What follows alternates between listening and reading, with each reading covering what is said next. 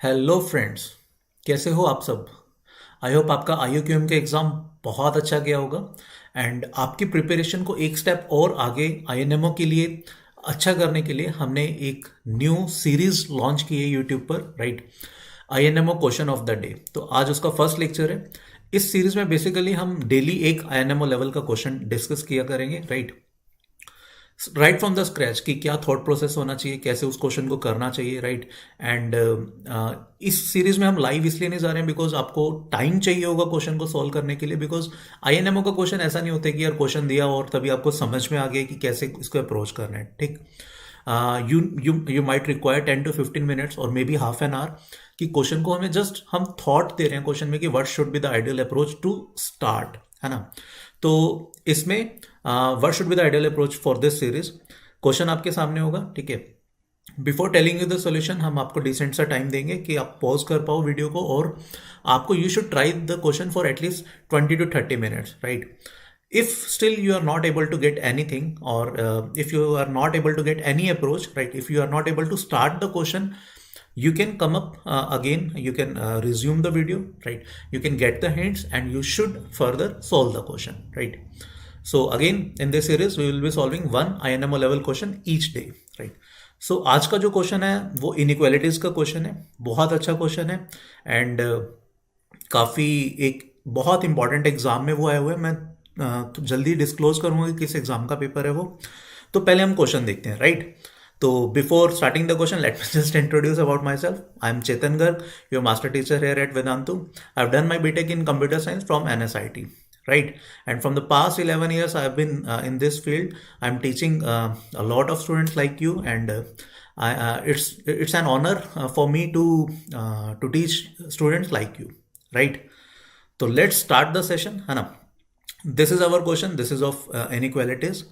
The question says that A2, A3, it is basically starting from A2, not from A1. ये आपको ध्यान रखना है, right?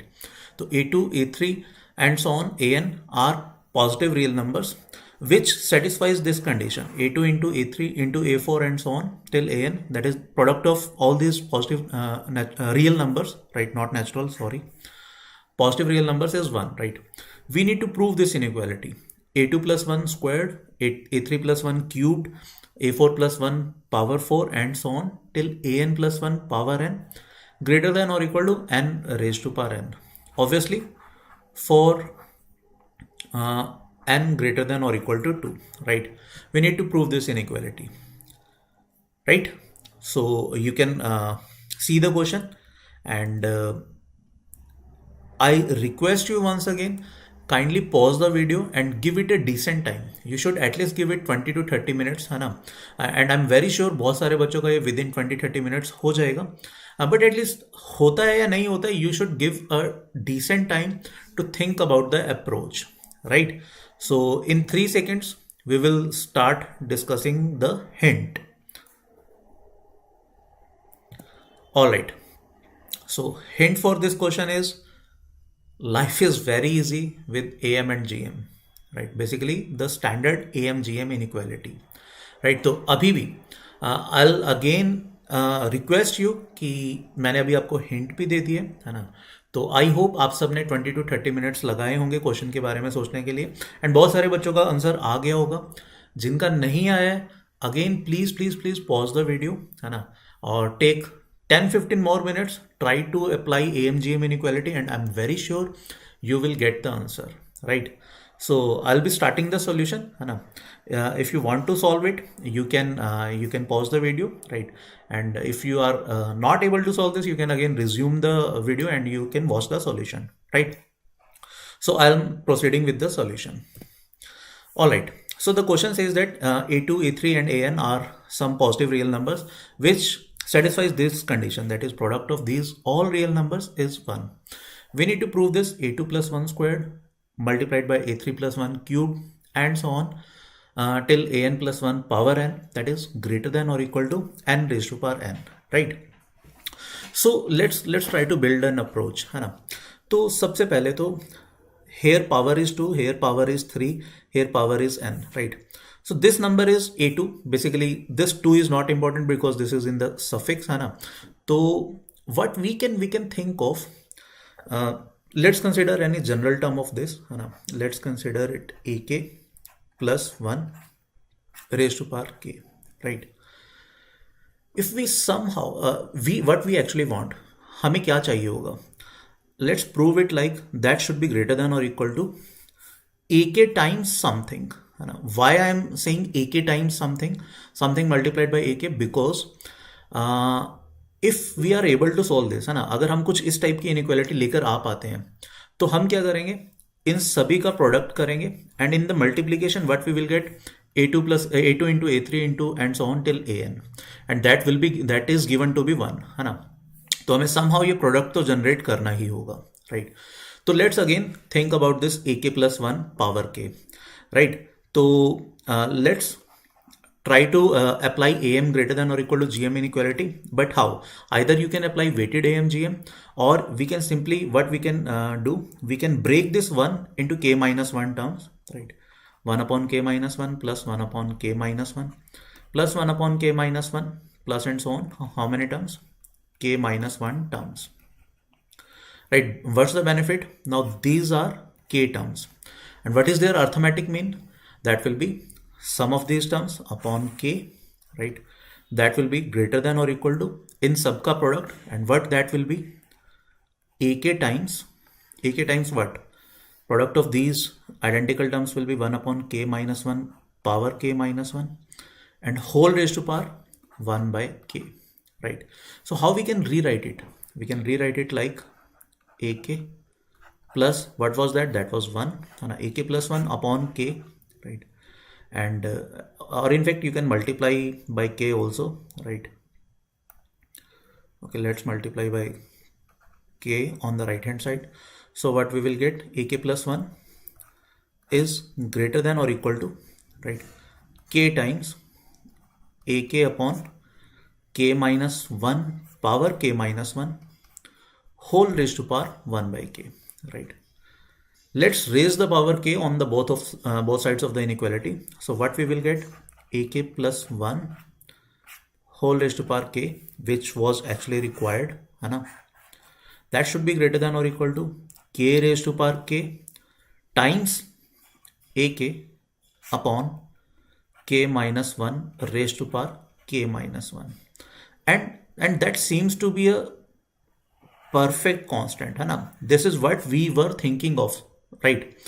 तो अब इसको हम थोड़ा सा और फॉर्मलाइज करके लिख देते हैं. So what we have achieved, ak plus 1 raised to power k, that is greater than or equal to k raised to power k whole upon k minus 1 raised to power k minus 1 times ak. And I hope अब almost सब बच्चों को ये चीज़ clear हो गई होगी कि how to proceed further. अच्छा, I take a break in between, है ना. लेट मी टेल यू कि ये क्वेश्चन कहाँ गए. This is the question from IMO international maths olympiad 2012, right. And this is problem 2 of IMO 2012, right. And it seems to be an easy one, है ना.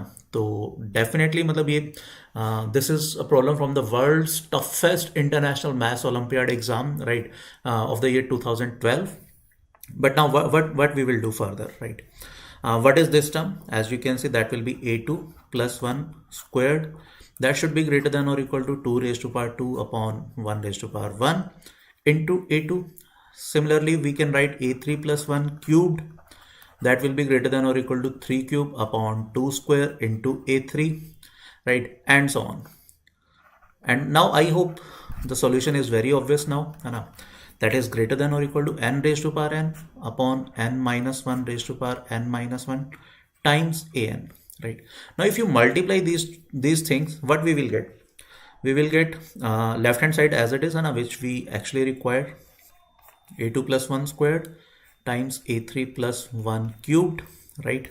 If you multiply these things, and so on, an plus 1 raised to power n, and that will be greater than or equal to 2 square upon 1 square. Let's take these parts, and right, so that will be 2 square upon 1 square into 3 cube upon 2 square into 4 power 4 upon 3 cube into and so on till n power n upon n minus 1 raised to power n minus 1 multiplied by what? Multiplied by a2, a3 and so on, and that is actually given to be 1 है ना. ये हमें question में 1 given है, and what you can see, this 2 square will get cancelled out with this will get cancelled out with this and so on.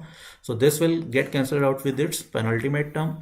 So what we are left with, a2 plus 1 squared times a3 plus 1 cubed times and so on, an plus 1 raised to power n greater than or equal to n power n times 1, right?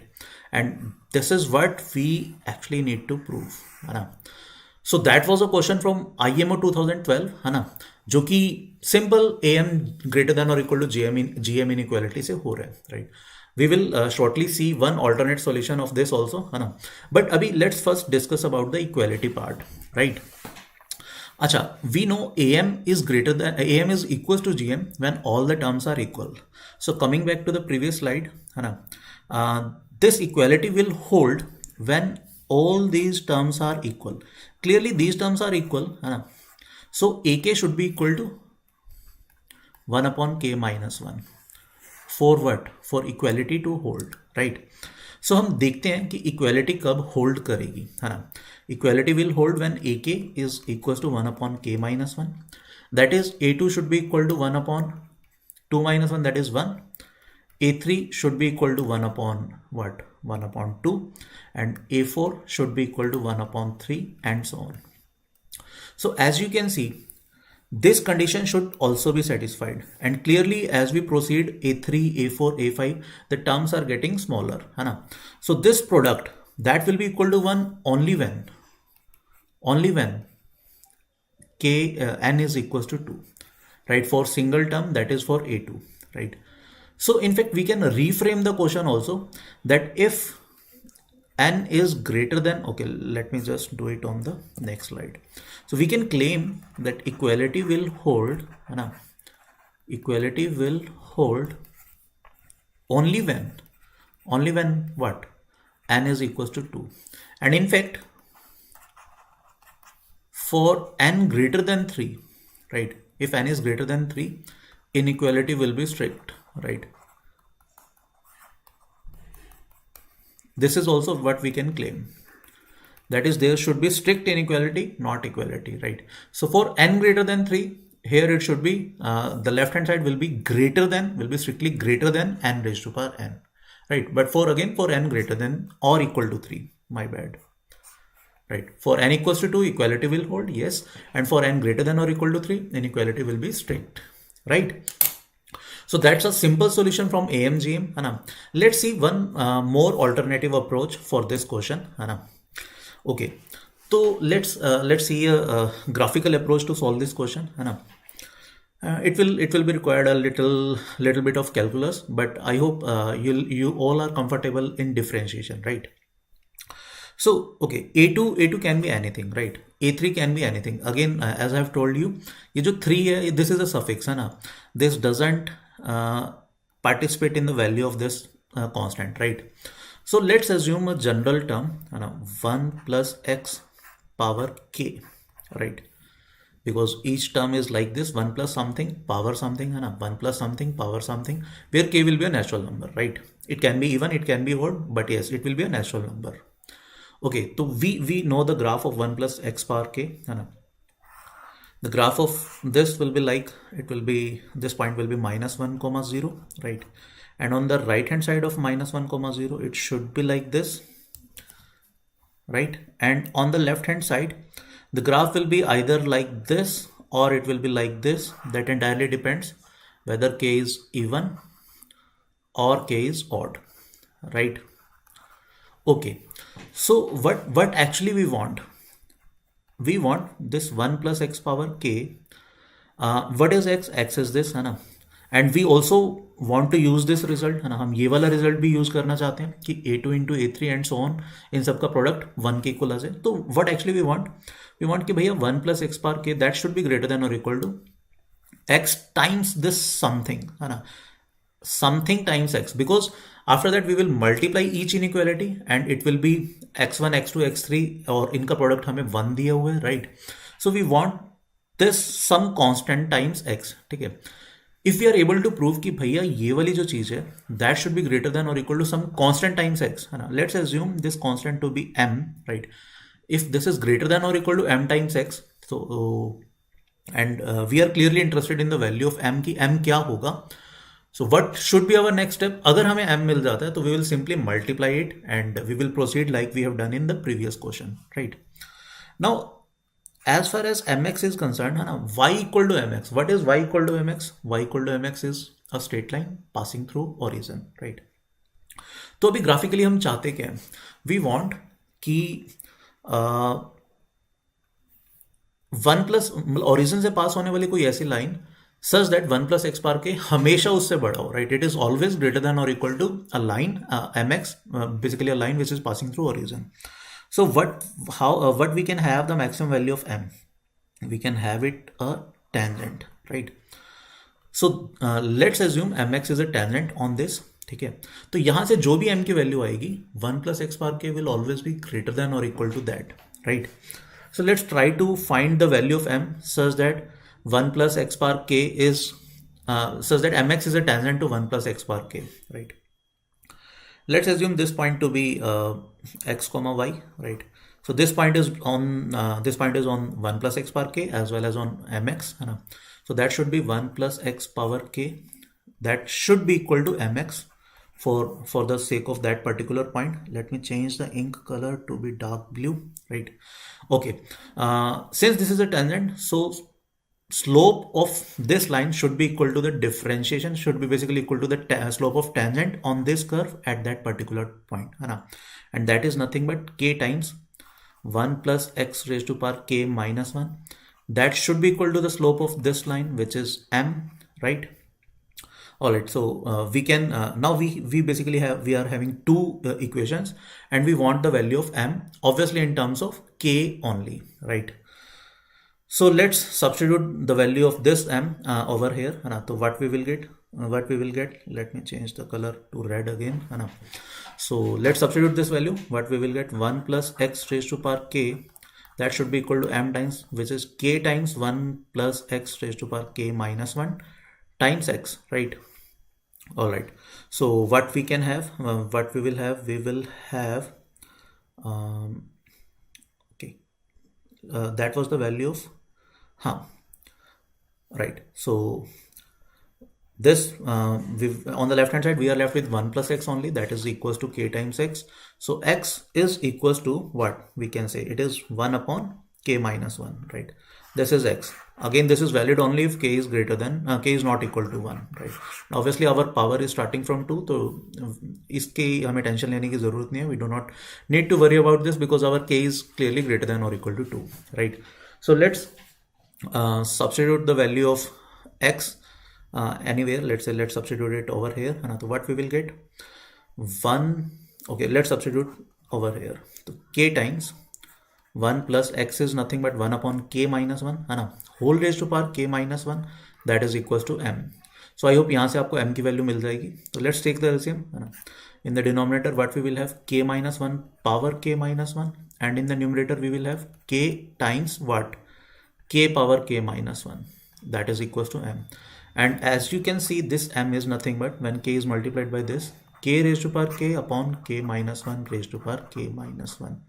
so what we can claim, we can claim that this 1 plus x raised to power k, this is always greater than or equal to k power k upon k minus 1 power k minus 1 times x, है ना। and this is the relation which we are actually interested in, है ना। and ये अगर आपको याद होगा ये exactly same relation आया जैसा हमारा यहाँ पर आया था, right। that was the relation, just ak is being replaced with x, है ना। तो what should be the further approach is same, we will multiply these things and finally what we will get this to be greater than or equal to n power n, right। तो I hope आपको ये वाला graphical approach भी समझ में आ गया होगा। तो that's an amazing problem of IMO 2012, है ना। ये एक अच्छा प्रॉब्लम था, इजी प्रॉब्लम था। बहुत सारे पार्टिसिपेंट्स ने इसका आंसर ऑल्दो नहीं कर पाए थे, राइट।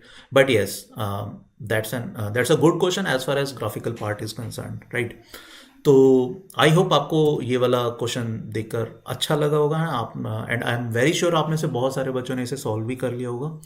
तो अब हम नेक्स्ट लेक्चर में मिलेंगे। Next lecture is basically our tomorrow, and उसमें हम एक नंबर थ्योरी का एक बहुत अमेजिंग क्वेश्चन करेंगे, right. And I am very sure उस क्वेश्चन में आपको बहुत मजा आएगा। तो कल इसी टाइम पर मिलते हैं, है ना। We will discuss INMO level problem of number theory, right. See you, bye bye.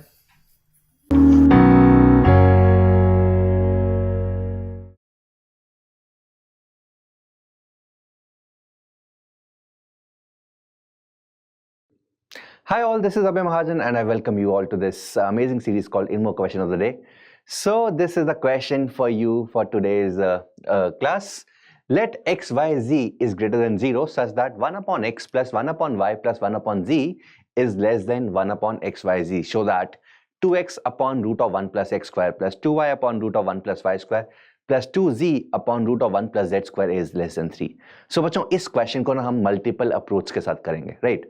So those of you who are viewing this video, you can pause because I'm going to give you some hint, right? So if you want to do this question without hint, इसी time पे pause कर दो because अगले movement में मैं hint देने वाला हूं किस तरीके से इसको सॉल्व कर सकते हैं. So hint number one would B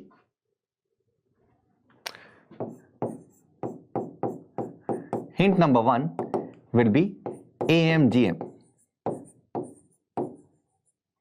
AMGM you can apply. So it is given that x, y and z are positive. So हो सकता है कि कहीं ना कहीं AMGM लगाने की जरूरत पड़े. Also रूट के अंदर चीजें दी हुई हैं, तो रूट के अंदर अगर चीजें दी हुई हैं इसका मतलब ये GM का पार्ट है.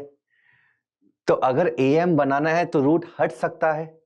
तो अगर रूट हट जाएगा हो सकता है कि बहुत इजीली आंसर मिल जाए. So this is the first hint for the first approach. For the second approach, the hint is, and I'm very sure कि बहुत सारे लोगों ने already guess कर लिया होगा. The hint is trigonometry. The hint is trigonometry.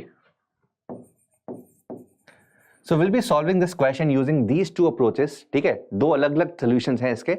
So first solution would involve AMGM. The second would involve trigonometry. Trigonometry से I'm very sure बहुत सारे बच्चों ने कर लिया होगा कि 1 upon x plus 1 upon y plus 1 upon z is 1 upon x, y, z है. अगर equal to होता तो 1 upon x को हम टाने ले सकते थे, but equal to नहीं है, so there has to be some modification which has to be applied. So this is the second hint. Try and do this question with these two hints. Try to do in with both the methods, but अगर एक से भी हो जाता है then we are good, right?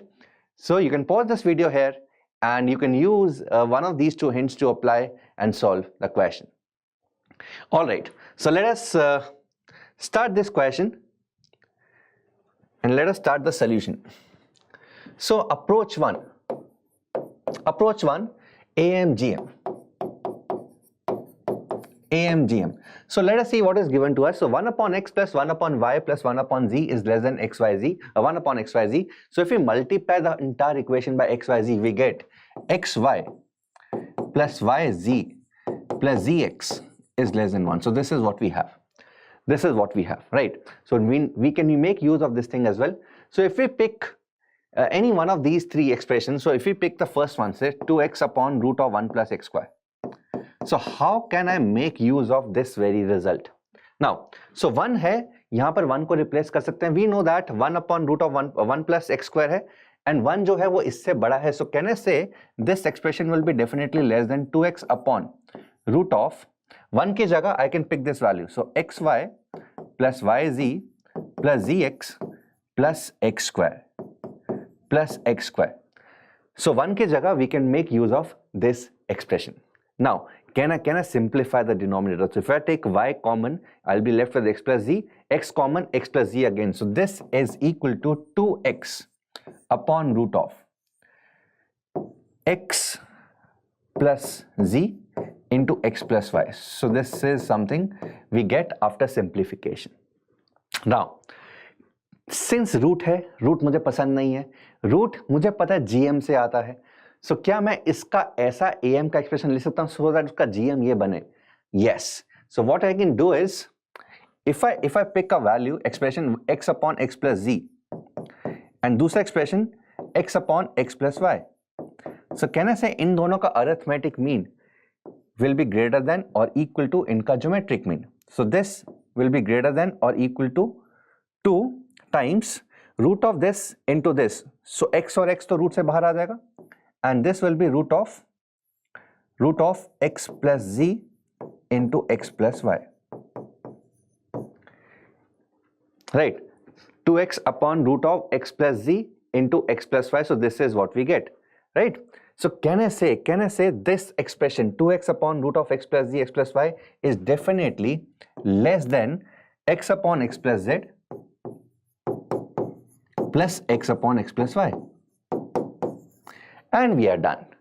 So we have proved that 2x upon root of 1 plus x square is less than x upon x plus z plus x upon x plus y, and likewise I can do the same for the second expression. 2y upon root of 1 plus y square is definitely less than y upon y plus z plus y upon y plus x. And likewise I can do this for the third expression. So 2z upon root of 1 plus z square is less than z upon z plus x plus z upon z plus y. And if I add all the three up, so what is there on the right hand side? So can I say I can combine this term with this term, and these two will give me 1. Likewise, x upon x plus y plus y upon x plus y will give me 1, and likewise these two terms will give me 1. So 1 added 3 times gives me 3, which is there on the right hand side. So this was the first approach. I hope you've all understood this approach. So this is a very simple approach, right? So we've just simplified what was given to us, used that in inequality, simplified the inequality, applied AMGM, and there we are with the solution. So this was solution number 1. Now let us see how can we do this using trigonometry. How can we use this using trigonometry? So let us look at the second approach, which is called the trigonometric approach, because we have identified this, and we know that in a triangle, tan A plus tan B plus tan C is equal to tan A into tan B into tan C. So if A plus B plus C is pi, tan A plus tan B plus tan C is equal to tan A into tan B into tan C. This is one of the most important identities we can use in a triangle, and we can see something like that. So if we assume 1 upon x as tan A, tan B, tan C, it is not equal to. So we need to somehow put equal to sign here. So if we take, so let us remove the reciprocals first of all, because that is something which is troubling me. So 1 upon x, let's say I put this as r, 1 upon y, let's say this is s, and 1 upon z, let's say this is t. So what we have on the left hand side, so we have r plus s plus t is less than r into s into t.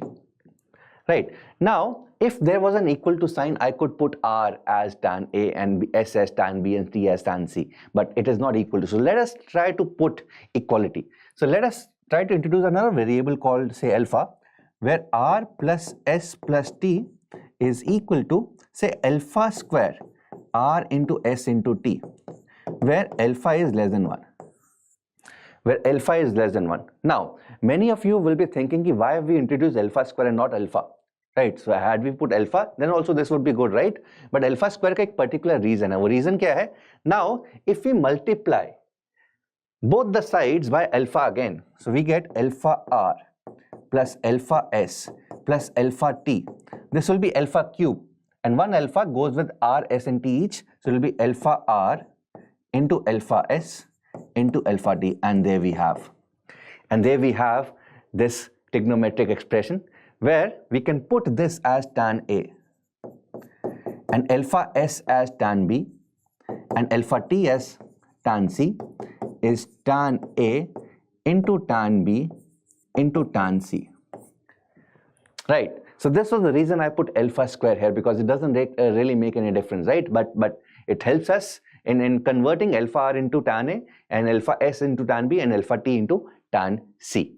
Now let us see what we have on the left hand side. So if we pick 2x upon root of 1 plus x square.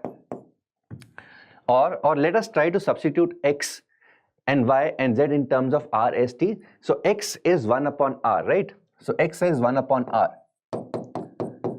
And y is 1 upon s. And z is 1 upon t. So if I put x as 1 upon r, so r gets cancelled out. So left hand side becomes 2 upon root of 1 plus r square plus 2 upon root of 1 plus s square plus 2 upon root of 1 plus t square. Now, since I need to put everything in terms of tan A and tan B and tan C, because it will help simplify my expression, but tan A is actually alpha r, but we have r here. So can I say, since alpha is less than 1, so this expression is less than root of 1 plus alpha r whole square 2 upon root of 1 plus alpha s whole square plus 2 upon root of 1 plus alpha t whole square. Alpha t whole square, right? Now I can substitute alpha r as tan A, alpha s as tan B, and alpha t as tan C. So 1 upon tan square A, 2 upon root of 1 plus tan square A. So 1 plus tan square A is secant square A. Under root is it becomes secant A, and this will be 2 times cos A plus cos B plus cos C, and this gives us the result, because we know that in any triangle, and this is a triangle because tan A plus tan B plus tan C is tan A into tan B into tan C. This happens in triangle. So that means A plus B plus C is pi, or 180 degrees. And we know that in a triangle cos A plus cos B plus cos C, the maximum value of this is 3 by 2. So this is less than 2 into 3 by 2. Of course, it happens in equilateral triangle, so this is 3. And we get the result. Also we can prove this using this very inequality. So cos A plus cos B plus cos C upon 3 is less than cos of A plus B plus C upon 3. So this is something which is very common inequality, and this is pi. So cos pi by 3 is 1 by 2, and this gives our result 3 by 2, right? So this is the other solution using trigonometry. I hope and I wish I've explained this in the best possible way and you've all understood this. Keep learning. Enjoy.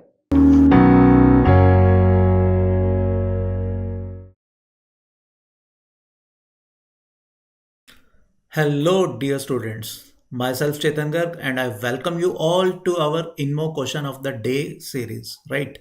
And in today's lecture we will be discussing a question of number theory, and in fact the question is very logical, and उसमें number theory का part ऐसा नहीं है कि कोई बहुत ही ज़्यादा कोई आउट ऑफ द बॉक्स कोई इनमो लेवल की कोई आईएमओ लेवल की कोई थ्योरम यूज़ हो रही है, नहीं, बहुत बेसिक सा क्वेश्चन है, but yes it is extremely logical, and I am very sure each one of you who are even in currently 7th or 8th class can easily do this question, not exactly easily but yes can logically do this question, है ना?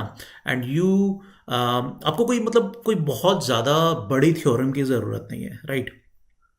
तो today's question is of number theory plus a little bit of, not a little bit, plus a perfectly logical question, right? So let's start with the question, है ना? So this is the question. In how many ways can we place the numbers 0 to 9 in these circles that are shown in the figure, है ना, without repetitions, so that all the sums of the numbers in the vertices of the shaded triangles are equal? ठीक है, मतलब क्या है? Basically ये जो circles हैं, there are, as you can count, there are 10 circles and from 0 to 9 we have 10 digits, right? तो हमें हर सर्कल में we have to place 1 digit and we cannot repeat any digit, right? So each digit has to be used once and exactly once, right? हमें इस तरीके से place करने हैं such that ये जो shaded triangles हैं, right, these triangles, इनमें जो नंबर आ रहे हैं, let's say जो नंबर यहाँ पर होगा प्लस जो नंबर यहाँ पर होगा, राइट, इन तीनों का सम should be equal to this plus this plus this should be equal to this plus this plus this. तो बेसिकली एवरी शेडेड ट्राइंगल में देर आर 3 नंबर्स, राइट? तो उन तीनों का sum should be same, right, for each and every shaded triangle, right? अब देखो, अब इस क्वेश्चन में इंपॉर्टेंट क्या है?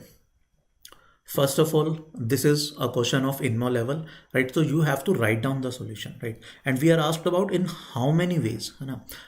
ऐसा नहीं कि आपने कोई एक वे हिट एंड ट्रायल से लिख दिया, तो आपको नंबर ऑफ वेज भी बताने पड़ेंगे कि कितने हैं, right? Second is the ways that can be obtained by some rotations और reflections will be considered same, right? तो अगर कोई भी वे है उसकी हम रिफ्लेक्शन ले लें या रोटेशन कर दें और हम बोलें कि हम क्लेम करेंगे भैया वो एक नया वे है, तो वो काउंट नहीं होगा, राइट? तो this is a perfect question. क्यों? बिकॉज काफ़ी बच्चों को लगता है यार this is a question of permutation and combination. नहीं, ऐसा नहीं है. We have to calculate, although we have to calculate the number of ways, but yes, एक भी वे निकालना इज अ बिग चैलेंज. ठीक है, आप एक भी वे अगर निकाल लोगे तो उससे आपको मे बी थोड़ी सी क्लैरिटी मिलेगी कि आगे हमें कैसे करना है, राइट? तो बिफोर गोइंग इनटू सॉल्यूशन और बिफोर गोइंग इनटू हिंट, मैं आपसे रिक्वेस्ट करूंगा इस क्वेश्चन को पहले अच्छे से टाइम देके 20-30 मिनट्स देकर इसको सॉल्व करने की कोशिश करो, right? First try to obtain at least one way, है ना? एटलीस्ट एक वे निकालने की कोशिश करो such that these 10 numbers 0 to 9 digits, है ना, these 10 digits can be placed in these 10 circles such that sum of numbers appearing in every shaded triangle is equal, right? ठीक है, एक way there are more than one ways, trust me, there are more than one ways to do this question, right? आपको वो ways निकालने, आपको find out करने how many total ways are there, right? तो after 5 seconds I'll be giving you one hint, right?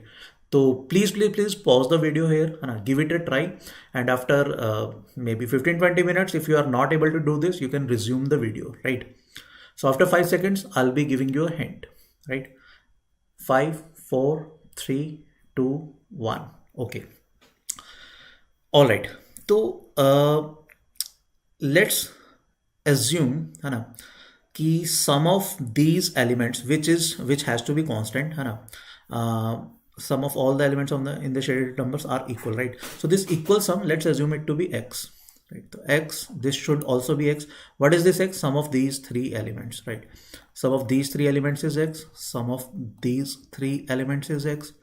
Sum of these three elements is x, right? Sum of these three elements is x. Sum of these three elements is x, right? All right. So the hint is, let's assume the central number to be c, right? Let's assume this number to be c, right? So if I consider this triangle, है ना, and this triangle, basically जो corner में तीनों triangles है, if I consider these three triangles and if I calculate their sum will be 3x, right? How many elements I have consumed in this 3x? I have consumed this, I have consumed this, I have consumed this, I have consumed this, I have consumed this, I have consumed this. ये भी हमने element ले लिया, ये भी ले लिया, ये भी ले लिया, राइट? तो basically 9 elements we have taken. तो which element is remaining? The central one. So 3x plus c. Can we say this is the sum of the digits from 0 to 9? And you can calculate the sum of digits from 0 to 9. It comes out to be 45. So this 3x plus c, this is 45, right? So this is a hint. ये एक hint है आप लोगों के लिए, है ना? तो अभी भी you should pause the video, है ना? अभी आपको वीडियो को पॉज करना चाहिए, इस हिंट को लो और इस हिंट से फर्दर सॉल्व करने की कोशिश करो. ऑलवेज रिमेंबर, इनमो में you have to justify your solution, है ना? You have to tell it logically कि why this is the answer, right? It's not like that कि we have obtained this way so this will be the only way, right? You have to मतलब आपको है ना पूरा explain करना पड़ेगा कि यही वो वेज हैं जो हमने निकाले, इसके अलावा कोई और वेज नहीं हो सकते, right? So first thing you have to मतलब लॉजिकली आपको बताना पड़ेगा and in fact you need to calculate the number of ways, right? तो again this is a big hint, है ना? ये आपके लिए एक हिंट है. जिनको ये हिंट समझ में आ गए, right, kindly again pause the video, please आगे प्रोसीड करो, ठीक है? मैं इस हिंट के बाद अभी सॉल्यूशन पे प्रोसीड कर रहा हूं, तो you can give it a try, है ना? Alright, I am proceeding towards solution.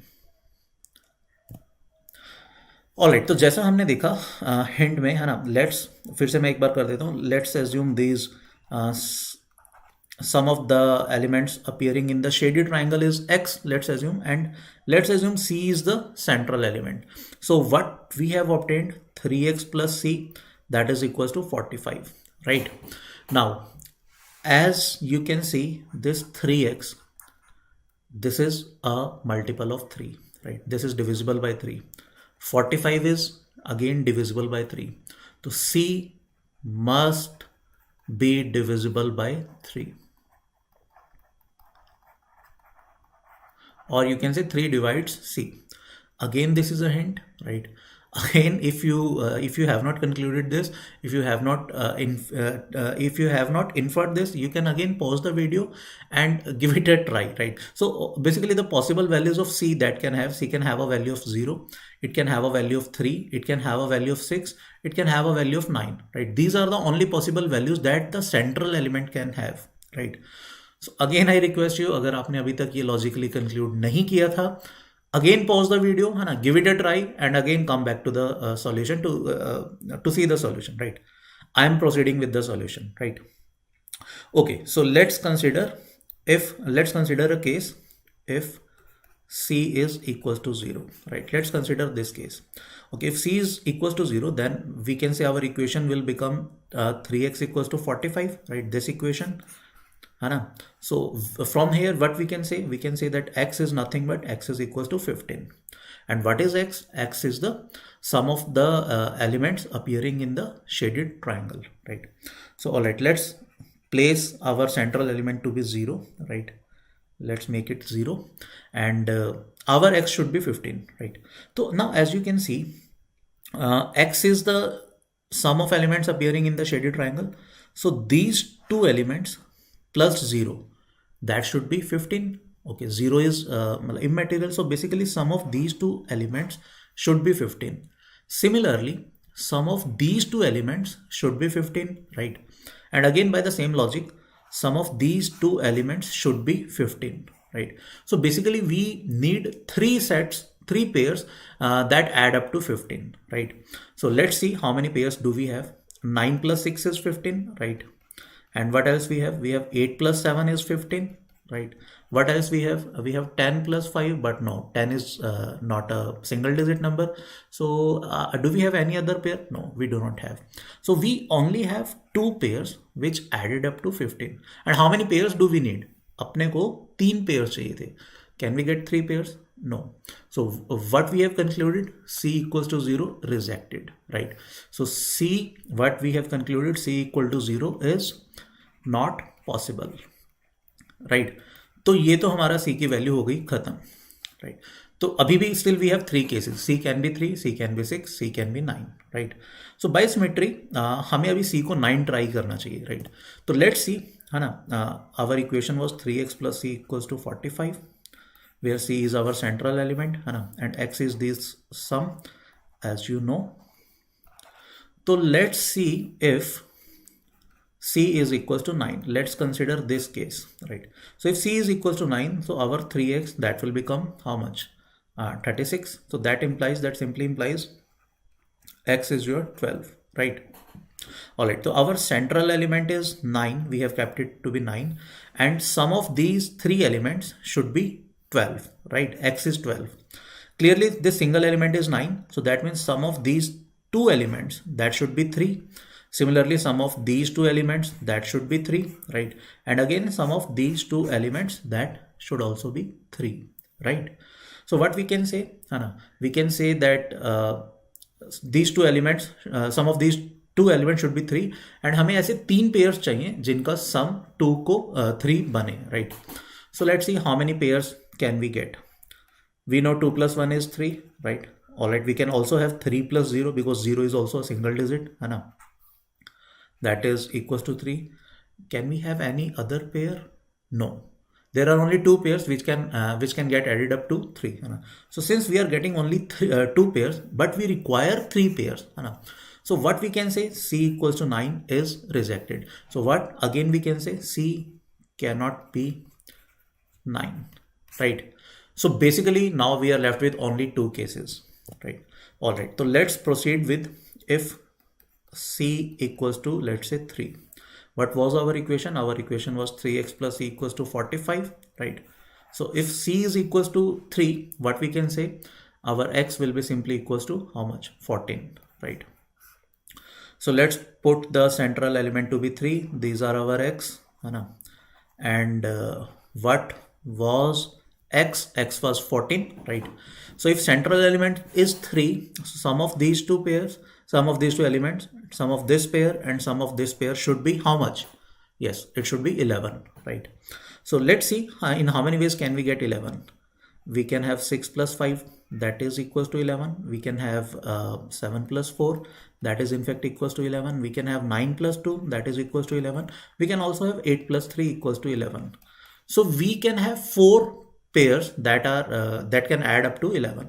But yes, obviously since 3 is already been written here and 3 is the central element, so 3 cannot be we cannot repeat 3 because repetition is not allowed, right? So we cannot use this because 3 is already been used, right? So we can have 3 pairs, and in fact we require 3 pairs, right? All right, so now it's important how we can place these two things. Since this is the entire figure is symmetrical about the central element, so let's place the first pair randomly, right? Let's put it like 6 into 5, or you can place it like 5 into 7, anything and anywhere. मतलब you can place it here, right? आप कहीं पर भी इसको लिख सकते थे, right? आप यहाँ पर भी 6 and 5 लिख सकते हैं, आप 5 and 6 लिख सकते हैं. Let's place it like 5 and 6. It is not necessary कि हमें 5 और 6 यही लिखना है, हम यहाँ पर भी लिख सकते थे, यहाँ पर भी लिख सकते थे, because as you can know कि वो है ना रोटेशन से या रिफ्लेक्शन से आ जाएगा, right? So let's see. So now the question arises, should we place 7 here? Let's say we are placing 7 plus 4 over here or over here, right? Now there are basically 4 possibilities. 6 के साथ में we can have 7, we can have 4, we can have 9, we can have 2, right? तो एक बार है ना हम एक एक करके प्लेस करके देखते हैं. Can we place 9 here? No. Why? Because 9 plus 6 will be 15 and sum of the triangle should be 14, right? So basically for this place we have 4 options, right? 7, 4, 9 and 2. 9 is clearly rejected, right? If we place 2, so 6 plus 2 is 8, then here it should be 6, but 6 we have already used, right? So 2 is again rejected. Let's say if we place 4 here, right? 6 plus 4, 10, then there should be 4, but again 4 we have already used, so 4 is again rejected. So there is only one possibility and that is 7, right? I hope यहाँ पर सबको समझ में आ रहा होगा. For 7 we should have 4 here, right? Because 7 and 4 should be the pair which are giving us 11, right? Now if we have 4 here, right? Acha, we can also place 7 plus 6, 13, and here it should be 1 because sum has to be 14, right? Now we are left with only one pair, 9 and 2. Okay, so we can write 9 and 2 like this, or what we can say, we can also write 9 here and 2 here. Let's assume if we write 9 here, let's assume if we write 9 here, so 9 plus 4 is 13. So to make the sum of to make x to be equals to 14, we need 1 here, but 1 we have already used here, so 9 is not practically possible here. So here it should be 2, it must be 2, here it must be 9, right? So 9 plus 3, 12 plus 2, 14, 4 plus 2, 6, here it should be 8, 9 plus 5 is 14, so here it should be 0, right? So if अब ये चीज़ें ना बड़े ध्यान से समझना, if c is equals to 3, अगर c 3 है, then there is only one possibility, right? Obviously rotation और reflection करके आ जाएंगे, that's an independent case, but yes, there will be only one possibility to write the elements in these circles such that each shaded triangle has the same sum and that is equals to 14, right? So if c equals to 3, we will have one way and the way is on your screen, right? Obviously what we can have a reflected version, we can have a rotated version of the same, but yes, ultimately the final combination when c is equal to 3 will be unique, right? Now let's consider the final case when c is equals to 6, right? So our original equation was 3x plus c equals to 45. Now let's see what happens if c is equals to 6, right? So if c equals to 6, our x will become 13, right? And let's write the central element to be 6. All right. So our x, that should be 13, है ना? So sum of this pair, that should be 7. Sum of this pair, that should be 7. Sum of this pair, that should be 7, because our central element is 6, right? So let's see how 7 can be formed. One way is 0 plus 7. Other way is 2 plus 5. One way is 3 plus 4.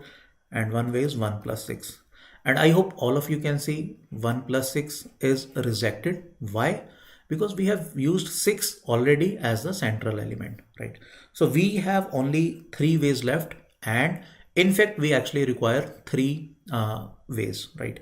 So let's write the first way randomly, right? So let's write 0 and 7 over here, right? So what else we need, right? So for this element, as you can see, we can have 2, we can have 5, we can have 3, we can have 4 for this element, right? All right, so final sum should be 13, right? So if we write 5 here, so 7 plus 5, 12, so we can have 1 here, all right? So 5 can be the possible. If we write 3 here, so to make the sum equals to 13, we will need 3 here, है ना? So 3 is rejected because 3 cannot be used twice, right? So if we place 4 here, है ना? So what we will do, 7 plus 4, 11, we will need 2 here, but 2 should be utilized in the different pair, right? I hope this is clear, right? Because 2 cannot be placed here because 2 will be needed either of these 2 positions, right?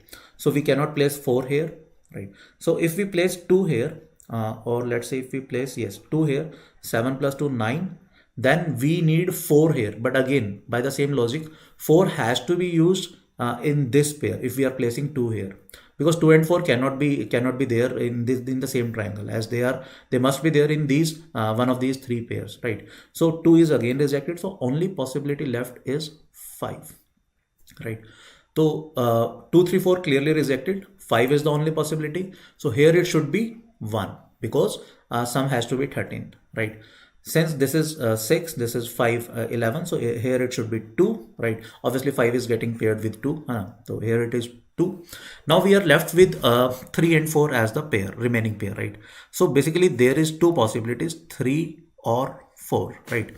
So let's write 4 here, and then 6 plus 4, 10. Okay, 4 plus 2, 6. If we write 4 here, 4 plus 2, 6, then here it should be 7. But we have used 7 already, and the 4 cannot be placed here. So let's write 3 here.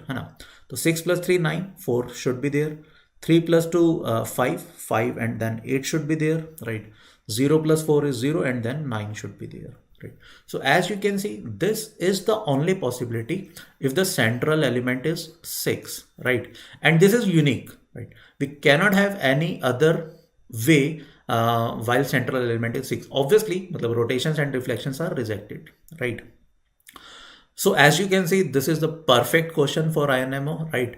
And this is highly logical, and this is a famous question and a very famous question. There are only 2 ways. So the actual question was, in how many ways? The answer will be, there will be 2 ways, right? In which in one way the central element will be 6, and in the other way the central element will be 3, right? So I hope this question is clear to you, and I hope आपको ये question अच्छा लगा होगा, आपने enjoy किया होगा, and I'm very sure आप में से बहुत सारे बच्चों ने कुछ hints लेकर इस question को solve भी कर लिया होगा, right? So we will meet you tomorrow with a new INMO question of the day, right? Thank you. Bye bye. Take a very good care of yourself.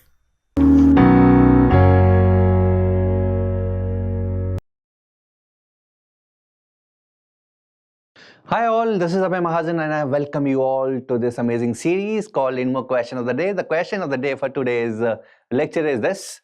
This is a very good geometry question, and let us see if you're able to do this without any hint or using the hint, or if not at all, you will be able to take something out of it, right? So it's a beautiful question of mathematics. The question says, an acute angle triangle ABC has orthocenter H. The circle passes through H with center the midpoint of BC, intersects the line BC at A1 and A2. So circle passing through H with center the midpoint of BC, intersects the line BC at A1 and A2. Similarly, the circle passing through H with center the midpoint of CA intersects the line CA at B1 and B2, and likewise the circle passing through H with center the midpoints of AB, midpoint of AB, it should be midpoint of AB intersects the line AB at C1 and C2. Show that A1, A2, B1, B2, C1, C2 are concyclic, or they lie on a circle.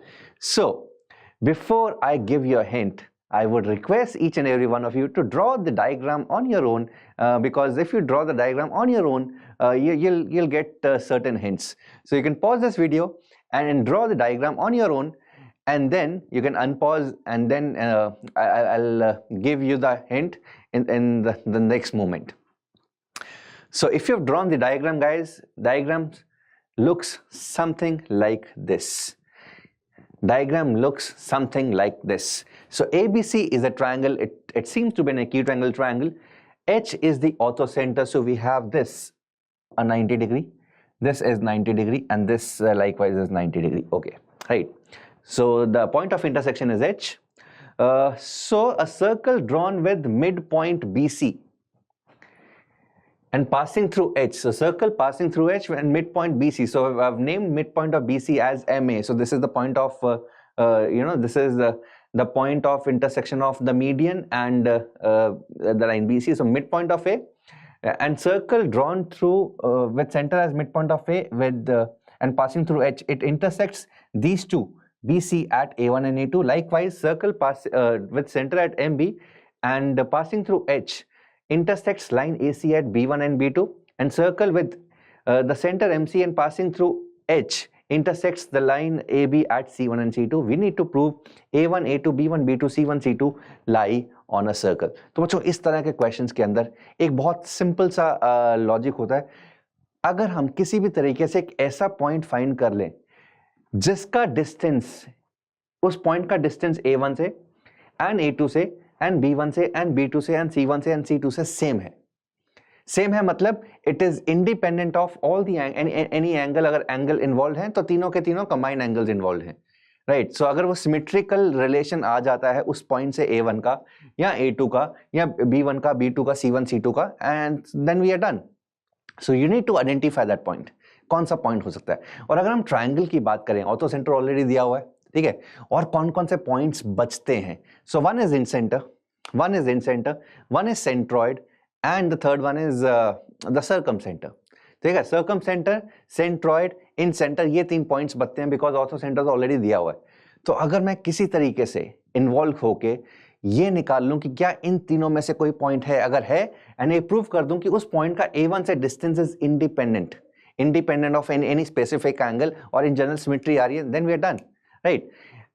The hint now I am going to give you a hint. You can all pause the video if you do not want to listen to this hint, and those who want to listen to this, the hint is, so there are several hints. So hint one is, so since ortho center is involved, we should know that AH is 2R cos A. So this is what we know. AH is 2R cos A, and also अगर हम इसके circum centre की बात करें, वजह circum centre की बात करें, तो circumcentre is nothing but the point of intersection of the perpendicular bisectors. तो यहां से परपेंडिकुलर बाइसेक्टर, यहां से perpendicular bisector, if it is meeting at here O point. So मुझे पता है OMA इज R cos A. सो जब भी ऑर्थो सेंटर इन्वॉल्व होता है, सर्कम सेंटर से बहुत काफी क्लोज वाला रिश्ता होता है. सो AH is 2R cos A and OMA, it doesn't seem to be, but अगर AH इतना है तो O यहां पर होगा कहीं, right. So OMA is R cos A. So OMA is half of AH. ठीक है. So one is this hint. You can use these hints. Also since this is also 90 degree and this is also 90 degrees, AH, so this altitude and this perpendicular bisector are parallel to each other, and this is R cos A, this is 2R cos A. तो अगर इसका mid point अगर मैं mark कर लूँ किसी तरीके से, let's say I mark this as A double dash. So can I say A double dash H and O से MA are equal. A double dash H midpoint, where A double dash is midpoint of AH, A double dash is midpoint of AH. A double dash is midpoint of AH. Since AH was 2R cos A, so A double dash H will be R cos A, and OM is also R cos A, and these two are parallel. So can I say, I can sense that A double dash H, MA and O, they form a parallelogram. We can use this fact, right? We can use this fact also. So if I draw this, so this will be a parallelogram. I can use this fact as well. Now, what else? Also, A double dash MAO. A double dash MA and O. This will also be a parallelogram. Because A double dash is R cos A and OMA is also R cos A. So A double dash MA and O will also be a parallelogram. A double dash MAO will also be a parallelogram, right? And we also should know that sum of the squares of the diagonals in a parallelogram, so this is A, this is B, this of course will be A, this of course will be B, and let's say the length of the diagonal is D1 and length of the diagonal here is D2.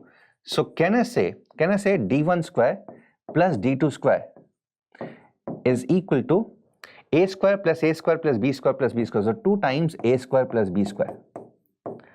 So this is one result which you should know. So in a parallelogram, the sum of the squares of the diagonal is twice the sum of the squares of the adjacent sides, or the sum of the squares of all the sides. So this is one thing that you can use. So these are the certain hints, right? So you can pause this video again, use these hints and try to prove if O is indeed the center of the circle which contains the points A1, A2, B1, B2, C1, C2. किसी तरीके से prove करो बच्चे कि O is the center of that circle, right? वो किस तरह से prove करेंगे? अगर मैं किसी तरह से prove कर दूं that OA1 हमेशा constant है और it is independent of all the angles, or if this result is a symmetric result, I think we're done, right? So this is the hint. You can pause this video now. You can try on your own and see. And the next moment, I'll be giving you the solution. So these are the certain hints that you can apply, right? Chaliye. Let us move on. Let us enlarge the diagram. Okay, so what we have. So we'll be making use of those hints in this particular problem. So we know that AH, let me write some specific things. AH is 2R cos A. And since this is the midpoint, so यहाँ पर A, अगर this point is O, so we know that OMA is R cos A. OMA is R cos A, and if I put or use or mark this point as A double dash or A dash, then we know that A double dash is equal to A double dash H is also R cos A. And since this is 90 degree and this is also 90 degree, so we have two more things. One is A double dash, A double dash, MAO. MAO is a parallelogram. Likewise, A double dash, or likewise A double dash HMAO. A double dash HMAO is also a parallelogram. A double dash HMAO, because these two lengths are equal and these two lines are parallel, so they will form a parallelogram. Likewise, A double dash and OMA, they are equal in length and they will also form a parallelogram because these two are also lines which are parallel to each other, right? Now, if I somehow try to prove OA1 is independent or is very symmetric, then I will be able to prove that O is the center of the circle which contains the points A1, A2, B1, B2, C1 and C2. That is it. So OA1 square, we'll be using the Pythagoras. So OA1 square is equal to OMA square plus MA A1 square.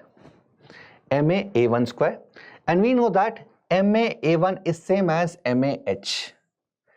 MA-A1, because MA is the center of the circle which contains H and A1. So we have OMA square plus MA-A1. Can I write MA-A1 as MAH whole square? MAH whole square. So now what do we have? Now we can see that HMAO and A double dash, they form a parallelogram, which we've already proved. So since O, A double dash, H and MA form a parallelogram, and OMA and MAH are the two adjacent sides. So can I write that this is equal to half of the sum of the squares of the diagonals, which is MA A double dash whole square plus OH whole square. Now for a triangle, O and H are fixed points. So OH we need not worry about. We need to see if this can be written in general terms, because यहाँ पर A and A double dash are involved. तो अगर हम इसको किसी तरीके से simplify कर दें and लिख दें, I think we're done. Also we know that MAA double dash, MAA double dash, MAA double dash. So this is also parallelogram. So we have one more parallelogram. So this is also a parallelogram, AA double dash, MA and O and A. ये parallelogram कैसे हैं? Because we know that AA double dash and OMA are parallel and equal in length. Both of these lengths are R cos A. So MAA double dash is same as AO. MAA double dash is same as OA, and we are done, because this can be written as OA whole square plus OH whole square, and OA is nothing but capital R. OA is nothing but capital R. So we have proved that OA1 square is half times R square, which is the circumradius of the triangle, plus OH square. That means the distance between the circumcenter and orthocenter, which for a triangle is obviously fixed. So can I also prove likewise OA2 square will be same, and OB1 square and OB2 square will be same, and OC1 square and OC2 square is also the same, and that means O is one such point which is equidistant from A1, A2, B1, B2, C1, C2. So that means all these points lie on a circle whose center is O, which is actually the circumcenter of the original triangle also. And we are done. Right. I hope you've all understood this problem, and I give you hints. And if you don't know any 1, 2 or 3 specific points of those hints, you can always Google up and see the notes which we've also shared in the INMO booklet that we have shared with you, and the booklet is free of cost. I hope you've enjoyed the solution. Take care.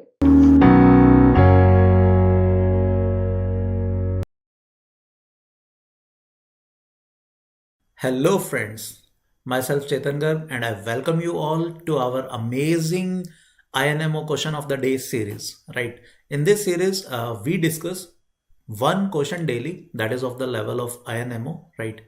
And previously we have already discussed 2 questions. You can watch the videos, right?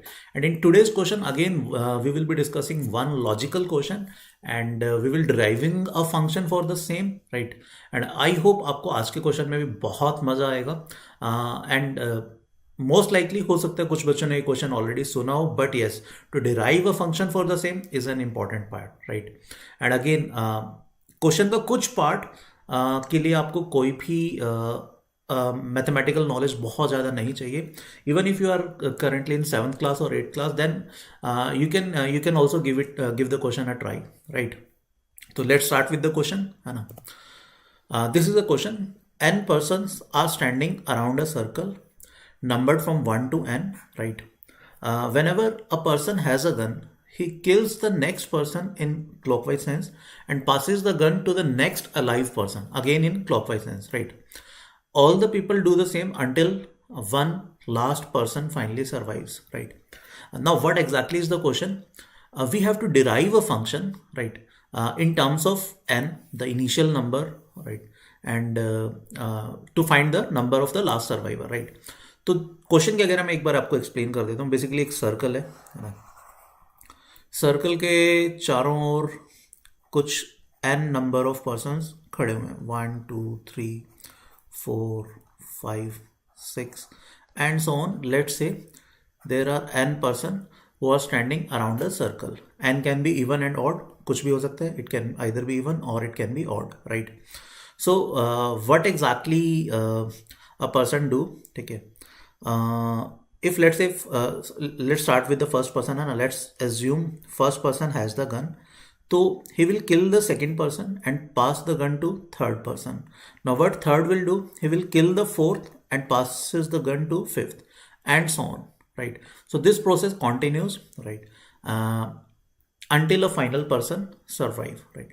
So starting with one, है ना?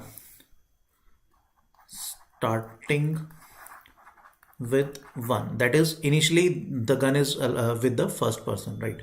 So our aim is to find the last survivor. Obviously in terms of n, we need to derive a function in terms of n to tell the final survivor, right? Let's take an example, है ना. Question को पहले समझते हैं, ठीक है. जैसे let's assume initially n is equals to 13, right? So let's say there are 13 person, 1 2 3 4 5 6 7 8 9 10 11 12 and 13. Let's assume there are 13 persons, right? So and initially as the question says gun is along with the first person. तो पहले person के पास gun है. तो one what first will do, it will kill second and passes the gun to third. Now what third will do, it will kill fourth and passes the gun to fifth. What fifth will do, it will kill sixth and passes the gun to seventh. Right, 7th will kill 8th and passes the gun to 9th. 9th will kill 10th and passes the gun to 11. 11 will obviously kill 12 and passes the gun to 13.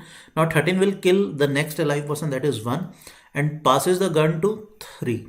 Now 3rd will kill 5th and passes the gun to 7th. Now 7 will kill 9th and passes the gun to 11th. 11 will kill 13th and passes the gun to 3. Now 3 will kill the next alive, that is 7th, and passes the gun to 11th. And now 11th will kill 3rd, and since no one can receive the gun, so 11 will keep the gun. So 11 is the final survivor, right? So for n equals to 13, our answer should be 11, right? So we need to derive a function, है ना, in which if we enter the value of n, then output should be 11, right? Right. So this is the question, ठीक है. तो एक बार है ना, आप question I hope आपको समझ में आ गया होगा. तो एक n इक्वल्स टू 13 के लिए हमने ये सॉल्व भी किया, तो our answer comes out to be 11. तो अब हमें क्या करना है, हमें ये क्वेश्चन किसी भी n के लिए सॉल्व करना है, right. So we actually need to derive a function in terms of n, right, to find the last survivor, ठीक है. तो I sincerely request each and every one of you कि एक बार है ना वीडियो को यहाँ पर पॉज करो, है ना, give the question a try, है ना, give it 20-30 minutes try, right, and after that you can resume on the video to get some hint, right. तो I'll start with the hint in 5 seconds, right? So in the meanwhile, kindly pause the video and try to solve the question, right? All right, I am proceeding to give you an hint, right? चलो ठीक है. तो अब हम एक hint देखते हैं, है ना. देखो अभी क्या है, n की टर्म्स में हम पहले बाद में डिराइव करेंगे, है ना. पहले हम देखते हैं कि एग्जैक्टली हो क्या रहा है. तो आपको कोई एक ऐसा नंबर देखना है, जैसे लेट से इनिशियली गन 1 के पास है ना, हमेशा इनिशियली गन 1 के पास है, राइट. तो जैसे लेट से हम छोटे नंबर से स्टार्ट करते हैं. Let say there are initially 2 person, right. तो क्या होगा, 1 will kill second and keep the gun. तो for 2 persons who will survive, for 2 persons, person number, first person will survive, right. So now let's consider for 3 persons. Let's say if there are 3 persons, so first will kill second and passes the gun to third. Now third will kill first and keep the gun, right. So for 3 persons who will survive, third person will survive. and obviously we are starting with the gun in the hands of the first person. ठीक है, तो हमेशा first person के हाथ में gun है, right? Now let's say there are 4 persons, 1 2 3 4, right? So one will kill second and passes the gun to third. Third will kill fourth and passes the gun to first. Now first will kill third and keeps the gun. So for 4 persons, है ना, who will survive? First person will survive, right? So the hint क्या है? First of all, try to figure out when first person will survive, right? For how many numbers, right? What should be the initial value of n, right? For what n the first person will always survive, right? You need to figure out, like जैसे for if n is 2, अगर n की value 2 होती है first person will survive, right? n की value अगर 4 होती है then also first person will survive. So you need to figure out कि n की क्या क्या वैल्यूज हो सकती है, what are the possible values of n such that the first person who is having the gun he will also be the final survivor, right? First try to figure out this, right? So in the next slide I will give you a hint for the same, right? So I'll again request you to pause the video and try to figure out कि for how many values of n, right? What can be the possible values of n such that the first person who is having the gun initially will be the final survivor, right? चलो, I'm giving you the next hint. All right. So देखो, in each round, let's say if there are even number of people, right? So in each round, half persons gets killed, right? So if there are 4 persons, so after one round 2 will get killed and the gun is having in the hands of first person, है ना? Now first will kill third and keeps the gun. तो 4 के लिए क्या answer आता है? First person बच जाता है ना? अब सोच के देखो, लेट्स से कोई भी 4 पर्सन है, ए बी सी डी, मतलब नंबर कुछ भी है, जरूरी नहीं 1 2 3 4, ए बी सी डी कुछ भी नंबर है, एंड लेट से ए के हैंड में गन है और हम प्रोसेस वही क्लॉकवाइज साइंस में ही चलाएंगे, ठीक है? तो फाइनली कौन बचेगा? यस, ऑब्वियसली ए बचेगा. मतलब बेसिकली क्या होगा? A will kill B and passes the gun to C, C will kill D and passes again the gun to A. Now A will kill C and keeps the gun, right? Now अगर 8 persons होते हैं, ठीक है, 5 6 7 8, let's say there are 8 persons initially, 1 2 and for that matter let's name them A B C D. They have, let's say, any number, right? And let's say B is having, chalo, let's say A is having the gun this time, right? Now in the first round what will happen? B, D, F, H, they'll get killed and after completion of one round gun is in the hands of A, right? Now there are 4 persons, so this is the scenario, है ना? तो अगर now अभी हमारे पास 4 बंदे रह गए, है ना? There are only 4 persons and first this A is having the gun, so who will be the final survivor? A. अब what we have concluded, अगर नंबर ऑफ पर्सनस 2 हैं या 4 हैं या 8 है and continuing with the same pattern, number of persons अगर 16 है या 32, for that matter if number of persons are of 2 the power k, right, 2 raised to the power k, then the final survivor will be the one who is initially having the gun, right? And in all our questions person 1 is having the gun, so if n is of the power 2 power k, right, n is of the form 2 raised to power k, then who will be the final survivor? 1 will be the final survivor, right? So I hope now this hint is very clear to you कि if total number of initial persons are of the form 2 raised to power k, then person number 1 will be the final survivor. Now we need to figure out what will happen if initially number of persons, that is n, are not of the form 2 raised to power k, right? Again I request you kindly pause the video, है ना, and try to figure it out on your own, है ना? If you are not able to figure it out कि what will happen if n is not of the form 2 power k, then who will be the final survivor, then you can watch the next slide, है ना? I'll give you a hint in the next slide. All right, I am giving a hint in the next slide. All right, let's assume n is not of the form 2 raised to power k. For that matter, let's say n is 17 in this case, right? So 1, oops, just a second. So let's assume n is 1, no, n is 17, right? And we will see who will be the final survivor. And let's say, and so on. There are 16 and 17 initially total person. Initially gun is in the hands of first, right? Acha, tell me how the process will start. One will kill second and passes this gun to third. Okay now just hang on here, है ना, यहाँ पर हम अभी रुकते हैं. Now हमारा एक बंदा चला गया, ठीक है, सेकंड इज बीइंग किल्ड, है ना, सेकंड मर चुका है. तो अब how many total persons are remaining now? We have total 16 persons who are remaining, and 16 is a power of 2, है ना, 16 is 2 raised to power 4. Now since total number of persons remaining are of the form 2 raised to power k, so now the person who is having the gun will be the final survivor, right? So who will be the final survivor? Yes, third person will be the final survivor. I hope you are getting this, है ना. So if initially n is equals to 7, then who will be the final survivor? Third person, number 3 will be the final survivor. Okay, now let's take one more example.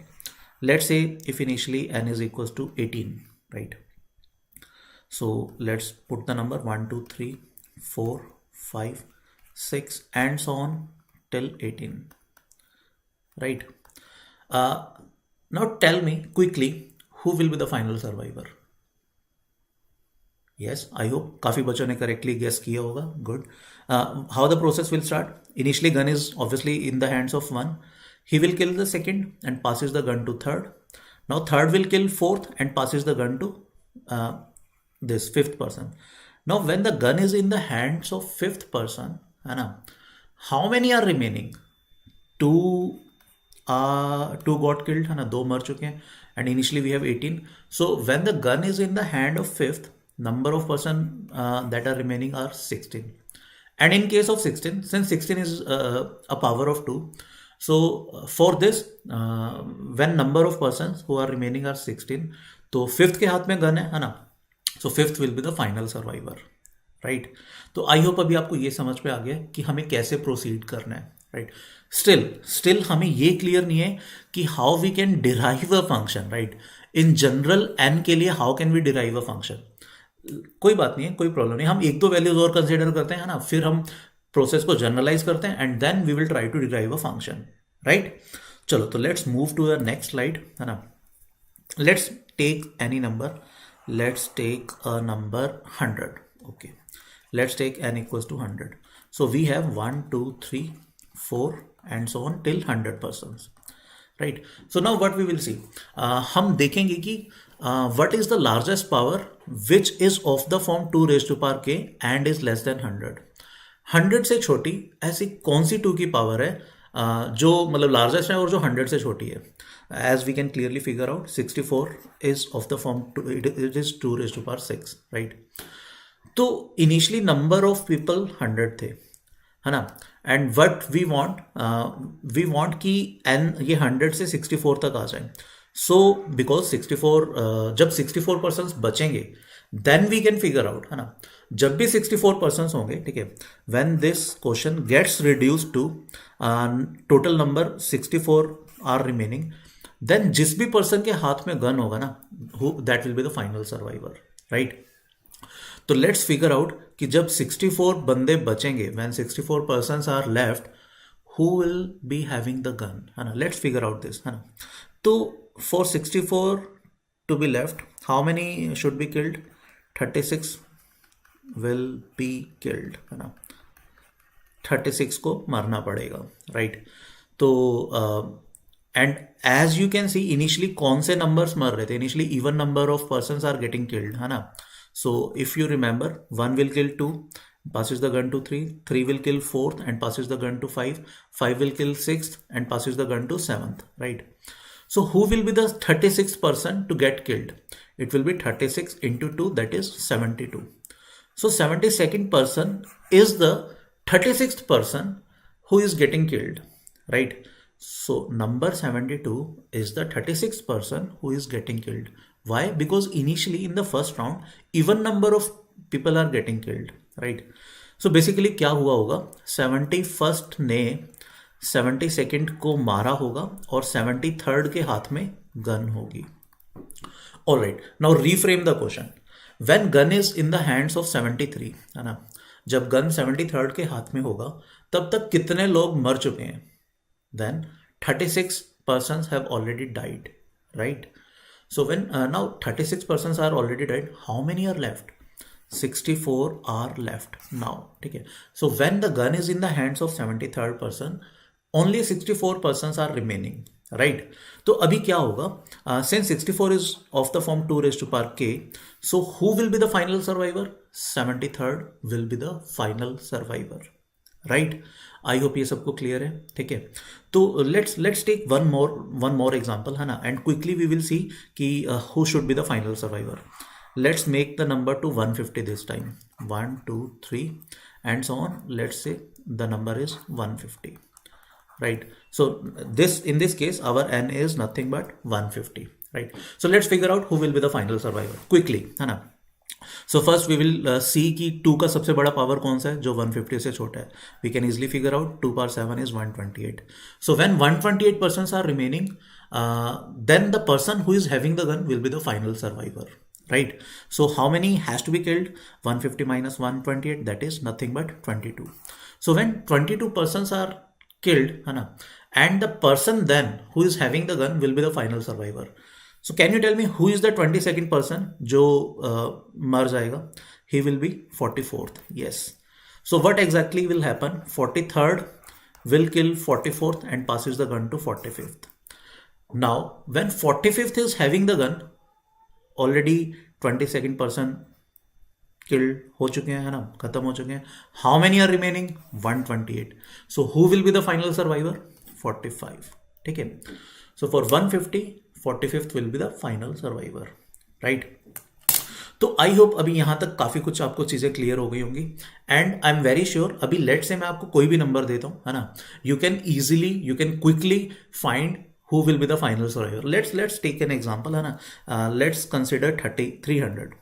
If n is equals to 300, quickly tell me 2 raised to power highest power is 256, right? What is the gap between 300 and 256? It is 44. 44 into 2 is 88 plus 1, that is 89. 89th person will be the final survivor, right? And I'm very sure आप लोगों ने भी figure out कर लिया होगा. But yes, अभी भी हमारा एक मेन काम पड़ा है. What? हमें फंक्शन डिराइव करना है. अभी ये तो समझ में आ गया कि सर आप हमें कोई भी वैल्यू दे दो n की, we can tell you the final survivor. But yes, I want the answer in terms of n, right? This is again a challenge, है ना. ये भी एक अच्छा क्वेश्चन है. So I again one last time I request you, kindly pause the video and try to figure it out.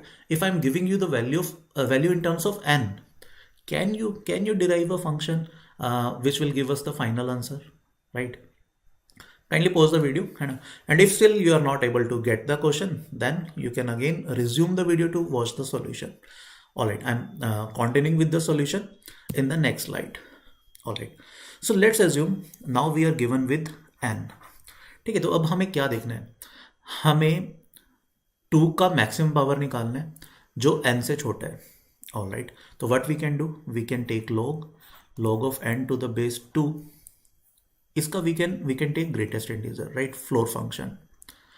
तो what this will give? This will give you the power, right? जैसे for example for 100, it should be of the form 2 raised to power 6, है ना. 6 will be the value, right? 6 should be the power of 2 that we are looking for.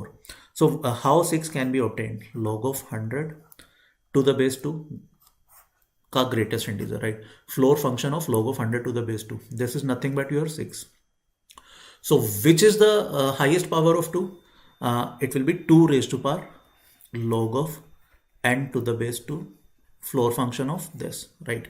So this will be treated as your 64, है ना, in this for an example of 100, right? So this will be our 64. Now what we are looking for? We are looking for the gap between 100 and 64. So what we will do, we will subtract 100 minus 64, or you can say you can subtract this from n, right? So n minus log of n to the base 2, greatest integer of, and this is nothing but raised to the power 2. Okay, let me rewrite it once again, है ना. Let me just erase it and let me rewrite it once again. All right. Huh. So what we can write it, n minus 2 raised to power greatest integer of log of n to the base 2. Now what is this? This is our 100 minus 64, which is 36, right? But we are interested in twice of this plus 1. So final answer will be twice of this plus 1, right? This is our function which we are looking for, right? So final answer I'm writing here with, let's say, with a different ink. Oops. All right, let me write it with which color? All right, let's write it with purple. Okay, so final answer Fn.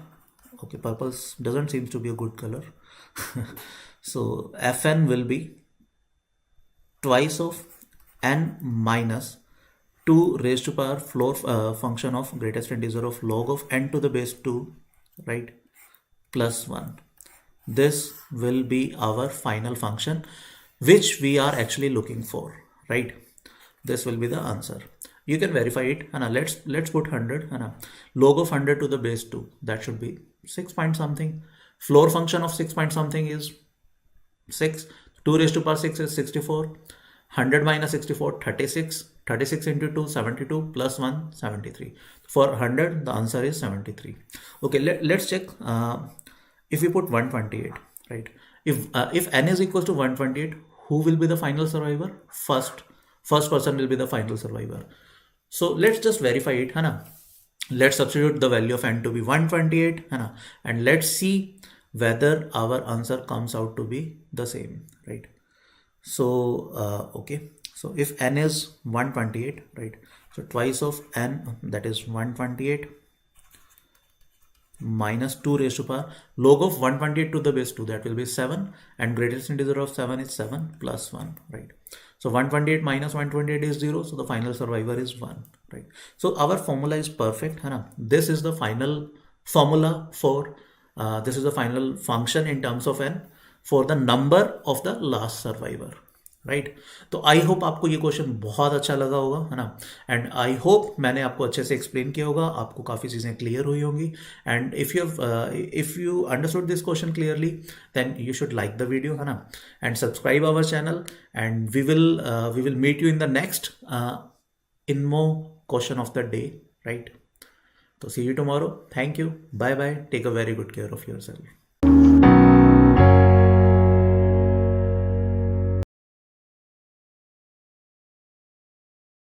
Hi all, this is Abhay Mahajan and I welcome you all to this amazing series called INMO Question of the Day, where we are discussing another important question of geometry. So let us discuss this one, guys, and this is a very interesting question based out of angle chasing purely. So the question says, given an isosceles triangle ABC and assume that AB is equal to AC, the midpoint of side BC is denoted by M. Let X be a variable point on the shorter arc MA of the circumcircle of the triangle ABM. Let T be a point in the angle domain BMA for which angle TMX is 90 degrees and TX is equal to BX. Prove that angle MTB minus angle CTM does not depend on X. तो बच्चों पहले तो pause this video, look at this question carefully and draw the diagram. Let us draw the diagram. Let us, you can pause this video right away. You can draw the diagram and then see what the diagram looks like. So let me help you with the diagram. So we have AB is equal to AC. So this is a triangle. AB is equal to AC. So ABC, AB is equal to AC. Okay. What we have? Midpoint is denoted by M. So this is the midpoint, and let's say this is M. Let us join AM. Obviously, this will be 90 degrees. What else? Let X be a variable point on the shorter arc MA on the circumcircle of triangle ABM. So ABM का circumcircle draw किया जाए पहले तो. So this will be a circumcircle of triangle ABM. Circumcircle of ABM, obviously this is 90 degrees. So this AB will be the diameter of that circle. What else? What else can we find? X is a variable point on the shorter arc MA. So MA का जो shorter arc है यहाँ पे let's say there is a point X. Okay, we marked X. What else?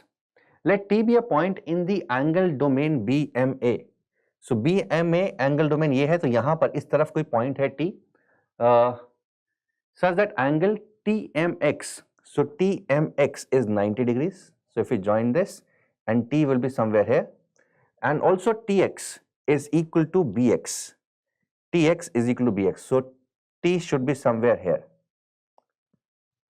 TX and BX same hai, so T should be somewhere here, such that this and BX are exactly same. Let us join this as well. Let us join this as well. So Tx is equal to Bx, it is given to us with this angle 90 degrees as well. This angle 90 degrees as well, okay. Now, we need to prove that angle MTB, let us see what angle would this be. Angle MTB, so this angle, let's say this is alpha,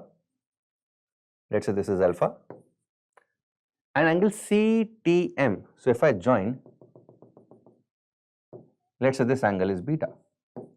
So I need to prove that alpha minus beta does not depend on the point x. So x is a variable point and x can vary. It can be any point in this arc MA. So whatever the x point is, obviously t point will also vary. ये जो angle है alpha minus beta, ये हमेशा एक constant रहेगा. It will not depend on where the point x is. So this is what we need to prove. So now this is a simple question on, not a simple question, but a good question on angle chasing. So this involves only and only angle chasing. So I'll ask you to pause the video here and try to do it yourself before I give you a hint. All right. So guys, the hint is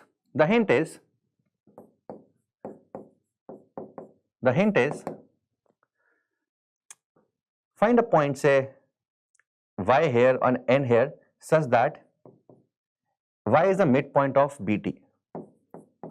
Y is a midpoint of BT and XY को join कर दो, so that ये angle भी 90 degrees है, because we know that TX और BX same है and this is an isosceles triangle. So if Y is the midpoint of BT and if we join XY, XY will be perpendicular to BT.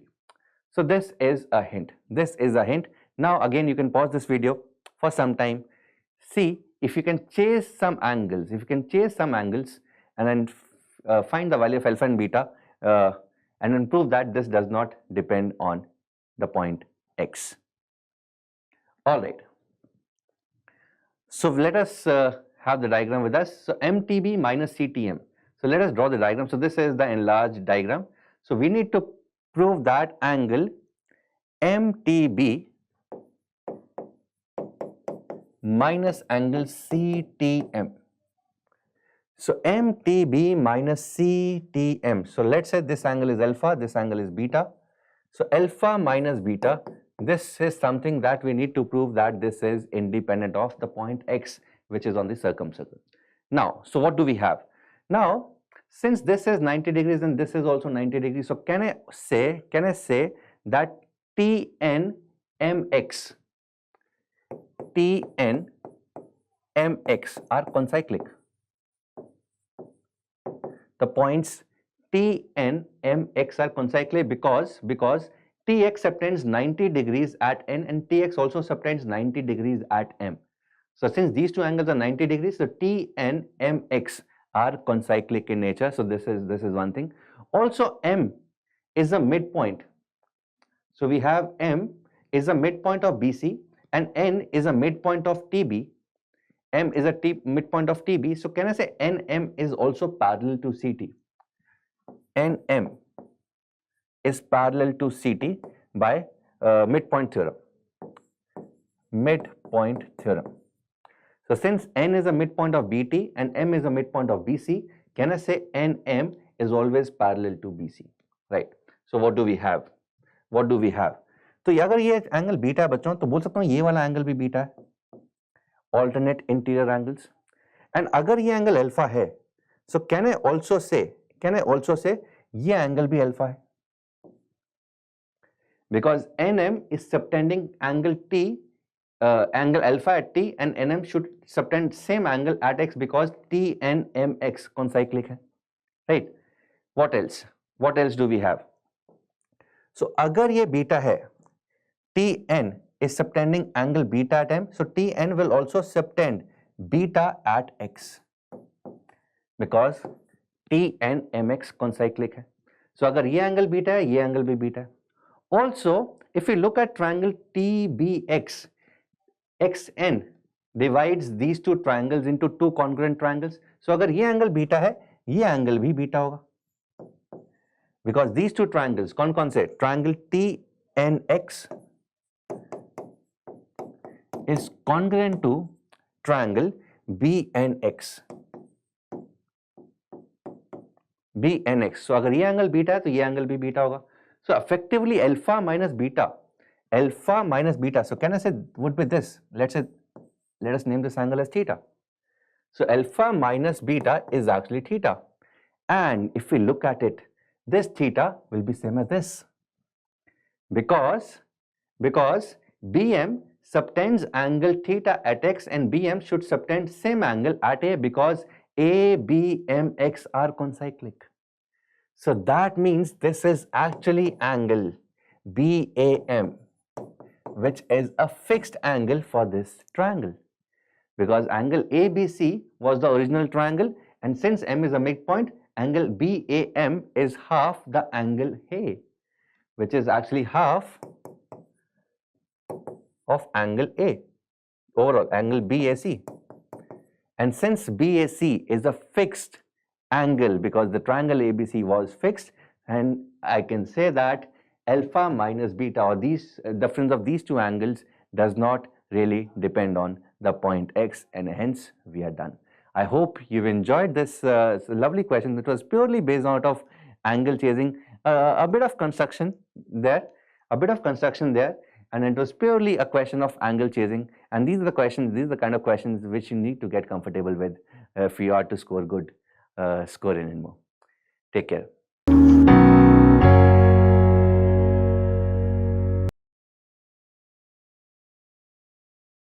Hi all, this is Abhay Mahajan and I welcome you all to this amazing series called INMO Question of the Day. The question of the day for today is, let n be a positive integer. Prove that the equation x plus y plus 1 upon x plus 1 upon y is equal to 3 and does not accept solutions in the set of positive rational numbers. So that means there does not exist positive rational numbers x and y such that x plus 1 upon x plus y plus 1 upon y is equal to 3 times an integer. ऐसे x और y rational numbers exist नहीं करते, right? So this is what we have to prove. Now, before I go ahead with the solution, you can pause this video, try this on your own for about 10 to 15 minutes, and then come back and take the hint, right? So one of the hints is, one of the best methods to do these sort of questions is by contradiction. So let us assume there exist x and y rational numbers. Please be aware that these are all rational numbers and not integers. So this is the kind of first mistake which students do. So x and y are rational numbers and not integers, right? So let us assume that there exist rational numbers x and y such that inka sum is equal to 3 times an integer, right? Obviously n is a positive integer and we're talking about positive rational numbers. So let there exist rational numbers x and y such that x plus 1 by x plus y plus 1 by y is equal to 3, and I'm not writing that. And let x is equal to a upon b and y is equal to c upon d, where a, b, c, d are integers and GCD of a, b is 1 and GCD of c and d is 1. So let these be integers in the simplest forms, rational numbers in the simplest form. So this is the assumption, right? And we'll try to contradict this. Because this is what the question demands. So if we try to put the values here, so we have a upon b plus b upon a plus c upon d plus d upon c is equal to 1. So we have a square plus b square upon ab plus c square plus d square upon cd is equal to 1. And if we try to cross multiply this, because मैं cross multiply इसलिए कर रहा हूँ because एक डायफेंटाइन equation बन जाएगी जिसके अंदर A B C D integers होंगे, जिसको सॉल्व करना बहुत आसान है, एंड डायफेंटाइन इक्वेशन हमने बहुत बार किया हुआ है, right. So it's C D into A square plus B square plus A B into C square plus D square is equal to A B C D, is equal to A, B, C, D. So this is an equation where A, B, C, D are integers, and we need to contradict this particular statement somehow, and that is how we'll arrive at a solution. Now, so what do we have? So CD into A square plus B square plus AB into C square plus D square is A, B, C, D. Now we can see that यहाँ पर भी CD है, C and D are integers, यहाँ पर भी CD है, इसका मतलब CD also divides this. So CD divides AB into C square plus D square, right? So CD, this is a multiple of CD, this term is a multiple of CD, that means this term has to be a multiple of CD. Likewise, this term is a multiple of AB, this term is a multiple of AB, so this term has to be a multiple of AB. So that means AB also divides CD into A square plus B square. A square plus B square. Now again, you can pause this video, solve further, take about 5 to 10 minutes before you resume the video for the next hint. Now, since CD divides AB into C square plus D square, so that means we also know for the fact that GCD of CD and C square plus D square is equal to 1. GCD of CD and C square plus D square is equal to 1 if GCD of CD is 1. If GCD of CD is 1, then this is true, and this is a very common result, and we can also prove this. So we'll try to prove this separately now before we resume with the solution, right? And for those who do not know this result, pause this video right away, try to prove this on your own, and then we will move back to the solution. So बच्चों, मान लेते हैं कि CD और C square plus D square का GCD 1 नहीं है. मान लेते हैं CD and C square plus D square का GCD P है, which is not equal to 1. So that means P divides CD, and that means P also divides C square plus D square. So P अगर CD को divide करता मतलब P should divide either one of C or D, because GCD of CD is 1. So if P divides C and P also divides C square plus D square, so that means P also divides D, and that means GCD of C and D is P. GCD of C and D is P, which is not true, but GCD of C and D is 1. So that means this cannot happen. This cannot happen. तो इसका मतलब GCD of CD अगर 1 है तो CD and C square plus D square का GCD भी 1 है. This is pretty obvious. This is pretty obvious. So अगर CD और C square plus D square का GCD 1 है, that means बच्चों CD divides AB. CD divides AB. और similarly AB और A square plus B square का भी GCD 1 है. That means AB also divides CD. And that means AB is equal to CD. AB is equal to CD. This is a pretty standard result. अगर ये चीज़ है तो AB has to be CD. Plus minus होता but we are talking about positive rational numbers. So AB has to be equal to CD. AB का value CD के equal होगा. यहाँ तक पहुँच चुकी है बात. So अगर AB का वैल्यू CD के इक्वल है तो यहाँ पर AB की जगह CD पुट कर दो, एंड यहाँ पर AB की जगह CD पुट कर दो, और CD एक CD और एक CD कैंसिल कर दो. So what we are left with is A square plus B square plus C square plus D square. Oh, sorry, it should be 3n here. It should be 3n here. It should be 3n here is equal to 3nCD is equal to 3nCD. तो यहां तक कहानी पहुंच चुकी है. अभी भी contradiction नहीं हुआ कहीं पर भी, ठीक है. अभी तो हम बस सॉल्व करते जा रहे हैं, कहीं पर भी कुछ भी कॉन्ट्रडिक्शन नहीं आया. इसके बाद हम कॉन्ट्रडिक्शन लाने की कोशिश करते हैं. n is an integer, cd are integers, a square plus b square plus c square plus d square are integer. So let us try to contradict the statement after this. I hope this is clear to everyone, right? तो यहाँ तक जो भी हुआ एक बार try to absorb everything before we move ahead. And again, you can pause this video for about 5 to 10 minutes if you got the things and hang of it. And I'm very sure 5-10 minute और लेके तुम solution पर जरूर पहुंच जाओगे and you'll be able to contradict this. A square plus b square plus c square plus d square is equal to 3n cd. You'll be able to contradict this, right? चलिए, so let us move ahead and try to contradict our last statement, which was a square plus b square plus c square plus d square is equal to 3ncd. So since these are all integers and this is equal to 3ncd, so that means 3 divides a square plus b square plus c square plus d square, right? And iske obviously we know some things. Ek to ab is equal to cd, this is something we know, and we also know that gcd of ab is 1, gcd of cd is also 1. So this is something we had assumed and this is something we had proved. Now if 3 divides a square plus b square plus c square plus d square, there can be many cases. So case 1 is each of a, b, c, d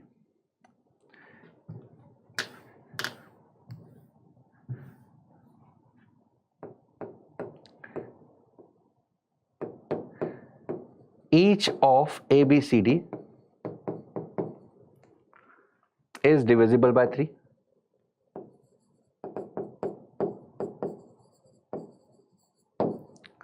Case 2 can be exactly 3 divisible by 3, exactly 2 are divisible by 3, exactly 1 is divisible by 3, none out of a, b, c, d is divisible by 3. So a, b, c, d की बात करते हैं और हमें ये पता है कि any number a is of the form either 0, 1 or 2 mod 3, and a square is of the form always of the form 0 or 1 mod 3. किसी भी नंबर का स्क्वायर या तो 0 mod 3 होगा या 1 mod 3 होगा. This is what we know. And let us discuss all the 5 cases and discard them one by one, and hence our result will be proven. So you can again pause this video for some time, try to use all the 5 cases and contradict in each of the 5 cases that this cannot be done or this result cannot be done in any of the 5 cases, and will be done. So this will be the contradiction, right? Now, so let us take this one by one. So first is each of a, b, c, d is divisible by 3. So obviously this cannot happen. Because अगर सारे के सारे 3 से divisible हैं, तो ये result prove नहीं होगा. This will not be true because we know that GCD of AB is 1, GCD of CD is 1. If each of these 4 is divisible by 3, this result will not be true. So A case खत्म हो गया. Exactly 3 are divisible by 3. Let's say A, B and D are divisible by 3. So बच्चों अगर A, B और D divisible by 3 है, तो C has to be divisible by 3. So again ये first case ही हो गया. So this is also not possible. Because अगर exactly 3 divisible by 3 है तो कोई ना कोई 2 इन दोनों में से कोई ना कोई एक पेयर का GCD 1 नहीं होगा, right? Now let us look at this case. None of this is divisible by 3. So none of A, B, C, D is divisible by 3. So if none of A, B, C, D is divisible by 3, so can I say A square and B square and C square and D square will all be 1 mod 3? And if I add them up, this will not be true. ठीक है, because अगर add करेंगे so A square plus B square plus C square plus D square will be 4 mod 3, but I need that 3 should be divisible by A square plus B square plus C square plus D square should be divisible by 3, or 3 divides A square plus B square plus D square plus D square, so this will not hold true in this case also. Exactly 1 divisible by 3. Let's say A is divisible by 3. Let's say a is divisible by 3. सो अगर a divisible by 3 है और b c d 3 से divisible नहीं है, तो ये statement गलत हो जाएगी. If any one of these four is divisible by 3, the other right hand side should also be divisible. One of the numbers on the right hand side should also be divisible by 3. So this is also not possible. Exactly two of them are divisible by 3 and two are not divisible by 3. So मान लेते हैं कि A और C जो है वो 3k की form के हैं and B और D जो है वो 3k की फॉर्म के नहीं है. तो A स्क्वायर जो है a square and c square will be 0 mod 3, while b square and d square will be 1 mod 3, and inka addition will be 2 mod 3. Again, this does not hold true, so this will also not occur. So this was our contradiction. So in none of the five cases this is actually possible, and this proves our result that there cannot be positive rational numbers of the form x and y such that x plus 1 by x plus y plus 1 by y is an integral multiple of 3, and this proves our result. I hope you enjoyed this question. Take care.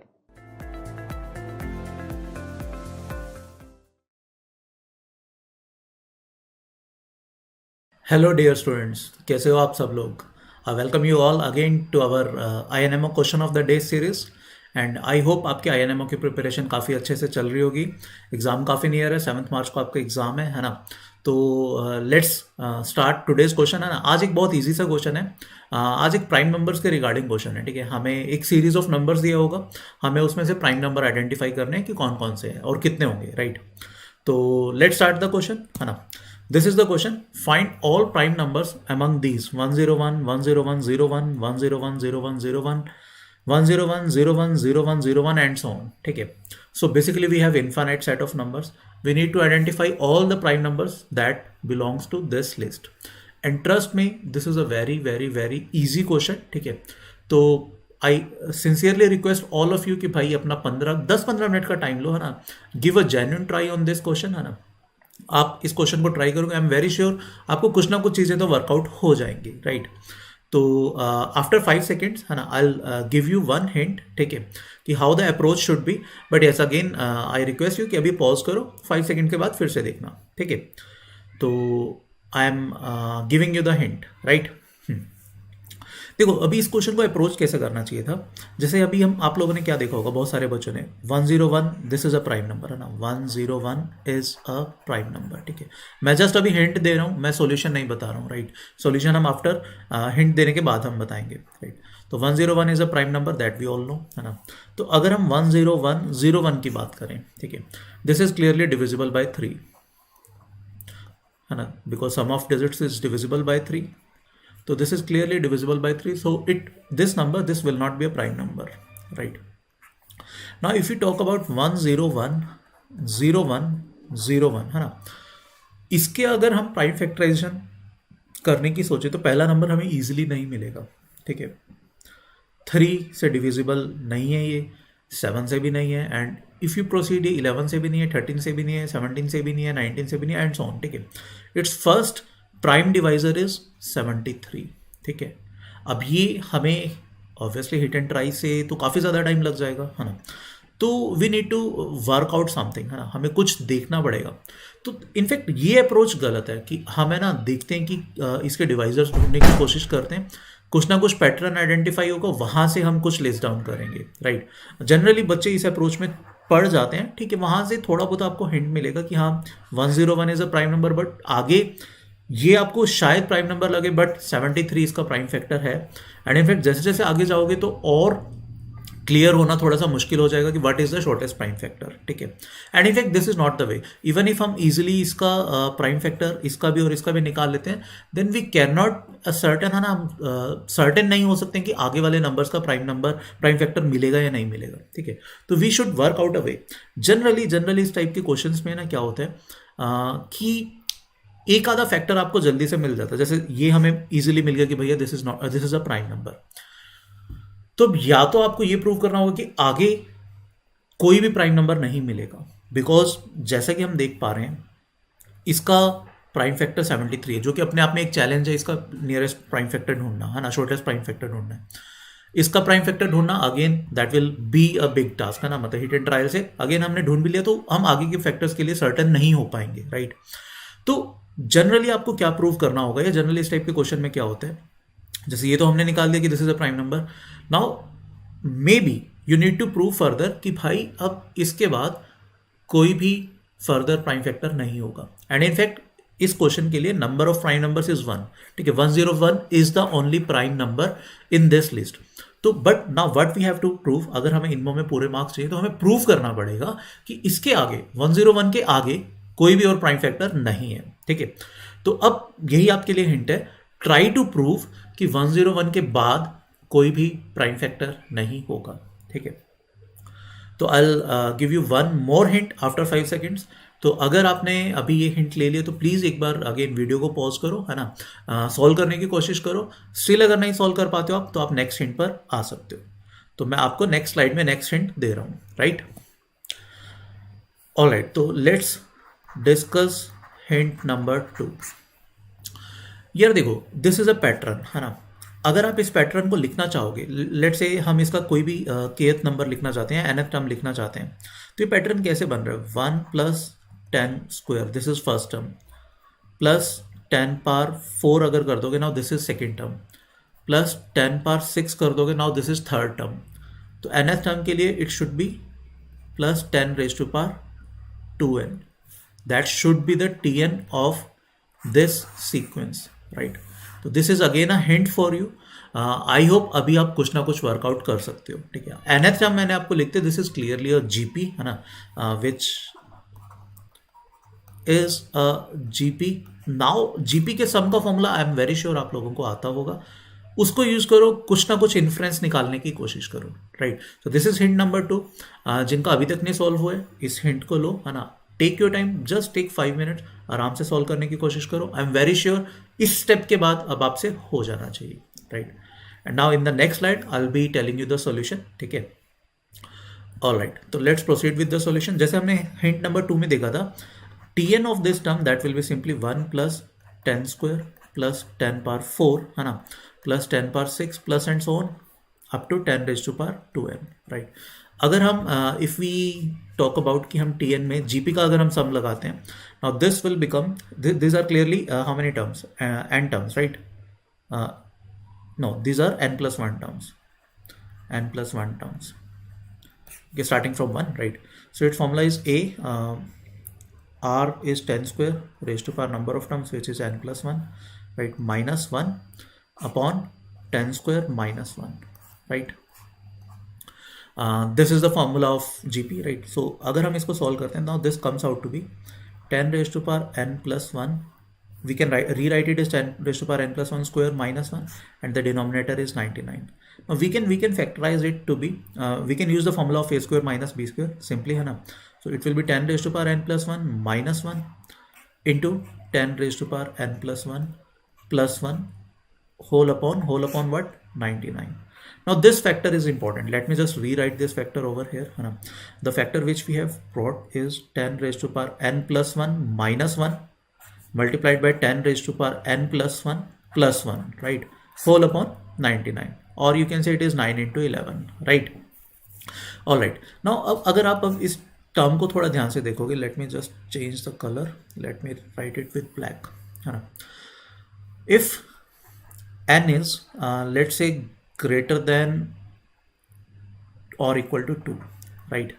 Now this term 10 raised to power n plus 1, right, that will be greater than or equal to what, 999, and obviously this term is obviously greater than 999, है ना. तो basically this will B greater than और equal to 1001. तो जो denominator है 99, है ना, वो एग्जैक्टली कैंसल आउट नहीं हो सकता. एग्जैक्टली कैंसल आउट होने का मतलब है मेरा कि जैसे न्यूमरेटर में भी 99 बने और डिनोमिनेटर में भी ये कैंसल आउट हो जाए, ऐसा नहीं हो पाएगा. Why we are doing this, because we need to find prime numbers, ठीक है. अब ऑब्वियसली क्या होगा जब n 2 या 2 से बड़ा होगा, जब n, है ना, तो या तो ये 99 किसी एक फैक्टर के साथ कैंसल आउट हो रहा है, बट येस यहाँ पर अब कोई नॉन जीरो कोई नंबर बनेगा which is not equal to 1, है ना. Let's say any real number k which is not 1, वो 1 से बड़ा होगा. क्यों? Because this term is greater than और इक्वल टू 999, है ना? तो 999 या उससे बड़े नंबर को जब हम 99 से डिवाइड करते हैं, एंड लेट्स एज्यूम ये डिवाइड हो रहा है, but yes it will leave some quotient which is not equal to 1. 1 से बड़ा कोई हमें नंबर मिलेगा, multiplied by one another number, that can not give you a prime number, है ना? अगर 99 पूरा कैंसिल आउट नहीं हो रहा है, तो लेट्स एज्यूम 9 कैंसिल हो रहा होगा, या 3 कैंसिल आउट हो रहा होगा, या 11 कैंसिल आउट हो रहा होगा. What I am trying to say, अगर now if this has to be a prime number, then 99 should get completely cancelled out with one of the factor in the numerator, and parallelly the second factor should be a prime number, then only we can get a prime number from this, है ना? But as we see, when n is greater than or equal to 2, both these factors are greater than or equal to 999, so 99 cannot get completely cancelled with one of the factor, है ना? तो it will leave us in the numerator as a product of two natural numbers, and hence it cannot be a prime number. तो n की value जब भी 2 या 2 से बड़ी होगी, it cannot be a prime number. तो all we need to check is n equals to 1. First term के लिए चेक करना था, and that is 101, and 101 is a prime number, है ना? That we know, ठीक है? So basically we can claim from this conclusion that the only prime number that we can get from this list is 101.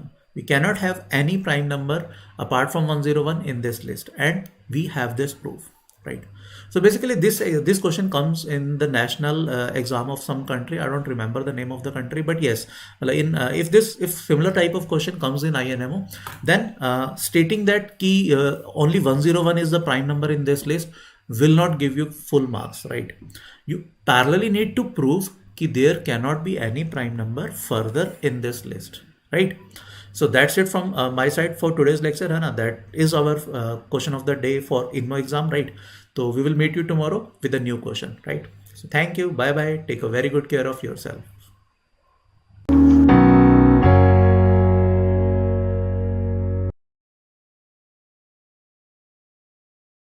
Hi all, this is Abhay Mahajan and I welcome you all to this amazing series called INMO Question of the Day. The question of the day for today is find all the integers x, y, z with 2 is less than or equal to x is less than equal to y is less than equal to z such that xy is 1 mod z, xz is 1 mod y and yz is 1 mod x. So this is a very interesting question on number theory.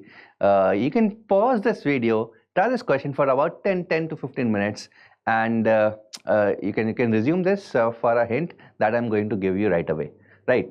So integers x, y, z, 2 is less than equal to x, less than equal to y, less than equal to z, xy is 1 mod z, yxz is 1 mod y and yz is 1 mod x. So this is a kind of symmetric equation. So अगर हम इस वाली चीज को देखते हैं, right? So xy is 1 mod z, so that means this is of the form zk1 plus 1, zk1 plus 1. So what does this tell us about? What does this tell us about x and z? Can I say, यहाँ से एक चीज बहुत प्यार से दिखाई दे रही है that x and z are co-prime numbers. That means this is 1, and likewise y and z is also 1. Why is this? Why is this? You can pause this video, try to prove this yourself, this result yourself.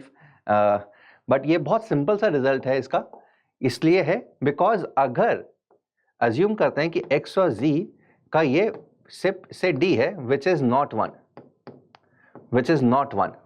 ठीक है, which is not 1. So इसका मतलब d divides xy, इसका मतलब d also divides z because इन दोनों का GCD d है. So that means d should also divide 1 and that means d is equal to 1. That means d is equal to 1. तो इसका मतलब इन दोनों का जो GCD है ना, इन दोनों का GCD is given that all these are positive integers, so d cannot be minus 1. d has to be 1. इनका मतलब इन दोनों का GCD has to be 1. y and z का GCD has to be 1 and likewise x and y का GCD will be 1 from the other two equations, right? So this is the first hint. I hope ये चीजें सबको समझ में आ चुकी हैं. So अगर इन दोनों का GCD 1 है, इन दोनों का GCD 1 है, इन दोनों का GCD भी 1 है, and these are all the numbers which are greater than or equal to 2, that means That means this changes to 2 is less than equal to x is strictly less than y is strictly less than z. They cannot be equal. They cannot be equal, because if they were equal, the GCD will not be 1, the GCD will be that number only. So 2 is less than equal to x, यहाँ से इन दोनों से equality हट जाएगी. So this is the first hint. You can pause this video now. अभी के अभी pause करो, देखो और क्या hint और क्या progress हो सकती है. Try this for 5 to 10 minutes before resuming this video. Right? चलिए. Now, xy is 1 mod z, xz is 1 mod y, yz is 1 mod x. So अगर हम सिर्फ इसकी बात करें, xy is 1 mod z, 1 mod z. Can I say yz is 0 mod z and xz is also 0 mod z? Because obviously ये दोनों तो z से divisible होंगे, and if I add everything up, so xy plus yz plus zx will be 1 mod z. 1 mod z. इसका मतलब हम इसको ये भी लिख सकते हैं कि xy plus yz plus zx is also 1 mod y, and similarly xy plus yz plus zx is also 1 mod x, is also 1 mod x. Right? तो हमने z के लिए तो प्रूफ कर दिया. This can be similarly proved for y. This can be similarly also proved for x. तो in general, because I know कि x और z का GCD 1 है, y और z का GCD 1 है, x और y का भी GCD 1 है. तो इन तीनों को कंबाइन करके मैं लिख सकता हूँ कि xy plus yz plus zx is also 1 mod of xyz. इसका मतलब xy plus yz plus zx minus 1 is equal to k times xyz, is equal to k times xyz. So xy plus yz plus zx minus 1 is k times xyz.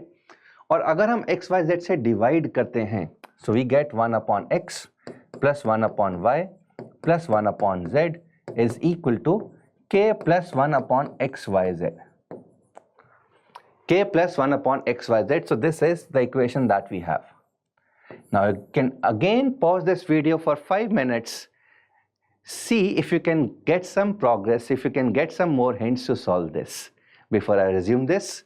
Now, it is very obvious that k here is greater than or equal to 1.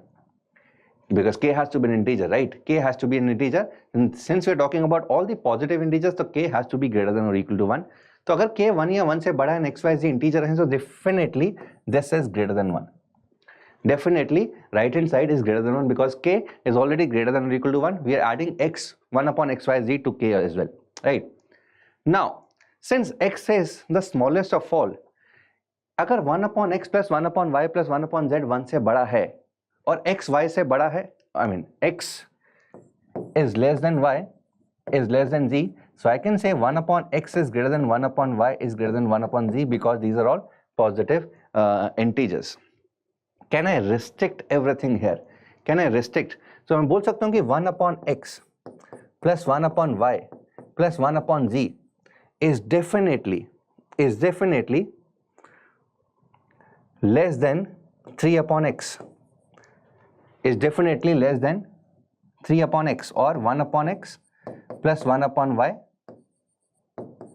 1 upon x plus 1 upon x, because I know that 1 upon y is less than 1 upon x, 1 upon z is also less than 1 upon x.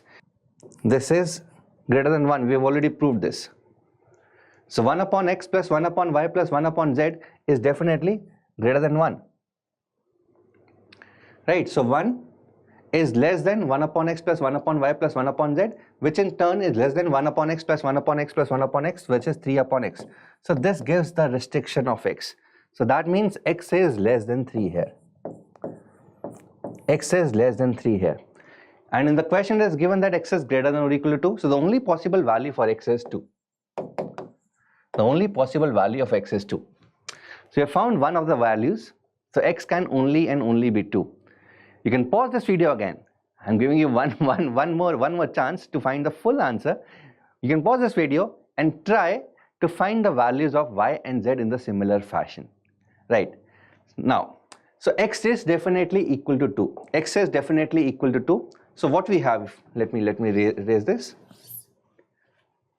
So x अगर 2 है तो यहाँ से if I put 2 here, so I get 1 upon y plus 1 upon z is greater than 1 minus 1 by 2, that means 1 by 2. And now I can use the same thing. Because we know that 1 upon y is greater than 1 upon z. So this will definitely be greater than 1 upon y plus 1 upon y. So 1 upon z is less than 1 upon y. So 2 upon y is greater than 1 upon 2. So that means y is less than 4. And we have already proved that this inequality reduced to 2 less than equal to x is less than y is less than z.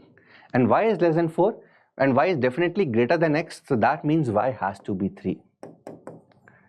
Y has to be 3. So we get another value. Y has to be 3. This is the only possibility. X is 2, y is 3. Now, to find the value of z, we'll again put the values of x and y here. So 1 upon 2 plus 1 upon 3 plus 1 upon z is definitely less than 1. This is what we had already proved. So यहाँ से we get 1 upon z is less than 1 minus 5 by 6. That means 1 upon 6. So that means, oh, this is greater than 1. This is greater than 1. So 1 upon z is greater than 1 upon 6. That means z is less than 6. So that means z can be 4 or 5. But it is given that GCD of x and z is 1. So that means z cannot be 4, z has to be 5. Z has to be 5. So the only solution to this question is 2, 3 and 5, and that is it. So 2, 3, 5 is the only solution to this particular question. I hope you all got this. Take care.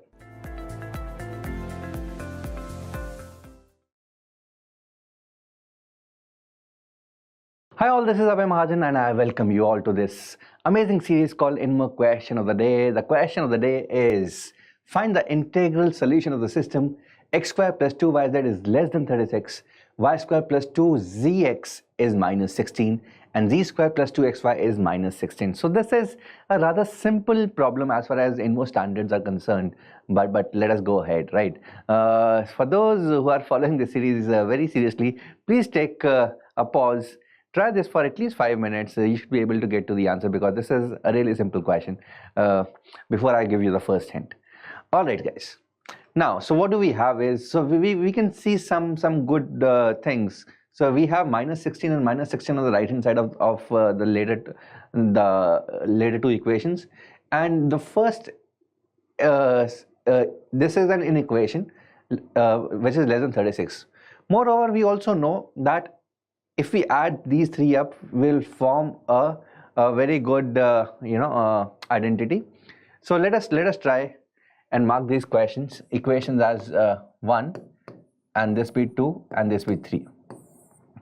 So first of all, let us add all the three up. So we have sigma x square plus 2 sigma xy will be less than 4. So x square plus y square plus z square plus 2 times xy plus yz plus zx will be x plus y plus z whole square is less than 4. And if I take the positive square root on both the sides, because we've been asked the integral solutions, so mod of x plus y plus z is less than 2, and which gives us minus 2 is less than x plus y plus z is less than 2. Right, x and y and z are all integers, and then x plus y plus z lies between minus 2 and 2. So this means we're left with very little possibilities, limited possibilities. So x plus y plus z can either be 0 or 1 or minus 1. So these are the three possibilities. So x plus y plus z can either be 0 or they can be 1 or it can be minus 1. So these are the only three possibilities, right? Now what do we have here? Also we have, the good part is in 2 and 3 on the right hand side we have minus 16. So as we subtract these two equations, so y plus z into y minus z minus 2x into y minus z is equal to 0. So we have y plus z minus 2x into y minus z is equal to 0. So we get two possibilities here. So either y plus z is equal to 2x or y is equal to z. So which of these two we have to think upon it. So y plus z is 2x. Now if y plus z is 2x, and if I put this in this particular equation, I'll get 3x as 0, 1 or minus 1. So x will be 0, 1 by 3 and minus 1 by 3. So these two are definitely not possible. And if x is equal to 0, and if I put x is equal to 0 here, I get y square as minus 16, or here I get z square as minus 16, which is not possible. So this is also not possible. That means this does not hold true. I hope you got this, right? So y plus z is 2x, and if we put y plus z is 2x over here, because there are three possible values to 2x plus y plus z. So y plus z is 2x, so 3x would either be 0, 1 or minus 1. X will be 0, 1 by 3, minus 1 by 3. Since x is an integer, x cannot be 1 by 3 and minus 1 by 3. X can only be 0. And if x is 0, if I put back x in the second or the third equation, I get y square as negative, which is clearly not possible. So clearly this does not hold true. That means y is equal to z. That means y is equal to z. So if y is equal to z, putting back in this particular equation, we get z square plus 2zx is equal to minus 16. Z square plus 2zx is equal to minus 16, and if I put y is equal to z here, so I get x plus 2z is either 0, 1 or minus 1. Is either 0, 1 or minus 1. So we have two equations now in x and z. X plus 2z is equal to 0, 1 and minus 1. So there are two equations in x and z, but there are three possibilities. So we need to check for every possibility with regards to 0, 1 and minus 1 and see if there are any solutions or not. So let us try to solve this one. So what do we have is, so x plus 2z is either 0, 1 or minus 1, and we have z square plus 2xz is equal to minus 16. So let us take the first possibility, that is x plus 2z is equal to 0. So that means x is minus 2z. So we have from the second equation z square plus 2z into minus 2z is equal to minus 16. The 4z square minus z square, so z square is 16 by 3. So clearly this is not an integer, so this possibility will not be counted. Looking for the second possibility wherein x plus 2z, let's say is equal to 1. So we get x as 1 minus 2z, and if I put back the value of x in the second equation, we have z square plus 2z times x, which is 1 minus 2z is equal to minus 16. So we have 3z square minus 2z minus 16 is equal to 0, or 3z square minus 8z plus 6z minus 16 is equal to 0. We're looking for the integral solutions here. So we get z into 3z minus 8 plus 3 times plus 2 times plus 2 times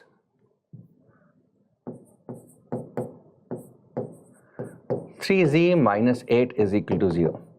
So z is either minus 2 or z is 8 by 3. So this possibility is clearly rejected. So z is minus 2, that means y will be minus 2 as well, and x will be 1 minus 2 times minus 2, that means 5.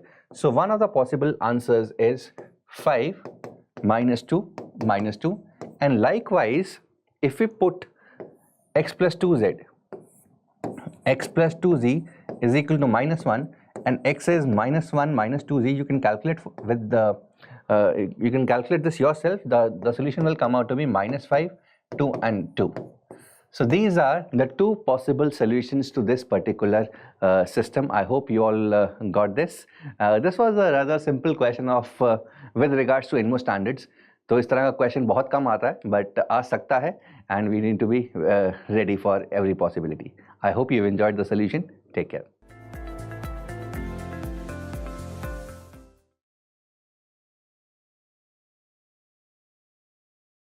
Hi all, a very good evening to all of you. कैसे हो आप सब लोग? Myself Chetan Garg and welcome you all to our INMO question of the day. यार आज का हमारा INMO question of the day भी काफी अमेजिंग सा क्वेश्चन है एंड इनफैक्ट ये प्रीवियस ईयर IMO का क्वेश्चन है, IMO 2017 का क्वेश्चन है, ज्योमेट्री का क्वेश्चन है as you can see. But yes काफी अच्छा क्वेश्चन है एंड अगर आपने ये पहले ट्राई नहीं किया आई रिक्वेस्ट यू इसको ना जेन्युइनली एक 15-20 मिनट का या आधे घंटे टाइप्स का एक टाइम दो. आई एम वेरी श्योर ये क्वेश्चन हो जाएगा. कोई हाई फाई कंसेप्ट नहीं है, कुछ नहीं है, एक डायग्राम बनाओ और जितना आपने 9-10 तक पढ़ा हुआ है मैथ्स में एग्जैक्टली उन्हीं से ये क्वेश्चन हो जाएगा. ठीक है, कोई एक्स्ट्रा कंसेप्ट नहीं, बस हाँ आपको चीजों को ऑब्जर्व करना है, राइट. और इनमो या आईएमओ के क्वेश्चंस को सॉल्व ज्योमेट्री स्पेशली ज्योमेट्री के क्वेश्चन को सॉल्व करने का सबसे प्री रिक्विजिट सबसे इंपॉर्टेंट चीज क्या है भाई, एक काफी हद तक नीट एंड क्लीन. जितना एक्यूरेट डायग्राम बनाओगे उतनी चीजें आपको ऑब्जर्व होंगी, उतना ही आप क्वेश्चन बेटर ढंग से कर पाओगे. ठीक है, तो let's see what exactly is the question. Question कह रहे कि let R and S are two different points on a circle such that RS is not a diameter. ठीक है, तो एक बेसिकली सर्कल है, ठीक है, उस पे दो पॉइंट्स हैं R और S, जो बेसिकली RS जो कोड है वो डायमीटर नहीं है. ठीक है, तो let's say this is point R, this is point S. ठीक है, तो R और S दो पॉइंट्स हो गए इस सर्कल पे which is not a diameter. Further कह रहे हैं let L is a tangent line to this circle at R. ठीक है, तो R पर एक टेंजेंट लाइन है, इस लाइन का नाम है L. ठीक है, ओके. फर्दर कह रहे हैं point T is such that S is the mid point of RT. तो एक पॉइंट हमें दिया हुआ है T such that S is the mid point of RT. ठीक है, तो ये वाला पॉइंट हमारा हो गया, this point is T. Clear. Further आगे क्या कह रहे हैं आप, पॉइंट J is selected. देखो अब ये कह रहे हैं यहाँ पे point J is selected on the minor arc RS. RS minor arc पे एक पॉइंट J सेलेक्ट किया गया, such that the circumcircle of triangle JST. Okay, तो J कोई भी एक पॉइंट है इस RS माइनर आर्क पर, such that JST का एक सर्कम सर्कल है. तो ओके हम बना लेते हैं. लेट से ये एक पॉइंट है J, ठीक, और इसका एक सर्कम सर्कल है JST का जो इंटरसेक्ट कर रहे हैं एल एल यानी वो जो टेंजेंट लाइन थी at two distinct points. Obviously dotted line को एज यू कैन सी दो डिस्टिंक्ट पॉइंट पे कट कर रहे हैं. Let A is the common point of this new circle and L closer to R. Okay, तो this point is given to be A. ये हमारा A point है. Further कह रहे हैं line A J meets the previous circle at K. A J line जो है वो इस प्रीवियस वाले सर्कल को, पहले वाले सर्कल को के पॉइंट पर मीट कर रही है. ठीक है, तो what we need to prove that this KT line, ये वाली जो लाइन है केटी, ठीक है, ये टेंजेंट है नए वाले सर्कल पर, सेकंड वाले सर्कल पर at point this T. Okay, ठीक है, तो ये अब हमें प्रूव करना है काफी हद तक कि केटी बेसिकली जो येलो लाइन है वो टेंजेंट है बड़े वाले सर्कल पे. ठीक है, अब देखते हैं यार कैसे, मतलब क्या क्वेश्चन में गिवन है ना, कैसे कैसे हम क्वेश्चन में प्रोसीड कर सकते हैं. तो एटलीस्ट अपन ने काफी हद तक एक जो प्री रिक्विजिट है काफी हद तक एक नीट एंड क्लीन डायग्राम बना लिया, जो कि बहुत ज्यादा कॉम्प्लिकेटेड देखो नहीं लग रहा है अभी तक. मे बी हमें कुछ कंस्ट्रक्शन करनी पड़े, पता नहीं, देखते हैं क्यों क्या कैसे, वो सब चीजें हम देखते हैं. पहले हम सारी एनालिसिस लगाते हैं कि हमें प्रूव करना है कि केटी टेंजेंट है बड़े वाले सर्कल पर. तो टेंजेंट जो कोड के साथ एंगल बना रही है, यानी ये वाला एंगल, ठीक है, ये वाला एंगल, जो भी एंगल ये बनेगा, येलो से मैंने थोड़ा सा हाईलाइट कर दिया, ये एंगल टीएस कोड बना रही है सर्कल पर, तो टीएस सर्कमफ्रेंस यानी ए पॉइंट पर भी सेम एंगल सबटेंड करेगी. तो आइडियली अपने को क्या प्रूव करना है कि टीएस जो ये एंगल सबटेंड कर रही है ए पॉइंट पर, ठीक है, जिसको मैं येलो से डार्क कर देता हूँ, ठीक है, ये वाला एंगल और ये वाला एंगल, ये हमें दोनों इक्वल प्रूव करने हैं. ठीक है, ये हमारा एम है, ठीक, ये हमें करना है. ठीक, अब देखते हैं कैसे करेंगे. अब कुछ कुछ ऑब्जर्वेशन बनाने की कोशिश करते हैं. देखो क्वेश्चन में क्या क्या कुछ कुछ दिख रहे हैं क्या, कोई एंगल इक्वल, कोई साइड्स, कुछ परपेंडिकुलर, या मे बी कुछ पैरेलल वैरेलल, कुछ भी। क्योंकि देखो अगर आपने ना काफी हद तक एक्यूरेट डायग्राम बनाया ना, तो क्वेश्चन में खुद से देखने की कोशिश करो यार क्या कुछ नजर आ रहा है। जैसे मुझे इसमें एक चीज नजर आ रही है कि यार ये जो बन रहा है आर के स्ट्रेट लाइन, वो 80 के काफी हद तक पैरेलल नजर आ रही है। होगा या नहीं होगा पता नहीं, बट हाँ एटलीस्ट ये नजर आ रही है। अगर ये पैरेलल है, अगर अगर ये पैरेलल है, तो आइडियली मेरे को ये वाला जो एंगल है, बेसिकली वो इस एंगल के इक्वल प्रूव करना होगा। देखो पहली बात तो ये दिखने में लग रहा है, होगा या नहीं होगा पता नहीं मुझे, ठीक है। अब ये जो के आर, ये वाला जो एंगल है बेसिकली वो जेएस कोड सबटेंड करेगी, मतलब एस के कोड सबटेंड कर रही है, तो जेएस पर भी ये सेम एंगल होगा, ठीक है। ये येलो वाला एंगल इसके इक्वल होना चाहिए, ठीक है। क्यों होना चाहिए? बिकॉज एस के जो कोड है वो जितना एंगल सबटेंड करेगा, बेसिकली मैं लिख देता हूँ angle S R K, that should be equal to angle S J K, है ना, क्योंकि एस के कोड सर्कमफ्रेंस पे सेम एंगल सबटेंड करेगा। और एक चीज और देखो, ये जो था ए जे एस टी वो cyclic, A J S T एक साइक्लिक ऑर्बिटल है ना, साइक्लिक है।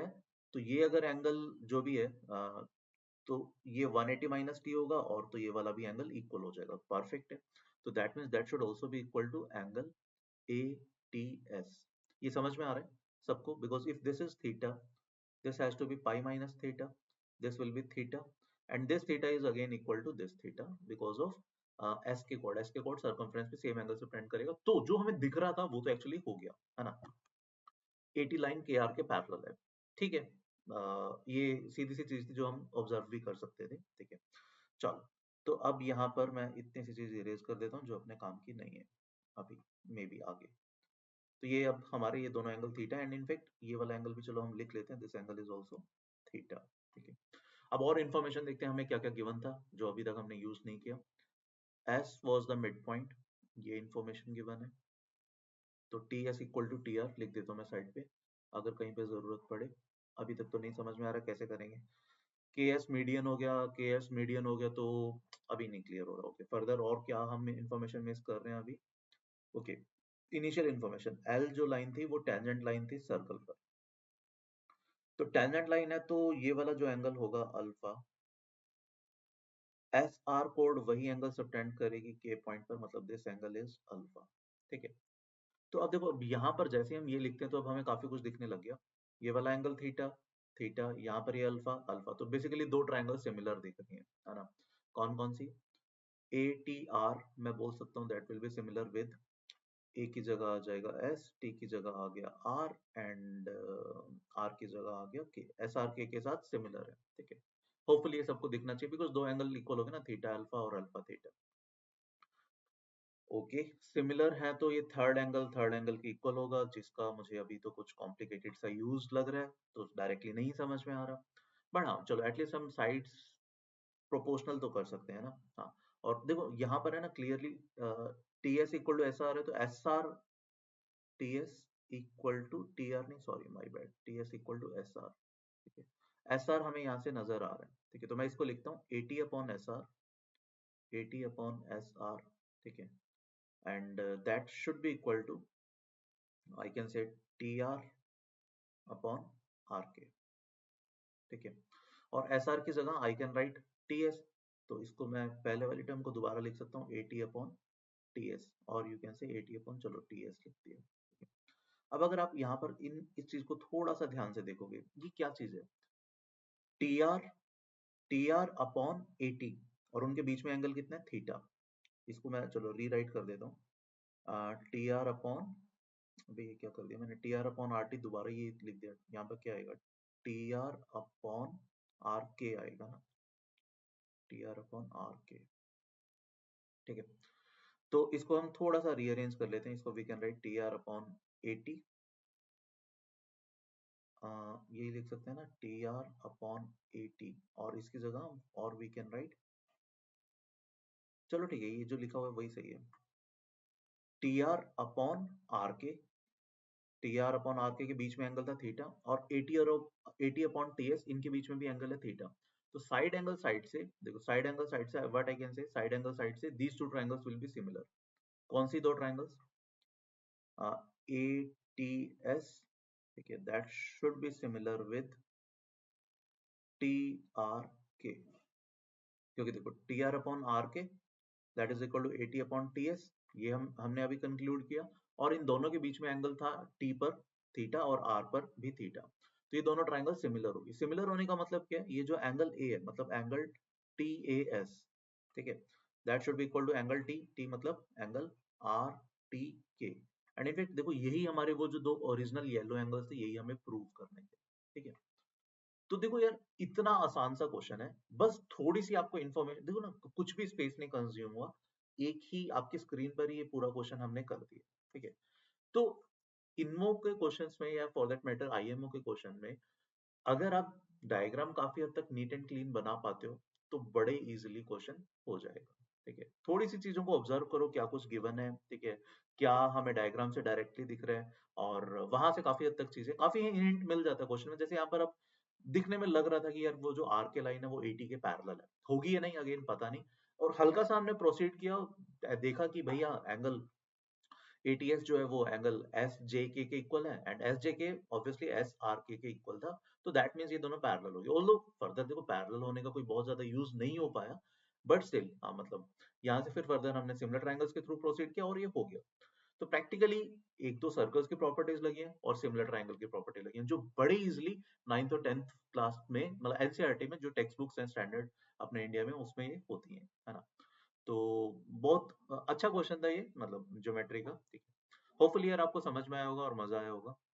नेक्स्ट लेक्चर में मिलते हैं. एंड इनफेक्ट यार इनमो का पेपर अभी आने वाली है ना, जैन मिड में है, तो जो बच्चे इस बार इनमो का पेपर लिख रहे हैं, those who are eligible to write INMO this year, they can enroll in our INMO batch. INMO का बैच हमारे यहाँ पे VOS पे चल रहा है, that is completely free of cost, जिसमें बहुत सारे बच्चे अराउंड 50 के अराउंड बच्चे जो इस साल इनमो का पेपर लिख रहे हैं वो ऑलरेडी प्रिपेयर कर रहे हैं उस बैच के थ्रू. तो अगर आप उस बैच का पार्ट बनना चाहते हो तो नीचे डिस्क्रिप्शन में एक गूगल लिंक का फॉर्म दिया हुआ है, ठीक है, उसको फिलअप करो, है ना, and you will gate automatically enrolled in that particular batch, ठीक है. कोई चार्जेस नहीं, that is completely free of cost, right.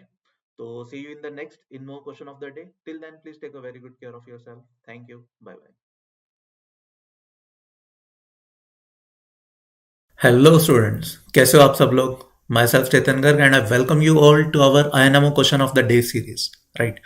And in today's lecture we will be discussing a wonderful question of billiards, right. तो basically हम देखेंगे कि billiards में, pool tables में जो जेन्युइन प्लेयर्स होते हैं वो मैथ्स कैसे लगाते हैं, right.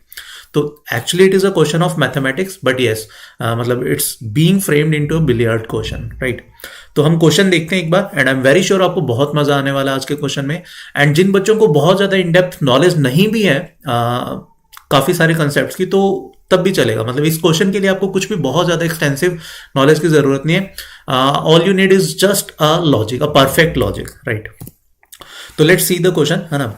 The question says that a rectangular pool table ACDF, as you can see, has a size of 2024 into 1111. This table has 6 pockets, right, located at the corners and at the midpoints of the longer side, as indicated by A, B, C, D, E, F in the figure. मतलब basically B and E are the midpoints of AC and DF, right.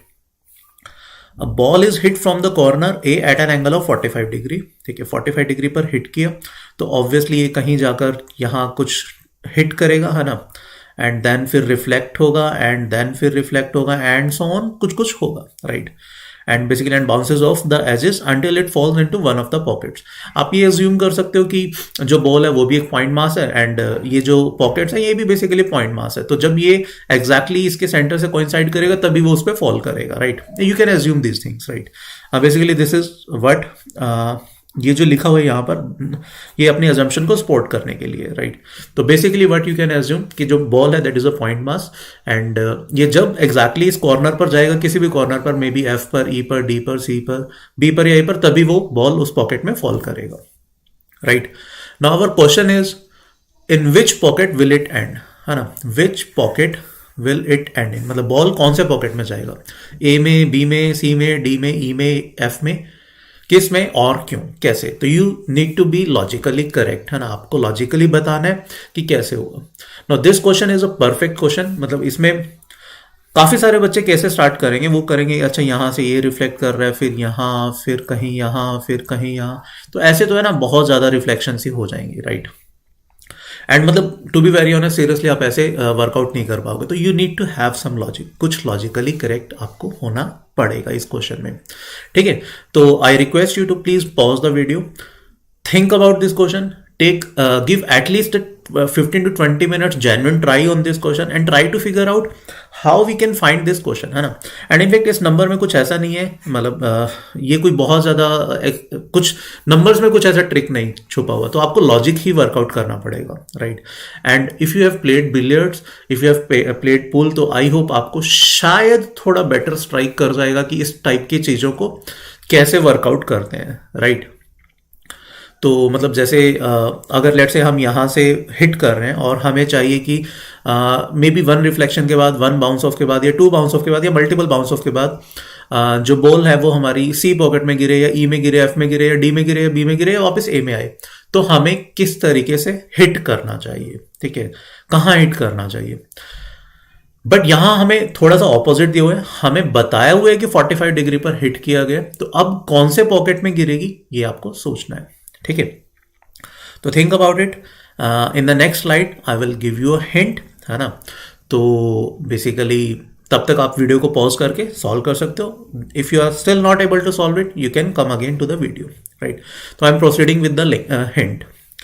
तो basically hint क्या है, generally pool tables में ना ball की reflection की बजाय what people generally do, they reflect the table, वो टेबल को रिफ्लेक्ट कर देते हैं। मतलब ये कि जैसे that was our initial table A B C D E F, है ना, उसको हमने टेबल को रिफ्लेक्ट कर दिया। मतलब डी सी के about it will be this, F D के about it will be A B C ऊपर आ जाएगा, है ना, एंड सो ऑन। फर्दर हमने टेबल को ही रिफ्लेक्ट कर दिया, right. So now the question is, अब हम यहां से हिट कर रहे हैं, तो यहां से रिफ्लेक्ट करने का मतलब क्या है, उसको बेसिकली आप सीधा लेकर जा सकते हो, ठीक है। तो अब what we need to think कि ऐसा कौन सा पॉइंट होगा, बिकॉज सिंस बॉल को हमने 45 डिग्री पर स्ट्राइक किया है ना, तो जो भी ये A B C D F में से जो भी पॉइंट बनेगा, मतलब उसका जो भी कोऑर्डिनेट्स होगा, उसका X coordinate should be same as that of Y coordinate, ठीक है।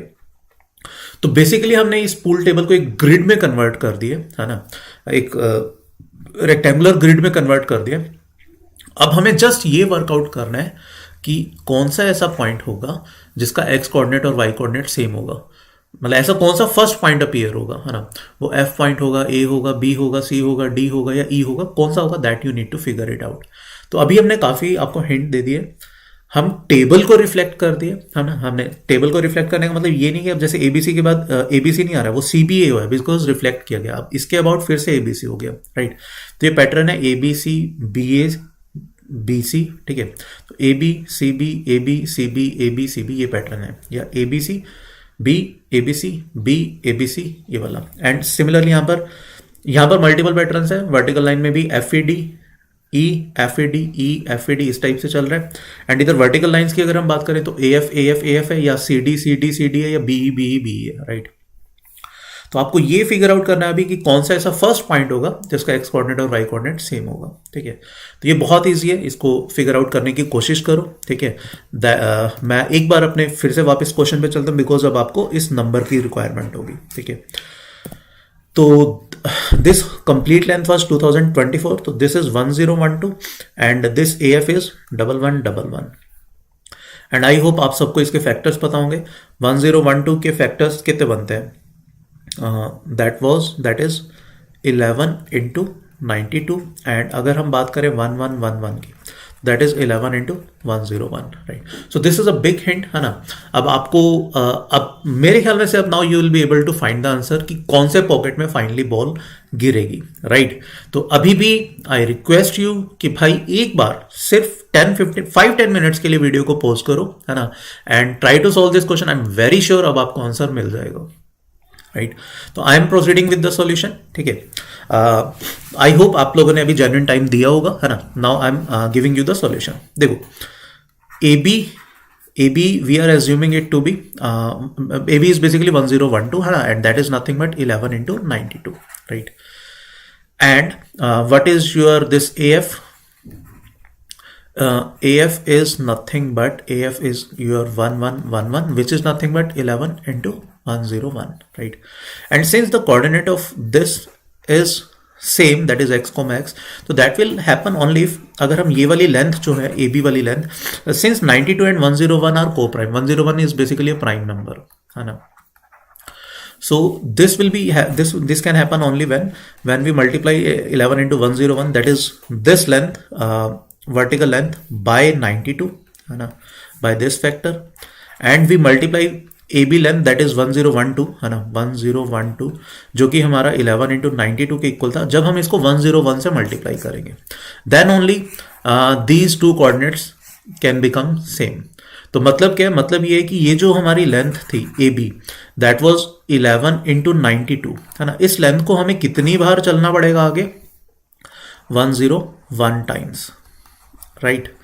ठीक है, तो अब 101 टाइम्स चल के ए आएगा, बी आएगा, सी आएगा, या इवन हो सकता है F I, E I, D I, इनमें से भी कोई आ सकता है ना, that we need to figure it out है ना.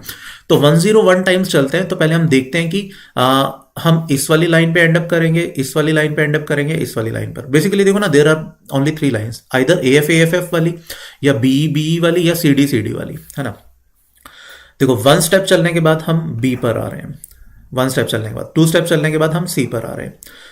स्टेप में एक स्टेप को मैं 11 इंटू 92 दैट इज 1012 लेंथ का मैं मान रहा हूँ. ठीक है, I am assuming 1 step to be of length A B.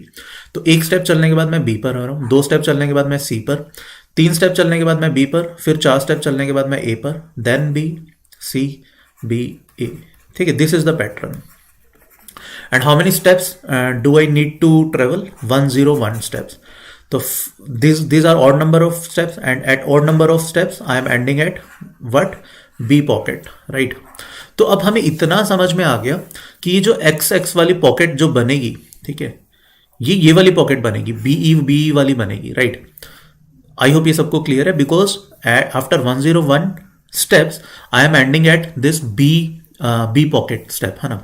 तो the line will be like this. तो final answer will be either B और ई. अब वो B होगा या E होगा, तो इसके लिए मुझे वर्टिकली भी ट्रेवल करना पड़ेगा है ना. वर्टिकली दैट इज एक स्टेप मेरा इतनी लेंथ का है, 1111 लेंथ का, and how many steps I need to travel, 92 steps, right. तो let's see, first step travel करने के बाद I am ending at E, second step travel करने के बाद I am ending at B, third step at E, fourth at again B, and so on. So this is the pattern. Since 92 is an even number, and after traveling even steps in vertical direction, I am ending at B position, है ना. So final pocket at which the ball will fall is pocket B. ठीक है, B pocket में ball fall करेगी, right. So the final answer for this is B. This is the pocket in which the ball will fall, right.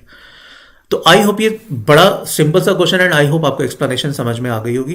ठीक है, तो अगर हम इस क्वेश्चन को रीकैप करें, तो देखो इस क्वेश्चन में क्या था. सबसे पहले हमने क्या किया, बॉल को रिफ्लेक्ट करने की जगह हमने टेबल को रिफ्लेक्ट किया, राइट. रेक्टेंगुलर टेबल को रिफ्लेक्ट किया. नाउ सिंस बॉल 45 डिग्री पर हमने इनिशियली लॉन्च की थी, तो फाइनली जो पॉकेट होगी जिसमें वो फॉल करेगी, उसका एक्स कोऑर्डिनेट और वाई कोऑर्डिनेट सेम होना चाहिए, राइट. अब हमने फिगर आउट किया कि जो हमारा हॉरिजॉन्टल 1 स्टेप है वो 1012 लेंथ का है, एंड वर्टिकल जो 1 स्टेप है वो 111 लेंथ का है. तो बस हमने एक ऐसा वैल्यू देखा जिसपे इनका एक्स और वाई कोऑर्डिनेट, लीस्ट वैल्यू जिसपे दोनों का इक्वल आ रहा है ना. तो that is nothing but there least common multiple, which is nothing but 11 into 101 into 92. तो बेसिकली ये सिंपल सा एलसीएम का क्वेश्चन था. तो बस अब हमें ये देखना था कि 101 स्टेप्स हॉरिजॉन्टल में ट्रेवल करने के बाद एंड 92 स्टेप्स वर्टिकल में ट्रेवल करने के बाद हम किस पॉइंट पे रीच करेंगे, considering the system as a rectangular grid, right. So the final answer was B, right. तो आई होप ये क्वेश्चन आपको बहुत अच्छा लगा होगा, है ना. तो we will meet you tomorrow in a new question with a new question, है ना, with a new concept, with a new theory, है ना. तो see you tomorrow. Till then take a very good care of yourself. Thank you. Bye bye.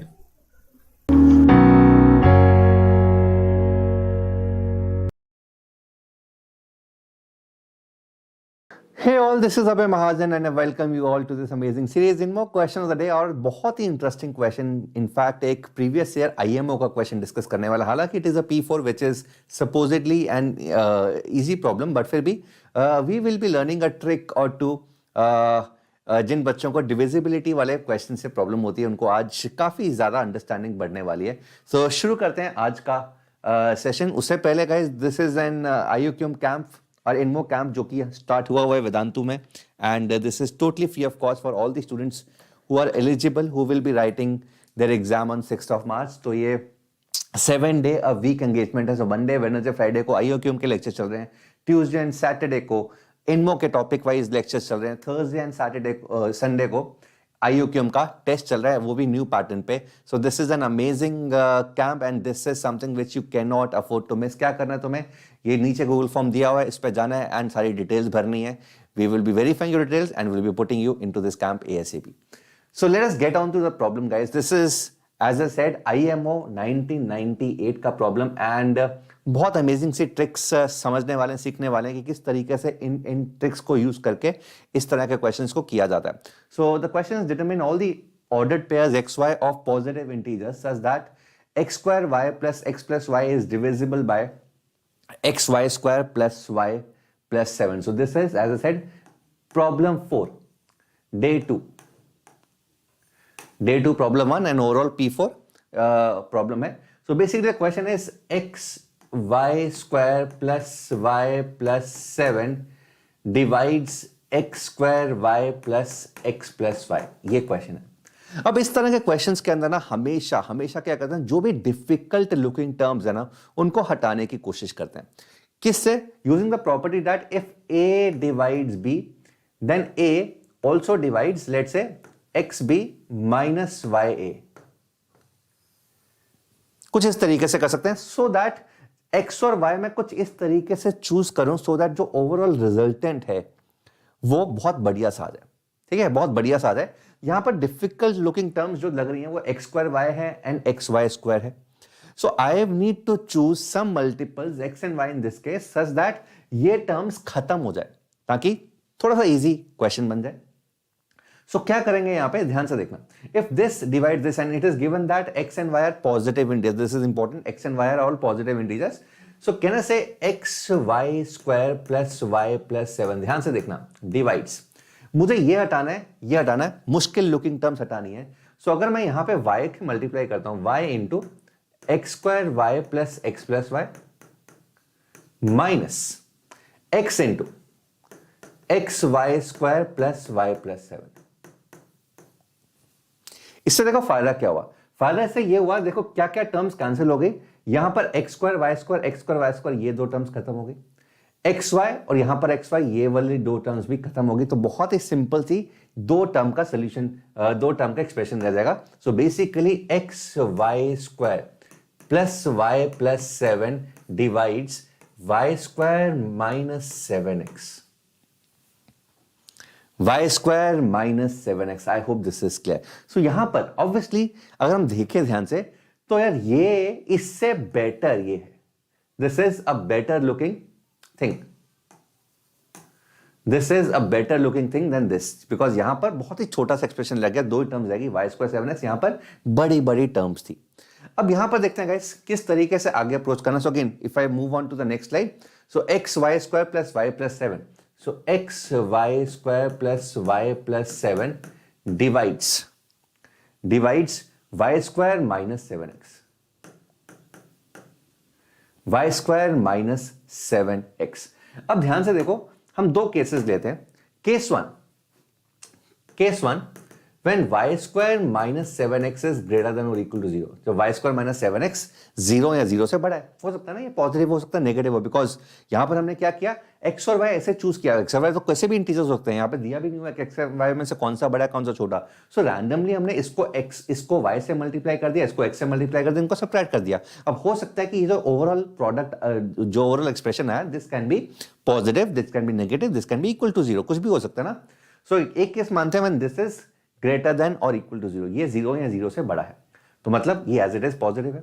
अगर ये positive है और ये इसको डिवाइड करता है तो बोल सकते हैं कि ये 3 इससे बड़ी होगी. सो can I say x y square plus y plus 7 is definitely going to be less than or equal to y square minus 7x. ये हमेशा y स्क्वायर माइनस 7x से तो बड़ा ही होगा. This is very clear to us. I hope this is clear. ठीक है, यहां तक क्लियर है. तो ये चीज इससे हमेशा छोटी ही होगी. This is the only thing that we can do. ये अगर इससे डिवाइड करता है कोई भी चीज, अगर उस दूसरे नंबर को डिवाइड करिए तो वो चीज उससे बड़ी होगी या छोटी होगी या इक्वल होगी. मैक्सिमम यही हो सकता है. अब ध्यान से देखो गाइस, ध्यान से देखो. कैन आई से ये चीज इससे छोटी x, देखो x एक पॉजिटिव नंबर है. x एक पॉजिटिव नंबर है. यहां पे इसको ध्यान से एनालाइज करते हैं. x एक पॉजिटिव नंबर है. ये होना चाहिए, कायदे से ये होना चाहिए. x एक पॉजिटिव नंबर है. x अगर एक पॉजिटिव नंबर है तो कहने से ये होना चाहिए. This should happen.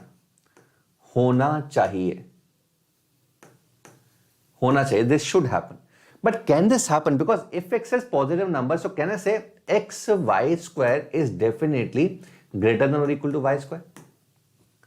ये इससे हमेशा बड़ा होगा या इक्वल होगा. x अगर 1 है तो बराबर होगा, x अगर 1 से बड़ा है तो ये ऑब्वियसली बराबर होगा. y प्लस 7 डेफिनेटली पॉजिटिव है. यहां पे नेगेटिव माइनस 7x है. सो कहने से जब y स्क्वायर माइनस 7x हो गया, y स्क्वायर माइनस 7x हो गया, तो हो क्या रहा है एक्चुअली में x y square plus y plus 7 जो है ना, ये इससे बड़ा है. ये हो रहा है, ये होना चाहिए बट ये हो रहा है बिकॉज y स्क्वायर कंपेयर करें दोनों बराबर है. x 1 या 1 से बड़ा होगा वो भी ठीक है, बट यहां पे माइनस 7x है.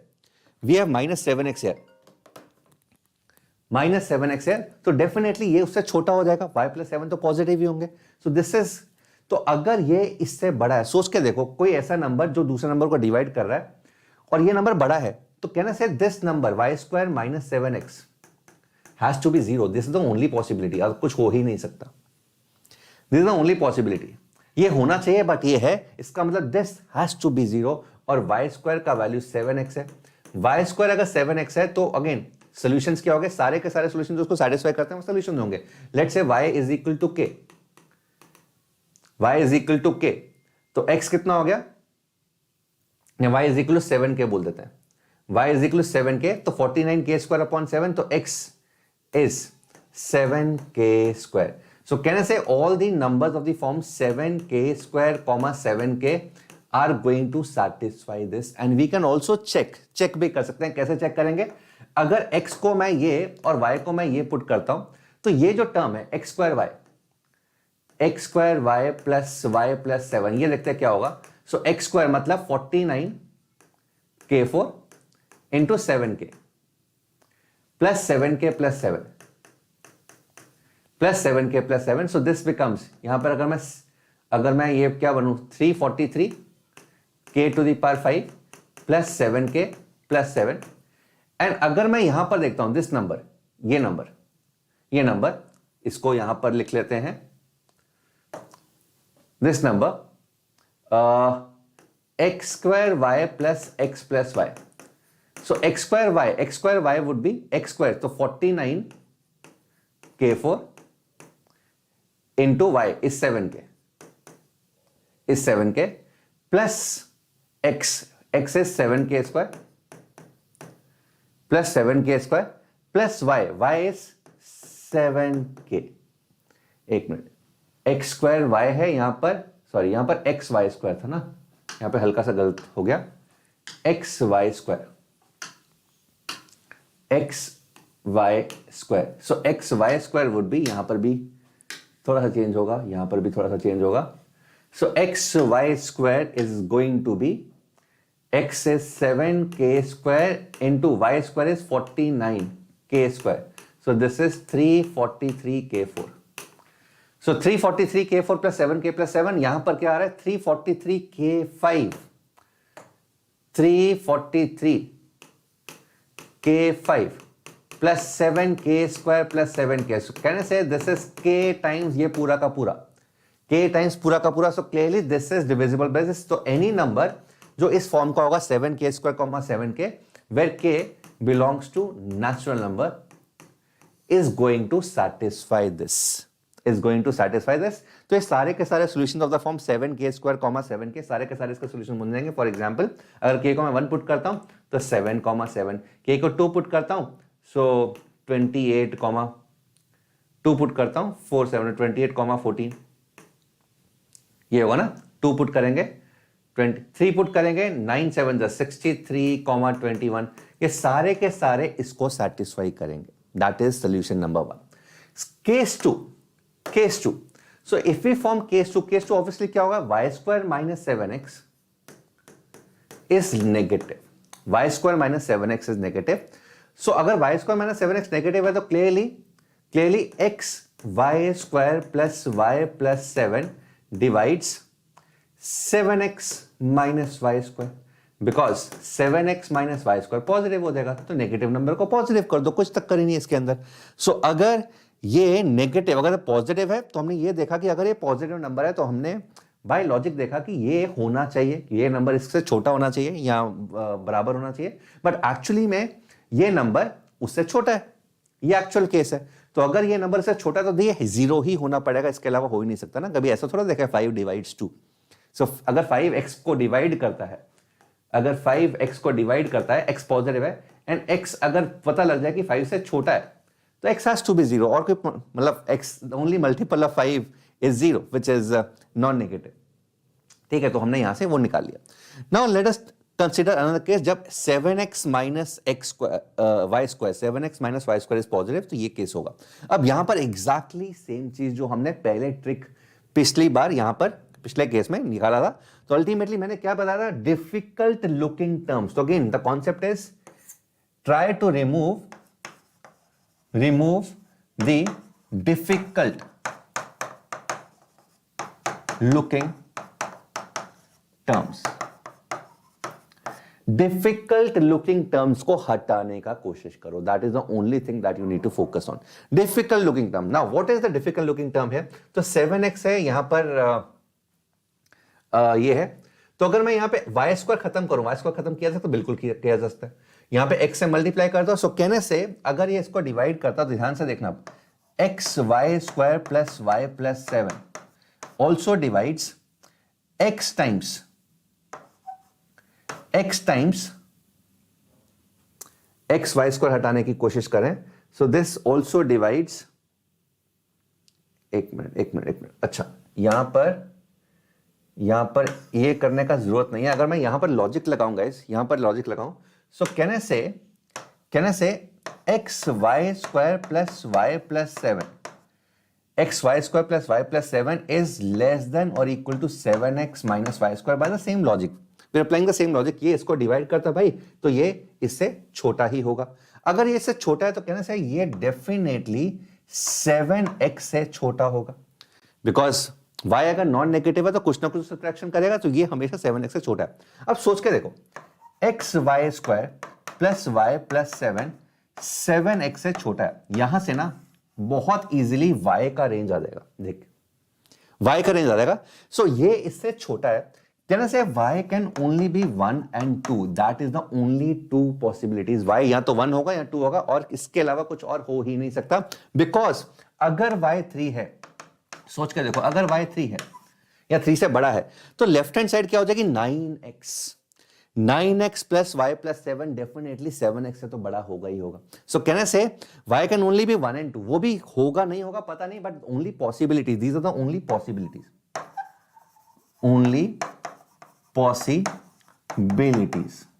Only possibilities are y can only be 1 and 2. y cannot be 3 और 4 और 5. ये हो ही नहीं सकते, एंड आगे वाली वैल्यूज हो ही नहीं सकती, बिकॉज जैसे ही 3 या 4 या 5, तो यार इसका जो कोएफिशिएंट है, x का जो कोएफिशिएंट है वो 7 से बड़ा हो जाएगा.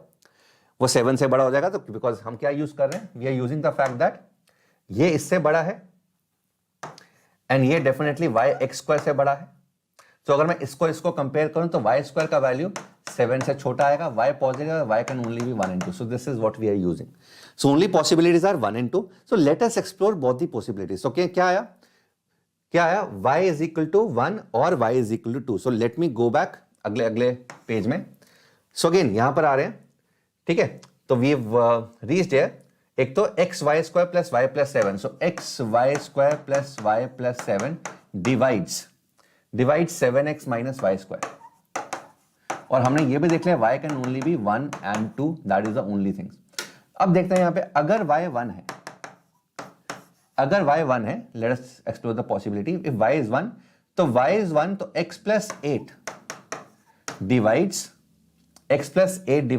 7x minus 1। x प्लस 8 इसको डिवाइड करेगा, और अगर y2 है, मैं यहां पर लिख रहा हूं, अगर y2 है, सो एज पर दिस, अगर y2 है सो 4x प्लस 9 डिवाइड्स y2 है 7x minus 4। So again we will be, यहां पर हम यूज करेंगे एग्जैक्टली द सेम ट्रिक जो हमने स्टार्टिंग में यूज किया था। What was the trick? Remove the difficult looking terms, as simple as that. तो अगेन यहां पर तो बहुत ही सिंपल हो गया। यहां पर 7x, अगर x को मुझे हटाना है तो बहुत सिंपल तरीके से हटा सकता हूं। कैसे? सो x प्लस 8 अगर इसको डिवाइड करता तो x plus 8 7x minus 1 minus of 7 times x plus 8, exactly same trick जो मैंने स्टार्टिंग में यूज किया था। इससे फायदा क्या हुआ? 7x और 7x कैंसिल हो रहा है, 7x और 7x कैंसिल हो रहा है। देखो 7x और 7x कैंसिल हो रहा है, तो यहां से क्या आ गया? x plus 8 divides minus 1 minus 56 is minus 57, और x प्लस 8 डिवाइड्स 57 एक ही बात है, नेगेटिव हो गया, कोई बात नहीं। x plus 8 is a factor of 57, तो x प्लस 8 क्या होगा? यहां तो ये 1 होगा, यहां 3 होगा, यहां 19 होगा, यहां 57 होगा। x अगर पॉजिटिव है, x अगर पॉजिटिव है तो ये 1 और 3 हो नहीं सकता, so x can only take values 11 and 49। This is the case when y is equal to 1। So again इसका मतलब एक ऑर्डर्ड पेयर क्या बन गया? एक ऑर्डर्ड पेयर बन गया 11,1 और एक बन गया 49,1। सो अगेन उस जनरल सॉल्यूशन के अलावा ये सॉल्यूशंस भी आ गए। This is the other case जब 7x minus y square is positive. Let us explore this possibility explore करते हैं। दूसरा केस जब y का वैल्यू 2 है तो ये इसको डिवाइड करना पड़ेगा। तो यहां पर भी एग्जैक्टली सेम चीज, difficult looking term, x difficult है, हटा दो, तो 4x प्लस 9 डिवाइड्स, यहां पर अगर मुझे x को हटाना, ध्यान से देखना, 4 times 7x minus 4 minus 7 times 4x plus 9। So this is how we remove. यहां से 28x खत्म हो गया, so 4x plus 9 divides minus 32 minus 63, so this is minus 95। ये होगा ना 4 times 7x minus 4, 7x minus 4 minus 16 और ये कितना हो गया? 79।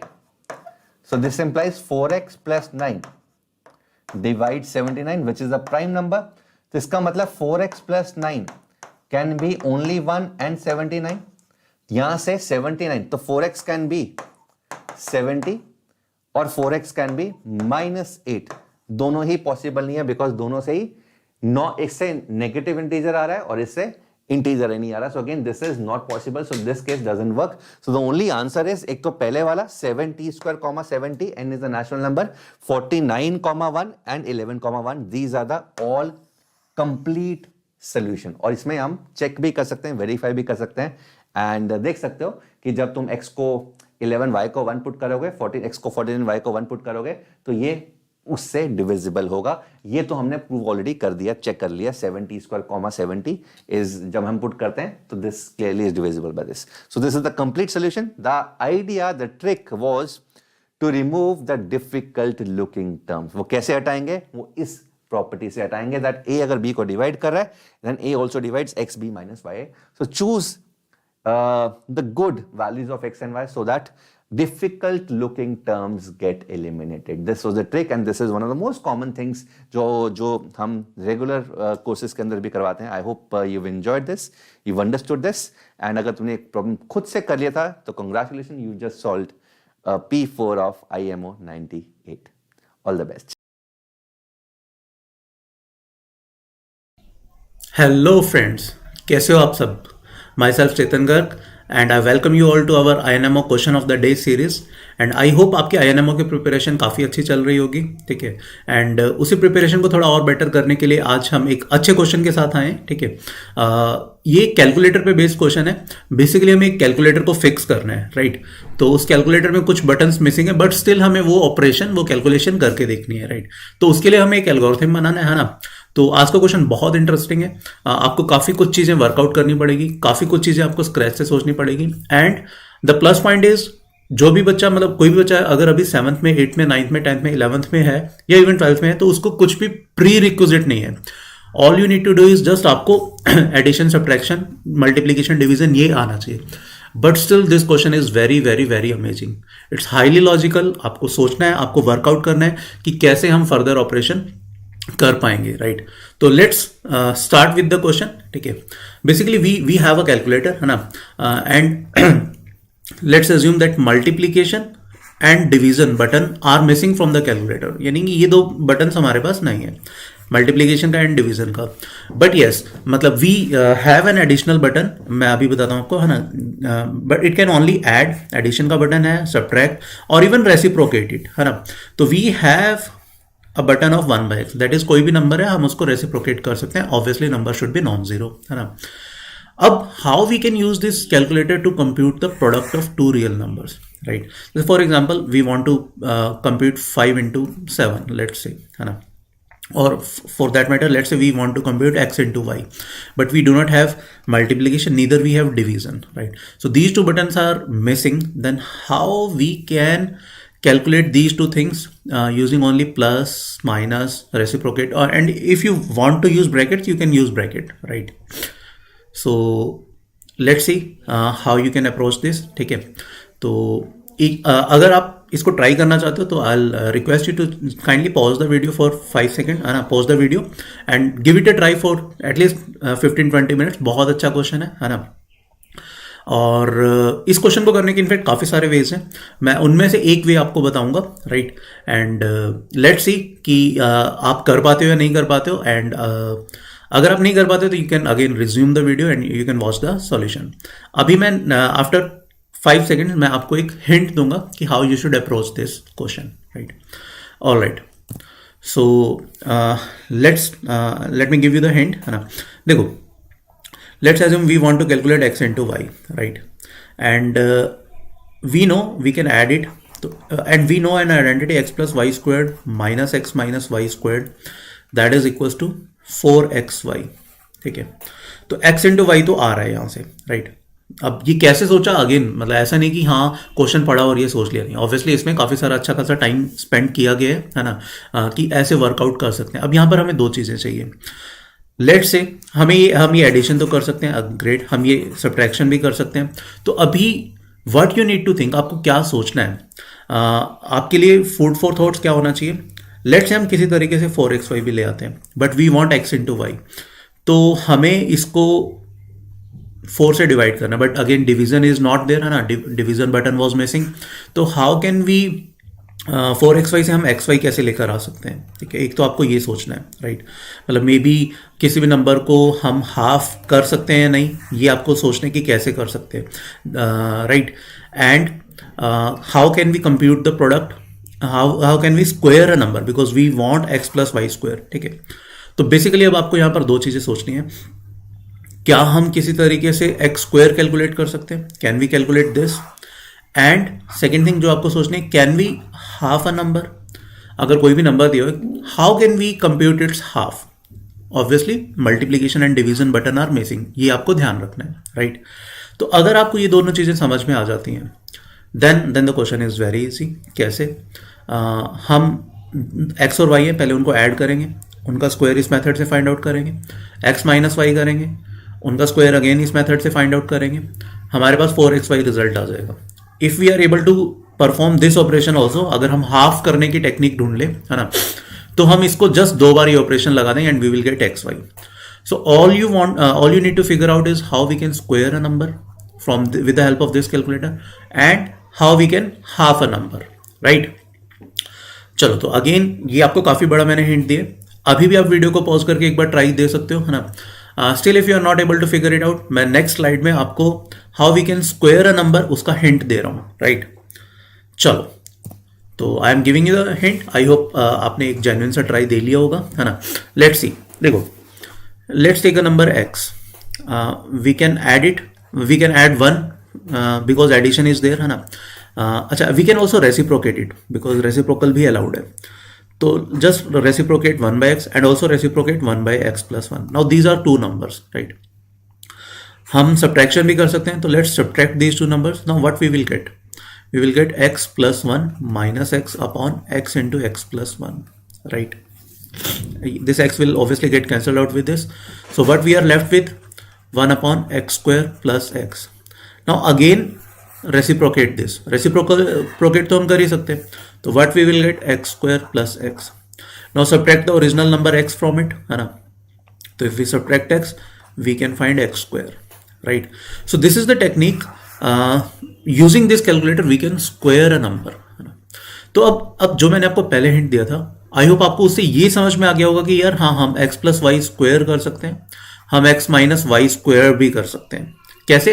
मतलब x और y दो नंबर है, ऑब्वियसली हम उसका एडिशन तो निकाल ही सकते हैं, और एडिशन निकालने के बाद इस ऑपरेशन से, इस मेथड से हम उसका स्क्वायर निकाल सकते हैं. सिमिलरली पहले सब्ट्रैक्शन कर लिया, फिर इस मेथड को फॉलो करके हमने उसका स्क्वायर निकाल लिया. फर्दर हम इन दोनों को सब्ट्रैक्ट करते हैं, तो now what we will get 4xy. ठीक है. अब आपको सिर्फ ये सोचना है how we can obtain xy from this 4xy. ठीक है, ये बहुत ईजी है. आई एम वेरी श्योर आप में से बहुत सारे बच्चों ने ऑलरेडी सोच लिया होगा. ठीक है, तो late me just give you how we can compute this xy from 4xy. Alright, so just let me tell you how we can half a number that is from x, how we can obtain x by 2. ठीक है, देखो हम x को reciprocate कर सकते हैं, right. We will get 1 by x. Just add it with 1 by x again, है ना. मतलब हम एडिशन तो दो नंबर्स का कर ही सकते हैं, तो 1 by x अगर हमारे पास है तो 1 by x में 1 by x ऐड कर सकते हैं. What we will get 2 by x. Now just reciprocate it, है ना. इसको अगर आप रेसिप्रोकेट करोगे, ठीक है, तो what will you will get x by 2. So this is the method, this is the algorithm to find half of a given number, right. तो let's name it as algorithm 2 या फिर मेथड 2, है ना. And let's name this as method 1. ठीक है, तो what will be our final answer. Let's say there are two numbers x and y. I hope अब सबको समझ में आ गया होगा, है ना. तो first we will calculate x plus y, right. We will apply method 1 and we will get x plus y squared, right. Then what we will do x minus y. We will again apply method 1 and what we will get x minus y squared. Now what we will subtract these two quantities, है ना. तो basically that will imply x plus y squared minus x minus y squared, that will be 4xy. Now what we will apply 4xy पर हम method 2 apply करेंगे, जिससे हमें क्या मिल जाता था, we will get 2xy. Again we will apply method 2 on this, then what we will get xy, right. और what you could have done, हम डायरेक्टली x by 4 भी निकाल सकते थे इसमें. ठीक है, कैसे? Just reciprocate the given number, add 4 times, add it to itself 4 times. तो then what we will get 4 by x. Now reciprocate it, so we will get x by 4, right. तो हम x by 4 डायरेक्टली भी निकाल सकते थे, right. तो in fact now this is the method, है ना. This is the method to compute the product of two real numbers even if our multiplication and division buttons are missing, right. And I hope आपको ये question समझ में आ गया होगा. And trust me, अगर आपने एक जेन्युइन टाइम दिया इस क्वेश्चन पे, तो आपको ये क्वेश्चन काफी अमेजिंग लगा होगा. बट यस, हाँ, मतलब जो बच्चे डायरेक्टली सॉल्यूशंस देख रहे हैं, तो यार आपको सॉल्यूशन दिखने में बहुत इजी लग रहा होगा, बट इस थॉट प्रोसेस तक पहुंचना वो अपने आप में एक टाइम कंज्यूमिंग एक्ट था, एक चैलेंजिंग एक्ट था. ये सोचना कि कैसे ये कर सकते थे. And in fact there are some other ways also to compute the product, right. But this is the best way, right. चलो, तो we will meet you tomorrow with a new question, है ना, with a new concept, with a new method, right. तो see you tomorrow. Till then, take a very good care of your self. Bye bye.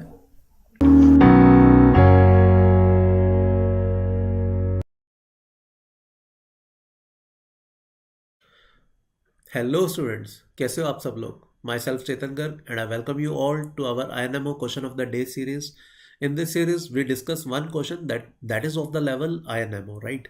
And I hope आप सबकी इनमो की preparation बहुत अच्छे से चल रही होगी. यार इनमो का एग्ज़ाम काफ़ी पास है, 7 मार्च को इस बार एग्ज़ाम हो रहा है. तो जो बच्चे प्रिपेयर कर रहे हैं, सबसे पहले ना आपको इनमो के प्रीवियस ईयर सारे क्वेश्चंस करने चाहिए. ठीक है, एक बार उनको ट्राई करो.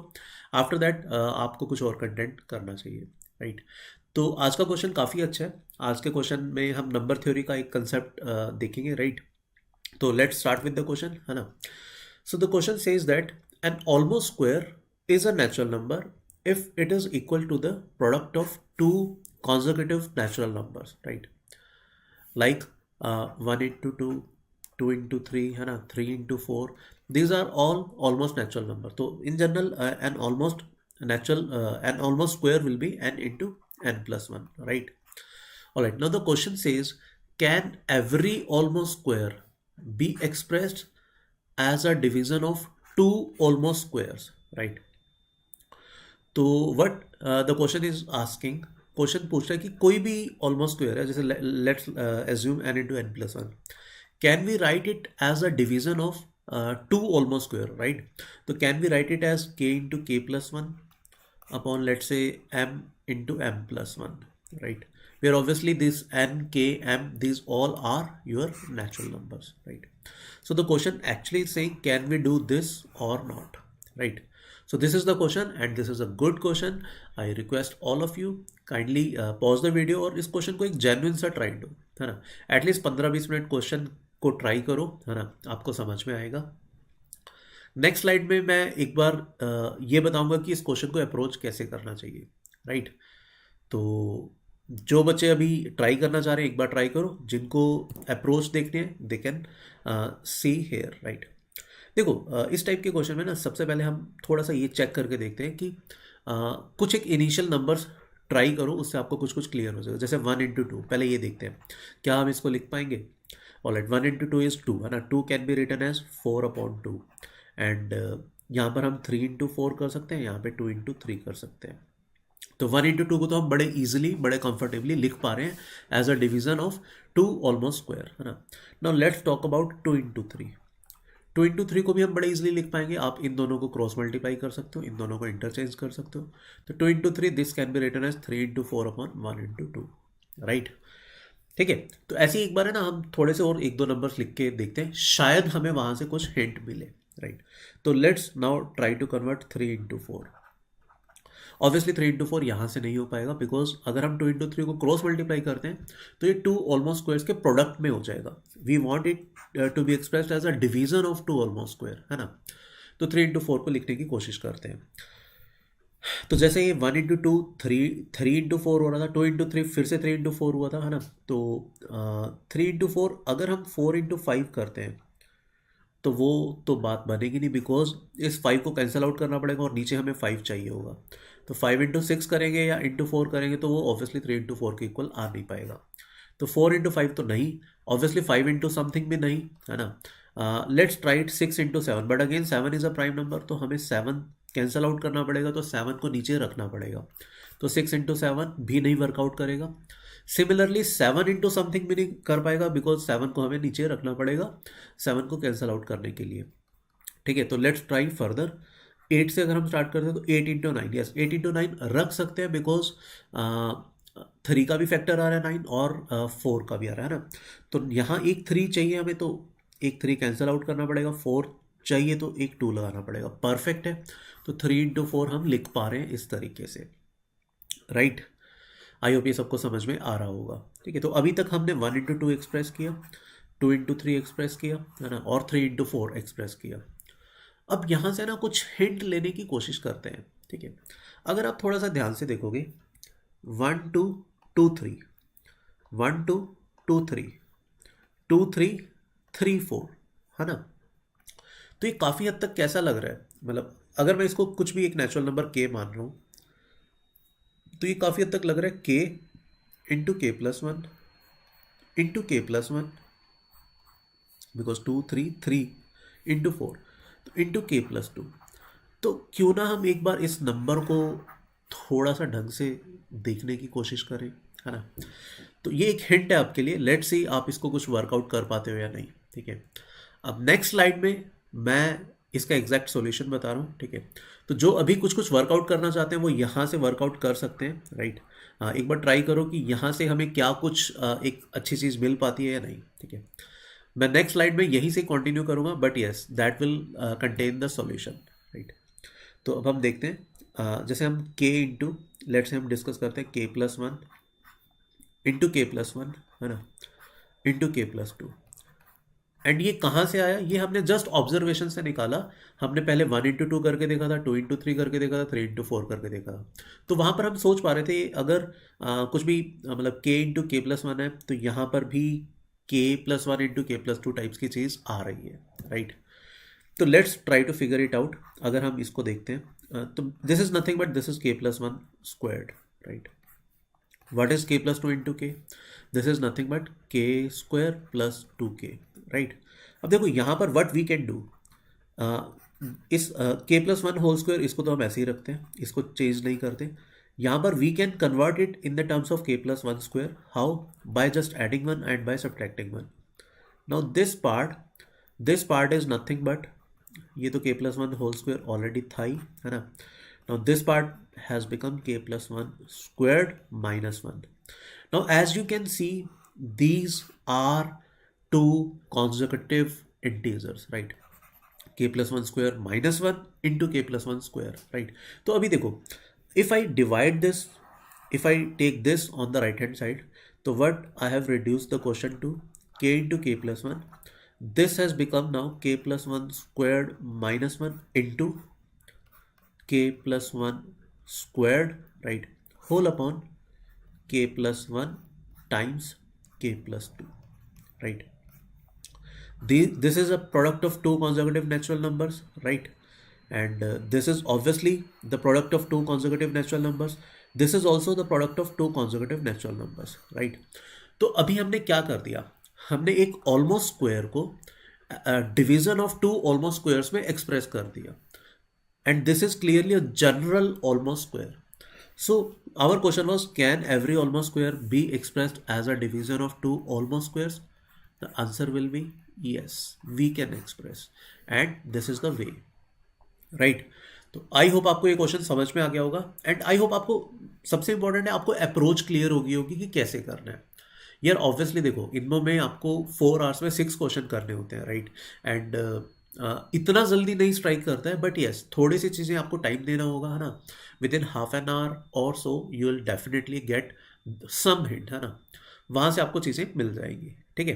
तो this is the solution of this question. I hope आप सबको अच्छा लगा होगा एंड समझ में आया होगा, राइट। तो we will meet you tomorrow with a new question with a new concept, right. So see you tomorrow, till then take a very good care of your self. Thank you, bye bye.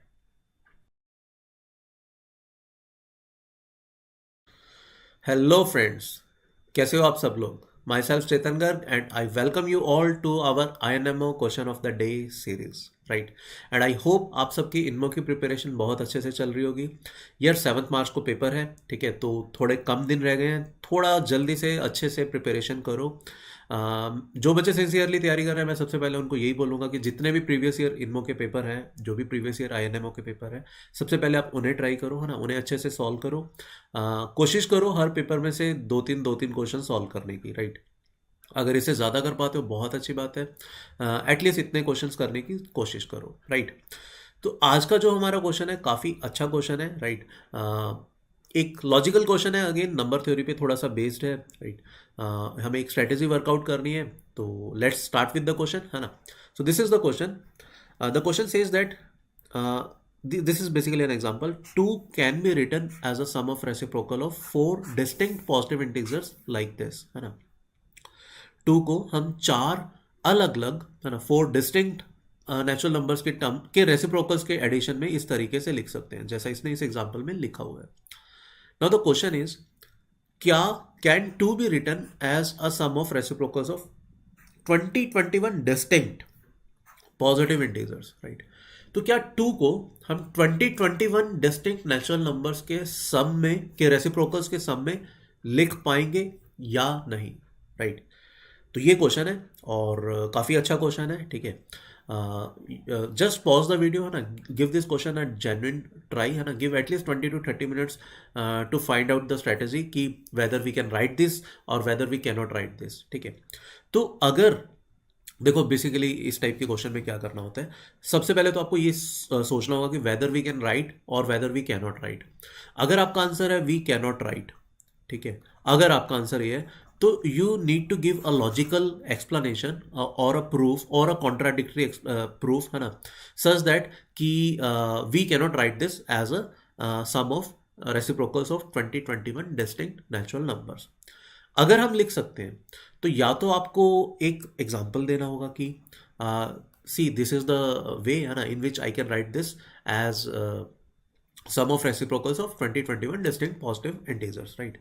या तो आपको example देना होगा या आपको कोई method बताना होगा कि इस तरीके से हम अगर प्रोसीड करते हैं तो इसे हम 2021 डिस्टिंक्ट नेचुरल नंबर्स में के सम में के रेसिप्रोकल्स के सम में लिख पाएंगे, ठीक है।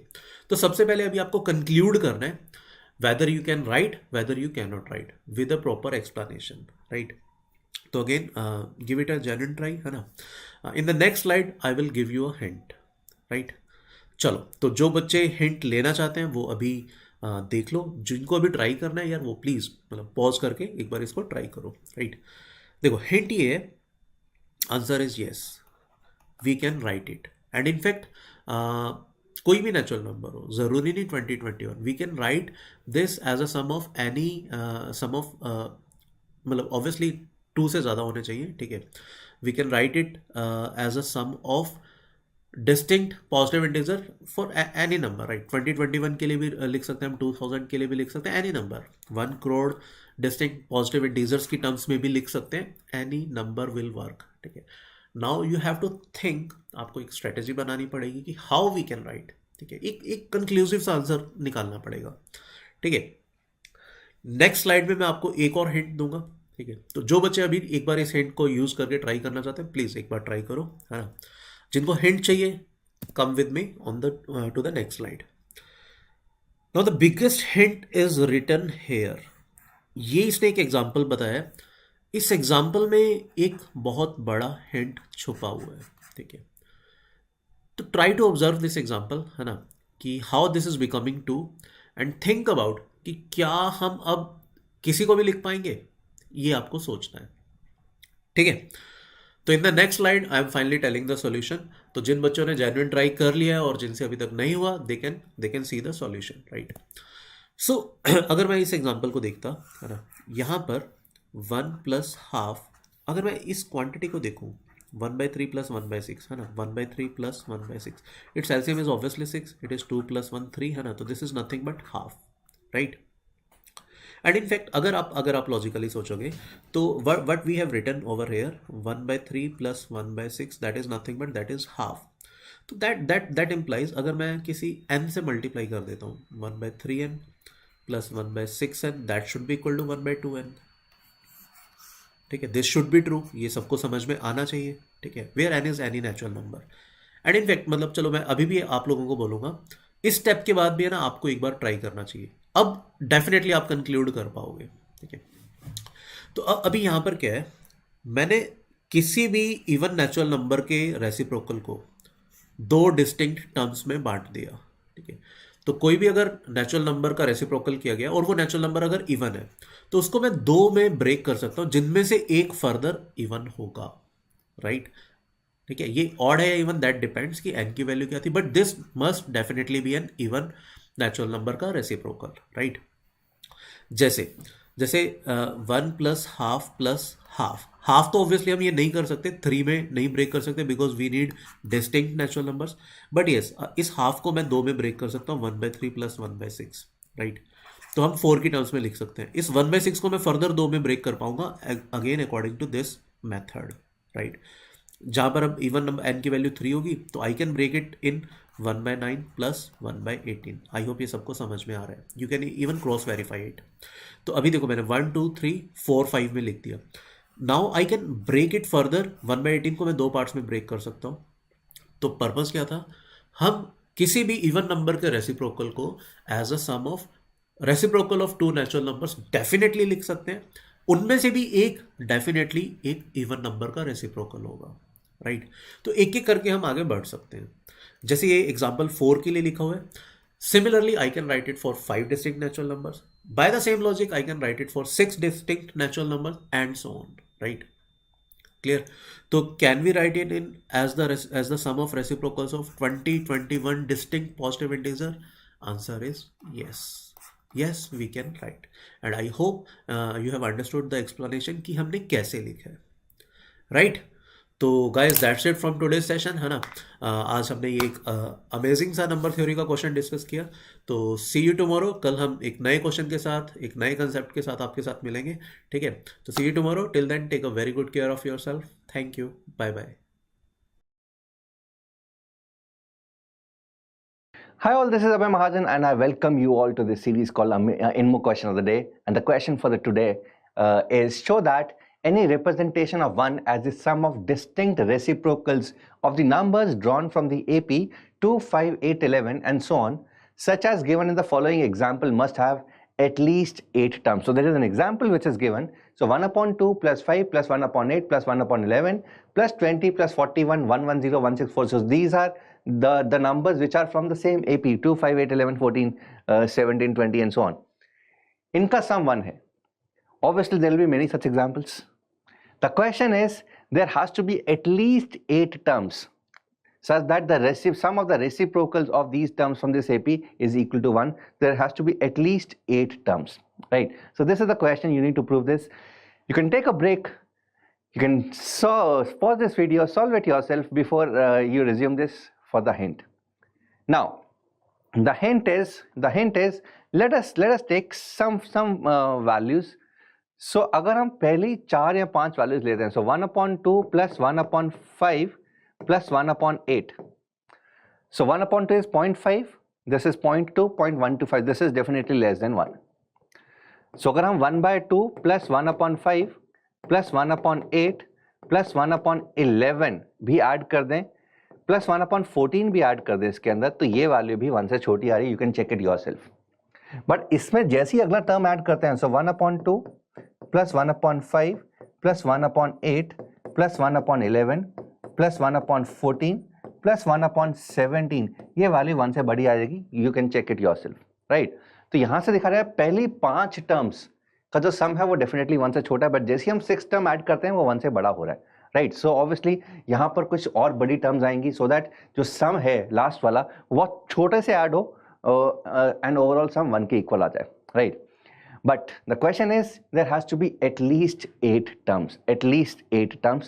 So this is what we need to prove. Now how do we do this?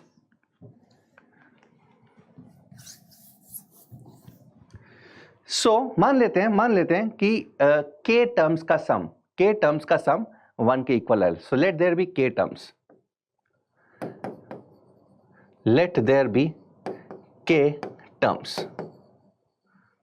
Let there be k terms, right? So obviously, and terms can be x1, x2, x3 and so on up to xk, and they are all from this set 2, 5, 8, 11. Up 2, 5, 8, 11, I know this set is of the form 3k plus 2. 3k plus 2 की form का AP है.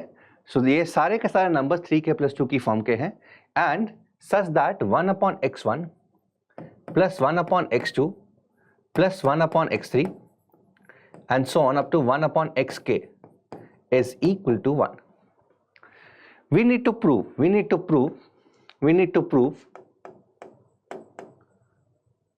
that k is greater than or equal to 8. We need to prove that k is greater than or equal to 8 because there are k terms in total. Now how do we do this? So if we find a restriction on k, let us try to find a restriction on k by applying some mod on both the sides. I think we'll be done. ठीक है, हमें पता है कि सारी की सारी जो terms है xi is of this form, कि इसको 3 से डिवाइड करके हमेशा रिमाइंडर 2 आएगा, right? So this is something which we can use. So if we try to take the LCM, the first term of course will be x2 plus x3 up to, x2 into x3 up to xk, plus the second term would be on the left hand side would be x1, x3, x4 up to xk. The third term would be x1, x2, x4 up to xk and so on.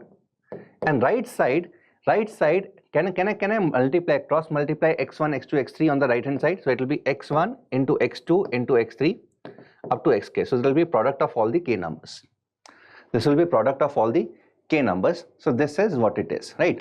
And overall there will be k terms there will be k terms in total, so this will be number of terms here will be k terms, right? अब बच्चों यहां पर देखो दो overall k terms है, and यहां पर हर term के अंदर there are k minus 1 terms in product. k minus 1 terms here, k minus 1 terms here, k minus 1 terms here, and overall her k terms में हर टर्म के अंदर k minus 1 terms होगी. Right side में there will be k terms, and every term is of the form 3k plus 2. So if I take mod 3 on both the sides, if I take mod 3 on both the sides, so this is the second hand, bachon, this is the second hand. Try to take mod 3 on both the sides. Pause this video, take mod 3 on both the sides and see if you can reach the result. Take up around 3-4 minutes after seeing this hint, pausing this video, and you should be able to get to the result in 3-4 minutes, right? Okay, now if we take mod 3 on both the sides, तो x2, x3, x4 ये सब के सब 2 mod 3 हैं. xi, basically xi, every xi is 2 mod 3. 2 mod 3.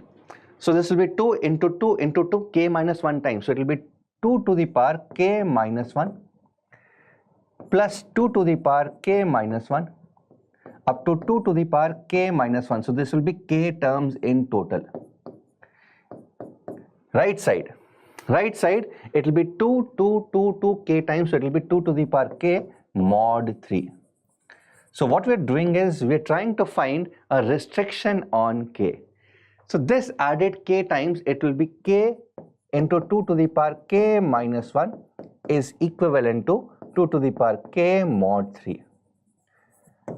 And if I divide this by 2 to the power k minus 1, I get k as 2 mod 3, and we are done with the result. So k is 2 mod 3 and k was nothing but the number of terms. So ये बोल रहा है कि k जो है, which is actually the number of terms, this is always of the form 2 mod 3 by this particular equality. So k is 2 mod 3, मतलब k क्या क्या हो सकता है? So k can be 2, 5, 8, 11, 14 and so on. So number of terms हमेशा या तो 2 होगी या 5 होगी या 8 होगी या 11 होगी, 14 होगी या 17 होगी, जो इसको satisfy करे. और हम ऑलरेडी चेक कर चुके हैं 5 और 2 का. So अगर हम बेस्ट 5 टर्म्स भी लेते हैं, that means 1 by 2 plus 1 by 5 plus 1 by 8 plus 1 by 11 plus 1 by 14, ये sum definitely 1 से छोटा आ रहा है. We can verify this and we have already verified this once. इसका मतलब 2 और 5 तो वैसे ही नहीं हो सकता. 6 से अगर मैं बेस्ट 6 टर्म्स लेता हूं, 1 by 17 ऐड करता हूं, that sum is greater than 1. इसका मतलब number of terms can be greater than 6, greater than or equal to 6. But ये बोल रहा है number of terms has to be of the form 2 mod 3. मतलब number of terms या तो 8 होंगी या 11 होंगी या 14 होंगी या 17 होंगी and so on. And this proves our result. This is what we needed to prove. I hope this is clear to each and every one of you. Right? So number of terms must be at least 8. It cannot be 2, it cannot be 5 because we have checked for the best 5 terms. So सबसे छोटी terms को मैंने add करके prove कर दिया कि वो चीज़ तो 1 से छोटी है definitely. So अगला possibility 8 ही आता है, तो it has to be at least 8 terms. एक example already तुम्हारे सामने है, और भी examples हो सकते हैं, but 8 या 11 या 14 ही होंगी, and this is what we had to prove. I hope this is clear to each and every one of you. Take care.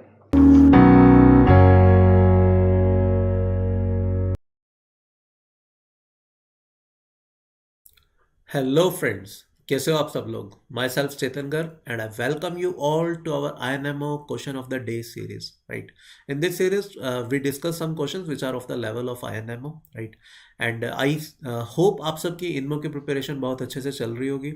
7 मार्च को यार इस बार पेपर है इनमो का, है ना? तो जो बच्चे सिंसियरली तैयारी कर रहे हैं, I request all of them कि ये ना सबसे पहले इनमो के प्रीवियस ईयर्स निपटाओ. ठीक है, जितने भी इनमो के प्रीवियस ईयर्स हैं सबसे पहले वो कोशिश करो करने की. राइट, आफ्टर दैट कुछ और कंटेंट आप सॉल्व कर सकते हो. राइट, तो आज का क्वेश्चन इनफैक्ट एक इंटरनेशनल मैथ्स ओलंपियाड IMO का प्रीवियस ईयर क्वेश्चन है. राइट, बहुत आसान सा क्वेश्चन है and I am very sure आप में से ऑलमोस्ट हर बच्चा जो सिंसियरली इनमो की तैयारी कर रहा है सभी इस क्वेश्चन को बड़े इजीली सॉल्व कर पाएंगे. Right, so today's question is of IMO, previous year IMO question, right? So let's see the question. Let m and n are positive integers such that m upon n that is equals to 1 minus half plus 1 by 3 minus 1 by 4 plus and so on till minus 1 by 1318 plus 1 by 1319. We need to prove something. We need to prove that this m is divisible by 1979, right? And I hope it's not hard to guess कि ये किस year में आया होगा. Yes, great. 1979 का question है, तो this is from IMO 1979, right? तो अभी मैं कुछ भी हिंट नहीं दे रहा, but trust me this question is very very very very easy. And आप में से शायद बहुत सारे बच्चे ना विद इन 5 मिनट्स इस क्वेश्चन को कर लेंगे, राइट? तो जस्ट पॉज द वीडियो, है ना, give this question a genuine try, at least 10-15 minutes दो, ठीक है? उसके बाद हम इस क्वेश्चन को डिस्कस करेंगे, राइट? तो इन the next slide I'll be discussing with the solution, right? And in fact I'll give you one hint in the next slide, right? चलो, तो जो बच्चे अभी ट्राई करना चाहते हैं प्लीज पॉज द वीडियो. जिनको हिंट चाहिए let's come with me to the next slide. देखो, जनरली इस टाइप के क्वेश्चन में ना आपको क्या करना होगा, you can add half, 1/3 already है, यू कैन ऐड 1/4, है ना, एंड सो ऑन. और बाकी जो चीज़ें हमने ऐड किया उसको सब्ट्रैक्ट करेंगे. ऑलरेडी माइनस में था तो इसको -2 टाइम्स ये हाफ प्लस 1/4 ये बन जाएगा, राइट? इस तरीके से एक बार प्रोसीड करो, ठीक है? आई होप आपका क्वेश्चन हो जाएगा, राइट? तो इन the next slide I will be discussing the solution, ठीक है? तो लेट्स डिस्कस द सॉल्यूशन, ठीक है? तो basically there is a Catalan's identity, जो अगर नहीं भी पता नाम तो चलेगा, बिकॉज जनरली इस टाइप के क्वेश्चन में हम यही चीज़ करते हैं, राइट? तो एक कैटालेंस आइडेंटिटी वो क्या है, दैट इज अगर 1 minus half plus 1/3 minus 1/4 plus 1/5 and so on, ये हम चल रहे हैं till -1/2n, right? Because even numbers के आगे नेगेटिव का साइन है ना. तो let's say we are proceeding till -1/2n. Now this quantity this is equals to 1/n+1 plus 1/n+2 plus 1/n+3 plus and so on till 1/2n. This is Catalan's identity, and in fact it is very very very easy to prove this identity. इसका proof in fact मैंने last hint में दिया था आपको कि कैसे इसको prove कर सकते हैं, राइट? तो इन द नेक्स्ट स्लाइड मैं पहले इसको प्रूव करूंगा, after that we will start with the question, right? Alright, तो 1 माइनस हाफ प्लस 1/3 माइनस 1/4, है ना, plus and so on till let's say plus 1/2n minus 1, then minus 1/2n, right? So what we are doing, we are just adding half, है ना, 1/3 was already there, then now just add 1/4 and so on, right? And we have added 1/2n, right?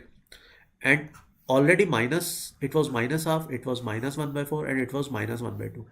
So we need to subtract twice of what? 1/2 plus 1/4 plus 1/6 plus and so on till 1/2n. This is what we need to subtract, right?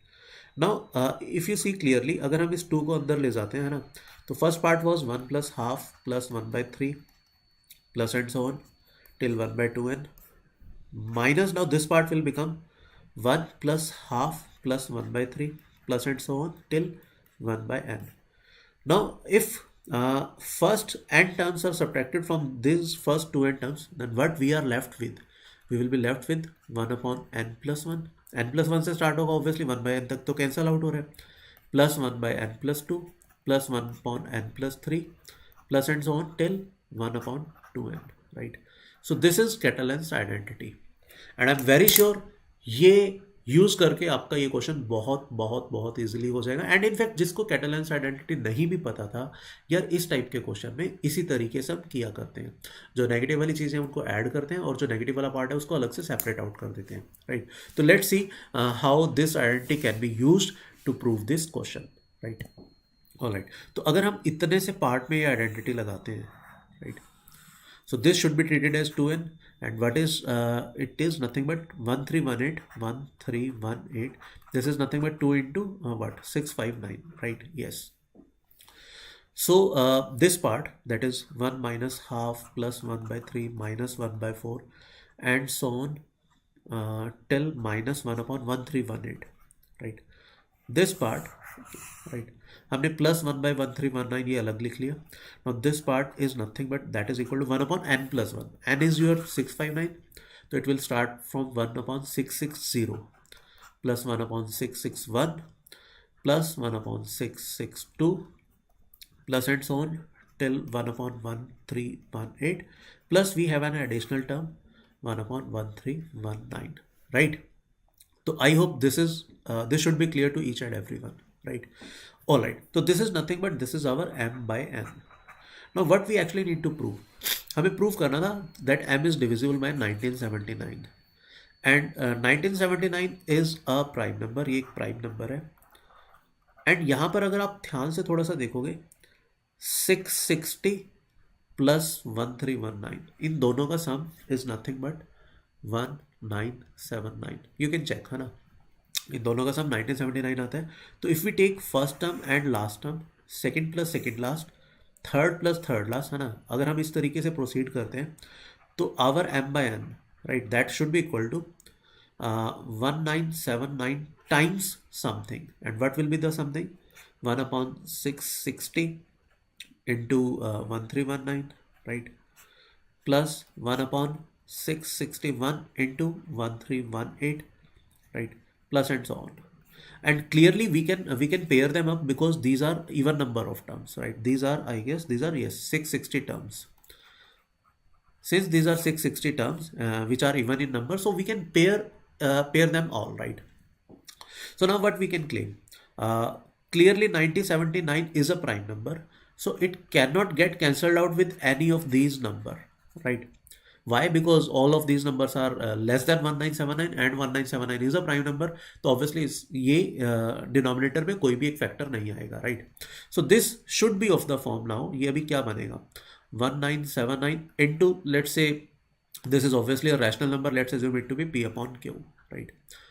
Now our m will be 1979 into p, and clearly since 1979 is a prime number and q have each prime factor which is less than 1979, है ना, because it maximum number is 1319, right?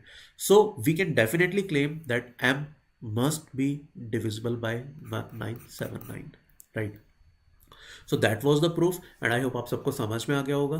And मतलब can you believe that this is a IMO question, right? International Mass Olympiad question, right? तो ऐसा नहीं है कि IMO के question बहुत टफ होते हैं यार, काफ़ी क्वेश्चंस मैनेजेबल होते हैं, इजीली मैनेजेबल होते हैं. सेम चीज़ INMO में रहता है. ऐसा नहीं है कि INMO के एग्जाम में बहुत मुश्किल क्वेश्चन आते हैं, काफ़ी क्वेश्चन बहुत ईजिली मैनेजेबल होते हैं, right? So that's it from today's session, है ना. We will meet you tomorrow with a new question, with a new concept, right? Till then, take a very good care of yourself. Thank you. Bye bye. Hello friends, कैसे हो आप सब लोग? Myself Chetan Gar and I welcome you all to our INMO question of the day series, right? In this series we discuss some questions which are of the level of INMO, right? And I hope आप सबकी इनमो की preparation बहुत अच्छे से चल रही होगी. 7 मार्च को यार इस बार पेपर है इनमो का, है ना. तो जो बच्चे सिंसियरली तैयारी कर रहे हैं, I request all of them कि ये ना सबसे पहले इनमो के प्रीवियस ईयर्स निपटाओ, ठीक है? जितने भी इनमो के प्रीवियस ईयर्स हैं सबसे पहले वो कोशिश करो करने की, राइट? आफ्टर दैट कुछ और कंटेंट आप सॉल्व कर सकते हो, राइट? तो आज का क्वेश्चन इनफैक्ट एक इंटरनेशनल मैथ्स ओलंपियाड IMO का प्रीवियस ईयर क्वेश्चन है, राइट? बहुत आसान सा क्वेश्चन है and I am very sure आप में से ऑलमोस्ट हर बच्चा जो सिंसियरली इनमो की तैयारी कर रहा है सभी इस क्वेश्चन को बड़े इजीली सॉल्व कर पाएंगे, right? So today's question is of IMO, previous year IMO question, right? तो लेट्स सी द क्वेश्चन, है ना. Let m and n are positive integers such that m upon n that is equals to 1 minus half plus 1/3 minus 1/4 plus and so on till minus 1/1318 plus 1/1319. We need to prove something. We need to prove that this m is divisible by 1979, right? And I hope it's not hard to guess कि ये किस year में आया होगा. Yes, great. 1979 का question है, तो this is from IMO 1979, right? तो अभी मैं कुछ भी हिंट नहीं दे रहा, but trust me this question is very very very very easy and आप में से शायद बहुत सारे बच्चे ना विद इन 5 मिनट्स इस क्वेश्चन को कर लेंगे, राइट? तो जस्ट पॉज द वीडियो, है ना, give this question a genuine try, at least 10-15 minutes दो, ठीक है, उसके बाद हम इस क्वेश्चन को डिस्कस करेंगे, राइट। तो इन the next slide I'll be discussing with the solution, right? And in fact I'll give you one hint in the next slide, right? चलो, तो जो बच्चे अभी ट्राई करना चाहते हैं प्लीज पॉज द वीडियो, जिनको हिंट चाहिए let's come with me to the next slide.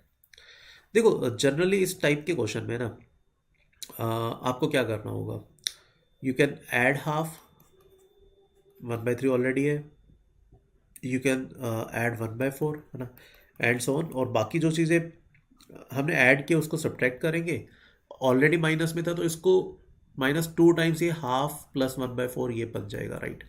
इस तरीके से एक बार प्रोसीड करो, ठीक है। आई होप आपका क्वेश्चन हो जाएगा, राइट। तो इन the next slide I will be discussing the solution, ठीक है। तो लेट्स डिस्कस द सॉल्यूशन, ठीक है। तो basically there is a Catalan's identity, जो अगर नहीं भी पता नाम तो चलेगा, बिकॉज जनरली इस टाइप के क्वेश्चन में हम यही चीज़ करते हैं, राइट। तो एक कैटालेंस आइडेंटिटी वो क्या है, दैट इज अगर 1 minus half plus 1/3 minus 1/4 plus 1/5 and so on, ये हम चल रहे हैं till -1/2n, right, because even numbers के आगे नेगेटिव का साइन है ना। तो let's say we are proceeding till -1/2n। Now this quantity this is equals to 1/n+1 plus 1/n+2 plus 1/n+3 plus and so on till 1/2n. This is Catalan's identity, and in fact it is very very very easy to prove this identity. इसका proof in fact मैंने last hint में दिया था आपको कि कैसे इसको prove कर सकते हैं, राइट।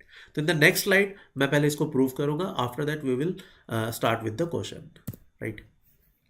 ऑलराइट, तो 1 माइनस हाफ प्लस 1/3 माइनस 1/4, है ना, plus and so on till let's say plus 1/2n minus 1, then minus 1/2n, right? So what we are doing, we are just adding half, है ना, 1/3 was already there, then now just add 1/4 and so on, right? And we have added 1/2n, right? And already minus, it was minus half, it was minus 1/4 and it was minus 1/2. So we need to subtract twice of what, 1/2 plus 1/4 plus 1/6 plus and so on till 1/2n. This is what we need to subtract, right? Now if you see clearly, अगर हम इस 2 को अंदर ले जाते हैं ना, तो first part was 1 plus half plus 1/3 plus and so on till 1/2n minus, now this part will become 1 plus half plus 1/3 plus and so on till 1/n. Now if first n terms are subtracted from these first 2 n terms, then what we are left with, we will be left with 1/n+1, n+1 से start होगा obviously, 1/n तक तो cancel out हो रहा है, plus 1/n+2 plus 1/n+3 plus and so on till 1/2n, right. So this is Catalan's identity, and I am very sure ये use करके आपका ये क्वेश्चन बहुत बहुत बहुत इजीली हो जाएगा। एंड इनफैक्ट जिसको कैटालेंस आइडेंटिटी नहीं भी पता था, यार इस टाइप के क्वेश्चन में इसी तरीके से हम किया करते हैं, जो नेगेटिव वाली चीज़ें उनको ऐड करते हैं और जो नेगेटिव वाला पार्ट है उसको अलग से सेपरेट आउट कर देते हैं, राइट। तो let's see how this identity can be used to prove this question, right. Alright, तो अगर हम इतने से पार्ट में ये आइडेंटिटी लगाते हैं, right, so this should be treated as 2n, and what is it is nothing but 1318. This is nothing but 2 into what, 659, right? Yes. So this part, that is 1 minus half plus 1/3 minus 1/4 and so on till minus 1/1318, right? This part, right, हमने plus 1/1319 ये अलग लिख लिया। Now this part is nothing but that is equal to 1/n+1, n is your 659, तो it will start from 1/660 plus 1/661 plus 1/662 plus and so on till 1/1318 plus we have an additional term 1/1319, right. तो I hope this should be clear to each and everyone, right? All right, so this is nothing but this is our m/n. Now what we actually need to prove, हमें prove करना था that m is divisible by 1979, and 1979 is a prime number, ये एक prime number है। And यहाँ पर अगर आप ध्यान से थोड़ा सा देखोगे, 660 प्लस 1319, इन दोनों का sum is nothing but 1979। You can check, है ना, इन दोनों का सम 1979 आता है। तो if we take first term and last term, second plus second last, third plus third last, है ना, अगर हम इस तरीके से प्रोसीड करते हैं तो our m by n, right, that should be equal to 1979 times something. And what will be the something? 1 upon 660 into 1319, right, plus 1 upon 661 into 1318, right, plus and so on. And clearly we can pair them up because these are even number of terms, right? These are, I guess, these are, yes, 660 terms. Since these are 660 terms which are even in number, so we can pair them all, right? So now what we can claim? Clearly 9079 is a prime number, so it cannot get cancelled out with any of these number, right? Why? Because all of these numbers are less than 1979 and 1979 is a prime number, तो obviously ये denominator में कोई भी एक factor नहीं आएगा, right? So this should be of the form now, ये अभी क्या बनेगा? 1979 into, let's say, this is obviously a rational number, let's assume it to be P upon Q, right? Now our m will be 1979 into p, and clearly since 1979 is a prime number and q have each prime factor which is less than 1979, है ना, because it maximum number is 1319, right? So we can definitely claim that m must be divisible by 1979, right? So that was the proof, and I hope आप सबको समझ में आ गया होगा। And मतलब can you believe that this is a IMO question, right, international maths olympiad question, right. तो ऐसा नहीं है कि IMO के क्वेश्चन बहुत टफ होते हैं यार, काफ़ी क्वेश्चन मैनेजेबल होते हैं, ईजिली मैनेजेबल होते हैं। सेम चीज़ INMO में रहता है, ऐसा नहीं है कि INMO के एग्जाम में बहुत मुश्किल क्वेश्चन आते हैं, काफ़ी क्वेश्चन बहुत ईजिली मैनेजेबल होते हैं, राइट। तो that's it from today session, है ना। We will meet you tomorrow with a new question, with a new concept, right. Till then take a very good care of your self. Thank you, bye bye. Hello बच्चों, कैसे हो आप सब लोग? My self Chetan Garg and I welcome you all to our INMO question of the day series. ये series last year हमने start की हुई थी और इस साल अभी कंटिन्यू कर रहे हैं। आई होप 2 लेक्चर ऑलरेडी आ चुके हैं, आप सबको आइडिया होगा इनमो का, IOQM और इनमो का नया पैटर्न आ गया, है ना। ऑल द एग्जाम का डेट अभी नहीं आया था, तो नया पैटर्न ये है कि पहले 75 मिनट्स का आपका एक IUQM का एग्जाम होगा, राइट, जिसमें 12 क्वेश्चन होंगे, फॉलोड बाय 2.5 आवर्स का एक इनमो का एग्जाम होगा जिसमें 3 क्वेश्चन होंगे, राइट। तो ये नया पैटर्न है।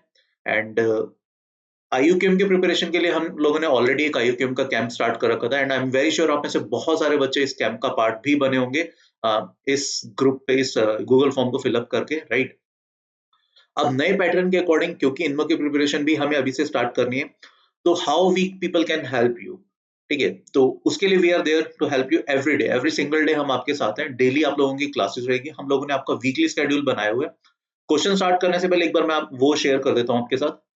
अभी तक IUQM कैंप की क्लासेस चल रही थी, जिसमें मंडे, वेडनेसडे, फ्राइडे को क्लास होती थी, राइट। एंड 2 मार्क्स, 3 मार्क्स और 5 मार्क्स के क्वेश्चंस कराए जाते थे। बेसिकली किसी एक दिन 2 मार्क्स के क्वेश्चन, किसी एक दिन 3 मार्क्स के, एंड किसी एक दिन 5 मार्क्स के। ये classes as it is Monday, Wednesday, Friday को चलती रहेंगी, राइट।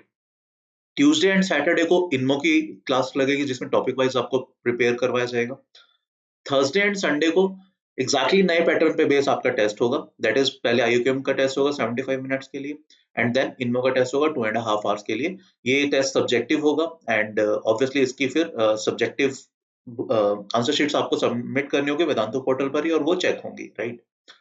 ये टेस्ट दोनों थर्सडे और संडे को पूरे दिन के लिए ओपन रहेंगे, तो आप किसी भी 75 मिनट्स की विंडो में IUQM का टेस्ट दे सकते हो, एंड किसी भी 2.5 आवर्स की विंडो में इनमो का टेस्ट दे सकते हो। बट अगेन, जैसा नए पैटर्न में बताया हुआ है, आपका इनमो का पेपर तभी चेक होगा जब आप IUQM के टेस्ट में कोई एक सर्टेन कट ऑफ से ऊपर आपका मार्क्स आएगा, ठीक है। तो सेम पैटर्न हम लोग भी फॉलो करेंगे, राइट। अब इस बैच का पार्ट बनने के लिए आपको क्या करना है? First thing, the batch is completely free of cost. IUQM plus INMO का बैच, आपको सिर्फ और सिर्फ ये गूगल फॉर्म फिलअप करना है, vdnt.in/IUQMvcamp, ठीक है। With in 1 day, within 1 और 2 वर्किंग डेज आपकी एनरोलमेंट हो जाएगी बैच में, and you will be able to see all the past recorded lectures as well as जो अभी करंट आगे के लाइव लेक्चर्स होंगे, वो आप डेफिनेटली अटेंड कर सकते हो, ठीक है। तो let's see today's INMO question of the day. तो ये क्वेश्चन है x cube minus three x equal to under root of x plus two, हमें इसको सॉल्व करना है right, for x belongs to R, मतलब एक्स के रियल वैल्यूज के लिए हमें ये सॉल्व करना है। तो अगर एक्स रियल है तो इसके क्या क्या सॉल्यूशंस होंगे। या देखो ये क्वेश्चन देखने में बहुत आसान लगता है but trust me this question is very very very good, जो बच्चे इसको फर्स्ट टाइम ट्राई कर रहे हैं। बट ये बहुत कॉमन क्वेश्चन है, शायद कुछ बच्चों ने पहले इसको किया होगा, ठीक है। तो हमें ना थॉट प्रोसेस बिल्डअप करते हैं इस क्वेश्चन पे, कैसे इस क्वेश्चन को सोच सकते हैं ना। पहले जैसा क्वेश्चन को देख के लग रहा है कि left hand side x cube minus three x, right hand side under root of x plus two. तो पहले तो ये क्या ना हिट एंड ट्रायल की बात होती है ना, मतलब हम ऐसे क्वेश्चन को एनालाइज करते हैं कि क्या क्या पॉसिबल सॉल्यूशन हो सकते हैं। X equal to zero obviously नहीं है ना, एक्स इक्वल टू वन भी नहीं है because left hand side negative आ रही है वन पर। अगर हम x इक्वल टू टू डालते हैं तो ये हम बनता है 8 माइनस सिक्स टू, और वहां बनता है under root of four which is again two. तो एक चीज हिट एंड ट्रायल से हमें समझ में आ गया कि भैया x equal to two is one of the solution, ठीक है। अभी हम क्वेश्चन को जस्ट एनालाइज कर रहे हैं, ठीक है। कैसे इसमें प्रोसीड करेंगे फर्दर वो भी हमें नहीं पता। तो अब एक सॉल्यूशन हमें मिल गया x इक्वल्स टू टू। अब एक ऑब्वियस सा यहाँ पर लोगों को लगता है कि यार x इक्वल टू टू एक सॉल्यूशन है, स्क्वेयरिंग कर देते हैं तो एक पॉलिनोमियल बन जाएगा, उसके फिर रूट्स वूट्स निकालने की कोशिश करेंगे, ठीक है। ठीक है, बिल्कुल सही एक अप्रोच है, हम भी उस अप्रोच को भी आगे कंटिन्यू करके देखेंगे। बट पहले हम एक काम करते हैं यहाँ पर, let's let's draw the graph, है ना। हम y equal to x cube minus three x का ग्राफ ड्रॉ करते हैं, हम y equal to under root of x plus two का ग्राफ ड्रॉ करते हैं। देखते हैं दोनों ग्राफ्स कहाँ इंटरसेक्ट करते हैं। अगर सिर्फ एक ही पॉइंट पर इंटरसेक्ट कर रहे हैं x इक्वल टू टू, तो क्वेश्चन ही खत्म हो गया, एक ही सॉल्यूशन होगा। अगर मल्टीपल पॉइंट्स पर इंटरसेक्शन है तो हमें बाकी पॉइंट्स भी फिर निकालने पड़ेंगे, राइट। तो let's first draw the graph, ठीक है। जो ऑरेंज कलर में आप देख पा रहे हो this is the graph of y equal to under root of x plus two. जो ब्लू कलर में आप क्यूबिक का ग्राफ देख पा रहे हो this is the graph of y equal to x cube minus three x, ठीक है। जैसे कि आप देख सकते हो ये दोनों ग्राफ तीन पॉइंट पे इंटरसेक्ट कर रहे हैं, एक यहाँ पर, एक यहाँ पर और एक यहाँ पर। और ये वाला जो पॉइंट है this is two comma two, जो हमने अभी निकाला था x का वैल्यू टू, दोनों को टू के इक्वल बना रहा था। तो एक सॉल्यूशन तो x इक्वल टू टू जो हमने हिट एंड ट्रायल से निकाल भी लिया था, but yes there are two more solutions, ठीक है। ये दो और सॉल्यूशंस हैं जो हमें वर्कआउट करने पड़ेंगे, जो हमें देखने पड़ेंगे, राइट, क्लियर। तो अब इसमें अब सीधा सा एक सिनेरियो तो लग रहा था कि लेट्स स्क्वायर इट अप, है ना। जो हम पहले भी एनालाइज कर रहे थे कि इसको स्क्वायर करते हैं एक पॉलिनोमियल बन जाएगा। तो let's x cube minus three x whole squared, right, that will be equal to x plus two, ठीक है। तो यहाँ पे होल स्क्वायर खोलेंगे तो you can clearly see this will be a polynomial of 6 degree, जो कि ये वाला पॉलिनोमियल बन जाता है, ठीक है। अब this is a polynomial which should have 6 roots, जिसमें से एक रूट हम ऑलरेडी आइडेंटिफाई कर चुके हैं x equal to two, x equal to two इसको सेटिस्फाई कर रहा था, ठीक है। तो प्रैक्टिकली अगर हम ग्राफ में देखें, ग्राफ में क्या चेंज हुआ, देखो यहाँ जब हमने स्क्वायरिंग किया तो x cube minus three x और you can say y square equal to x cube minus three x का बना रहे हैं, और पैरेलली हमने y square equal to x plus two बनाया। तो बेसिकली इस पैराबोला का नीचे वाला पोर्शन भी आ जाएगा और आई कैन से ये वाला ग्राफ बन जाएगा, ठीक है। तो 6 सॉल्यूशन होने चाहिए थे, तीन तो ये जो हमारे फेवरेबल सॉल्यूशन है जो हमें चाहिए। बट ऑब्वियसली जब भी हम स्क्वायर करते हैं तो there can be some extra roots, है ना। वो क्लियरली ये वाले रूट्स हैं जो एक्चुअली हमें नहीं चाहिए। बट यस 6 टोटल रूट्स आ गए जो बेसिकली 6 सॉल्यूशन हो सकते थे, है ना। नाउ पॉइंट इज हम इस के बाकी के 5 रूट्स कैसे निकाल सकते हैं, जिसमें से सिर्फ हमें एक रूट पता है x इक्वल्स टू टू, ठीक है।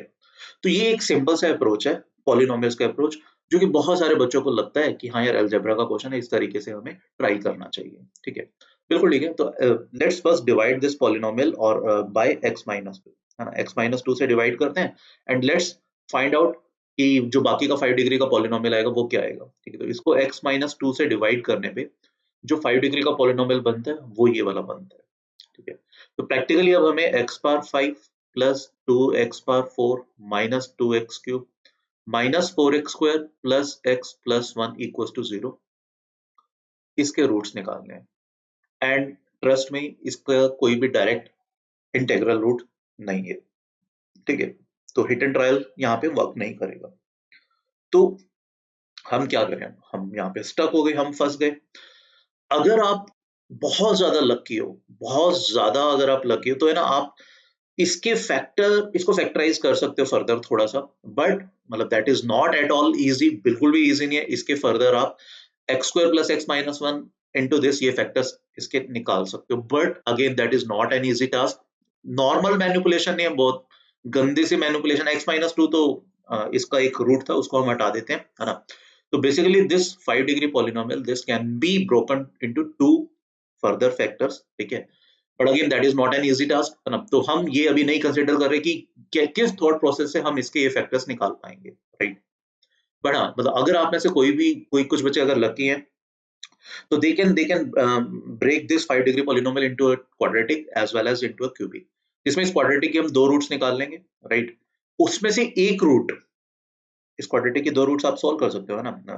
ये बन जाएंगे x equals to -1 plus minus under root of 5/2, right. Yes, हाँ। तो बेसिकली एक रूट बनता है रूट, अगर हम बात करते हैं √5 - 1/2, और एक बनता है √5 -√5 - 1/2। बट हमने आपको बोला था कि यहाँ हमने जब स्क्वायरिंग की थी, तो there are some extra roots, है ना। तो प्रैक्टिकली हमारा ओरिजिनल इक्वेशन में दिस थिंग इज पॉजिटिव, ये पॉजिटिव होगा। दैट मीन्स x³ - 3x को पॉजिटिव होना पड़ेगा, ठीक है। सिर्फ वो वाली वैल्यूज कंसिडर की जाएंगी जिसमें x³ - 3x पॉजिटिव होगा, राइट। बट यहाँ हमने जो दो रूट्स निकाले, इसमें -√5 - 1/2 के लिए x³ - 3x, this comes out to be negative, ये नेगेटिव आता है, तो इसको हमें रिजेक्ट करना पड़ेगा, ठीक है। तो point is, even if you are lucky, and अगर आप इसको इस तरीके से फैक्टराइज कर भी पाते हो, although this is next to impossible task, ठीक है। बहुत चैलेंजिंग सा टास्क है, बहुत गंदी सी मैनिपुलेशन है कि हम इसको ऐसे फैक्टराइज कर पाए, ठीक है। डायरेक्ट स्ट्राइक नहीं करेगा वो किसी भी तरीके से, ठीक है। स्टिल हमने जैसे पहले देखा था ग्राफ में कि 3 सॉल्यूशंस है ना, एक ये, दो और सॉल्यूशन है, तो उसमें से भी हम अभी एक ही सॉल्यूशन निकाल पाए जो हमारे x³ - 3x को पॉजिटिव बनाएगा, तो एक तो रिजेक्ट हो जाता है। दैट मीन्स इस क्यूबिक का भी एक रूट हमें चाहिए होगा, we want one root of this cubic, जो एक्चुअली हमारा इनमें से कोई एक सॉल्यूशन होगा, ठीक है। तो इवन इफ ये फैक्टराइजेशन भी आप कर लेते हो, then also you can not find all the 3 roots, हमें स्टिल एक रूट इस क्यूबिक से निकालना होगा, and again that is not at all direct root, वो डायरेक्ट रूट नहीं है, ठीक है। Now the point is we are completely stuck, हमें अभी नहीं समझ में आ रहा है कि फर्दर कैसे प्रोसीड किया जाए, ठीक है। तो जब भी हम स्टक हो जाते हैं, तो हमें कुछ और ऑल्टरनेट अप्रोच पे भी सोचना चाहिए, ठीक है। ये तो प्योर अलजेब्रा की अप्रोच थी, ठीक है। अब हम वापस उस ग्राफ पे आते हैं, ठीक है। हम ग्राफिकली देखते हैं कि हम इस इक्वेशन को सॉल्व करना चाह रहे थे, x³ - 3x equals to under root of x plus 2, जिसमें एक रूट हमने 2,2, चलो हमें ये दिख भी गया था x equal to 2, this is one of the roots. And बाकी जो दो रूट्स हैं वो कुछ x का नेगेटिव वैल्यू है, ठीक है, बट वो -2 से ऑब्वियसली बड़े होने भी चाहिए अंडर रूट को डिफाइन होने के लिए। तो इन ऑल आई कैन से जो इसके तीनों रूट्स हैं, है ना, दीज थ्री सॉल्यूशंस, वो प्रैक्टिकली -2 से 2 के बीच में लाई कर रहे हैं, राइट। वो -2 से 2 के बीच में लाई कर रहे हैं। एंड जब भी इस टाइप का इंटरवल आता है -a to a, तो काइंड ऑफ वो साइन फंक्शन कोसाइन फंक्शन की रेंज होती है। इसी वजह से इस इनमो क्वेश्चन ऑफ द डे का नाम मैंने ट्राइजेब्रा रखा हुआ है, बिकॉज यहाँ पे ट्रिग्नोमेट्री सब्स्टिट्यूशन हम करेंगे, ठीक है। ऑल्दो ये डायरेक्ट हमें क्वेश्चन लग रहा था अलजेब्रा का, बट यस, ट्रिग्नोमेट्रिक सब्स्टिट्यूशन करने के बाद ये आसान हो जाएगा। तो जैसा हमने देखा अभी थोड़ी देर पहले, x का वैल्यू -2 से 2 तक जा रहा है, तो x को हम 2 cos थीटा मान सकते हैं, this is the safe assumption, ठीक है। तो let x to be equal to 2 cos theta, where theta को भी हम मान लेते हैं थीटा 0 से पाई के बीच में है, such that cos theta can take all the values between -1 to 1, such that x can take all the values between -2 to 2 exactly once, ठीक है, because 0 to pi में cos theta is 1 to 1 function, right. So let's substitute this value, so this will become 8 cos cube theta, right, minus 6 cos theta, that is equals to twice of cos theta plus 1, right. You can take 2 common from this, so this will be 4 cos cube theta -3 cos theta. अब जैसे ही ये चीज आता है तो ये part आपको strike करना चाहिए कि यार ये तो cos 3 थीटा का फॉर्मूला था। फर्दर यहाँ पर 1 plus cos theta, this will become 2 cos square theta by 2, right. तो अब ये क्या बन जाता है, this becomes 2 cos 3 theta, that is equal to 2 times mod of cos theta by 2, because under root of x square is mod of x, right. But अब देखो theta हमारा 0 से पाई है, तो थीटा बाय 2 जो होगा that will lie between 0 to pi by 2, and 0 से pi by 2 में cos theta by 2 can never be negative, तो मोड लगाने का कोई सेंस नहीं है। और we can say this 2 will get cancelled out with this 2, cos 3 theta that will actually be equals to cos theta by 2, ठीक है। नाउ अब ये एक बड़ी सिंपल सी ट्रिग्नोमेट्रिक इक्वेशन है, ठीक है। यहाँ से व्हाट वी कैन क्लेम, जो 3 थीटा होगा या तो वो 2n pi plus theta by 2 हो सकता है, और 3 theta that can also be equals to 2n pi minus theta by 2, ठीक है। तो दोनों को हम सॉल्व करते हैं, यहाँ से हमें मिलता है 5 theta by 2 that is equal to 2n pi, और यहाँ से हमें मिलेगा 7 theta by 2 that is equals to 2n pi, right. Where n का वैल्यू कोई भी इंटीग्रल हो सकता है दोनों केसेस में। तो n को अगर हम 0 डालते हैं, theta comes out to be 0, ठीक है। If n is 0 then theta is 0, that implies one solution is, मैं यहाँ लिख देता हूँ 2 cos 0, तो x equals to 2 is one of the solution when theta is 0, right। x equals to 2 is one of the solution, right। तो बाकी solution let me write in blue over here, ठीक है। तो if theta if n is equals to 1 है ना, then 5 theta by 2 this will become how much, 2 pi, or you can say theta will become 4 pi by 5। So first thing, क्या ये 4 pi by 5 0 से पाई के बीच में लाई कर रहा है? यस, बिल्कुल कर रहा है। तो another solution will be x equals to 2 cos 4 pi by 5, right. तो एक सॉल्यूशन ये आ जाएगा, x equals to two cos 4 pi by 5, ठीक है। फर्दर अगर हम n को 2 डालते हैं, देखो n को हम नेगेटिव नहीं डाल पाएंगे बिकॉज थीटा हमारा पॉजिटिव 0 से बड़ा, 0 या 0 से बड़ा होना चाहिए, है ना। तो n को नेगेटिव डालने का यहाँ पे कोई सेंस नहीं है। अगर हम n को 2 डालते हैं तो थीटा का वैल्यू पाई से एक्सीड कर जाएगा, ठीक है। तो यहाँ से हमें एक ही सॉल्यूशन मिल रहा है, theta belongs to theta is 4 pi by 5, और you can say x is 2 cos 4 pi by 5। अब अगर हम यहाँ की बात करते हैं, अगर हम थीटा को 0 डालते हैं तो ऑब्वियसली n को अगर हम 0 डालते हैं तो थीटा 0 होगा, जो हम ऑलरेडी कंसीडर कर चुके हैं। अगर हम n को 1 डालते हैं तो थीटा कितना आ रहा है, 4 पाई बाय 7, राइट। तो और you can say, and this theta obviously is lying between 0 to pi, so we can say one more solution is x equals to 2 cos 4 pi by 7, right. अब अगर हम theta को यहाँ पे 2 डालते हैं तो n को 2 डालते हैं तो theta will become 8 pi by 7, जो ऑब्वियसली पाई 0 से पाई वाली विंडो में नहीं आ रहा। तो इन ऑल हमें 3 ही सॉल्यूशन मिल रहे हैं, कौन कौन से, x इक्वल्स टू 2,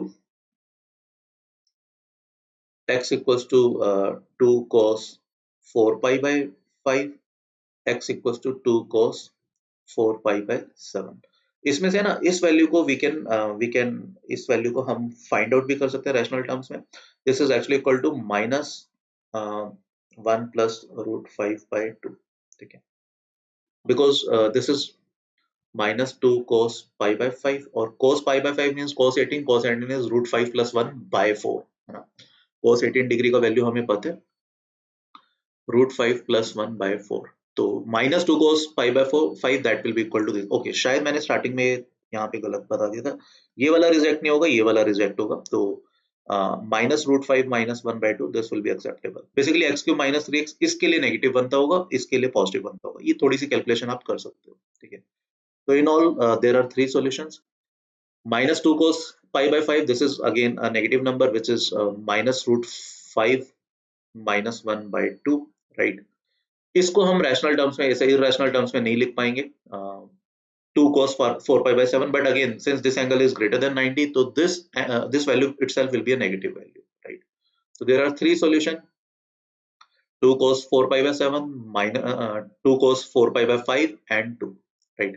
तो ये एक बड़ा अच्छा सा क्वेश्चन था। एंड इस क्वेश्चन में इंपॉर्टेंट क्या है, बहुत बार ऐसा हो सकता है कि अलजेब्रा में ट्रिग्नोमेट्रिक सब्स्टिट्यूशन से काम चल रहा है। बट ट्रिग्नोमेट्रिक सब्स्टिट्यूशन ऐसा नहीं कि आप कहीं पर भी a cos थीटा या a sin थीटा डाल दोगे। कुछ स्टैंडर्ड अलजेब्राइक एक्सप्रेशन तो है ही है जहां पर ये चीज लगती है।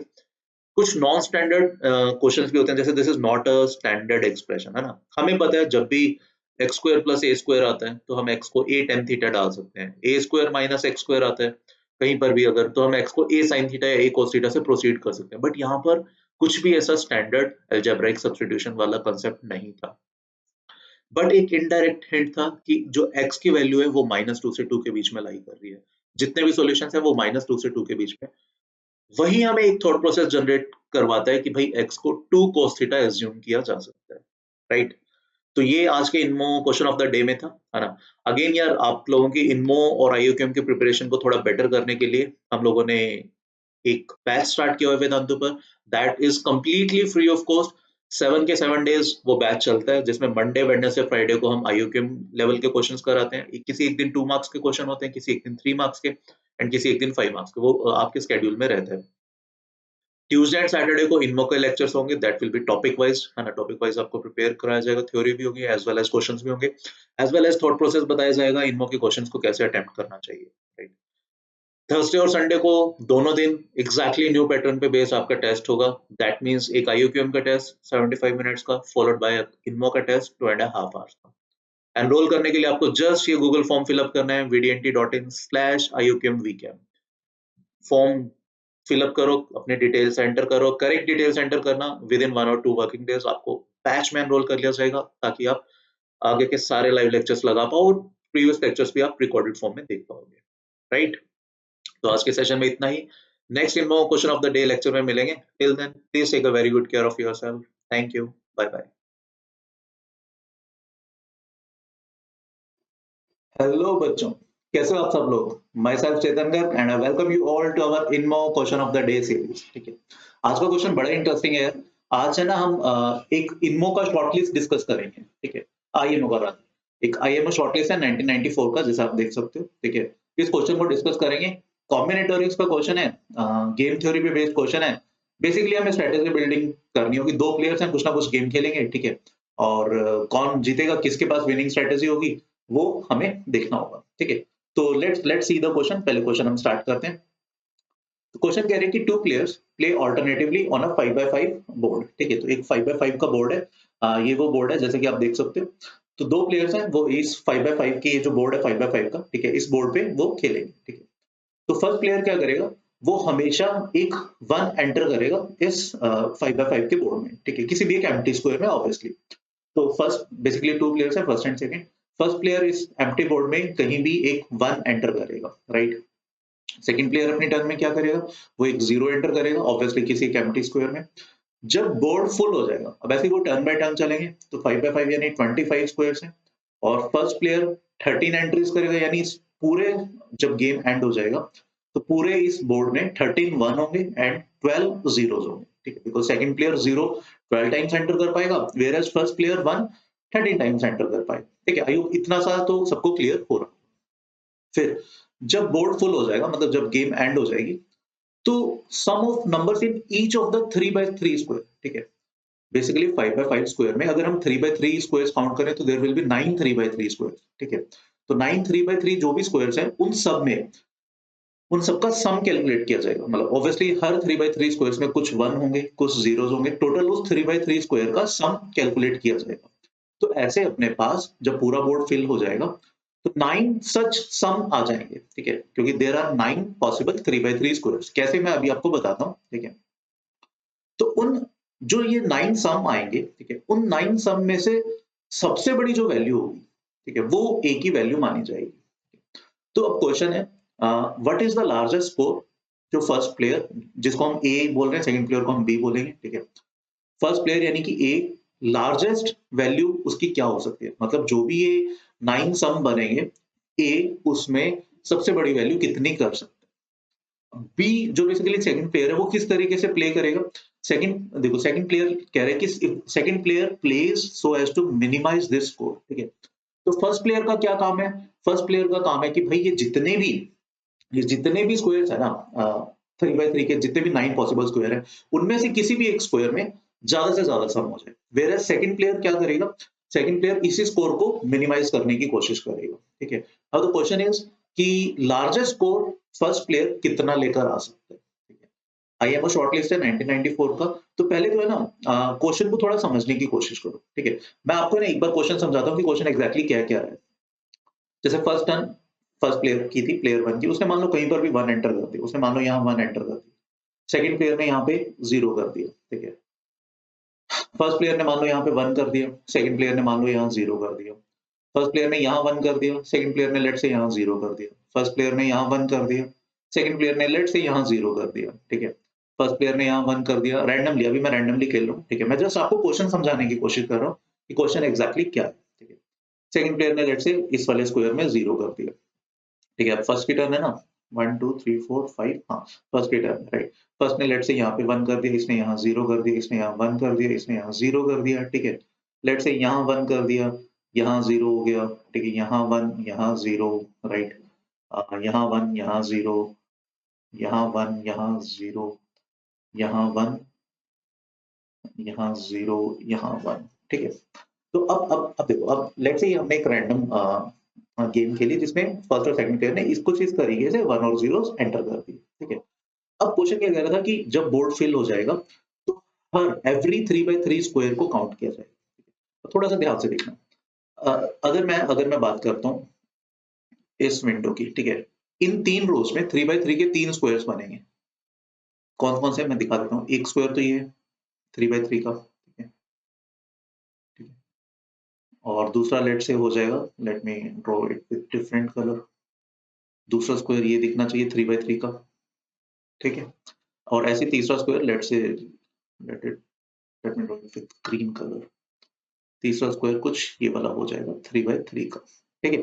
तो ये तीन अलग अलग स्क्वायर्स हो गए। ऐसे ही तीन स्क्वायर एक स्टेप नीचे हो जाएंगे, ऐसे ही तीन स्क्वायर एक और स्टेप नीचे हो जाएंगे, मतलब टोटल 9 3 by 3 के सच स्क्वायर्स बनेगा। अब हर 9 में हमने सम कैलकुलेट किया है, ठीक है। जैसे पहले ये जो येलो से स्क्वायर बनाया मैंने, इसमें सम कितना बन रहा है, 1 + 1 + 1 + 1। तो फर्स्ट में 4 बन रहा है, फिर सेकंड में बन रहा है रेड वाले में 1 1 1 3 बन रहा है, थर्ड वाले में कितना बन रहा है 1 2 3 4 बन रहा है, ठीक है। अब ऐसे ही एक स्टेप जब हम नीचे आ रहे हैं, मतलब अब हम लेट से ये वाला स्क्वायर कैलकुलेट कर रहे हैं, इसका सम, इसमें कितना बन रहा है 1 1 1 3 बन रहा है, फिर फर्दर वाले में 3 बन रहा है ना, और उसके फर्दर वाले में 4 बन रहा है। अब अगर हम नीचे वाले तीन स्क्वायर की बात करें, जैसे लेट से मैं अब इस स्क्वायर की बात कर रहा हूँ, ठीक है। यहाँ पे सम कितना बन रहा है 3 और 2 5। अब इससे एक स्टेप आगे जाता हूँ तो सम कितना बना 3, इससे एक स्टेप आगे जाता हूँ तो सम बन रहा है 4, ठीक है। तो ये वैल्यूज आई होप सबको समझ में आनी चाहिए। अभी देखो ये पॉसिबल 9 वैल्यूज बन गई है, ठीक है। ये पॉसिबल आपकी 9 वैल्यूज बन गई है, 4 3 4 3 4 5 3 4। अब इसमें लार्जेस्ट स्कोर कितना बन रहा है 5, ठीक है। जो कि आप देख पा रहे हो इसमें लार्जेस्ट स्कोर बन रहा है 5। तो इस पर्टिकुलर गेम में अब ए का कितना स्कोर बना 5, ठीक है। ये तो जस्ट एक गेम थी, एक रफ एग्जांपल था, जस्ट आपको क्वेश्चन समझाने के लिए। अब क्वेश्चन क्या है, क्वेश्चन ये है कि जैसे अब इस केस में हमारा 5 आंसर है, तो क्वेश्चन ये है कि ए ऐसे मैक्सिमम कितना स्कोर कर पाएगा। देखो अगर हम एक बात करें, मैक्सिमम स्कोर 9 हो सकता है ना, जब मतलब किसी 3 by 3 में नो के नो 1 आ जाए ना, ऑल द एंट्रीज आर 1, तब मैक्सिमम स्कोर 9 बन पाएगा। बट ऑब्वियसली सेकंड प्लेयर कैसे खेल रहा है, second player plays so as to minimize the score. Now the point is a maximum कितना स्कोर लेकर जा सकता है, क्या वो 9 तक अचीव हो सकता है या वो नहीं हो पाएगा, ठीक है। क्या वो 8 तक जा सकता है, 7 तक जा सकता है, या क्या क्या मतलब कि कितना मैक्सिमम स्कोर वो कर पाएगा, यही ये क्वेश्चन पूछना चाह रहा है, ठीक है। तो आई होप अब क्वेश्चन एटलीस्ट सबको क्लियर हो गया होगा कि एग्जैक्टली क्वेश्चन क्या कह रहे हैं। तो हम क्वेश्चन में प्रोसीड करते हैं, ठीक है। अब हम इस क्वेश्चन को कैसे थोड़ा सा सॉल्व करें। तो पहला पहला जो हमारा क्लेम है, मेरा पहला क्लेम है, first player can not make a score greater than 6। मतलब जो हम ये पिछले एग्जांपल में भी जैसे हमारा 5 स्कोर आया था मैक्सिमम, अब हम बीच बीच में 9 स्कोर की भी बातें कर रहे थे कि शायद ए 9 स्कोर तक ले आए, और मेरा क्लेम है जो ए है वो 6 से ज्यादा स्कोर नहीं कर पाएगा। फर्स्ट प्लेयर 6 से ज्यादा स्कोर नहीं कर सकता। क्यों, देखो अब इस क्लेम को ना मैं जस्टिफाई करता हूँ, ठीक है, आराम से देखना। लेट्स से ये अपना बॉक्स है ना, इस बॉक्स को कंसिडर करते हैं, और अभी मैं बता रहा हूँ कि इस बॉक्स में मतलब किसी भी 5 by 5 के बोर्ड में, ठीक है, जो फर्स्ट प्लेयर होगा वो 6 से ज्यादा स्कोर नहीं कर पाएगा। इसका क्या रीजन है, ठीक है। अब ध्यान से देखना। सेकंड प्लेयर ने क्या सोचा, सेकंड प्लेयर ने सोचा कि अगर मैं इस बॉक्स में कुछ डोमिनोज लगाता हूँ। जैसे डोमिनोज क्या होता है, एक 2x2 का एडजेसेंट स्क्वायर होता है, ध्यान से देखना। सेकंड प्लेयर ने क्या सोचा, मन में सोचा उसने कि यार अगर मैं ऐसे करके 10 डोमिनोज लगाता हूँ, 5 यहाँ पर और 5 यहाँ पर, ठीक है। उसने 10 डोमिनोज लगाए, ठीक है। तो उसने सोचा 10 एवरी 3x3 स्क्वायर। अब इस बोर्ड पर आप कोई भी 3x3 का स्क्वायर लो, ठीक है, देयर विल बी 3 डोमिनोज। किसी भी 3x3 के स्क्वायर में 3 डोमिनोज पक्के से होंगे, ठीक है। समझ पा रहे हो? जैसे जैसे फॉर एग्जांपल मान लो मैं इस 3x3 स्क्वायर की बात करता हूँ, चलो मैं कलर चेंज कर देता हूँ ताकि आप कंफ्यूज ना हो। लेट्स से मैं इस 3x3 स्क्वायर की बात कर रहा हूँ, ठीक है। इसमें 3 डोमिनोज आ रहे हैं, ये वाले ऊपर वाले 3। अगर मान लो मैं इस 3x3 स्क्वायर की बात करूँ, इसमें भी 3 डोमिनोज आ रहे हैं, या मैं इस 3x3 की बात करता हूँ, इसमें भी 3 डोमिनोज आ रहे हैं। इनफैक्ट कोई भी आप 3x3 का स्क्वायर देखोगे उसमें 3 डोमिनोज डेफिनेटली आ रहे होंगे, ठीक है। अब प्लेयर बी ने क्या सोचा कि in every domino, player B का थॉट प्रोसेस क्या है, उसने सोचा कि in every domino I can definitely colour, I can definitely place 1 0, ठीक है। मैं हर डोमिनो में एक जीरो, एटलीस्ट 1 0, इनफैक्ट एटलीस्ट 1 0 मैं प्लेस कर सकता हूँ, चाहे ए जैसे मर्जी करो। जैसे लेट्स से यही एक एग्जांपल है, मान लो इस वाले ए ने यहाँ पे 1 प्लेस कर दिया इसमें, तो बी के पास एक ऑप्शन रहेगा ना कि यहाँ पे 0 प्लेस कर दे, वो इधर इधर तो 0 प्लेस कर ही सकता है, ठीक है। मान लो ए ने इस डोमिनो में 1 प्लेस कर दिया, तो बी यहाँ पर तो 0 प्लेस कर ही सकता है ना इस वाले में, ठीक है। तो इन एवरी डोमिनो, क्योंकि प्लेयर ऑल्टरनेटिवली चल रहे हैं, ठीक है। फर्स्ट टर्न मान लो किसी भी प्लेयर की है, फिर सेकंड टर्न आएगी, तो अगर फर्स्ट टर्न में एक प्लेयर ए ने किसी एक डोमिनो में 1 प्लेस भी कर दिया, तो उसका जो सेकंड पार्ट है, सेकंड स्क्वायर अवेलेबल है, वहां पे वो 0 कर ही पाएगा। तो यहां से प्लेयर बी क्या क्लेम कर रहा है कि in every domino I can place I can place at least 1 0, and there will be 3 dominoes in every 3x3 square. That means I will be, ये player B का प्रोसेस है, I will be able to place at least 3 zeros in each 3x3 square, ठीक है। आई hope ये चीज समझ में आ रही होगी, ठीक है। तो प्लेयर बी जो कह रहा है कि हर डोमिनो में, हर 3x3 के स्क्वायर में, ठीक है, वो एटलीस्ट 3 डोमिनोज कवर हो रहे हैं, एंड हेंस एटलीस्ट वो 3 जीरोस डेफिनेटली प्लेस कर पाएगा, ठीक है। तो दैट मींस अब किसी हर 3x3 स्क्वायर में एटलीस्ट 3 जीरोस तो वो डेफिनेटली प्लेस कर सकते हैं, यानी मैक्सिमम ए कितना स्कोर लेकर आ पाएगा, 6। वो भी अचीव हो पाएगा या नहीं हो पाएगा पता नहीं, बट यस 6 से ज्यादा डेफिनेटली ए स्कोर नहीं कर पाएगा।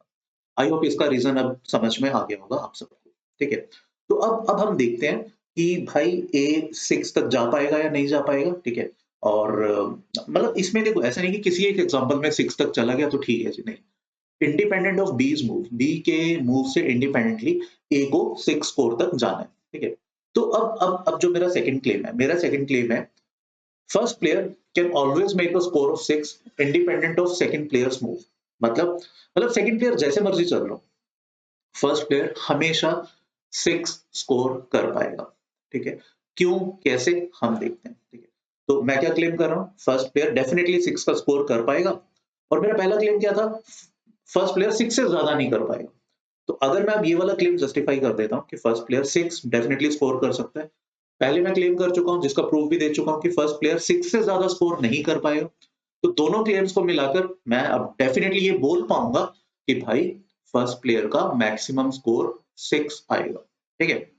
तो अब हम ये देखते हैं कि कैसे फर्स्ट प्लेयर 6 स्कोर कैसे कर सकता है इंडिपेंडेंटली, सेकंड प्लेयर जैसे मर्जी चल रहा हो, ठीक है। तो ये अपना 5x5 का बोर्ड है, ठीक है।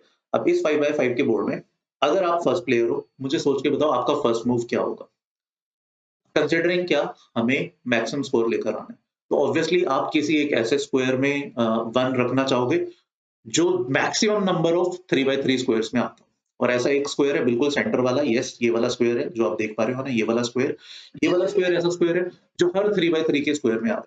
तो फर्स्ट प्लेयर का ऑब्वियस मूव होगा कि भाई वो यहाँ पे 1 प्लेस करेगा, ठीक है। उसने यहाँ पे 1 प्लेस कर दी, सेंसिबल भी है, ठीक है। अब देखो मैं अब क्या क्लेम कर रहा हूँ, बीइंग अ फर्स्ट प्लेयर मैं ये बोल रहा हूँ, अब सेकंड प्लेयर का जो भी मूव आएगा, मेरे फर्स्ट मूव के बाद सेकंड प्लेयर का जो भी मूव आएगा, उसको मैं पहली 2 रोज में कन्वर्ट कर सकता हूँ। ध्यान से समझना, मैं क्या कहना चाह रहा हूँ। क्या ये फिगर जो ये आपके सामने जो स्क्वायर है ना, ये वाला सारा स्क्वायर ऑब्वियसली स्क्वायर ये सारा सिमेट्रिकल है, ठीक है, सेंटर के अबाउट, है ना। अगर अब देखो ध्यान से देखो, अगर मान लो सेकंड प्लेयर ने 0 इन 2 रोज में रखा, नीचे वाली 2 रोज में रखा, तो मैं इस स्क्वायर को 180 डिग्री से घुमा दूं, ठीक है, इस स्क्वायर को मैं 180 डिग्री से अगर मैं घुमा दूंगा, तो जो नीचे वाली 2 रोज हैं वो एक्चुअली नीचे वाली ये 2 रोज कहाँ चली जाएंगी, ऊपर वाली रोज में कन्वर्ट हो जाएंगी, ठीक है। ये जो नीचे वाली 2 रोज हैं ये आपकी ऊपर वाली इन 2 रोज में कन्वर्ट हो जाएंगी, ये समझ में आना चाहिए। तो बेसिकली अगर बी ने सेकंड मूव में मान लो यहाँ पर इन रोज में कहीं पर भी लिखा, तो मैं 180 डिग्री से रोटेट करा के उसके मूव को ऊपर वाली 2 रोज में ले जाऊंगा, ठीक है, क्योंकि सिमेट्रिकल था अभी तक चीजें। अब मान लो उसने इन 2 कॉलम्स में एंट्री किया, मान लो उसका फर्स्ट मूव बी का इन 2 कॉलम्स में था, ठीक है, इन 2 कॉलम्स में उसका फर्स्ट मूव था, तो मैं क्या करूंगा, इस फिगर को 90 डिग्री से एंटी क्लॉकवाइज में शिफ्ट कर दूं अगर, तो ये जो 2 रोज हैं वो वापस से मेरी फर्स्ट 2 रोज में कन्वर्ट हो जाएंगी, 90 डिग्री से शिफ्ट करूंगा तो वो इधर चली जाएंगी, समझ पा रहे हो फिगर। तो अगेन बी का फर्स्ट मूव मैं इन विंडो में ले आया, इन 2 रोज में ले आया। सिमिलरली अगर मान लो बी का फर्स्ट मूव इन 2 रोज में भी है, ठीक है, तो मैं इसको अब 90 डिग्री से रोटेट कर दूंगा इस डायरेक्शन में, मतलब क्लॉकवाइज डायरेक्शन में, तब भी क्या होगा, ये वाली जो फिगर है ये घूम के इधर चली जाएगी, तो फाइनली उसका बी का फर्स्ट मूव इधर आ जाएगा, ठीक है। तो इस सिनेरियो में मैं क्या क्लेम करना चाहता हूं, मैं कह रहा हूं कि मेरे फर्स्ट मूव के बाद, मतलब ए के फर्स्ट मूव के बाद, जो कि मेरा सेंट्रल में इस वाले स्क्वायर में मैंने लिखा हुआ है 1, है ना, मेरे इस मूव के बाद बी जहां पर भी मूव करे इफेक्टिवली मैं उसको ऊपर वाले में ले आऊंगा, ठीक है। तो पॉइंट इज बी के फर्स्ट मूव के बाद क्या हो रहा है, मतलब हमारा फर्स्ट मूव यहां था, अब मैं मान रहा हूं कि बी का फर्स्ट मूव इफेक्टिवली इस 10 स्क्वायर्स में कहीं है, अगर नहीं है तो मैंने घुमा फिरा के उसको वहां पे शिफ्ट करवा दिया, ठीक है। अब मेरा सेकंड मूव आ गया, अब बेसिकली जो ऊपर वाली 2 रोज है मैं उसको कंसिडर नहीं कर रहा हूं, मतलब मैं उसमें अपना मूव नहीं चलूंगा, ठीक है? अब सोच के बताओ, अब आपका सेकंड, मतलब आप ए हो और आपने अब सेकंड मूव है आपका, आपने 1 लिखना, आप कहां पर लिखोगे, लॉजिकली ऑब्वियसली किसी एक ऐसे स्क्वायर में लिखोगे जो अब बाकी जितने स्क्वायर्स अवेलेबल है उनमें ज्यादा बार आ रहा हो और वो जस्ट 1 के नीचे है, इनफैक्ट ये दोनों सिमेट्रिकल है, मैंने यहाँ पे लगा दिया, ठीक है।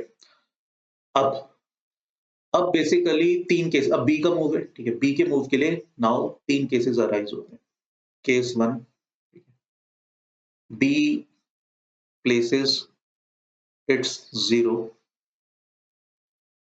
इन अपर 2 रोज, जो ऊपर वाली 2 रोज हैं, ठीक है, जिसको मैंने ये जिगजैग जिगजैग किया हुआ है येलो से, ठीक है, इनमें बी अपना 0 प्लेस करते हैं, तो आप सोच सकते हो ये तो आपके लिए बोनस है ना, बट ठीक है, ये एक मूव है। केस 2, बी प्लेसेस इट्स 0 इन जो इस वाले में, इसको मैं स्टार मार्क कर देता हूँ, इन स्टार, ठीक है, बी स्टार वाले में अपनी 0 रखता है, ठीक है, केस 2 ये है। केस 3 क्या है, अच्छा एक चीज और देखो, ये मेरे फर्स्ट 2 1 के बाद मैं ऑरेंज से कर देता हूँ एक बार, ठीक है, अगर आप ध्यान से इन स्क्वायर्स को देखोगे या इन स्क्वायर्स को देखोगे, ये सिमेट्रिकल है, बिकॉज एक लेफ्ट पे एग्जैक्टली सेम फिगर और एक एग्जैक्टली सेम फिगर राइट पे, कंसिडरिंग कि हम ऊपर वाली ऊपर वाली ये 2 रोज तो हम कंसिडर करेंगे, इन 2 रोज को कंसिडर ना करें तो 1 के लेफ्ट वाले और 1 के राइट हैंड वाले वो दोनों सिमेट्रिकल है, ठीक है। तो केस 3 में ले रहा हूं, when B places in any one of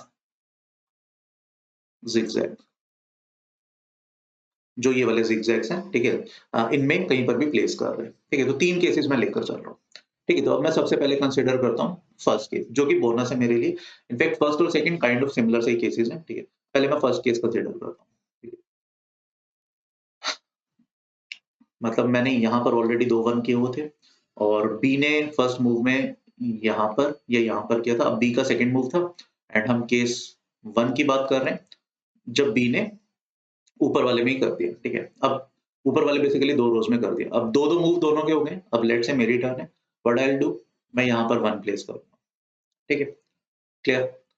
अब ठीक है, अब बी का मूव है, अब यहाँ पर देखो, अब ऑब्वियसली बी का मूव है, but let's consider this 3/3 square. अब यहाँ पे can I say there are 6 empty squares out of, क्योंकि ऑल्टरनेटिवली चल रहे हैं, तो out of these 6, out of which A can definitely place 6, sorry, not 6, 3 ones in these 6 empty squares, ठीक है, क्योंकि 6 empty squares हैं अभी, और अभी ऑल्दो बी का टर्न है, बट ऑल्टरनेटिवली चलेगा, पहले बी चलेगा, फिर ए चलेगा, फिर बी, फिर ए, तो ए डेफिनेटली ये चीज तो इंश्योर कर सकता है ना यार, इन 6 में 3 में वो 1 डाल देगा, and hence a total score of, hence a total of कितना बन जाएगा, 6, ठीक है। तो टोटल ऑफ 6 वो केस 1 में अचीव कर पा रहे हैं, समझ पा रहे हो ये चीज, राइट। अब हम बात करते हैं केस 3 की, ठीक है। केस 3 क्या था, केस 2 की बाद में बात करते हैं। केस 3 है हमारा जब बेसिकली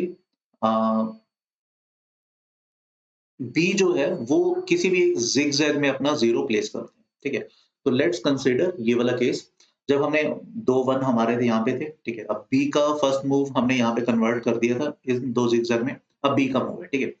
अब सिंस लेफ्ट वाला जिगजैग, इधर वाले ये वाले 6 स्क्वायर्स और राइट वाले जिगजैग ये दोनों सिमेट्रिकल है, ठीक है। मान लो बी ने कहीं पर भी इस वाले राइट साइड वाले 6 ये स्क्वायर्स में कहीं पर भी एक 0 प्लेस कर दिया, ठीक है, कहीं पर भी। ऑब्वियसली अब आपका मूव क्या रहेगा, आपका मूव ये रहेगा, ठीक। अब अब ध्यान से देखो, अब बी का टर्न है। अगर मैं अब बात करता हूँ अब इस स्टेज पर, ठीक है, केस 3 की हम बात कर रहे थे ना, जब बी लेट से इस जिगजैग में उसने एंटर कर दिया, ठीक है। अब थर्ड टर्न आपकी थी, आपने इस वाले में 1 रख दिया। अब देखो बेसिकली नाउ अब ए के पास क्या ऑप्शन है, देयर आर 6 एम्प्टी स्क्वायर, जैसा हमने पहले लॉजिक दिया था एग्जैक्टली सेम है। There are 6 empty squares now, ठीक है। अब 6 एम्प्टी स्क्वायर्स हैं, ठीक है। इन 6 एम्प्टी स्क्वायर्स में से ए कैन एंश्योर 3 ones, ठीक है। ए 3 ones एंश्योर कर सकते हैं and hence a total of 6, ठीक है। तो इसका मतलब केस 3 में भी जब वो किसी भी एक जिगजैग में अपना 0 एंटर कर रहा है प्लेयर बी, ठीक है, अपनी सेकंड टर्न में, ठीक है, तब भी प्लेयर 1 6 का स्कोर एंश्योर कर सकते हैं, राइट। अब हम आते हैं केस 2 पर, जब बी इस स्टार में अपना 0 प्लेस कर दे, ठीक है। ये थोड़ा सा क्रूशियल केस है, इसको ध्यान से समझना, ठीक है। बेसिकली लेट्स से अब हम क्या केस कंसीडर कर रहे हैं, फिर से एक बार रिवाइंड करा रहा हूँ।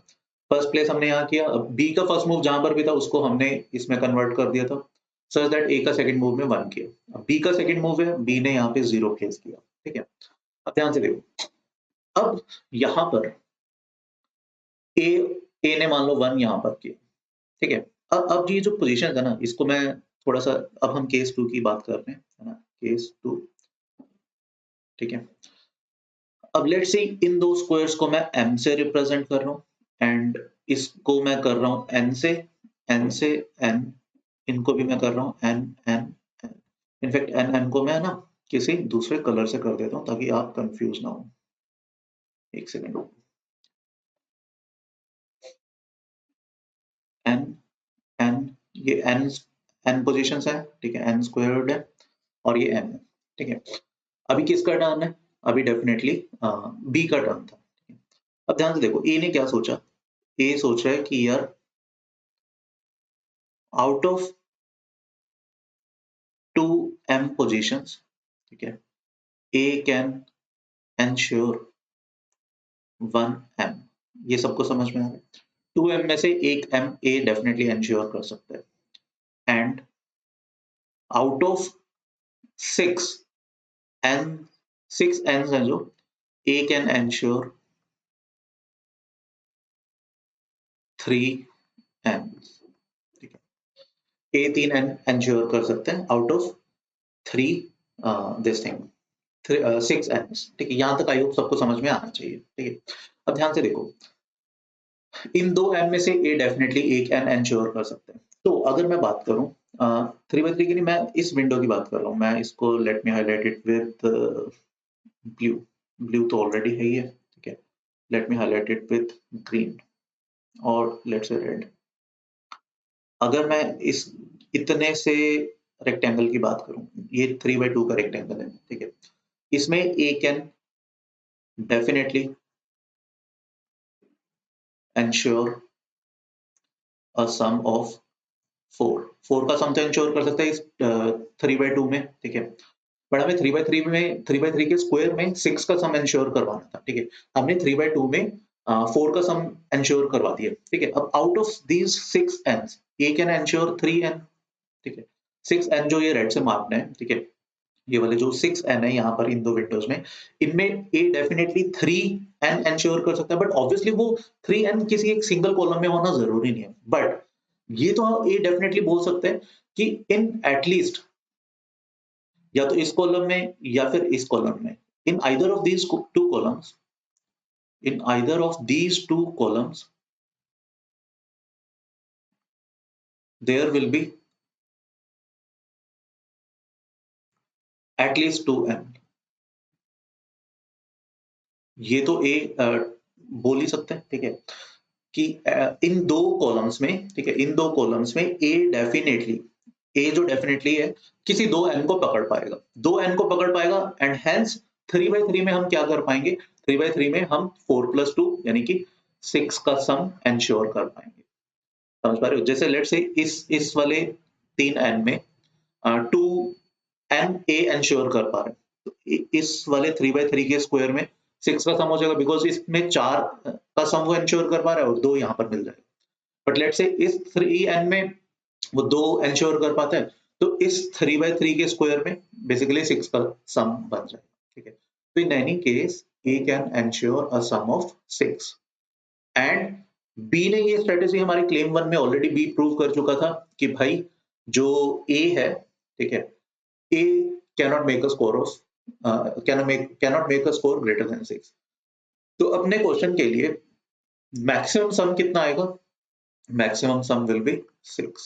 ठीक है, तो 6 will be the answer for this question. तो ये एक IMO शॉर्टलिस्ट है। आई एम वेरी श्योर आपको मजा आया होगा इस क्वेश्चन में, समझ में आया होगा। ठीक है, तो कुछ ऐसे क्वेश्चन अभी हम और अपने INMO question of the day series में करेंगे, right? So see you in the next INMO question of the day. Till then please take a very good care of yourself. Thank you, bye bye. Hey all, this is Abhay Mahajan and I welcome you all to this amazing session. इनमो question of the day हम discuss करने वाले हैं आज के session में. So let us get started. Before we get started guys, so this is an important thing. IOQM और इनमो camp हम already start कर चुके हैं, ऑलरेडी चल रहा है, अमेजिंग तरीके से चल रहा है। 7 डे अ वीक एंगेजमेंट इसके अंदर है। तो जितने भी बच्चे इसके अंदर इनरोल्ड हैं उनको IOQM की तैयारी करवा रहे हैं, इनमो की तैयारी करा रहे हैं। Not only that, new pattern testing पे भी काम चल रहा है। एंड 2 दिन, हफ्ते में के 2 दिन हम टेस्ट ले रहे हैं the new pattern part A and part B के बेसिस पे। So this is the schedule which is going on. So Monday, Wednesday, Friday को IOQM lectures 2 markers, 3 marker, 5 marker sessions होते हैं रिस्पेक्टिवली। ट्यूसडे सैटरडे इनमो के topic wise preparation चल रही है अभी। And Thursday and Saturday IOQM testing, that is at new pattern. 75 minutes IOQM and 2.5 hours INMO का preparation already, testing already चल रही है। So if you want to be part of this camp, do not wait, फटाफट से Google form fill करो, fill all the details correctly. And every day we are enrolling a lot of students for free of cost in this camp. The only catch is कि तुमने इस बार IOQM का exam भरा होना चाहिए, that is it. ठीक है, चलो, all right guys, so see you in the lectures and moving on to the question today. Though this question is a relatively simple question as far as INMO standards is concerned, but again इस तरह के questions will give you a lot of ideas not only for INMO but also for your IOQM exam. So let us read the question carefully. Let A be a number with 6 digits, 3 of which are colored and equal to 1 to 4. तो एक 6 digit number है जिनमें से 3 digit 1 to 4 है। किस order में है पता नहीं है, बट कलर्ड है एंड 3 नंबर्स 1 to 4 है. Prove that it is always possible to obtain a multiple of 7 by one of the following things. Eliminate the 3 colored numbers, मतलब 1 to 4 को खत्म ही कर दो, या फिर write the digits of a in a different order. जो भी a का नंबर है 6 डिजिट्स होंगे जिनमें से 3 1 to 4 है, बाकी 3 क्या है पता नहीं. बाकी 3 हो सकता है कि तीनों 1 हो सकता है तीनों 9 हो सकता है, एक 1 हो, एक 9 हो, 7 हो, रैंडम. उनको रीअरेंज करके एक ऐसा परमुटेशन बनेगा which will be divisible by 7 और which is the multiple of 7. सो इसको सोचना है, इसको करने की कोशिश करनी है. And all of you who are watching this video live should pause this ASAP, think about it. I am very sure कि जब तुम इसको सोचोगे, ढंग से टाइम स्पेंड करोगे, इसका सोल्यूशन जरूर मिलेगा, बिकॉज ये इतना मुश्किल क्वेश्चन नहीं है. जैसा कि मैंने स्टार्टिंग में बोला, it is a simple question as far as INMO is concern. INMO standard से थोड़ा सिंपल लेवल का क्वेश्चन है, एंड विद टाइम आगे के और सेशन होने वाले हैं जिसके अंदर बहुत अच्छे क्वेश्चन भी करने वाले हैं, इनमो स्टैंडर्ड वाले क्वेश्चन भी करने वाले हैं, और इनमो से बिलो स्टैंडर्ड क्वेश्चन भी हम इस सीरीज के अंदर लेके आएंगे, सो दैट तुम्हें सारे के सारे आइडियाज एक साथ मिले. ऑलराइट गाइस, सो मैं अब डिस्कस करने वाला हूं इसका सोल्यूशन. अब गाइस समझो इस चीज को, let us take the feel समझते हैं. हमेशा इस तरह के क्वेश्चंस के अंदर हमेशा spend some time to get the feel of the question, because जब तक फील नहीं आएगा तब तक हो सकता है कि सोल्यूशन तुम्हारा पूरा का पूरा ना आए, हो सकता है हमें आइडियाज में मिले, हो सकता है कि सोल्यूशन आ जाए बट वो कंप्लीट सोल्यूशन ना हो. So it is very important to get the feel, to know all the possible scenarios of this particular question. अब क्या है, फील लेने की कोशिश करते हैं. लेटेस्ट फील कैसे आएगी, पर्टिकुलरली नंबर्स के अंदर, नंबर थ्योरी के अंदर, पर्टिकुलरली कॉम्बी के अंदर फील हमेशा रैंडम एग्जाम्पल्स के थ्रू आती है. So let us pick random examples. So it's a 6-digit number. 3 of the numbers are 1 to 4. Let's say बाकी 3 numbers हैं 7, 8, 3. 1 to 4 है तो मान लेते हैं कि 1 यहां पर है, 2 यहां पर है, 4 यहां पर है. So एक नंबर बन गया 1 7 2 8 3 4. 1 7 2 8 3 4, जिनमें से 1 2 और 4 कलर्ड है. 1 2 और 4 कलर्ड है. अब पूछ रहा है, अब ये बोल रहा है क्या हम इस नंबर का मल्टीपल ऑफ 7 बना सकते हैं या नहीं. क्या क्या कर सकते हैं, या तो 1 2 और 4 को खत्म करो. सो अगर मैं 1 2 4 को खत्म करता हूं तो number I am getting is 783. Is it divisible by 7? अगर 784 होता है तो डिविजिबल बाय 7 होता है. 7 into 8 700 plus 84. But this is clearly not divisible by 7. ये 7 से डिविजिबल नहीं है, तो ये वाला चीज तो इसमें से नहीं होगा. 1 वाला जो चीज है वो तो नहीं होगा. The only thing left is, क्या मैं इसको परम्यूट करके 7 का मल्टीपल बना सकता हूं या नहीं. एंड ऑफ कोर्स अगर ये मुझे प्रूव करना है तो अगेन बना ही सकते होंगे किसी ना किसी तरीके से. But the only catch is, यहां पे कैच किया है 1 to 4 तो फिक्स है, बाकी की जो 3 डिजिट है, फॉर एग्जाम्पल जो मैंने यहां पर यूज किया है, बाकी के 3 डिजिट 7 8 एंड 3, ये कुछ भी हो सकता है. Any choice of 7 8 3, this will be possible. So again, if this is possible for any choice of the other 3 numbers, in this case it is 7 8 3, तो यार मैं सारे के सारे केसेस तो नहीं ले सकता. एंड मैं यहां पर इसको जनरलाइज भी नहीं कर सकता कि यार एक नंबर 7 है, एक नंबर 8 है, एक नंबर 3 है, एक नंबर 1 है या 2, एक नंबर 5 है, एक नंबर 8 है, एक नंबर 9 है. तो I can not generalize this also cases बनाकर, because it is going to be tough task. हो सकता है कि तीनों के तीनों नंबर 7 8 3 की जगह 1 1 1 हो. 1 to 4 तो नंबर्स हैं 1 1 1, एंड बाकी 1 to 4, तो यहां पे 2 आ गया, यहां पर 4 आ गया, यहां पर 1 आ गया, जिसमें से 2 4 1 हाईलाइटेड है. ये नंबर भी हो सकता है जरूर. तो बाकी के 3 डिजिट के बारे में उसने बताया ही नहीं है कि क्या होगा. They can be 1 2 4 also, 1 1 1 also, 9 9 9 also. So 9 9 9 2 4 1 1 यहां पर, this can be other number. ठीक है, तो मैं कैसे यहां पर जज करूं कि किस तरीके से या किस तरीके से प्रूव करूं कि इन दोनों में से किसी एक स्टेप से it will be possible to make a multiple of 7. ठीक है, अब समझते हैं. द कैच इज 1 to 4, इसके परमुटेशंस के ऊपर कैच है. So let us look at the permutations of 1 to 4. So 1 to 4, 1 4 2, 2 4 1, 2 1 4, 4 1 2, 4 2 1. तो ये परमुटेशंस बन गए. अब now let us try to calculate these numbers mod 7. इन नंबर्स को mod 7 कैलकुलेट करके देखते हैं.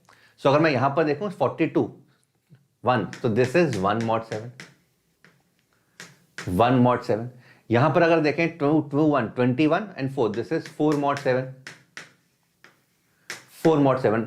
142 14 2, so this is 2 mod 7, 2 mod 7. 124 अगर हम देखें 7 1s 12 54, 49 plus 5 5 mod 7, 5 mod 7. तो यहां पे एक आइडिया दिखने लग गया और दिल की धड़कनें तेज हो गई कि 1 आ गया, 2 आ गया, 4 आ गया, 5 आ गया. अगर 3 और 6 भी आ गया जो मिसिंग है तो मजा ही आ जाएगा. तो लेट्स सी 2 4 1 में देखते हैं. सो अगर मैं 21 देखूं, 21 एंड 31, 28, यहां पे 3 आ गया, 3 mod 7. तो मोस्ट लाइकली ये 6 बनना चाहिए. चेक करके देखते हैं. 35 62, तो 63 में से एक गया तो 6 mod 7 है. ये 6 mod 7 है. तो ये चीज बन गई. तो ये एक बहुत ही प्यारी सी ऑब्जर्वेशन है. तो इनमो के अंदर guys observation plays a major role. तो there are certain questions called click questions. तो अगर वो चीज क्लिक कर गई तो क्वेश्चन हो जाएगा, नहीं गई तो 3 घंटे बैठे रहो, 4 घंटे बैठे रहो तो नहीं हो पाएगा. राइट. तो वो क्लिक कब होगा? जब तुमने बहुत जरा प्रैक्टिस की होगी, बहुत सारे आइडियाज तुम्हारे दिमाग में होंगे. तो क्लिक क्वेश्चंस उन केसेस के अंदर चांसेस हैं क्लिक हो जाए. Right. So this is one thing जो हमने ऑब्जर्व की, दैट 1 to 4 के जितने भी 6 के 6 परमुटेशन है उन सबको अगर मैं mod 7 करता हूं तो 1 2 3 4 5 6 सब कुछ आ रहा है. तो इसका यूज कर सकते हैं. Now let's see. Let the other 3 digits, let the other 3 digits in order be x, y, z. 1 to 4 के अलावा 3 और डिजिट्स हैं, x, y, z मान लेते हैं. हो सकता है कि तीनों x, y, z सेम हो, फर्क नहीं पड़ता. बट ये मैंने देखा कि x जो है वो y से पहले आएगा, y जो है z से पहले आएगा. हो सकता है कि ये नंबर ऐसे बन जाए कि x, y, z 4 2 1. हो सकता है कि 4x 2 1 z y z 4 y z ये बन जाए. बट x जब भी नंबर आएगा, सबसे पहला नंबर 3 डिजिट्स का 4 2 1 को छोड़ के पहले x आएगा, फिर y आएगा, z आएगा. जरूरी नहीं कि एक साथ आए. हो सकता है कि सबके बीच में कुछ ना कुछ नंबर्स हो, बट पहले x फिर y फिर z. तो इस ऑर्डर में मैंने माना कि x y z. अब गाइस यहां पर ना केसेस बना के देखते हैं. सो केस 1, अगर एक्स वाई जेड इस जिस ऑर्डर में है, x y z as a number is 0 mod 7. ये तो बहुत ही सिंपल सा केस है कि जो पहला केस है जो एक्स वाई जेड है, बाकी के 3 नंबर्स 1 to 4 हटा दो, एक्स वाई जेड बचा, इसी ऑर्डर में बचा. यही नंबर 7 का मल्टीपल है, यही 7 से डिविजिबल है, 7 का मल्टीपल है. सो अगर ये नंबर 0 mod 7 है, फिर तो कुछ सोचना ही नहीं है. और मुझे क्या कर देना, एलिमिनेट. जो स्टेप 1 है, जो पहला चीज है वो लगा देनी है. पहले चीज लगा देनी है, मतलब किसी भी ऑर्डर में हो. मतलब हो सकता है कि ऐसा हो 4 2 x y 1 z हो. तो मुझे क्या करना है, 4 2 1 को हटा देना है. Eliminate the 3 colour numbers. 4 2 1 colour है, इनको हटा दो. तो बचा क्या, x y z.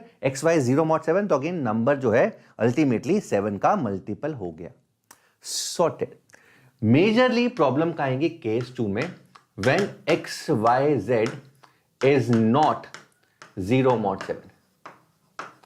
जब x y z जो नंबर है एज अ 3 डिजिट नंबर, ये 7 का मल्टीपल नहीं है या 7 से डिविजिबल नहीं है, तब क्या किया जाए. अब ये ऑब्जर्वेशन काम आएगी. And I am very sure इस टाइम तक बहुत सारे बच्चों ने फिगर आउट ऑलरेडी कर लिया कि किस तरीके से ऑब्जर्वेशन यहां पर काम आने वाली है.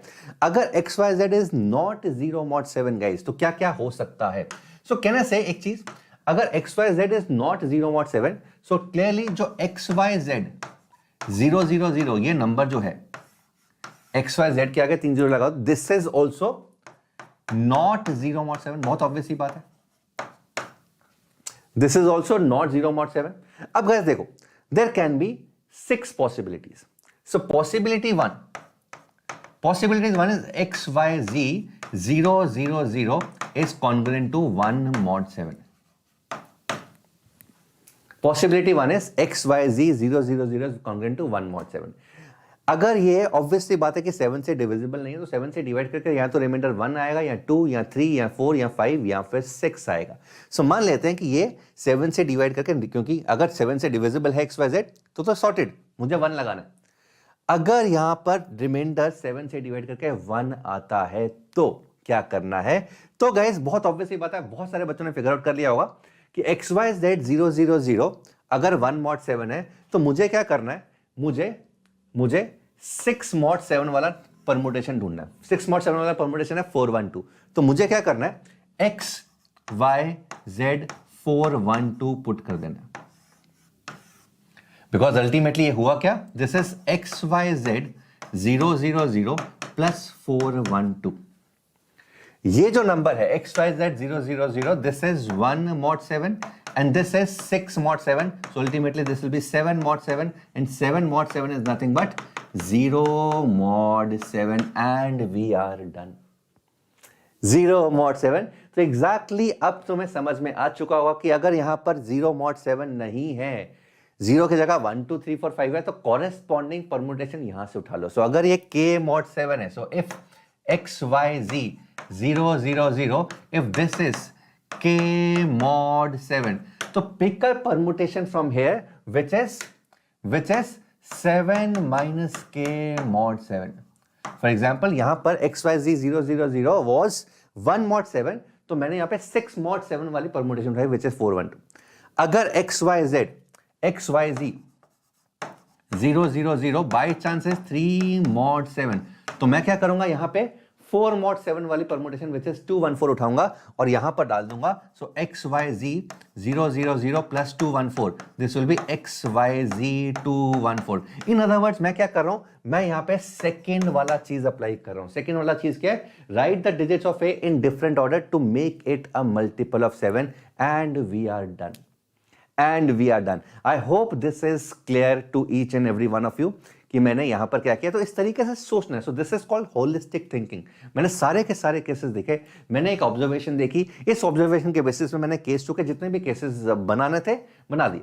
अब यहां पर एक और चीज है जो कि जो ऐसे बच्चे जो फर्स्ट टाइम इनमो लिख रहे हैं उनके लिए बहुत ज्यादा यूजफुल है।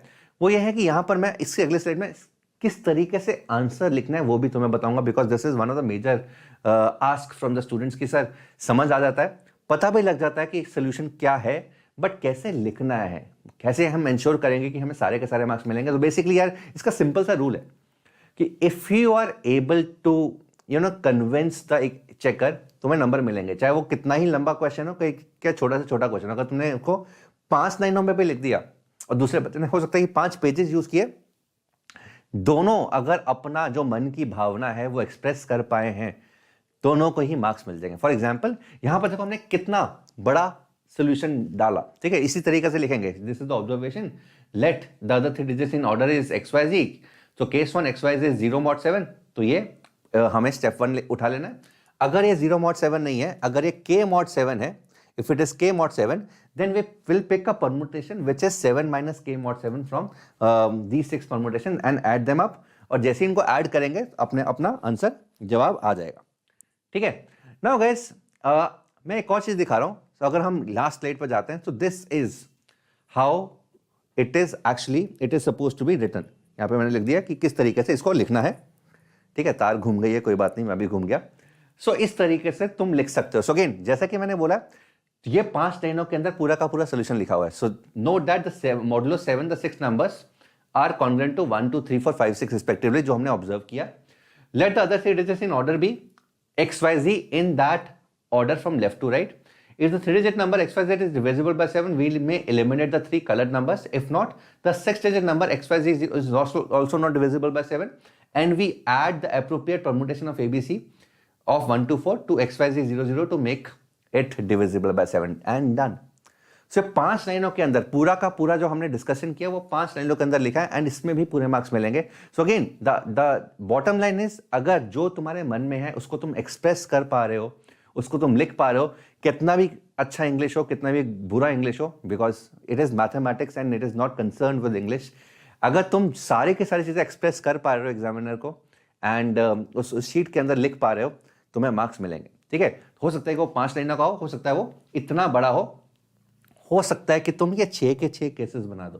Case 1 this is 1 mod 7, case 2 this is 2 mod 7, case 3 this is 3 mod 7, 4 mod 7, 5 mod 7, उसको करके भी लिखोगे तब भी मार्क्स मिलेंगे, ठीक है। बट आज जब तक तुमने सारा का सारा हॉलिस्टिकली इस क्वेश्चन को सॉल्व किया है, मार्क्स मिलेंगे, चाहे वो बड़े से बड़ा सोल्यूशन हो, चाहे छोटे से छोटा सोल्यूशन हो, एंड मार्क्स जरूर मिलेंगे, ठीक है। एंड यहाँ पर of course there is a provision of rechecking also, तो तुम रीचेक भी करवा सकते हो। Hopefully you enjoyed this solution. जैसा कि मैंने पहले भी बोला था, ये थोड़ा सा लाइटर साइड पे था देन द इनमो स्टैंडर्ड्स, बट कुछ क्वेश्चंस होंगे जो इनमो लेवल के होंगे, कुछ क्वेश्चंस इनमो लेवल से ऊपर होंगे, कुछ क्वेश्चन इनमो लेवल से नीचे भी होंगे, सो दैट हम सबको आइडियाज मिले, जो आइडियाज हम इनमो के एग्जाम के अंदर यूज करके मार्क्स लेकर आ सकें। चलो guys, so that is it, and hopefully you enjoyed, and take care, all the best, see you next time, God bless you.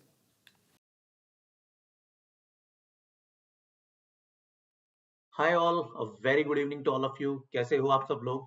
यार आज का जो हमारा इनमो क्वेश्चन ऑफ द डे बड़ा इंटरेस्टिंग सा क्वेश्चन है, एंड इनफेक्ट के आईएमओ 2000 का क्वेश्चन है, आईएमओ इंटरनेशनल मैथ्स ओलंपियाड 2000 का। बट यस, पोटेंशियल क्वेश्चन है इनमो में आने के लिए, रिलेटिवली आईएमओ स्टैंडर्ड के हिसाब से थोड़ा सा इजी क्वेश्चन था। पढ़ते हैं क्वेश्चन को। ज्योमेट्री का क्वेश्चन है, अगर आपने ये अभी तक नहीं ट्राई किया है, देखो भाई सीधा सॉल्यूशन देखने का कोई फायदा नहीं है, इसको एटलीस्ट 15-20 मिनट जेन्युइन ट्राई दो। आई एम वेरी होपफुल ये क्वेश्चन आपसे हो जाएगा, बस डायग्राम थोड़ा ढंग से बनाना, ठीक है। तो क्वेश्चन पढ़ते हैं हम क्या कह रहे हैं। और है ना, मतलब आप देखोगे कि क्वेश्चन पढ़ के है ना, जो थॉट्स आएंगी है ना, जो डायग्राम बनाकर थॉट्स आएंगी, उन थॉट्स से ही क्वेश्चन प्रूव हो जाएगा, ठीक है। क्वेश्चन देखते हैं क्या कह रहे हैं। Two circles G1 and G2 intersect at 2 points M and N, ठीक है। तो दो सर्कल्स हैं, let's say these are the two circles, ये इंटरसेक्ट कर रहे हैं M और N पर, right. These are 2 points, their point of intersection. फिर फर्दर कह रहे हैं let A B is the line tangent to these circles at A and B, ठीक है। तो एक बेसिकली टेंजेंट है जो पहले सर्कल को लेट से G1 को ए पॉइंट पर टच कर रही है और G2 को लेट से बी पॉइंट पे टच कर रही है, ठीक है। So that M lies closer to A B than N, चलो वो हमारा फिगर में बनी रहे, M ए बी के क्लोजर है than N। Let C D is a line parallel to A B and passing through the point M, तो एक ऐसी लाइन है सी डी, ठीक है, जो M पॉइंट से पास कर रही है and which is parallel to AB, okay, AB के parallel है, with C on G1, C first circle पर है और D सेकंड सर्कल पर, बिल्कुल ठीक है। Lines AC and BD meet at E, तो हमने AC और BD दोनों को ज्वाइन किया और ये दोनों लाइंस लेट से E पॉइंट पर मिल रही हैं, ओके। लाइंस देखो, यार देखो मतलब इंफॉर्मेशन बहुत सारी है। इनमो के ज्योमेट्रिकल क्वेश्चन में ना, या आईएमओ के ज्योमेट्रिकल क्वेश्चन में, या फॉर दैट मैटर एपीएमओ या ईजीएमओ के ज्योमेट्रिकल क्वेश्चन में इन्फॉर्मेशन बहुत सारी होती है, तो डायग्राम एक थोड़ा सा कॉम्प्लिकेटेड बनता है। बट जितना नीट एंड क्लीन डायग्राम बनाओगे उतना ही आपको चीजें डायग्राम के थ्रू दिखने लग जाएगी क्या है, ठीक है।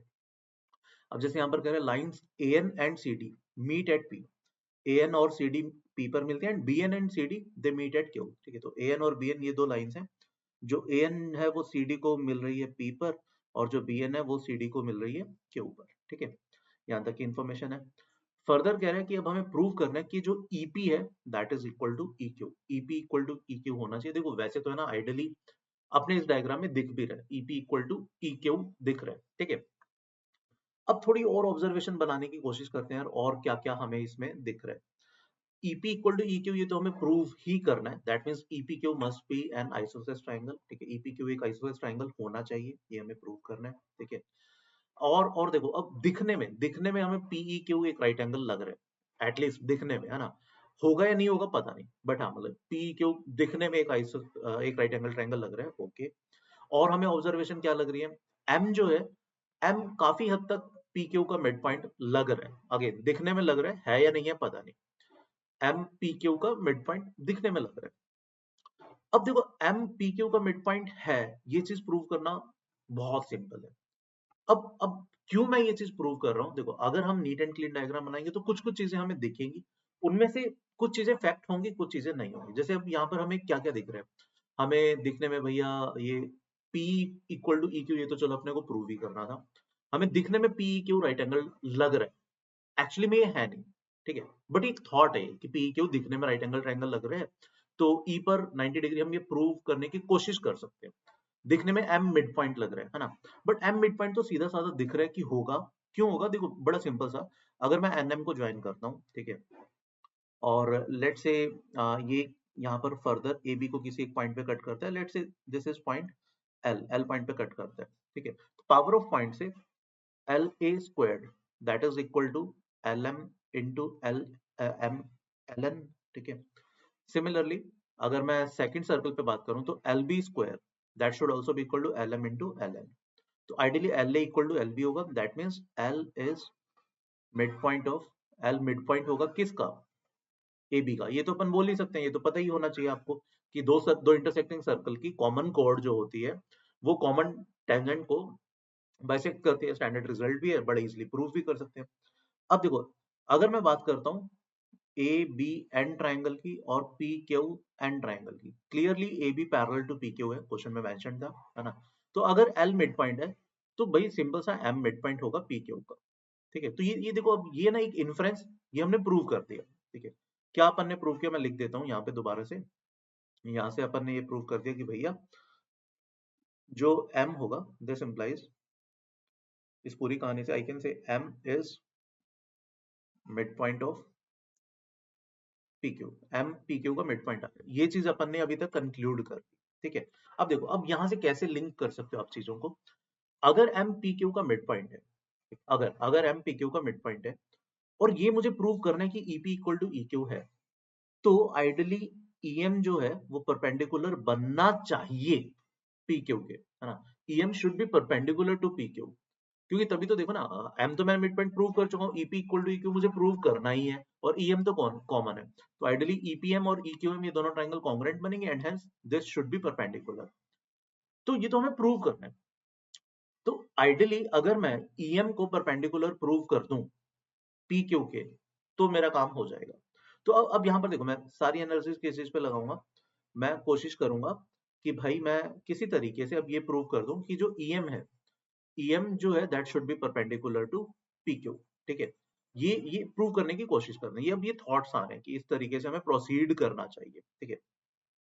फिर हमने देखा कि भाई अगर मुझे अब PQ और AB तो पैरेलल है, तो अगर हम if we wish to prove कि EM is perpendicular to PQ, ये हमें प्रूव करना है, ठीक है, टू प्रूव। तो इसकी जगह अगर मैं ये प्रूव कर दूं कि EM is actually perpendicular to AB, तब भी बात बन जाएगी, बिकॉज PQ और AB तो परपेंडिकुलर है, ठीक है। अब थोड़ा सा इस फिगर को ध्यान से देखते हैं, ठीक है। ये था हमारा E पॉइंट, ये था हमारा M पॉइंट, ये था हमारा P point, and in fact P और Q को भी हटा देते हैं, इसकी अभी जरूरत नहीं है। तो all we need to prove कि ये जो EM है, EM हमें किसके परपेंडिकुलर प्रूव करना है, EM एक्चुअली हम AB के परपेंडिकुलर प्रूव करना चाहते हैं, ठीक है। ये हमारा काम है, इसको हम इसके AB के परपेंडिकुलर प्रूव करना चाहते हैं। अब देखो, अगर मैं AM को ज्वाइन कर दूं, ठीक है, और मैं BM को ज्वाइन कर दूं, अब सोच के देखो यार, ये कैसा सा लग रहा है, मतलब ये एक काइट टाइप की फिगर लग रही है ना। आइडियली AMBE एक काइट लग रहा है दिखने में, दैट मीन्स AMAE के इक्वल दिख रहा है कि होना चाहिए, ठीक है। तो इसको थोड़ा सा कोशिश करते हैं प्रूव करने की। अब देखो, क्या मैं बोल सकता हूँ कि भाई ये वाला जो एंगल है, ये वाला एंगल इस एंगल के इक्वल होगा, बिकॉज AB और CD दोनों पैरेलल थी, ठीक है।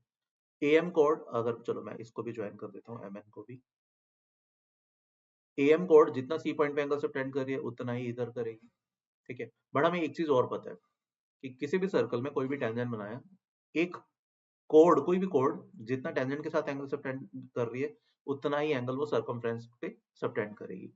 तो AB टेंजेंट है, AM कोड है, तो ये वाला जो एंगल है that should be equal to ये वाला एंगल। तो आइडियली अब यहाँ से हमने क्या प्रूव कर दिया, angle EAB that is actually equal to angle MAB, ठीक है। तो AB बेसिकली एंगल बाइसेक्टर हो गया, AB is angle bisector of क्या, AB is angle bisector of this thing EAM angle का एंगल बाइसेक्टर हो गया। सिमिलरली AB इस एंगल का भी सेम लॉजिक से मैं ये वाला एंगल इसके इक्वल प्रूव कर सकता हूँ, एंगल EBA, ये वाला एंगल है ना EBA, हम प्रूव कर सकते हैं इस चीज के equal.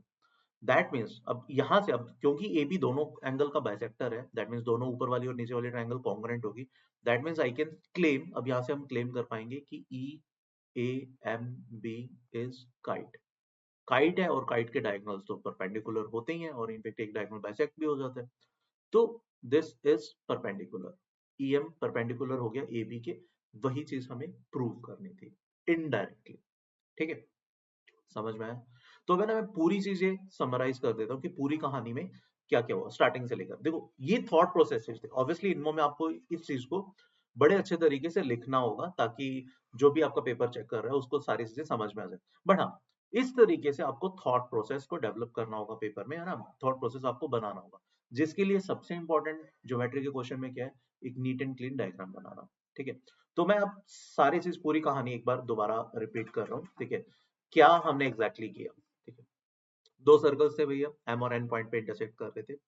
This is point M, this is point N. ठीक है, एक कॉमन टेंजेंट था जो इनको ए और बी पॉइंट पे टच कर रहा था। ठीक है, राइट। फर्दर क्या करते, एक लाइन थी सी डी जो एम पॉइंट से पास कर रही है, राइट, और parallel to A B, right. Further हमने सी ए और बी डी को ज्वाइन किया था जो एक ई पॉइंट पे कट कर रहे थे, राइट। फर्दर फर्दर क्या किया हमने, फर्दर हमने इसको ए एन और बी एन को ज्वाइन किया जो इसको पी और क्यू पॉइंट पर कट कर रहे हैं, राइट। ये समझ में आया? ठीक है, अब हमें प्रूव करना था कि ये पी जो है वो ई क्यू के इक्वल होगा। ठीक, तो इसके लिए हमने क्या प्रूव किया, पहले हमने एम एन को ज्वाइन कर दिया। ठीक है, एम एन को हमने ज्वाइन किया, वो लेट से कहीं पर इंटरसेक्ट किया एल पॉइंट पर। तो सबसे पहले अपन ने प्रूव किया कि एल, ये मतलब फर्स्ट स्टेप हमने प्रूव किया L is mid point of A B. L A B का मिड पॉइंट है, ये समझ में आ गया था कैसे था, पावर ऑफ अ पॉइंट से किया था हमने। L A square is equal to L M into L N, as well as L B square is also equal to L M into L N. ठीक है, तो L A equal to L B, that means L is mid point of A B. फिर यहां से हमने inference निकाला, this implies M is also mid point of P Q, as as ये दोनों पैरेलल थी, ए B was parallel to P Q. अब क्योंकि ए बी पी क्यू के पैरेलल था तो एल अगर मिड पॉइंट है तो एम भी मिड पॉइंट होगा पी क्यू का। ठीक है, यहाँ तक हमने पहले इन्फ्रेंस निकाला। फिर हमने क्या किया, फिर हमने ए एम को ज्वाइन किया, बी एम को ज्वाइन किया। ठीक है, फिर हमने सेकेंड चीज क्या प्रूव की, हमने प्रूव किया एंगल ई ए बी, और इन जनरल हमने प्रूव किया, इसके बाद सेकेंड स्टेप हमने प्रूव किया कि जो ए बी है, A B is angle bisector of, A B किसका एंगल बाइसेक्टर है, एंगल ई ए एम का, E A M as well as of angle E B M. E M और E B M का ए B angle bisector है। वो कैसे prove किया, देखो ये वाला जो एंगल है, सिंपली मैं यहां पर लिख देता हूं अभी, angle E A B that is equal to angle E C M, parallel होने की वजह से, and E C M is actually equal to angle A N M, because एक कोड सर्कमफ्रेंस पे सेम एंगल से टेंड करता है, and A N M is equal to angle B A M, because A B tangent है और tangent ए M code के साथ जो एंगल बना रहा है वही ए एम कोड सर्कमफ्रेंस पे सबटेंड करेगी। That means E A B जो था इफेक्टिवली बी ए एम के इक्वल आ गया, that means A B is angle bisector. Same तरीके से हमने ए बी एंगल बाइसेक्टर बोला एंगल ई बी एम का, सेम लॉजिक से। अब ए बी क्योंकि एंगल बाइसेक्टर है तो यहां से हमने क्लेम किया this implies E A M B. ठीक है, E A M B will be a kite, E A M B is kite, ये काइट हो जाएगी। क्यों काइट हुई, क्योंकि देखो ना दो एंगल्स इक्वल हो गए ऊपर और नीचे वाले ट्रायंगल में, तो एंगल साइड एंगल से दोनों कॉन्ग्रुएंट होगी और ये काइट फिगर बन गई, तो ए एम के इक्वल हो गया, ई बी बी एम के इक्वल हो गया, तो practically E A M B is a kite, ये हमने प्रूव किया, जस्टिफाई किया। फिर बस फाइनल स्टेप क्या था कि ई एम जो है that will be perpendicular to A B because diagonals perpendicular होते हैं, that further implies EM is actually perpendicular to PQ। EM PQ के परपेंडिकुलर है, M मिड पॉइंट भी था, ये देखो हमने ये प्रूव किया था यहाँ पे M is the mid point, तो इन M is the mid point और EM परपेंडिकुलर PQ को क्लब किया, वहां से अब हम कंक्लूड कर पाए कि ये परपेंडिकुलर है as well as mid point है, that means EP should be equal to EQ। This is what we need to prove. ठीक है यार, अभी देखो ना ये क्वेश्चन IMO 2000 का क्वेश्चन है, एंड ज्योमेट्री में इनमो में ऐसे ही होते हैं यार क्वेश्चंस। आप अगर एक अच्छा डायग्राम बना पा रहे हो नीट एंड क्लीन, तो डायग्राम से काफी कुछ चीजें आपको दिखेंगी, कुछ चीजें फैक्ट होंगी, कुछ वैसी दिख रही होंगी जो कि एक्चुअली में ट्रू नहीं होगी। यार अच्छा खासा टाइम होता है, तो जो फैक्ट्स हैं बस उनको हमें प्रूव करने की कोशिश करनी है, वो प्रूफ दिख जाएगा। ठीक है, चलो तो आज के क्वेश्चन में यही, next INMO question of the day में मिलेंगे जिसमें हम एक और ज्योमेट्री का एक अच्छा क्वेश्चन डिस्कस करेंगे, है ना। होपफुली आज के लेक्चर में मजा आया होगा यार, सीखने को मिला होगा। तो नेक्स्ट लेक्चर में भी हम we will try to bring a geometry question, right. Till then please take a very good care of yourself. Thank you, bye bye. Hello students, I welcome you all in our next session of INMO question of the day. So far हमने बच्चों काफ़ी questions कर चुके हैं इसके अंदर, right? So okay, before starting, let me introduce myself. My name is Lohit Jindal, and we have talked many times, right? So I've been teaching for the past 8+ years, and you guys, I guess, must be knowing about me right by now. ठीक है, so this is for the students who are seeing this for the first time. Okay, so I've done my BTech from IIT Bombay, and so in the past 8+ years I have taught down about 4 to 5,000 students including for the INMO, IOQM, JEE and everything, right, all the competitive exams. So out of that, yes, some of my students have got 9 rank in IIT JEE in 2017 he got, right, and actually अब तो उनका job भी लग गया है, right? So and one of them got 37 in the same year, and sorry, 37 was in 2015 and 81 was in 2017 only. So it was very good to teach such students. So guys, आज का session start करने से पहले I'll try to tell you one thing first. Okay, I'm going to tell you about what we are going to launch, okay, in March, in April. So guys, in April again we'll be starting with our maths Olympiad courses, pre-RMO courses from scratch.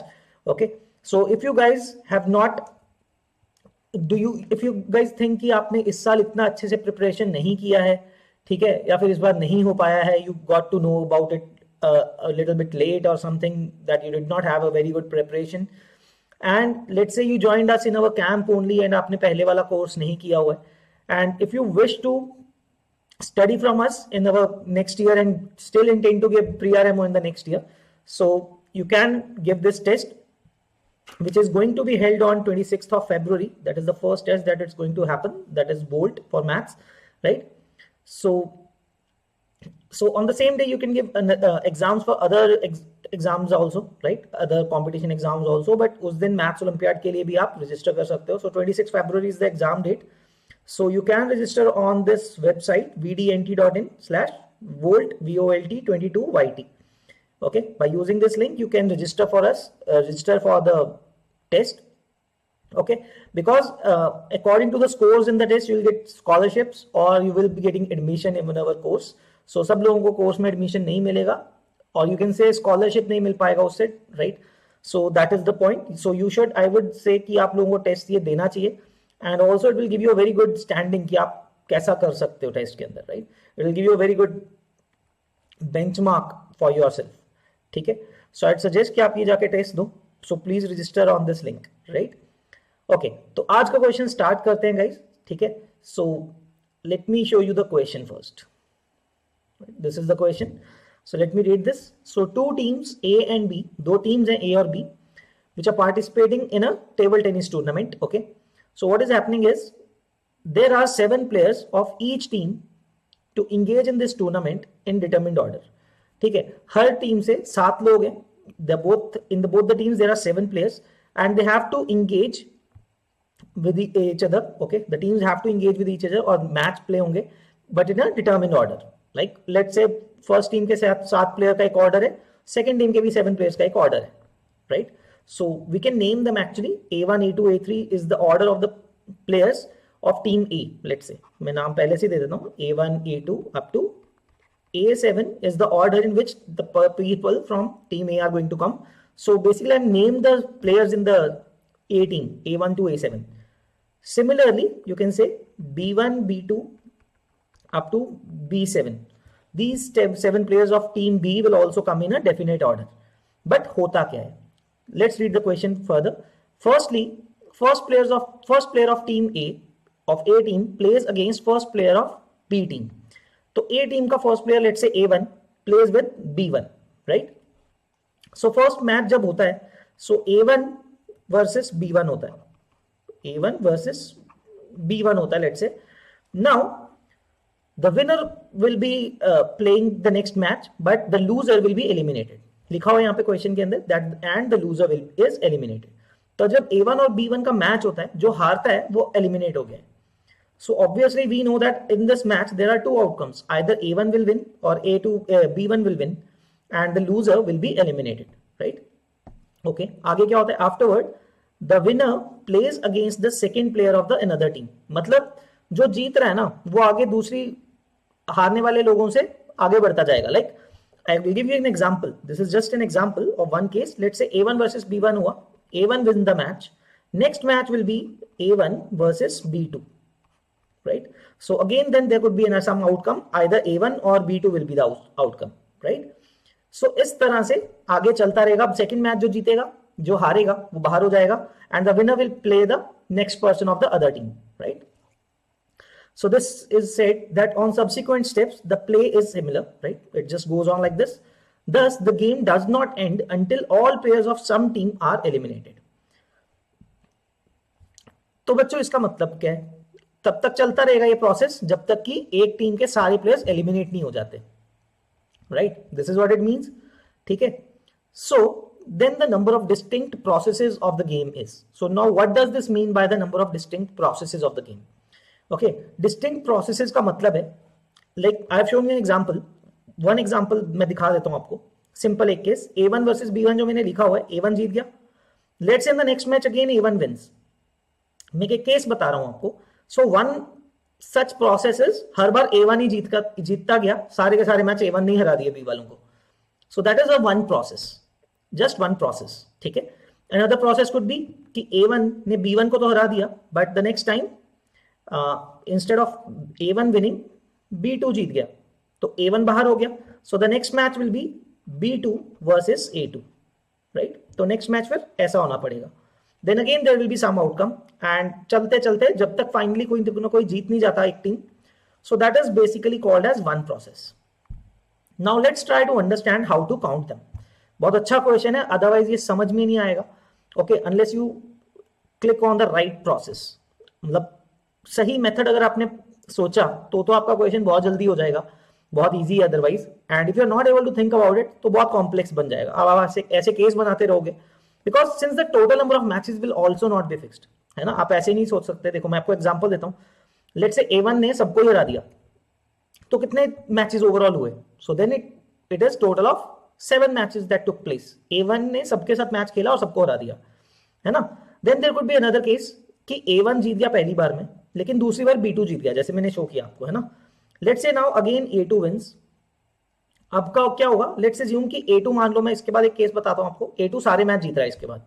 सो इसका मतलब A2 ने B2 को हराया, ठीक है? B2 से लेके उसने B7 तक को हराया, तो कितने मैच हो गए? So there were 6 matches, these are 6 matches, और 2 मैच ऑलरेडी हो चुके हैं इससे पहले, till A2 came, right? So 8 matches are taking place. So basically the total number of matches are also not fixed. तो आप उसको सीधे सीधे ऐसे भी नहीं काउंट कर सकते, right? So let's think about what would be the best way to find the answer. Okay, उसके लिए let's assume we are talking about the cases when team A wins, right? देखो A and B are very much symmetric, right? If I find the number of ways in which team A wins, है ना? So there will be that many cases also in which team B wins, ठीक है? तो मैं एक team के जीतने के वेज ढूंढ लेता हूं, उतने ही B के होंगे, सो टोटल हम ऐड कर देंगे, ट्वाइस हो जाएगा overall, right? So let's assume team A wins. इसके केसेस हम सोचते हैं, ठीक है? That team A is winning. So बच्चों अगर टीम A को जीतना है, right? Now let me name the variables, right? Let's say the number of matches A1 wins. Number of matches A1 wins, let's say that is x1, right? X1 is the number of matches that A1 wins. Similarly, number of matches that A2 wins, let's say that is x2, right? So just like this till A7, every person, let's say that is X7. Now I'm defining these X1, X2 up to X7, the variables. ये क्या define करते हैं? X1 shows you how many matches A1 wins. तो जो team A का first player है वो कितने मैच जीतता है. X2 shows A2 कितने जीतता है and so on till X7 shows कि A7 कितने जीता. Right? So now what does this mean? Let's say total number of wins कितनी होंगी. Wins की बात कर रहे हैं हम यहाँ पे. If team A has to win overall, so total number of wins इन सब की विंस मिला के A1, A2 up to A7 सब लोगों की अगर मैं विंस को ऐड कर दूं, that should add up to 7 because 7 matches से ज्यादा तो नहीं खेलेंगे ना, right? If they are winning, and these are not the number of matches, these are the number of wins. तो 7 विंस से ज्यादा तो नहीं चाहिए, 7 विंस में तो आप वो जीत जाएंगे, right? उससे कम में वो जीत नहीं सकते. They need 7 wins overall. 7 wins का मतलब है हर बार एक विन में एक प्लेयर टीम बी का एलिमिनेट होता है, right? So they have to eliminate 7 people. So they have to have 7 wins. So what does this give us? That X1, X2, up X3 ये सब क्या है? Wins हैं, right? So that means we have to find the number of solutions to this thing. X1 plus X2 plus X3 up to X7 should add up to 7, right? Total number of wins they required is 7. And in this thing, negative तो नहीं हो सकता X2, X3, but 0 हो सकता है. 0 का मतलब क्या है? वो बंदा या फिर वो प्लेयर एक भी मैच नहीं जीता, right? So all we have to do, कितना सिंपल ये बन गया क्वेश्चन अगर हमने इस तरह से डिफाइन किया. All I have to do is find the number of solutions of this linear equation, right? So that the sum of 7 variables is adding up to 7. And I guess everybody knows this, to use beggar coin method, right? So I have to insert 6 partitions between 7 coins, right? So the number of ways to distribute 7 wins among 7 people, right, is how much?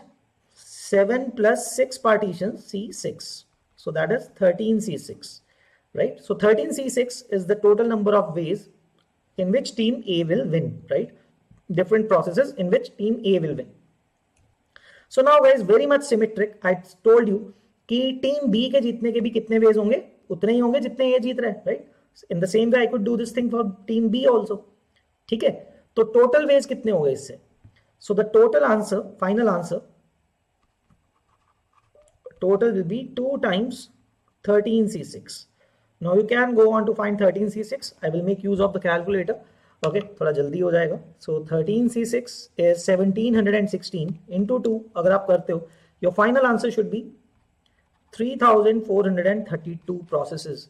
So guys देखो कितने सारे processes बनेंगे या फिर कितने सारे ways से वो हो सकता है ऐसा. So 3432 will be your final answer. Let me write it. Right, that is the number of ways in which team A or team B will win, and or you can say total number of ways it can go down, right? The whole way, जो 7 लोग खेल रहे हैं, the whole thing can go down in 3432 ways. So guys, this was a question of China National Mathematical Olympiad competition, right, of 1988. So it's kind of INMO level problem, right? Although आज की date में थोड़ा INMO और ऊपर चला गया level, but yes, at some time you would say कि ये INMO level का problem था. So yes, the point is कि आपको process के ऊपर follow करना है, like this algorithm or you can say this method. अगर ये method strike नहीं करेगा, then you'll be like very much, you know, struggling to solve the question, right? I hope this thing is clear to everyone, right? And I hope आप सबने कुछ सीखा इस यहाँ से, right? So thank you everyone. I want to bring to your notice again this thing. If you guys are interested for Maths Olympiad for the next year also, okay, 2022-23 session, so you can enroll in our courses by giving this exam called Volt. Okay, so for that you have to visit this link. Okay, let me highlight it. You have to visit this link, okay, and register for the test. So test is going to happen on 26th February. Okay, so all the best for the test and best of luck for the coming exam also. Okay, we'll see you in our sessions. I hope to see you guys in our sessions. Okay, so please register. And thank you, and I hope everybody got to learn something new through this question that we did today. Okay, bye guys, thank you.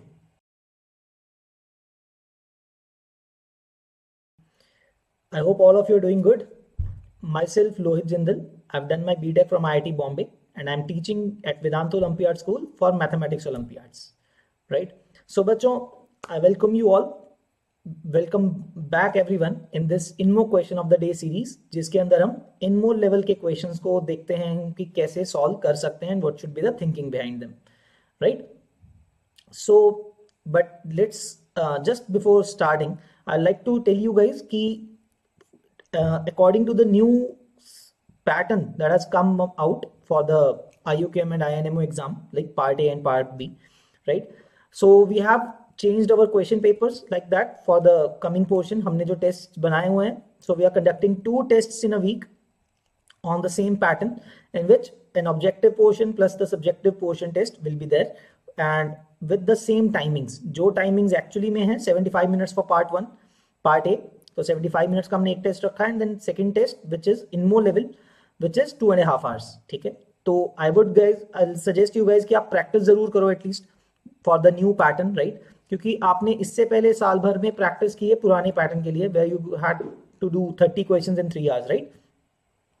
So I would suggest कि आप test जरूर दो, ठीक है? Other than that we are teaching for various courses, like I mean to say various, like pre RMO के लिए अलग class है, आईएनएमओ के लिए अलग क्लास है. We are having 7 days engagement and we are running a camp for that. अगर आप लोग इंटरेस्टेड हैं कैंप के लिए, so let me show you the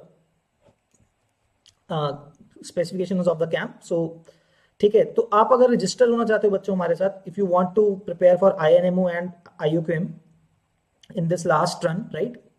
थोड़े से दिन बाकी हैं, so you can go to this link, and Google link है, आप उसको फिल कर दीजिए गूगल फॉर्म को, and you'll be enrolled in our pre-RMO and IOQM or INMO camp for free, right? So the course is completely free, आपको कोई पैसे पे नहीं करने, right? So where you will get all the previous sessions भी आप देख सकोगे जो हो चुके हैं, आपको उसका content भी मिल जाएगा, and you will be having 7 days engagement. 2 दिन टेस्ट होंगे, 2 days there will be INMO level classes, जिसके अंदर INMO level के questions करेंगे हम, right? And then 3 days we'll be doing for IOQM, like 2 marker, 3 marker and 5 marker level के लिए अलग अलग सेशंस हो रहे हैं हमारे. So if you guys are interested, you can fill this form and be in our camp, right? All right, then I have to tell you this thing. So now guys, let's start with this INMO question of the day. Our INMO question of the day, let me show you the question first. Interesting question. Okay, so let's go through it together. Question में क्या बोला जा रहा है? A piece of wooden board in the shape of an isosceles right triangle, ठीक है? So there's a right triangle, wooden board is in the shape of a isosceles right triangle, right? Isosceles है with sides 1, 1 and √2. So एक काम करते हैं, let's draw the triangle first. Okay, let's draw it so we get a better idea. So that is our right triangle. So बच्चों, let's name this A, B and C. So right angle, these 2 sides are 1 and 1 each, this is √2, right? Okay, so that is the triangle that we have got. Further क्या बोला जा रहा है? Find the length and location of the shortest straight cut which divides the board into 2 parts of equal area. So बच्चों, सबसे छोटा cut मार लगाना है हमें इसके ऊपर. The point is, मतलब इसमें जो सोचने वाली बात है, ऐसे तो आप कहीं पे बहुत जगह कट्स लगा सकते हो, आप बी से बोल सकते हो कि परपेंडिकुलर ड्रॉप कर दो, it will divide it into 2 equal parts, right? But इसमें एक इंपॉर्टेंट बात लिखी हुई है, location of the shortest straight cut. वो शॉर्टेस्ट हो उसके बारे में हम श्योर नहीं है, राइट? उसके बारे में हमें नहीं पता है. सो नाउ व्हाट विल डू, हमें क्या करना पड़ेगा? हम क्या करेंगे इसके ऊपर बच्चों, हमें इस तरह का कट चाहिए so that it divides the board into 2 equal areas. तो पहले तो इसका एरिया निकालने कितना है, डेल्टा, उसको हम इस तरह से लिख लेते हैं, area of triangle ABC. Since it's a right triangle तो हमारे लिए थोड़ा इजी हो जाएगा, half into 1 into 1, right? Half base into height, so 1 into 1 that is half. तो पूरे ट्राइंगल का एरिया हाफ है.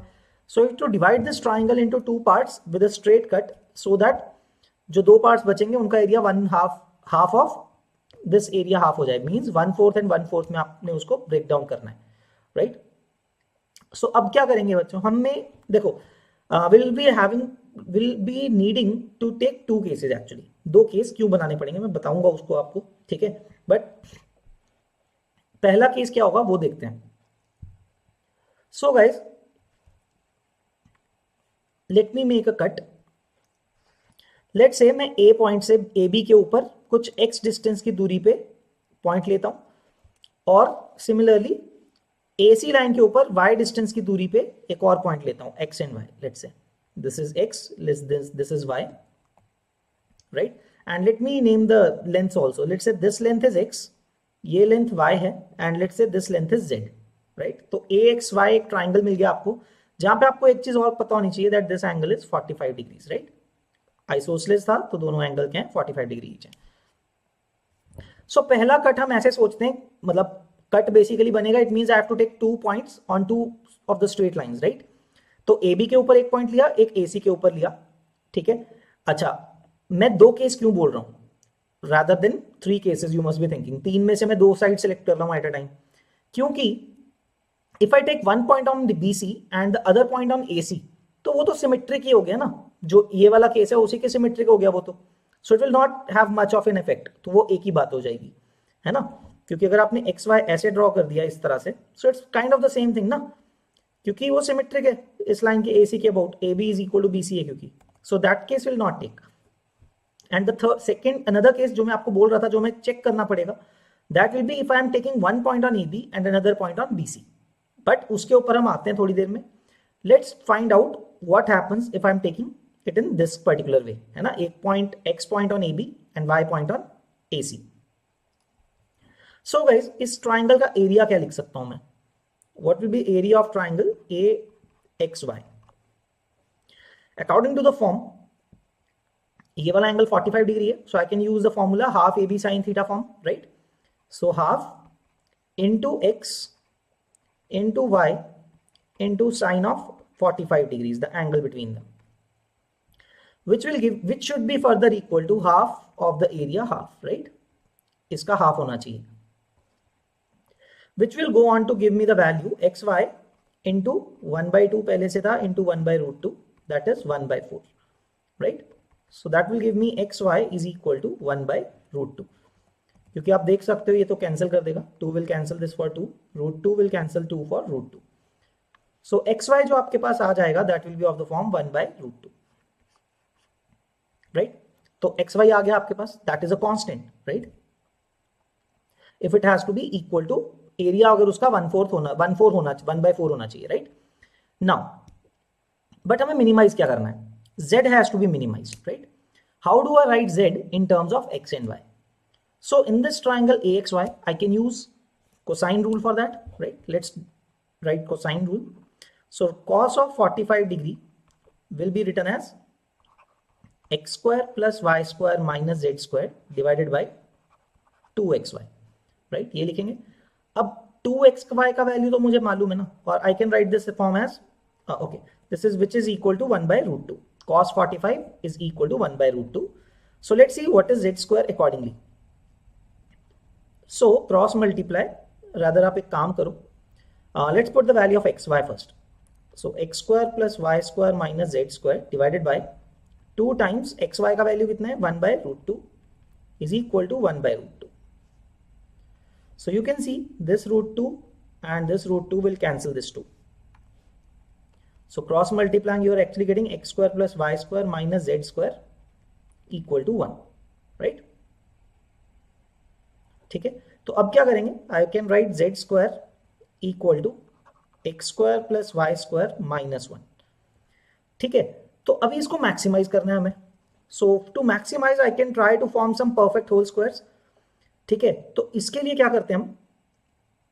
What I can do to complete a whole square, तो मुझे क्या करना पड़ेगा? x square plus y square plus 2xy या फिर माइनस 2xy करना चाहिए, राइट? Better in this case is to do minus 2xy plus 2xy भी करना पड़ेगा. Why did I do कि माइनस वाला क्यों कंबाइन करूंगा? Because then the other quantity left over remaining quantity will be positive, जिससे मैं मैक्सिमम के बारे में बात कर पाऊंगा. Let's see what I am talking about. z square की वैल्यू क्या हो जाएगी बच्चों? It will be x minus y whole square. ठीक है, x माइनस वाई का होल स्क्वायर हो गया. बचा हुआ वैल्यू क्या है? 2xy का वैल्यू भी देख लेते हैं, plus 2xy minus 1. Now xy is 1/√2, right? So this expression 2 times xy will be √2 minus 1, which is a positive quantity, right? So let me scroll down a bit. तो मैं आपको ये क्लियर कर देता हूँ. अब देखो, so z square is equal to x minus y whole square plus root 2 minus 1, which is a positive quantity again. This is a positive quantity. So देखो बच्चों, I am able to write this z square in the form of x minus y whole square plus some positive quantity. So if I want this z square to be minimized, then the right hand side should also be minimum, for which it will be minimum when the perfect whole square is 0, right? मैं लिख देता हूँ, for z to be minimum, right, x minus y whole square has to be 0, because if it is anything other than 0, तो z square की value बढ़ेगी, right? Which means x is equal to y is the case, and in that case z square actually coming out to be root 2 minus 1, right? चलो थोड़ा scroll down कर रहा हूँ तो so that you get a better idea. Okay, all right. So हमने solve किया that z square x is equal to y होना चाहिए and z square is root 2 minus 1, which will give you z is equal to minimum कितना होगा, root 2 minus 1 का under root. So that is the value of z, मतलब that is the length of the cut according to this case, which is required, which will divide the triangle into 2 equal areas, right? Which is कहाँ पे cut लगाना है, x की value और y की value निकाल के आ जाएगा वो. What is the value of x? X is equal to y and xy is 1 by root 2. So x square is equal to 1 by root 2, which will give you x is equal to 1 upon 4th root of 2. Same as y. So you have to take such 2 points. Okay, ये भी मैं highlight कर देता हूँ. So इसका मतलब आपको AB के ऊपर और AC के ऊपर A से 1 upon 4th root of 2 distance जितना दूरी पे आपको 2 points select करने हैं, x and y. Then you can make a cut of length z, which is root of root 2 minus 1. Okay, but this is the first case. How do I know this is the minimum? I don't know that yet, right? I'll have to check the other case also. Although ये हमें पता होना चाहिए कि छोटा angle बन रहा है 45 डिग्री का, तो उस तरफ से कट लगाएंगे तो वो छोटा आएगा, क्योंकि अगर 90 डिग्री से कट करेंगे तो वो बड़ा बन जाएगा लेंथ, राइट? इवन देन, चलो लॉजिकल है, but even then will try to disprove it, like points लेते हैं हम अब ए बी और बी सी के ऊपर, and then we will see कि उससे कैसे सॉल्व होगा, right? So let's take a case. Okay, so let me take a diagram from here only. ठीक है, तो मिनिमाइज करते हैं, यहाँ पे लेके चलते हैं. So let's take the same diagram, okay, but this time around इसको हम चेंज कर देते हैं. It should be taken like somewhere along like this.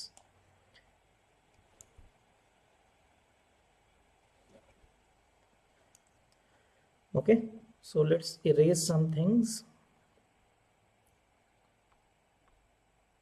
So this time guys, हम क्या कर रहे हैं, 2 पॉइंट्स ले रहे हैं इसके ऊपर x और y. Let's say this length is x, this length is y and this is z. Okay, case 2 जो होना चाहिए था जिसको हम चेक कर लेते हैं. So in this case, area of bxy will be half into x into y. बहुत easy हो गया, which should be 1 by 4 जो हमने पहले पार्ट में सॉल्व किया. Now, as you can see, यहां से x y का वैल्यू कितना आ जाएगा, 1 by 2, right? And what you have to minimize is z, where z is simply by Pythagoras theorem you can say z square is x square plus y square. Again, we'll have to make perfect whole square to make it easier, right? So minus 2xy कर देते हैं, plus 2xy कर देते हैं फिर से. So we'll get z square equal to x minus y whole square, right, plus 2xy. So ये बन गया. Again you must be thinking why x minus y whole square, why x plus y whole square minus 2xy क्यों नहीं कर दिया? The point being so that plus 2xy quantity जो बच रही है that should be positive. अगर वो नेगेटिव हो गया तो मैं मैक्सिमम या मिनिमम के बारे में इतना इजीली बात नहीं कर पाऊंगा, राइट? सो अब 2xy का वैल्यू कितना है वो भी पुट कर देते हैं, right? So z square is equal to x minus y whole square plus 2xy का वैल्यू तो 1 है. So this is the value. So for this to be minimum, again for z square to be minimum or z to be minimum, same thing, x should be equal to y again, वो दोबारा होना चाहिए, and for that z minimum will be equal to 1. In that case z minimum is coming out to be 1, right? In the previous case आप देख सकते हो z की value क्या आई थी, root of root 2 minus 1. Now root 2 minus 1 is approximately 0.414. उसका भी स्क्वायर रूट कर रहे हो, it will remain lesser than 1 at least, right?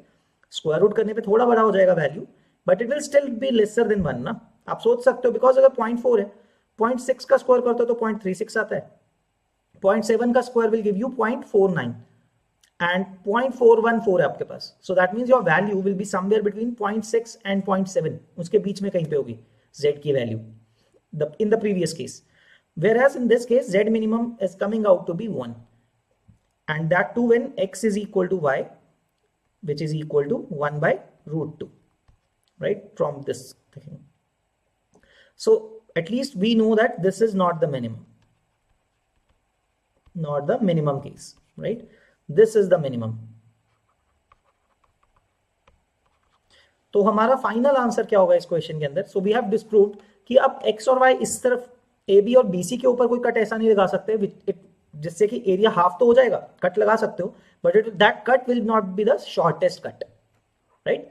तो शॉर्टेस्ट कट कब होगा? That is in the previous session case like this, when one point is on the line AB and another is point on the line AC, जैसा हमने ये वाला diagram draw किया हुआ है, right? So this is the logical thinking behind it. दोनों solve करोगे, आपको दोनों लिख के दिखाने पड़ेंगे एग्जाम के अंदर. ऐसा नहीं है कि लेट्स से आपने ये ABC के ऊपर सिर्फ ये पॉइंट दिखा दिया. Let's say this question comes in INMO. It's not like कि आप ABC के ऊपर AB और AC वाला ये वाला फर्स्ट केस करके छोड़ के आगे ना. You might think you will get 4 marks. काफी स्टूडेंट्स को क्या होता है ना, ऐसा एग्जाम देके आते हैं, उसके बाद आके लगता है यार ये तो हमने बिल्कुल सही कर दिया, फोड़ दिया, right? Will get full marks.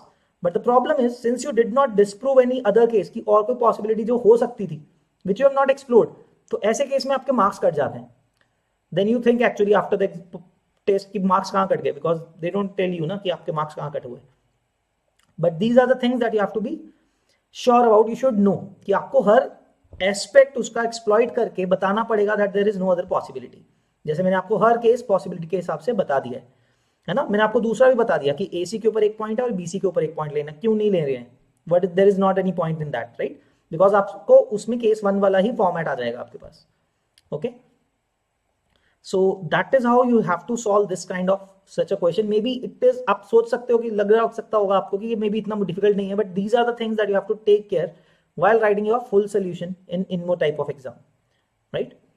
So that's it guys. So final answer is x and y, these 2 points should be 1 by 4th root of 2 distance away from the vertex, right, of the vertex which is at 45 degree, and z जो shortest cut की length आएगी that will be root of root 2 minus 1. As I said, that value will be somewhere between 0.6 and 0.7. वो आपको narrow down या pinpoint करने की जरूरत नहीं है, but it's fine, right? That is root of root 2 minus 1 is the final area answer, right? So that's it. I hope this thing is clear guys, and again I'll just remind you, if you guys are interested in our IOQM camp, you are interested in joining it, so you can fill in this form, Google form. So once again, if anybody is interested, you can fill this Google form, right? If anybody is new to our camp and has not been already enrolled. All right, so that's it guys. Thank you for this listening, right? I hope you guys understood this question, and you must and I hope कि आपने इससे कुछ अच्छा learn किया, and it will be useful to you guys. Okay, thank you guys. So take care, good night, bye bye, thank you.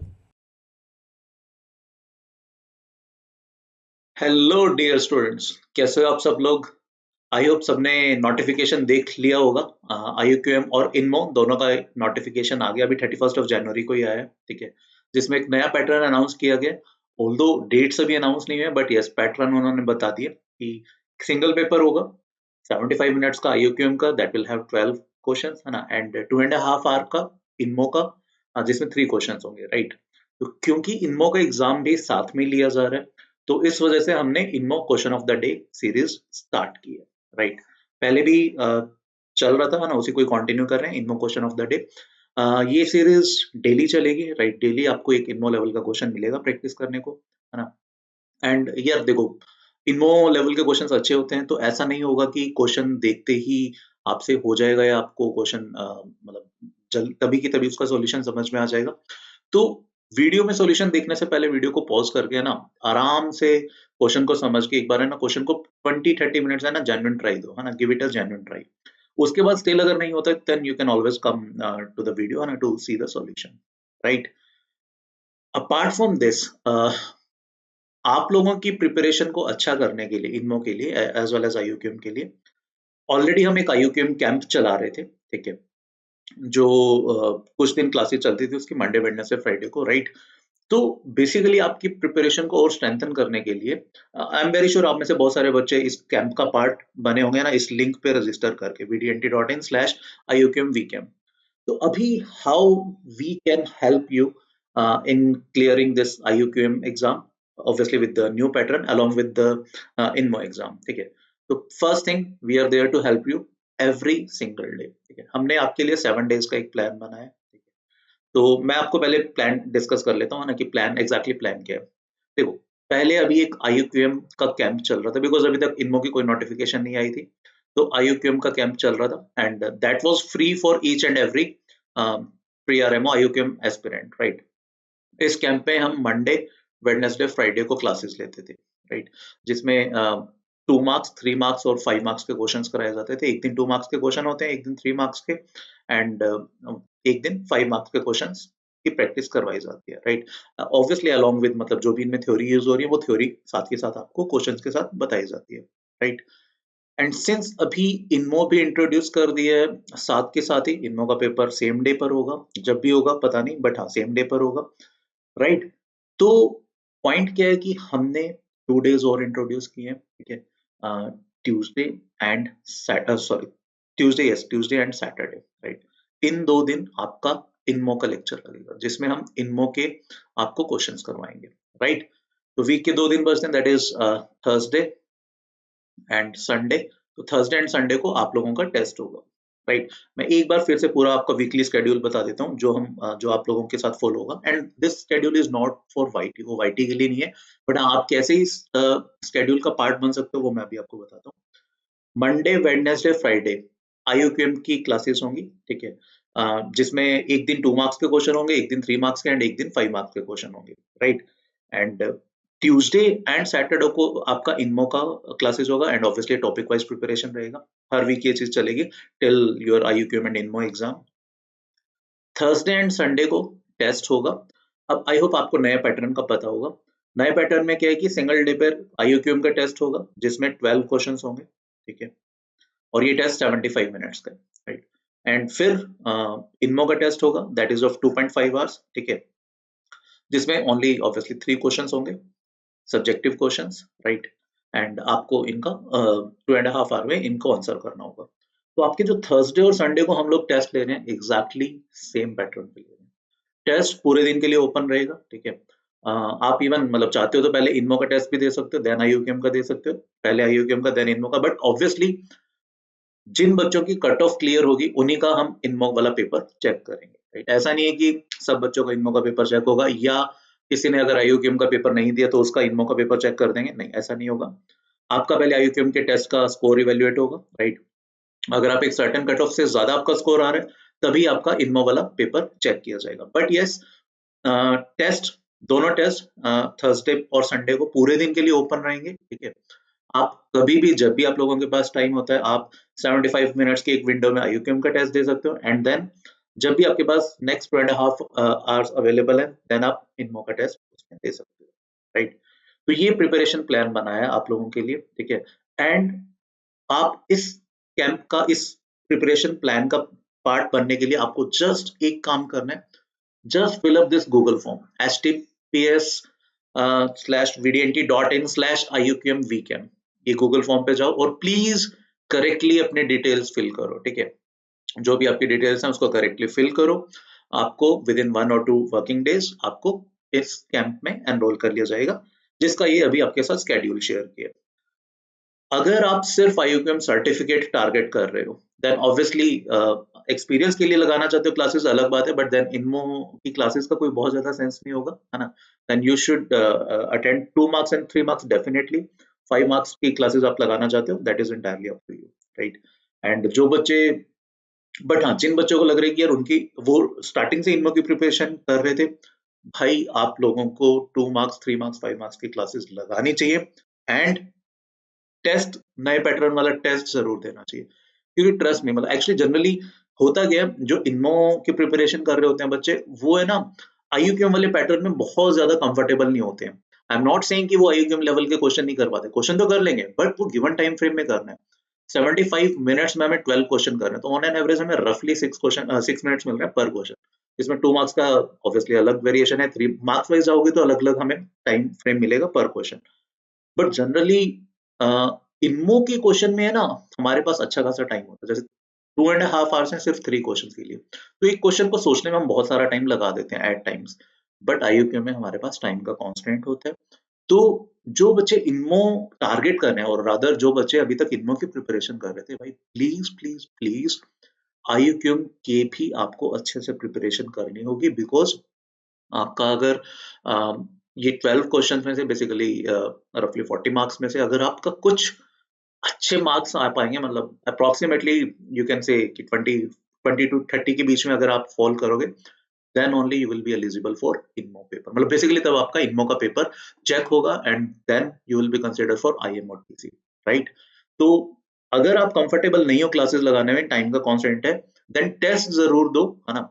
And pan India test है यार, across India from various states बहुत सारे बच्चे already इस camp का part बने हुए हैं।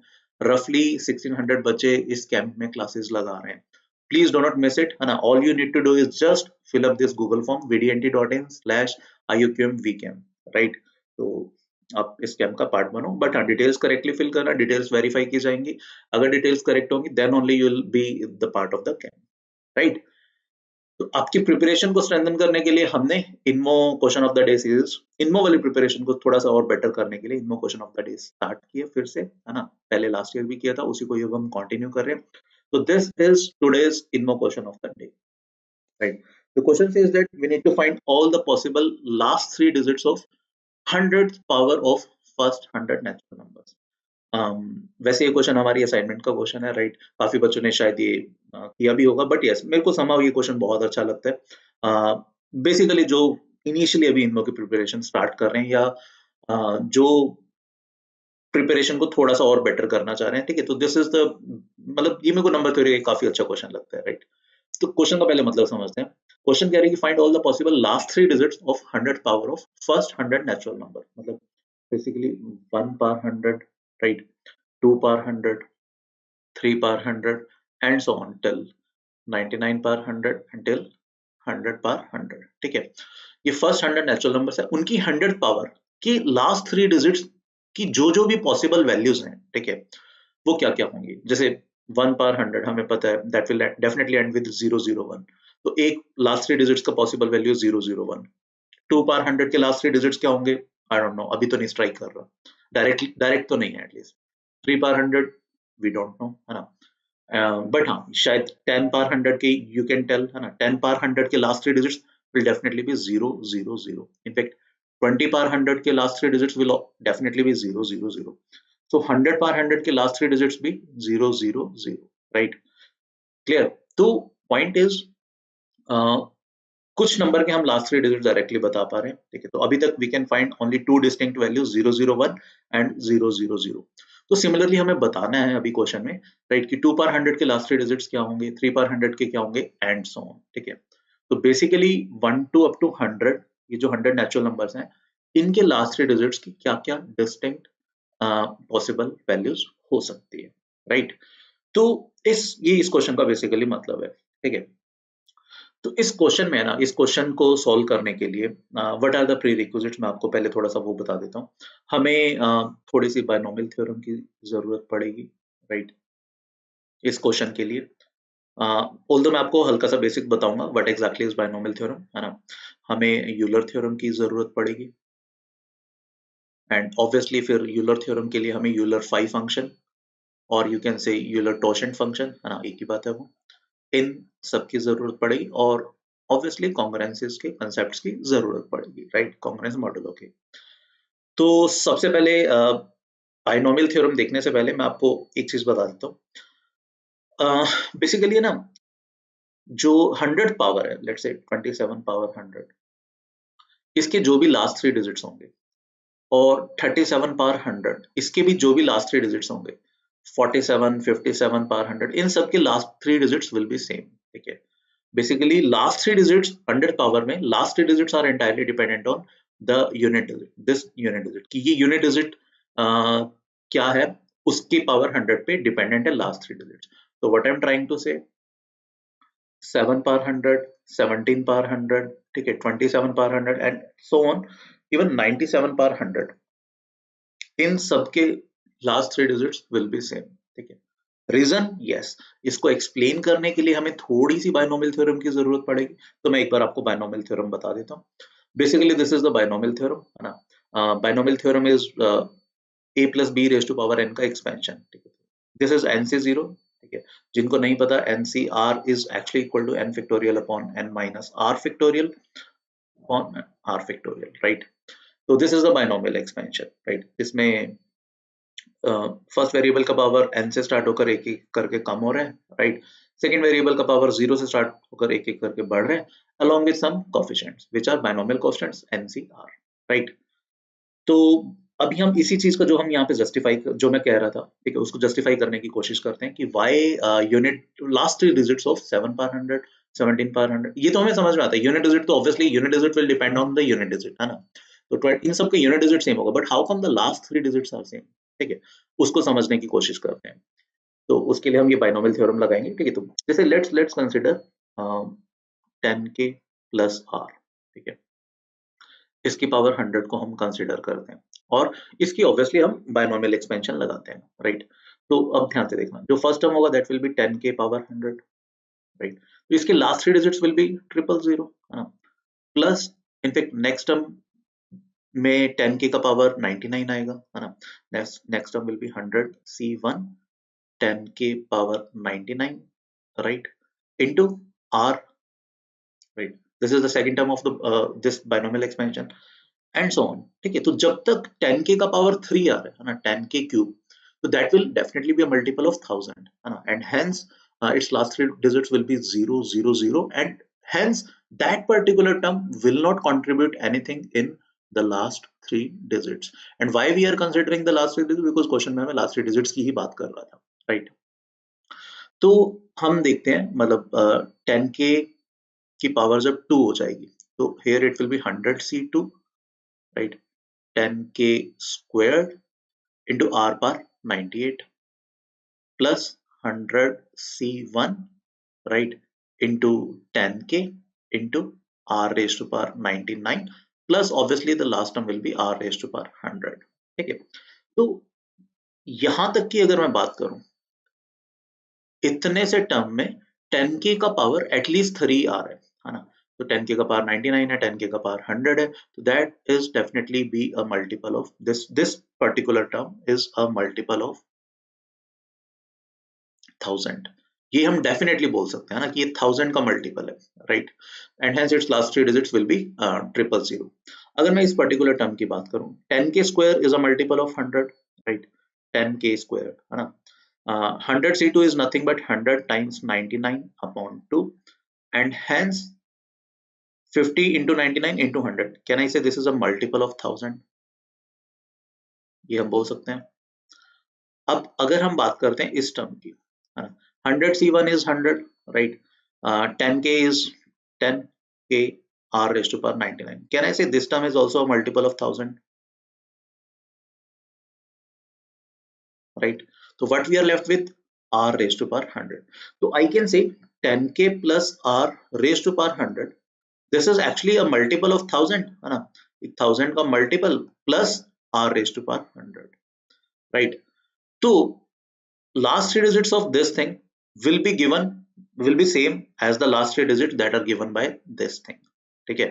तो if r is a single digit, if r belongs to any one of 0 1 2 3 4 5 6 7 8 9, basically any single digit, right, तो its last 3 digits basically मतलब 37 raised to power 100, है ना।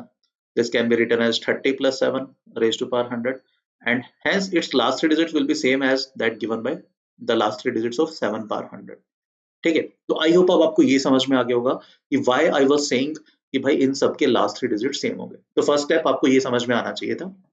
तो इसका ये मतलब हो गया कि जितने भी डिस्टिंक्ट जो भी हम लास्ट पॉसिबल लास्ट 3 डिजिट्स बोल रहे थे, वो 0 पर 100, 1 पर 100, 2 पर 100, 3 पर 100 एंड सो ऑन टिल 9 पर 100। ठीक है, यहाँ तक की वैल्यू से ही हमारे पास आएंगे, राइट। तो there can be a maximum of 10 distinct values, maximum. ठीक है, कितनी बनती है हम देखते हैं, लेट्स सी, राइट, क्लियर। तो अब बेसिकली आर का वैल्यू अब हमारा हो गया 0 1 2 अप टू 9, राइट। अब इसको हम केसेस में थोड़ा सा ब्रेक करते हैं। ठीक है, अब मैं आर की वैल्यू या तो हो सकती है 0, ठीक है, या फिर आर का वैल्यू हो सकता है 1, या फिर आर का वैल्यू हो सकता है 5, ठीक है, एंड या फिर आर का वैल्यू मैं ले सकता हूँ लेट्स से बाकी के ऑड नंबर विच आर 3 7 और 9, एंड या फिर मैं आर के वैल्यू ले सकता हूँ बाकी के इवन नंबर्स 2 4 6 और यू कैन से 8। ठीक है, these are the 5 cases when r is 0। हमें पता है last 3 digits are definitely 0 0 0, this we know है ना। when r is 1 we definitely know that the last 3 digits must be 0 0 1। जब r पार 5 होगा तो 5 पार 100 के लास्ट 3 डिजिट्स हम एनालाइज करने की कोशिश करते हैं। ठीक है, व्हेन r is 5। ऑब्वियसली अब यहाँ पे आपको क्लियर होना चाहिए कि we want to study the last 3 digits of r power 100 और यही हमारे पास 10 पॉसिबल वैल्यूज ऑफ r है। ठीक है, जिसमें से हम दो का रिजल्ट जानते हैं। Let's talk about 5। 5 raise to power 1 definitely ends with 5। 5 square is last 2 digits are 0 to 5। 5 cube की अगर मैं लास्ट 3 डिजिट्स की बात कर रहा हूँ that will be 625, sorry 125। 5 raise to power 4 की अगर मैं लास्ट 3 डिजिट्स की बात करूँ that is 5 power 4 is basically 625। 5 power 5 is nothing but 3125। तो इसके लास्ट 3 डिजिट्स इज 125। 5 क्यूब के भी लास्ट 3 डिजिट्स थे 125। अब 5 पावर 6 के लास्ट 3 डिजिट्स की बात करूं मैं अगर लास्ट 3 डिजिट्स तो दैट विल बी 625। सिमिलरली अब 5 पावर 7 के last 3 digits there will be 125। 5 power 8 के last digits will be obviously 625। तो अभी 1 to 5 और 6 to 5 वाला पैटर्न रिपीट कर रहा है। तो प्रैक्टिकली अगर 5 का कोई ऑड पावर है ना, then the last 3 digits will be 125 and even power है then the last 3 digits will obviously be 625। Here it is 5 per 100, so its last 3 digits must be 625 because 100 is an even number। तो r equals to 5 के लिए भी हमने sort out कर लिया। ठीक है, अब r equal to 3 7 और 9 में जाने के लिए हमें थोड़ा सा यूलर 5 फंक्शन पढ़ना पड़ेगा। ठीक है, तो वो देखते हैं क्या है। यूलर थ्योरम पढ़ते हैं। यूलर थ्योरम है कि अगर if GCD of p and q is 1, ठीक है, जरूर नहीं है p और q प्राइम नंबर होना, अगर p और q का जीसीडी 1 है, ठीक है, एचसीएफ अगर इनका 1 है, ठीक है, then p raised to power 5q will give you a remainder of 1 when it is divided by q, or in another sense p raised to power 5q and 1 they are in congruent mod q, right। तो यहां पर अब now what is this 5q? 5q is Euler phi function। ठीक है, 5q this phi n is Euler's phi function or you can say Euler's tangent function। अब ये Euler tangent function क्या है? ये हमें ना एक वैल्यू देता है, phi of n will give you a value। ठीक है, phi of n is basically the number of numbers which are less than n or you can say which are less than or equal to n and are co-prime with n। ठीक है, basically phi of n for any input n, किसी भी number n के लिए वो number of numbers होंगे is the count of the numbers from 1 to up to n that are co-prime or relatively prime with n।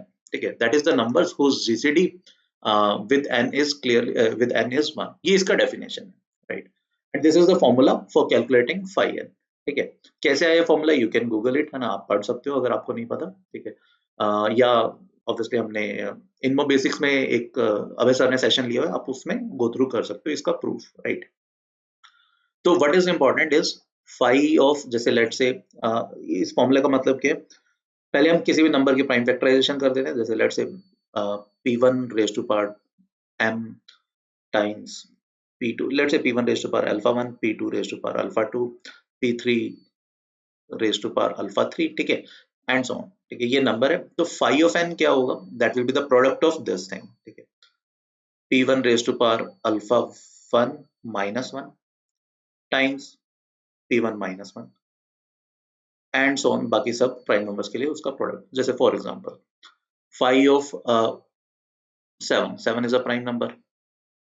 अब अगर हम definition से देखें 7 या 7 से छोटे कितने नंबर्स हैं which are relatively prime prime or which are co-prime with 7? Obviously they are 6. अगर हम इस फॉर्मूले के थ्रू जाना चाहें, ठीक है, तो that will be simply p prime power is this thing 1 है ना, तो p raised to power 1 minus 1 times p minus 1, which comes out to be 7 power 0 times 7 minus 1, which is 6, right? So just what is important for us is 5 raised to power 5 cube. That will be simply how much? 5 squared times 5 minus 1, which is nothing but 100. ठीक है, तो Euler 5 function को अब हम use करने वाले हैं। थोड़ा सा देखते हैं, वापस अब हम क्वेश्चन पर आते हैं। This is the Euler theorem, p raised to power 5 cube, that will B 1 mod q, right. अब हम ये वाला केस कंसीडर करते हैं व्हेन r is 3, 7 और 9, ठीक है। ऑलराइट, तो let's consider when r is any one of the 3, 7, 9, ठीक है।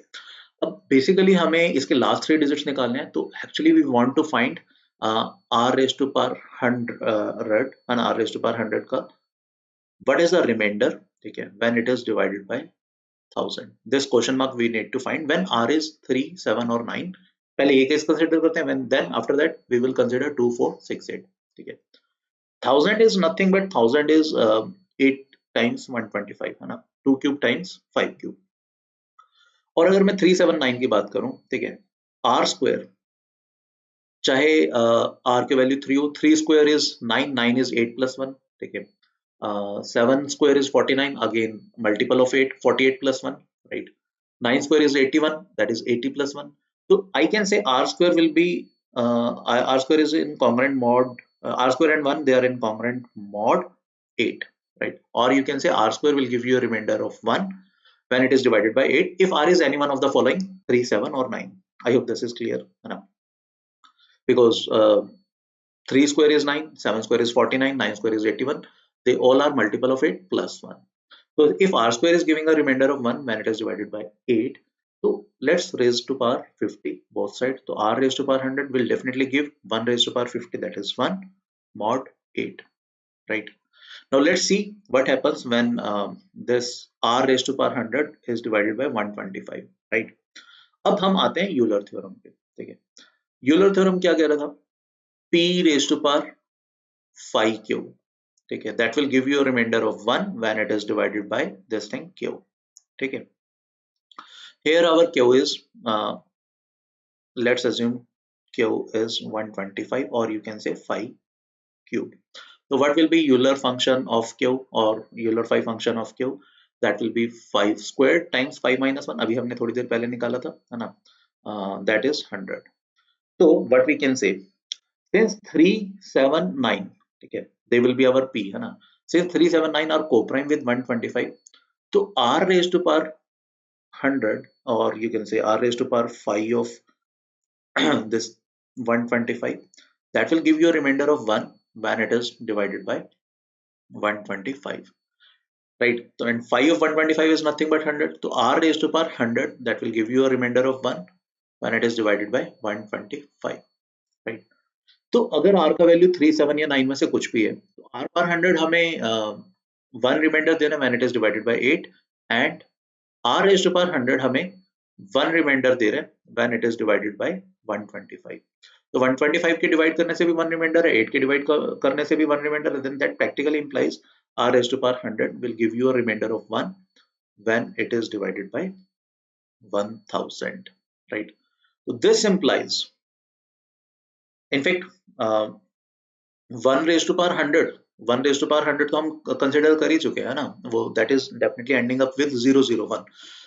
और हमने ये भी बोला था कि 100 पावर का के last 3 digits are entirely dependent on this unit digit, है ना, ये हम ऑलरेडी प्रूव कर चुके हैं।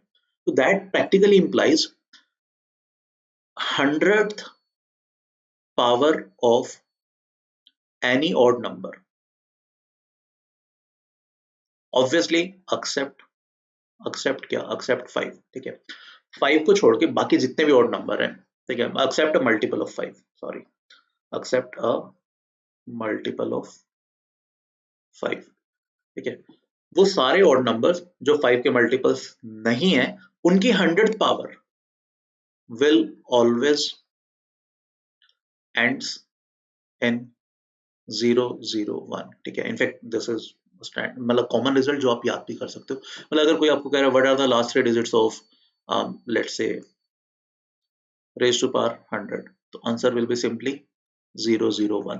रीजन, लास्ट 3 डिजिट्स 100 पावर के last 3 digits are entirely dependent on this unit digit, तो ये बाकी का नंबर जो आगे वाला है दिस इज सेंसलेस, इसका कोई यूज नहीं है, मतलब लास्ट 3 डिजिट्स में इसका कोई यूज नहीं है, जिसका मैं प्रूफ आपको ऑलरेडी अभी दे चुका हूँ बाइनोमियल थ्योरम से, right. And since this number is not a multiple of 5, so its 100th power will definitely end up with 001, right? तो ये जो हम केसेस कंसिडर कर रहे थे, तो 379 में भी जो लास्ट 3 डिजिट्स आ रहे हैं दे आर 001. तो अब हमें सिर्फ एक ही केस एनालाइज करना है when the value of r is 2, 4, 6 और 8, ठीक है। अब यहाँ पर थोड़ा सा कैच है, बिकॉज यहाँ पर जो r पार 100 है ना, वो 8 रिमाइंडर नहीं दे रहा है, because r is clearly an even digit, ठीक है। तो let's consider the case when r is any one of 2, 4, 6 और 8, ठीक है, कोई भी एक इवन नंबर है। तो clearly what we want to find, again we want to find the remainder of r power 100, ठीक है। We want this remainder when it is divided by 1000, right? Because we are interested only in the last 3 digits. And again, since we know 1000 is nothing but 8 times 125, ठीक है। अब ये चीज देखो यार, ये इवन नंबर है ना, 2, 4, 6, 8 all are even number, and 2 cube is clearly 8, 4 square is 16, 6 cube, 8 cube, they all will be multiple of 8. So I can definitely say r raised to power 100, है ना? If r is any one of 2, 4, 6, 8, any one number raised to power 100, that will definitely be a multiple of 8, because 8 is nothing but 2 cube. Here at least 2 raised to power 100 will be there, right? So r raised to power 100 will definitely give you a remainder of 0 when it is divided by 8. Okay. So now let's calculate what happens when r is, let's calculate simply remainder of r raised to power 100, okay, when it is divided by 125. After that, either we can apply Chinese remainder theorem or we can simply calculate by similar concept, right? So let's do this thing, and to consider this thing, let's consider what will be the remainder when 2 power 100. Let's start with 2, 2 power 100 when it is divided by, let's want to we want to find this question mark when this thing is divided by 125, right? तो पहले हम 5 पर आते हैं ना, we know 2 square कितना होता है, 2 square is 4 and 4 is nothing but this 5 minus 1, right? So अगर मैं 2 raised to power 100 की बात करूं, तो that will be 2 square raised to power 50, or you can say 4 power 50, or you can say 5 minus 1 power 50, right? So basically अब let's expand it binomially.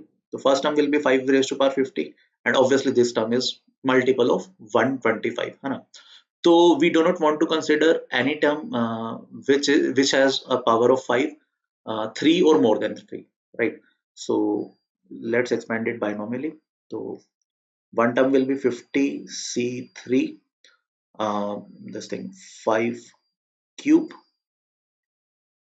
minus 1 raised to power 47, okay. Next term will be 50c2, right, 5 squared into minus 1 raised to power 46. Then what will we have, 50c1, 5 into minus 1 raised to power, sorry, here it will be 48, 49, plus obviously the last term will be minus 1 raised to power 50, okay. अब now let's consider, let's change the color to blue. अब देखो यार, ये वाला term और इससे पहले के जितने भी टर्म्स हैं, they all will have at least a power 3 of 5, है ना? तो we can definitely claim that this part, इतना सा part, this part is a multiple of 125, ठीक है, ये हम डेफिनेटली क्लेम कर सकते हैं। 50c2 देखते हैं, 50c2 क्या होता है, 50 times 49 upon 2, ठीक है, and this is 25, and 5 square भी ऑलरेडी है, तो आई कैन डेफिनेटली क्लेम कि ये टर्म जो बनेगी, है ना, this is also a multiple of 125, ठीक है। Now let's consider 50c1 is 50 times 5, 50 is nothing but 25 times 2 times 5. So this term also is clearly a multiple of 125. So what we are left with, minus 1 raised to power 50, which is nothing but 1. So I can say 2 raised to power 100, this is a multiple of 125 plus 1, right? Or in another sense, I can say 2 raised to power 100, that will give you a remainder of 1 when it is divided by 125. ठीक है, तो ये जो question mark में मेरे को चाहिए था 2 4 6 8 के लिए, 2 के लिए तो मुझे मिल गया, ठीक है। अब obviously if 2 raise to power 100 ये 1 mod 125 है, तो इसका अगर मैं squaring both sides, I squaring both sides है ना, तो I will get 2 raise to power 200 which is nothing but 4 raise to power 100, that is 1 mod 125 because 1 square will be 1. अगर मैं इसमें क्यूबिंग करता हूँ, then I will get 2 cube which is 8, 8 raised to power 100, that will 1 cube will still remain 1 है ना, तो that will also give a remainder of 1.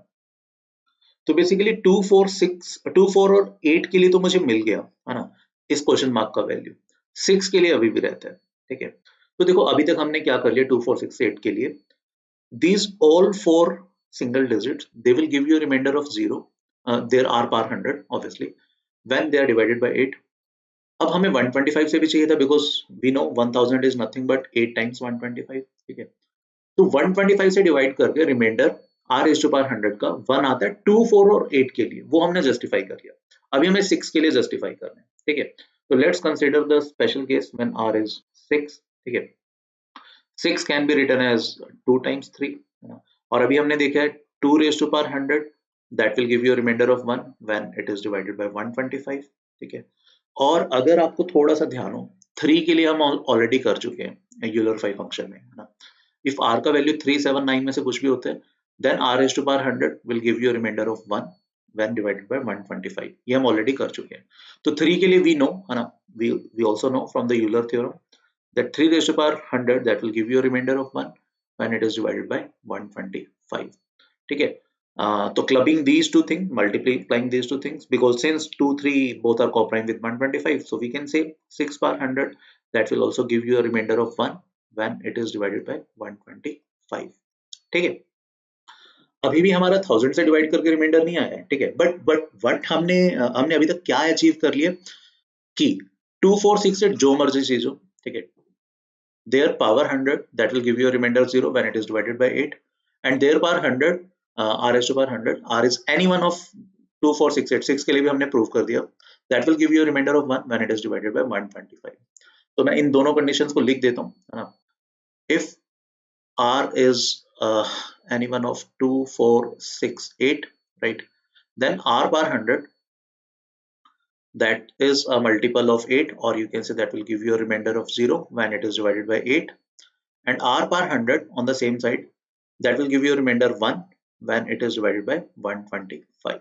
But we are interested in ki r power 100 will give you a remainder of what when it is divided by 1000, ठीक है। अब हमें ये वाला case consider करना है, right, and we know 1000 is nothing but how much, 125 times 8, and 125 is what, 125 is 15 times 8 is 120, right? So this is a multiple of 15 plus how much, 5, ठीक है। all right, right, so let's consider it as this thing, r power 100, right, r power 100 will be equals to, अगर हम यहाँ की बात करते हैं तो that is a multiple of 125 plus 1, right, and we want this as a multiple of this thing, तो 5 8 से डिवाइड करके 5 रिमाइंडर आ रहा है, and 5 times 3 15 plus 1 is 16, okay। so what we will do, let's not applying I'm not applying Chinese remainder theorem, कर सकते हो आप, ठीक है, kind of similar सी चीज ही कर रहा हूँ। हम 3 125 यहाँ से बोरो कर लेते हैं, तो let's write it as k minus 3 plus 3 times 125 plus 1, right, and 125 को हमने ब्रेक किया था, है ना, तो r power 100 is nothing but 125 times k minus 3 plus this will become 3 times 8 times 15, है ना, मैं 125 का जस्ट वैल्यू रख रहा हूँ, प्लस 5 टाइम्स 3 15 प्लस 1 16, ठीक है. Or you can simply calculate this thing. This is clearly a multiple of 8 as we can see from here. This is a multiple of 8. So this has to be a multiple of 8 because r par 100 was a multiple of 8. यहाँ पे हमने claim किया था, है ना, r par 100 was a multiple of 8. So this thing has to be a multiple of 8. But this is clearly a multiple of 125. तो 125 तो 8 का multiple नहीं है. 125 and 8 are co-prime, है ना. So k minus 3 must be a multiple of 8.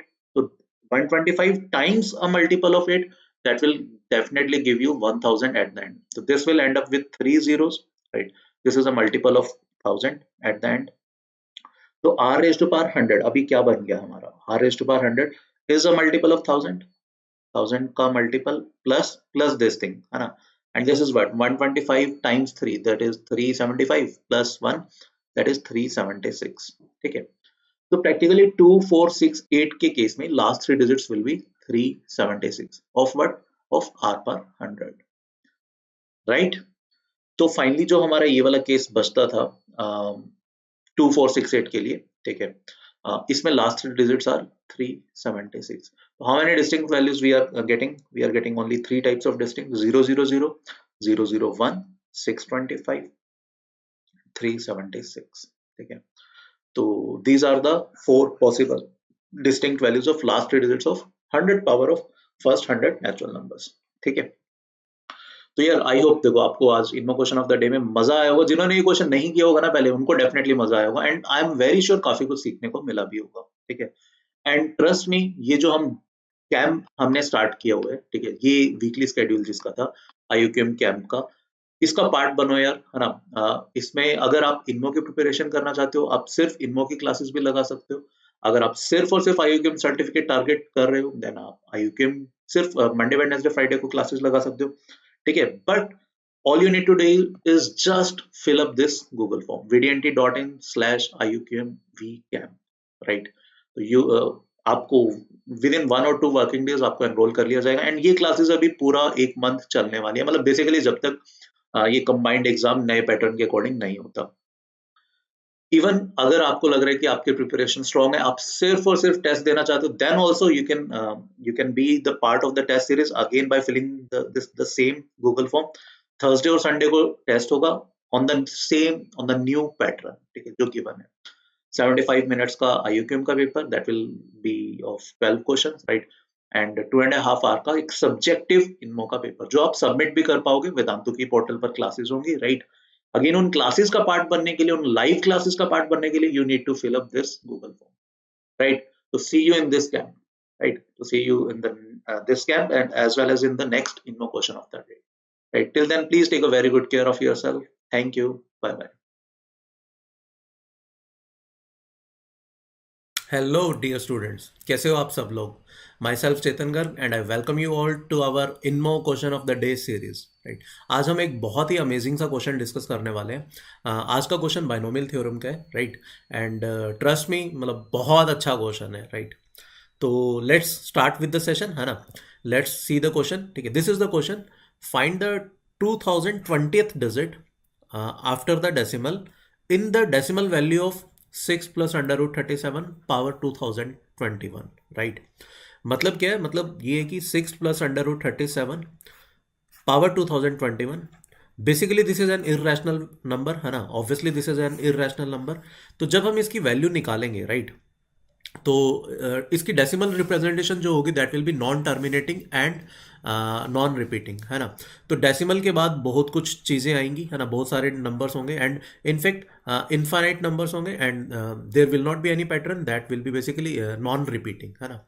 तो after decimal के बाद ये जो भी नंबर है उसमें जो भी 2020th डिजिट होगा, राइट, 2020th डिजिट जो भी होगा ये, है ना, ये हमें फाइंड आउट करना है. So this is the question and this is a very very very good question.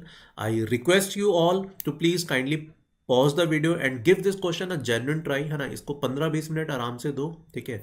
Still if you are not able to solve the question, you can anytime come again on this video and you can watch the solution, right. तो in the next slide I will give you a hint, ठीक है. मैं next slide में आपको एक hint दूंगा. All right, so first hint is this question is of binomial theorem, है ना। बायनोमियल थ्योरम में इनफैक्ट IIT JEE में काफ़ी सारे क्वेश्चंस इस टाइप पे बेस्ड होते हैं, but yes this is entirely a different question, थोड़ा सा लॉजिकल है ना। All right, a plus b power n, है ना, we know its binomial expansion, and we also know the binomial expansion of, let's say, a minus b power n, right? We also know the binomial expansion of this, है ना। So इन दोनों binomial expansion से कुछ add करके subtract करके कुछ ना कुछ रिलेशन होता था, है ना, जो आई होप आप सबको ध्यान होगा, राइट। जिनको बाइनोमियल एक्सपेंशन नहीं आती इनकी, I write the binomial expansion of a plus b power n, है ना। It's binomial expansion is a power n plus nc1 a raise to power n minus 1 in times b plus nc2 a raise to power n minus 2 times b squared plus and so on, and the last term will be obviously b raised to power n, right? This is the binomial expansion of this thing, and similarly you can also write down the binomial expansion of a minus b power n, right?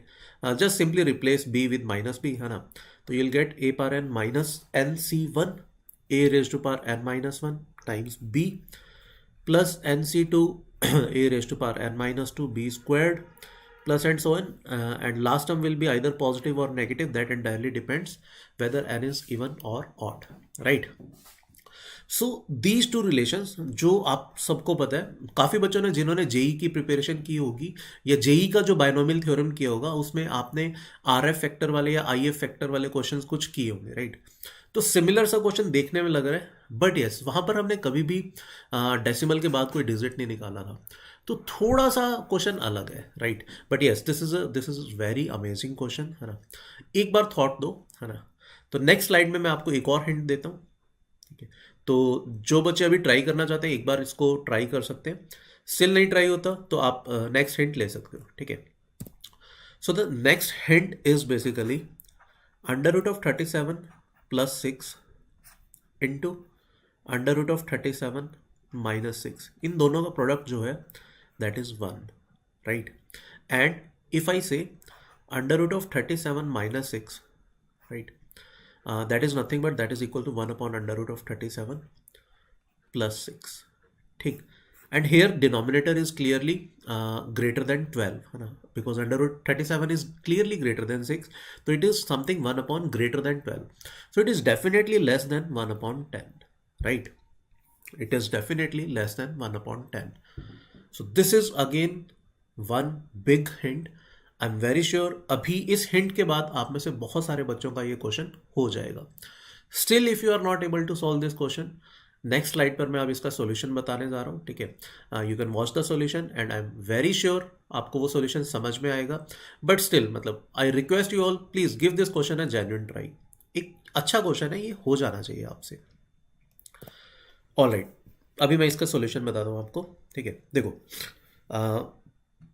अगर मैं under root 37 plus 6 power 2021 इसका अगर मैं binomial expansion लिखता हूँ तो first term will be under root 37 power 2021 which is an irrational term, plus next term will be nc1 which is 2021 c1 into under root 3 power under root 37 power 2020, right, into 6, right, plus next term will be 2021 c2 under root 37 power what 2019 into 6 squared plus and so on.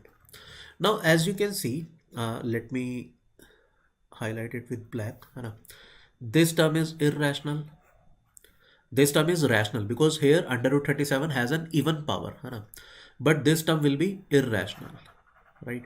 Why? Because under root 37 has odd power, right? Now let's write the expansion of under root 37 minus 6 power 2021, right? All right, so obviously first term will be again under root 37 power 2021 which is again an irrational term. Now it will be minus 2021 c1 under root 37 power even which is 2020, right, 6 plus 2021 c2 under root 37 power 2019 which is again an irrational term times 6 square plus and so on, right? Now if I subtract these two quantities, है ना, late me just subtract these two quantities. अगर हम इन दोनों को subtract करते हैं तो देखो लेफ्ट हैंड साइड पर हमारा क्या आएगा, √37 + 6 power 2021 minus √37 - 6 power 2021, that will be equal to, अब अगर आप यहाँ पे देखोगे, अगर हम इनको सब्ट्रैक्ट करते हैं, these two terms will get cancelled out, these two terms will get cancelled out, and in fact जितनी भी इर्रेशनल टर्म्स हैं they will get cancelled out, and what I finally get, this plus this, and clearly this is a natural number, है ना, this is again same natural number, तो जब this plus this होगा तो that I can say this is twice of a natural number, so this is of the form 2k, even if this is not important, मतलब all I want to say is जब हम इन्हें subtract कर रहे हैं ये सब terms cancel out हो रहे हैं, what we will be left with is an integer, हम एक integer के साथ, एक natural number के साथ बचेंगे, है ना। तो यहाँ से we can write this value √37 + 6 power 2021, now this will be some integer, some natural number n which is this 2k, है ना, प्लस दिस थिंग √37 - 6 पावर 2021, ठीक है। अब now let's come to the question, ठीक है, यहां पर है ना, अब मैं यहां पर एक बार रुकता हूं, अब जिन बच्चों ने यहां तक सॉल्यूशन देखा है, ठीक है, यहां पर मैं जस्ट एक बार रुकता हूं, क्या आप यहां से अब कंक्लूड कर सकते हो what should be the 2020th digit? Just मैं आपको एक बार और ट्राई करने को बोल रहा हूं, just think about 2 minutes, only for 2 minutes, है ना। यहां पर now you can conclude what should be the 2020th digit after decimal in the value of this which is our this value, है ना। तो जिनको नहीं समझ में आ रहा अभी, मैं एक बार फिर से एक्सप्लेन करता हूँ अब इसके बाद क्या है, ठीक है। अब देखो ध्यान से, हमें इसकी एक्सपेंशन में, इसकी जो भी डेसिमल एक्सपेंशन होनी थी, जो भी इसकी डेसिमल वैल्यू है, उसमें डेसिमल के बाद हमें 2020th डिजिट चाहिए था। हमने थोड़ी देर पहले आपको लास्ट हिंट में बताया था, मैं आपको दिखा भी देता हूँ, मैंने आपको ये चीज़ बताई थी कि √37 - 6 जो है that is less then 1/10, right, ये हमने लास्ट हिंट आपको बताया था। तो अगर मैं अब इसको यहाँ पर यूज़ करता हूँ, clearly this is a natural number n plus, now this quantity is less than 1/10, and 1/10 part 2021, तो ऑब्वियसली जो ये वाला नंबर है ये एक नेचुरल नंबर प्लस समथिंग है, and this something is less then this thing, है ना।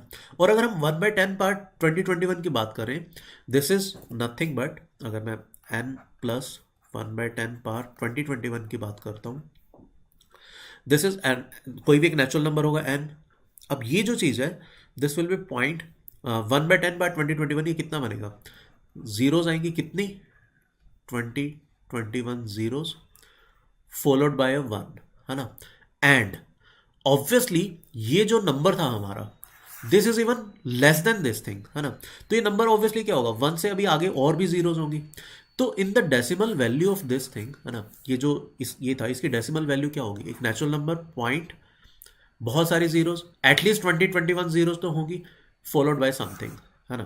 तो हमसे क्या पूछा था, what should be the 2020th digit after the decimal, तो दैट शुड बी 0, राइट।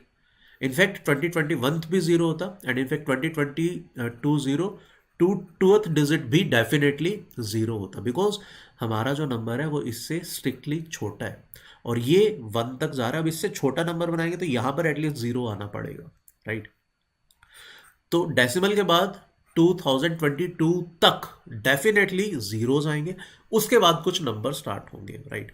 तो what should be the 20th digit after the decimal, that should be 0, right. So 0 will be our answer, and I am very sure, I hope आपको ये question समझ में आ गया होगा, right. तो this is a good question, है ना। तो that's it from today session. Next session में मिलेंगे यार, नेक्स्ट सेशन में हम एक नए क्वेश्चन के साथ डिस्कस करेंगे, right, with a new question, with a new concept, right. So see you tomorrow, till then take a very good care of yourself, bye bye.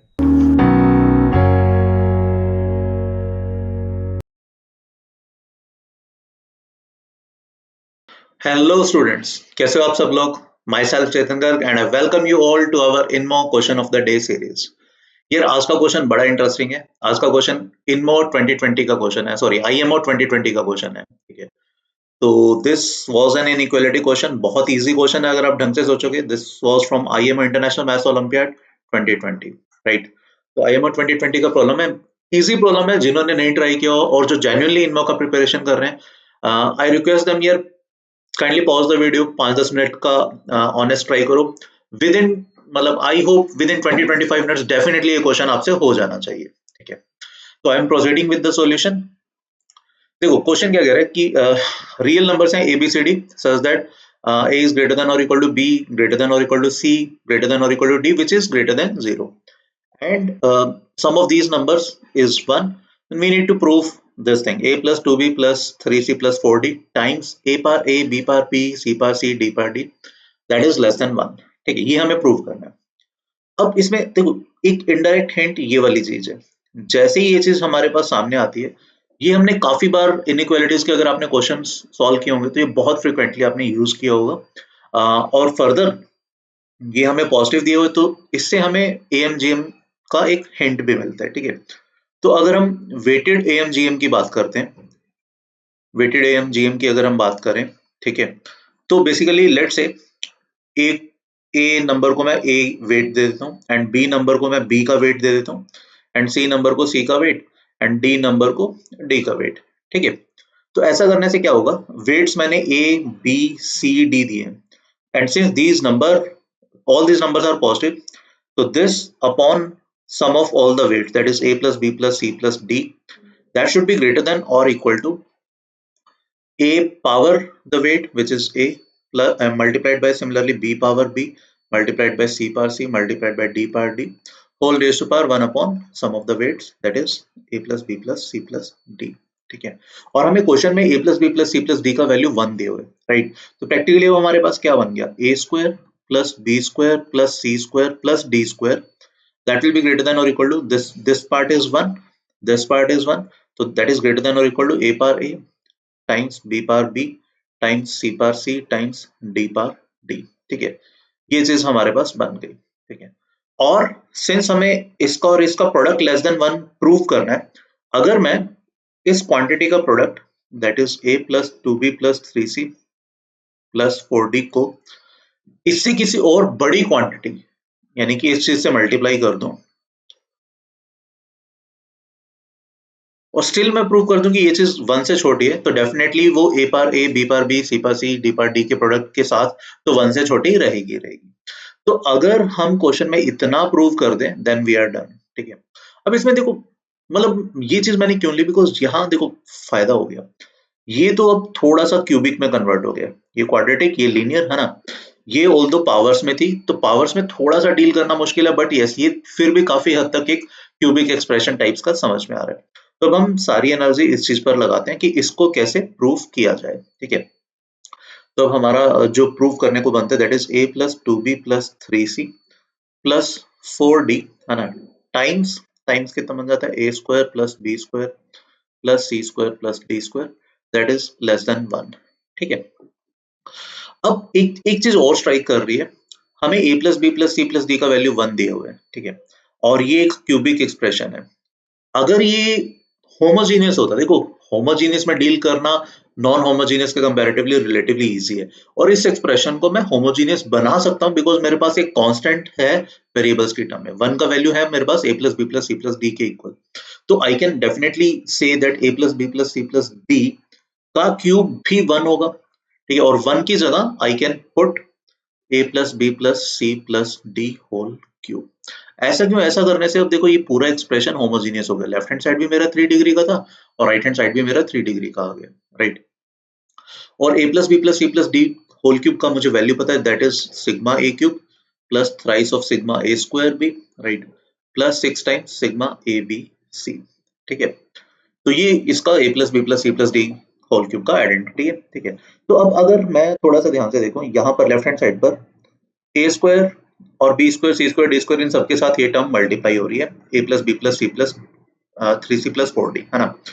तो अगर मैं इस चीज को देखता हूँ दैट इज अगर मैं सिर्फ इसको अलग से उठाता हूँ, sigma A cube plus thrice of sigma A square B plus 6 times sigma ABC, ठीक है। अब ध्यान से देखना यहाँ A स्क्वायर के साथ क्या क्या टर्म आएगा, 6ABC को तो मैं अलग रख रहा हूँ, A स्क्वायर के साथ एक तो A आएगा, ठीक है, A प्लस उसके बाद 3 टाइम्स B फिर 3 times C plus 3 times D, क्योंकि सिग्मा में बाकी सारी टर्म्स भी अवेलेबल होंगी। बेसिकली ए स्क्वायर के साथ क्या आएगा, B plus C plus D, है ना। तो फाइनली ए स्क्वायर के साथ एक ए यहां से आ गया और 3b 3c 3d यहां से आ जाएगा। सिमिलरली बी स्क्वायर के साथ क्या आएगा, एक b यहां से आएगा, right, plus further 3a plus 3c plus 3d। Similarly C cube के साथ क्या आएगा, सी क्यूब के साथ सॉरी सी स्क्वायर के साथ आ जाएगा c plus 3a plus 3c 3b plus 3d। And similarly D square के साथ क्या आ जाएगा, that will B D plus 3a plus 3b plus 3c। ठीक है, अब ध्यान से देखो, अगर अच्छा प्लस प्लस ये वाली चीज तो थी, ठीक है, plus 6 times sigma A B C, ये तो है ही है, इसको हमने अनचेंज रखा है। ठीक है, अब थोड़ा सा ध्यान से देखना, मैं ब्लू से इसको लिखता हूँ। ठीक है, यहाँ ए स्क्वायर के साथ इतनी सी चीज आ रही है, यहाँ ये आ रहा है, यहाँ बी स्क्वायर के साथ सेम चीज, यहाँ पर ये, एंड सिमिलरली सी स्क्वायर के साथ डी स्क्वायर के साथ। अगर मैं ये चीज प्रूव कर दूं कि ईच ऑफ दीज फैक्टर्स, ये हर एक फैक्टर, ठीक है, इस क्वांटिटी से बड़ा, ठीक, और फर्दर कुछ और चीज भी ऐड की जा रही है, ठीक है, तो आई कैन डेफिनेटली क्लेम, फिर मैं डेफिनेटली बोल पाऊंगा कि भाई ये इसका product definitely a plus B plus C plus D whole cube से छोटा है and hence it is less than 1। Even equality भी नहीं आएगी बिकॉज एक एक्स्ट्रा टर्म है 6 टाइम्स सिग्मा 6 सिग्मा एबीसी। ठीक है, तो देखो अगर मैं इस चीज को उठाता हूँ, let's subtract a plus 2b plus 3c plus 4d from this thing. अगर ये पॉजिटिव आ गया तो मेरी बात बन जाएगी, है ना। जब मैं इसको सब्ट्रैक्ट करूंगा तो क्या बनता है, that is b minus d। मैंने क्या किया, मैंने इस क्वांटिटी में से इस क्वांटिटी को सब्ट्रैक्ट किया। ठीक है, तो मैं लिख भी देता हूं एक बार, तो that will B a plus 3b plus 3c plus 3d। इसमें से मैंने सब्ट्रैक्ट किया ये वाला क्वांटिटी, तो a plus 2b plus 3c plus 4d। ठीक है, एंड ये क्लियरली कितना आ रहा है, this comes out to be how much, b minus d, right. और b क्लियरली b d से बड़ा है, यहाँ पे हमारे पास रिलेशन है, तो I can say this is greater than और इक्वल टू 0। ठीक है, तो a स्क्वायर के लिए तो मेरा वैलिड हो गया। अब मैं सिमिलरली इसमें से b स्क्वायर वाली टर्म में से ये वाली चीज माइनस करता हूँ, तो बट आई विल गेट, है ना, इसमें से अगर हम माइनस करेंगे तो I will gate twice of a, 3c खत्म हो जाएगा, minus b minus d, right, this is I will gate. ठीक है, जब मैं इसमें से ये वाली चीज सब्ट्रैक्ट करूंगा। ठीक है, इसको आई can right a minus b plus a minus d। Clearly a is greater than or equal to b and a is further greater than or equal to d, तो a minus b भी greater than or equal to 0 रहेगा, a minus d भी। ठीक है, that means b square वाले factor जो है वो इस वाले फैक्टर से बड़ा है। सिमिलरली c स्क्वायर वाले फैक्टर में से मैं ये वाला फैक्टर फर्दर सब्ट्रैक्ट करता हूँ, तो व्हाट आई विल गेट, मुझे मिलेगा 2a minus this thing will be how much, c 2a plus b, right, 2a plus b and minus 2c minus d, this is what I will get। ठीक है, 2a 3b minus 2b will be b, है ना, इसको I can write, इसको हम लिख सकते हैं a minus c plus b minus c plus a minus d। ठीक है, या फिर 2a माइनस 2c पॉजिटिव होगा बिकॉज a माइनस c है, और b माइनस d भी पॉजिटिव है बिकॉज b d से बड़ा है, तो this is again greater than और इक्वल टू 0। तो c स्क्वायर वाला टर्म भी इधर वाले टर्म से बड़ा है। ठीक है, अब लेट्स कंसीडर d स्क्वायर वाला टर्म, इसमें से अगर मैं ये वाला क्वांटिटी सब्ट्रैक्ट करता हूं तो what I will gate, 2a, right, 2a further I will gate how much, 3c will get cancelled out, 2a plus b minus 3d। ठीक है, this is clearly twice of a minus d plus b minus d। a was greater than or equal to d as well as b was greater than or equal to d, so this should be greater than or equal to 0। तो I can claim कि ये वाली जो factor है, ये पूरा term, है ना, that is less than or equal to, because यहाँ पर अभी greater than or equal to आ रहा था, है ना, तो इस टर्म की अगर हम बात करें less than or equal to इन चारों का सम, है ना। तो ये चीज इससे लेस देन और इक्वल है। अब फर्दर अगर मैं 6 सिग्मा एबीसी ऐड करूंगा वो strictly less than a plus B plus C plus D whole cube बन जाएगा एंड हैज लेस देन 1। ठीक है, तो आई होप ये आपको क्वेश्चन समझ में आ गया होगा। ठीक है, तो ये एक बड़ा सिंपल सा क्वेश्चन था इनइक्वालिटी से जो कि आईएमओ 2020 में आया हुआ है। ठीक है, तो यू कैन एक्सपेक्ट कि मतलब इनमो में देखो इस बार 3 ही क्वेश्चंस आ रहे हैं आपको, तीनों अच्छे होंगे तो यू कैन एक्सपेक्ट तीनों का लेवल डिसेंट होना चाहिए। एंड इनफैक्ट ये वाला क्वेश्चन भी मैं आई विल से कि इस बार इनमो में जैसा टफनेस आना चाहिए उसके कंपैरेटिवली ये वाला क्वेश्चन इजी है, although this was a question of IMO 2020, but still I'll rate this question as among one of the easiest question that is being asked in IMO, right? तो I hope आपने ये question समझ में आया होगा। तो next IMO INMO question of the day में मिलेंगे हम, है ना? Till then please take a very good care of yourself. Thank you, bye bye. Hey all, this is Abhay Mahajan and I welcome you all to this amazing session INMO question of the day discuss करने वाले हैं आज, and let us get started without wasting any time. So guys, before we get started, this is an IOQM INMO camp which is there for all the students who are writing this exam. तो अगर तुमने IOQM का exam भरा है, ये camp है totally free of cost. It is an amazing camp जिसके अंदर ना सिर्फ IOQM but INMO and new pattern testing भी चल रही है and that too totally free of cost. जैसा कि मैं बता चुका हूं, मंडे वेडनेसडे फ्राइडे को हम आईओक्यूएम के लेक्चर्स कर रहे हैं, 2 मार्कर्स 3 मार्कर 5 मार्कर्स। ट्यूसडे और सैटरडे को हम इनमो के टॉपिक वाइज प्रिपरेशन चल रही है एंड थर्सडे और सैटरडे को न्यू पैटर्न टेस्टिंग चल रही है। सो इतना कुछ and totally free of cost. This is something that you cannot miss. All you need to do is इस गूगल फॉर्म को फिल करना है, सही से फिल करना है, डिटेल सारी की सारी सही होनी चाहिए, बिकॉज अगर सही डिटेल्स भरी हुई हैं तभी तुम एनरोल होगे। एंड एनरोलमेंट हर रोज हो रही है, every morning every evening we are enrolling a lot of students. So guys do not miss this amazing opportunity. Moving on to the question guys, बहुत ही अच्छा क्वेश्चन है, बहुत ही मजेदार क्वेश्चन है एंड अगेन क्लिक क्वेश्चन है। Let us read the question and इसको analyse करते हैं एंड देन उसका सोल्यूशन करेंगे। An ant crosses a circular disk of radius r and it advances in a straight line।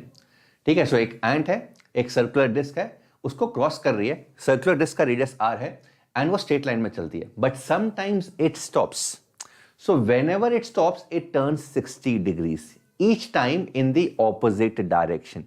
That means if the last time it turned 60 degrees clockwise, this time it will turn 60 degrees counterclockwise and vice versa।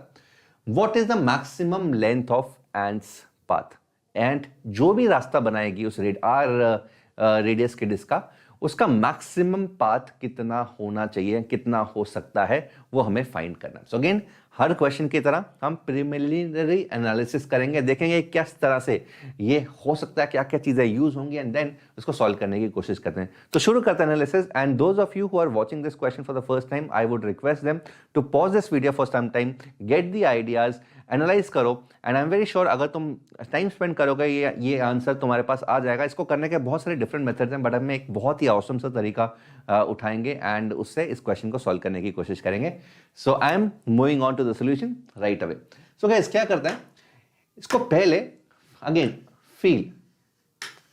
Feel लेकर आते हैं कि let us सी कि हो क्या रहा है, कैसे होगा, किस तरीके से मैक्सिमम पाथ बनेगा, किस तरीके से मिनिमम पाथ बनेगा एंड सो ऑन। सो पहले तो हम सर्कुलर डिस्क बना देते हैं रेडियस r का। ठीक है, अब एक एंट बनाते हैं, एंट चल रही है, बढ़िया, रुक गई, इसके बाद उसने 60 डिग्रीज टर्न किया। सो अगेन अगर ये आगे चलती रहेगी उससे 60 डिग्रीज कुछ ऐसा हो गया, तो कुछ इस तरीके का बना दिया।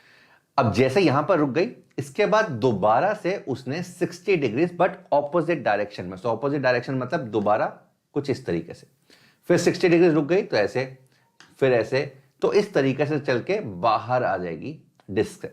सो इस केस में पाथ कुछ ऐसा हुआ। हो सकता है कि कुछ ऐसा रास्ता हो सकता है कुछ ऐसा रास्ता हो जिसमें पाथ बहुत बड़ा हो। फॉर एग्जांपल अगर मैं सेंटर की तरफ से चलता हूं, यहां पे रुक गई 60 डिग्रीज, तो 60 डिग्रीज कुछ ऐसा हो गया, रुक गई 60 डिग्रीज उल्टा वापस, तो वापस अगर 60 डिग्रीज जाना है तो कुछ ऐसे जाएंगे, रुक गया 60 डिग्रीज, दोबारा कुछ ऐसे ऐसे ऐसे ऐसे एंड यहां से बाहर हो गए। तो ये रिलेटिवली बड़ा पाथ दिख रहा है देन वाइट पाथ। हो सकता है कि इससे बड़ा कोई और भी पाथ हो।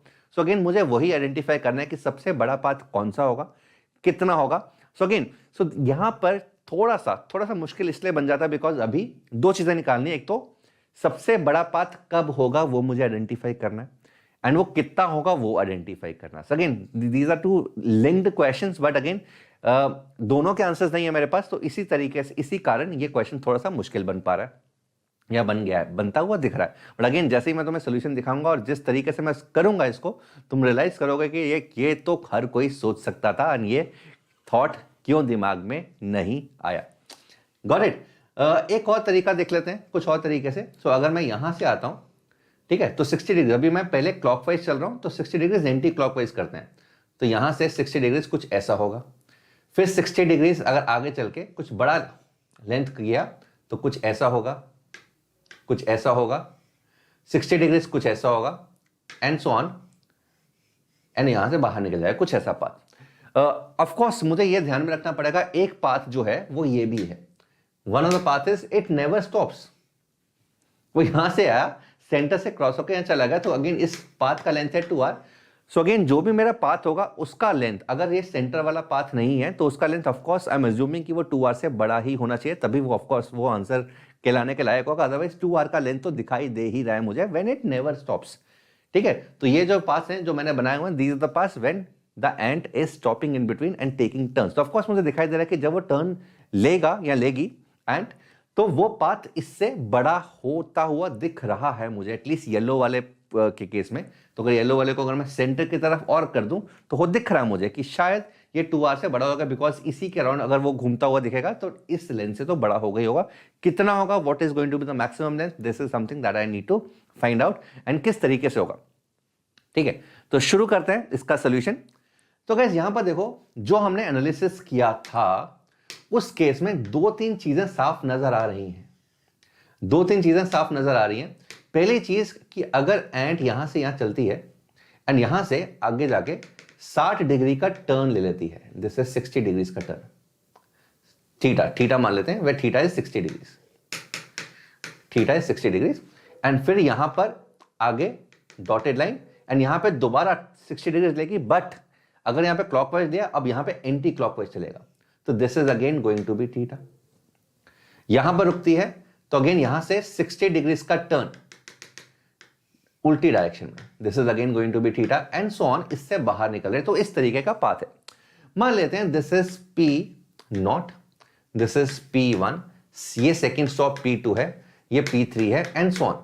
मान लेते हैं कि ऐसे करते करते यहां पर Pn, nth पे बाहर आ गई, nth पे बाहर आ गई, एंड ये सारे थीटा, थीटा इज 60 डिग्री। तो यहां पर तुम एक चीज ऑब्जर्व करोगे दैट P0 P1 जो भी पाथ होगा, अगर वो एक बार, दो बार, तीन बार, जितनी बार भी रुकती है, सो अगर वो पहला स्टॉप P1 है तो P0 P1 is going to be parallel to P2 P3 is going to be parallel to P4 P5 अगर मल्टीपल स्टॉप्स हैं तो, and likewise P1 P2 is going to be parallel to P3 P4। हो सकता है कि इसके आगे और स्टॉप्स हो गए या ये छोटे छोटे पार्ट्स में, टुकड़ों में चला गया, is going to be parallel to P5 P6 and so on. ठीक है, ये ऑब्जर्वेशन हमें दिखाई देगी, बिकॉज अगर 60 डिग्री टर्न ले रही है उसके बाद 60 डिग्री, तो दोबारा जब 60 डिग्री लेगी तो अगेन वो लाइन और ये वाली लाइन पैरेलल होती है। सो अगर यहां पर एक पाथ पे चल रही है, 60 डिग्री का टर्न लिया, दोबारा 60 डिग्री का एंटी टर्न लिया, तो ये लाइन एंड ये line is going to be parallel, and alternate lines are going to be parallel, and यहां पर alternate lines are going to be parallel. तो अल्टीमेटली Pn पे बाहर आ गया। मुझे क्या निकालना है कि टोटल पाथ मैक्सिमम लेंथ कितना होगा, कब होगा, ये सारी चीजें हमें निकालने की कोशिश करनी है। अब सिंस ये चीज हो गई है तो यहां से ना एक बहुत अमेजिंग आइडिया आता है कि क्यों ना इस पाथ को ऐसे देखने की बजाय मैं कैसे देखूं कि जितने भी इस तरह की लेंथ है P0 P1 वाली, उनको इकट्ठा कर देता हूं, मतलब कि उनको यहां से यहां जोड़ देता हूं, अगर कुछ आगे होगा उसको आगे करके ऐसे जोड़ देता हूं, तो एक लाइन ऐसी बन गई, एक लाइन ऐसा बन गया, और एक लाइन दूसरी लेंस को जोड़ के, मतलब कि अगर ये लाइन ऐसी है और इसके पैरेलल ये है, तो इसके पैरेलल यहां पर लाइन बना दी, और ये Pn वाला पाथ हम यहां से होते हुए दिखाता जा रहे हैं। सो अल्टीमेटली ये लेंथ और ये लेंथ, ये बन गया हमारा टोटल पाथ। ठीक है, तो मैंने दोबारा देखो क्या किया, मैंने क्या किया है, इस पाथ और इस पाथ को पैरेलल को बेसिकली इसको ट्रांसलेट कर दिया, तो इसको उठा के यहां पर डाल दिया, आगे कोई इसके पैरेलल कोई और लाइन है उसको उठा के मैंने यहां पर डाल दिया। सिमिलरली अगर ये लाइन इसके पैरेलल है, इसको उठा के यहां डाल दिया, और कोई लाइन पैरेलल होती है उसको उठा के यहां पर, तो एक टोटल पाथ बना दिया इस तरीके का। Let's say this point is Q, इस पॉइंट को Q मान लेते हैं। हमें यह भी इंश्योर करना पड़ेगा कहीं ना कहीं दैट Q पॉइंट अल्टीमेटली जब मैंने उठा के यहां पे डाल दिया तो ऐसा ना हो कि Q पॉइंट डिस्क से बाहर चला जाए। This is also something that we need to ensure, वो हम बाद में करने की कोशिश करेंगे। बट अल्टीमेटली हमको दिखाई दे गया कि अगर कुछ ऐसा पाथ है, ऐसे ऐसे ऐसे ऐसे ऐसे ऐसे ऐसे ऐसे चल रहा है, ऐसे चल रहा है, ये लाइन पैरेलल है, तो मैंने इस वाले लाइन को उठा के यहां पर रख दिया, इस वाली लाइन को उठा के यहां रख दिया, इस वाली लाइन को उठा के यहां लिख दिया, इसको उठा के यहां लिख दिया, एंड लाइकवाइज इस वाली लाइन को उठा के मैंने यहां पे ऐसे किया, इस लाइन को उठा के यहां किया, इस लाइन को उठा के यहां किया, इस लाइन को उठा के यहां किया, और यहां से वापस निकल गई बात। सो अल्टीमेटली जो पाथ है ऐसा वाला, वो that is equivalent to this path. ठीक है, यहां तक समझ में आ गया सबको? So again this was the major idea जो हमने यूज करना है। ठीक है, सो मैंने जैसे ही ये किया, मैं बाकी सब चीजों को दोबारा लिख लेता हूं। एक सर्कुलर डिस्क, तो मैंने पाथ को इस तरीके से बना लिया कि यहां से P0 स्टार्ट हो रहा है, यहां पे Q है, एंड यहां पे कुछ ऐसा Pn जा रहा है एंड बाहर निकल रहा है। Let's say this is A, this is B, इसको हम C बोल देते हैं। और मुझे पता है कि ये जो लेंथ है C, P0 Pn अगर C है, P0 Pn अगर ये C है, then C is definitely less than और इक्वल टू 2r। C का मैक्सिमम वैल्यू 2r हो सकता है, एंड टू एंड डिस्टेंस। ठीक है, यहां से एंट्री है, यहां से एग्जिट है, so end to end distance can be maximum equal to 2r, it can not be greater than 2r, या तो इक्वल होगा या उससे छोटा होगा। So this is one constant that we have.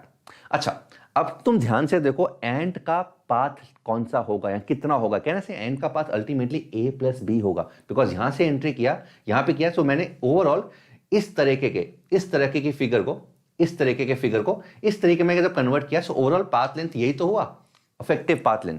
So affective path length A plus B हुआ, and path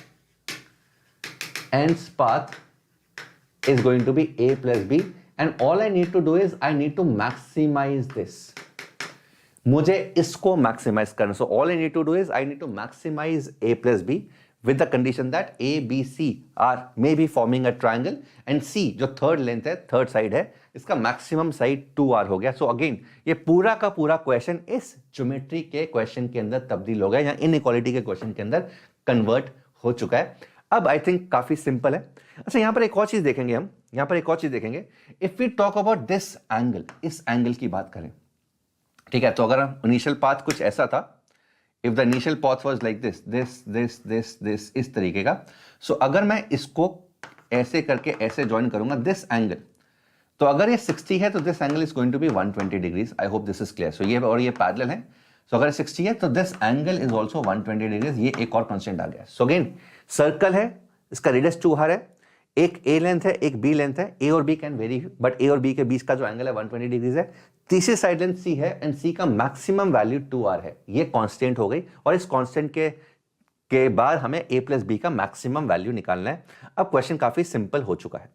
so let us look at this, कैसे करें इस चीज को। So can A B 120 degrees का यूज करते हैं। इसका यूज कैसे होगा? कोसाइन रूल से ही होगा। सो कहना से C square is equal to A square plus B square minus 2ab cos 120 degrees. Cos 120 is minus half, so this is C square is equal to A square plus B square plus AB. Because इसका जो value होता है that is -1/2. अच्छा, C square जो है वो 4r square से बड़ा है, so कहने से 4r square is greater than or equal to C square is equal to this, so 4r square A square plus B square plus AB. तो ये करना जरूरी इसलिए था बिकॉज R तो कांस्टेंट है, और मुझे C का कोई काम नहीं है क्वेश्चन के अंदर, बिकॉज मुझे मैक्सिमाइज A प्लस B को करना, तो ultimately I had to remove C by any case.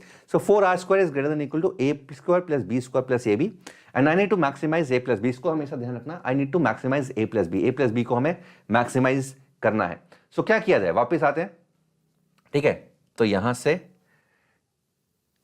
ये हटा देते हैं, ठीक है। सो वापस चलते हैं। So 4r square is greater than equal to A square plus B square plus AB मुझे a प्लस बी को मैक्सिमाइज करना है, इसको हमेशा ध्यान रखना। अब a प्लस बी को मैक्सिमाइज करना तो इसको बोलते हैं a प्लस बी का whole square plus 2ab minus 2ab, तो माइनस a भी आ जाएगा। तो इतने पोर्शन को मैंने a प्लस बी में कन्वर्ट कर दिया। अच्छा, ए बी को भी मैं क्या a प्लस बी में कन्वर्ट कर सकता हूं? ए बी को a प्लस बी में कन्वर्ट किस तरीके से करें? I will use AMGM।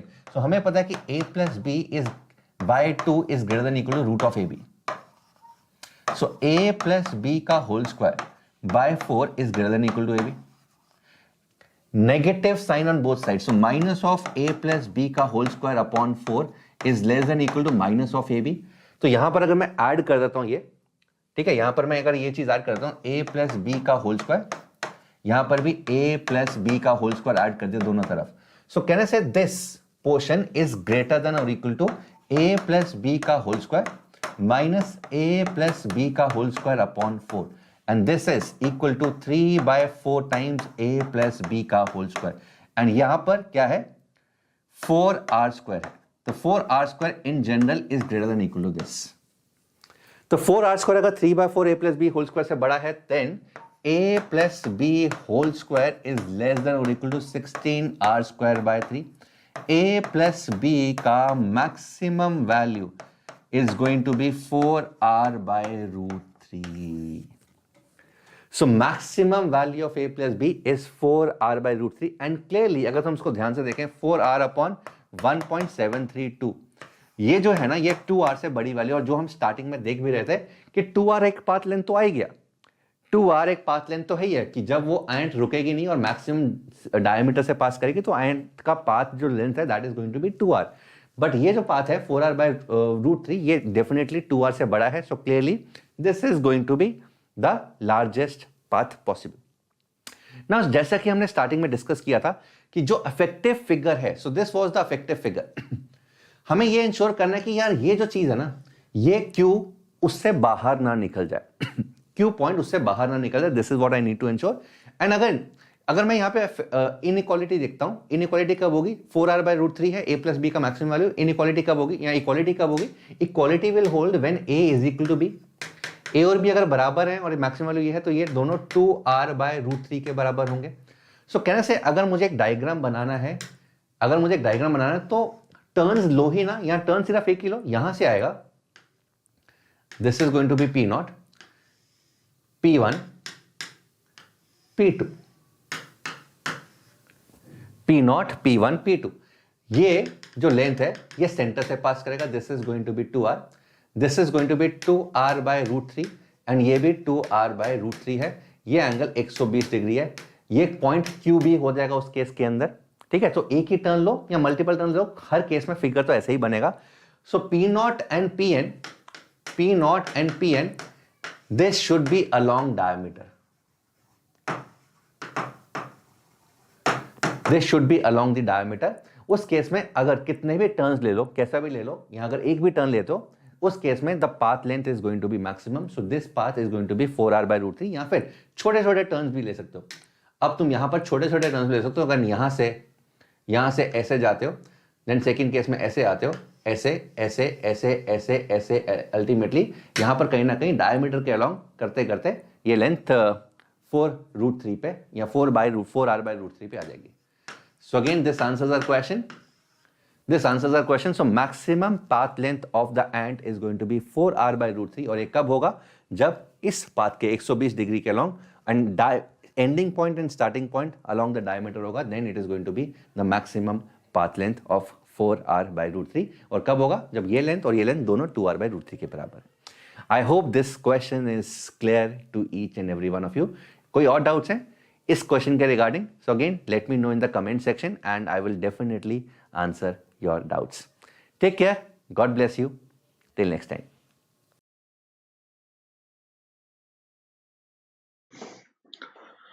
Hello dear students, कैसे हो आप सब लोग? My self Chetan Garg and I welcome you all to our INMO question of the day series.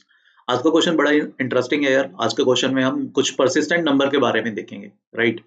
तो let's see the question first. तो क्वेश्चन ये कह रहे हैं कि it is claimed that the number n, ये वाला जो नंबर है 526 3157 8947 3684210 इज अ परसिस्टेंट नंबर ठीक है, अब ये persistent नंबर क्या होता है वो लिखा हुआ है, that is if multiplied by any positive integer the resulting number always contains the 10 digits 0 1 2 3 4 and so on up to 9 in some order, right, with possible repetition.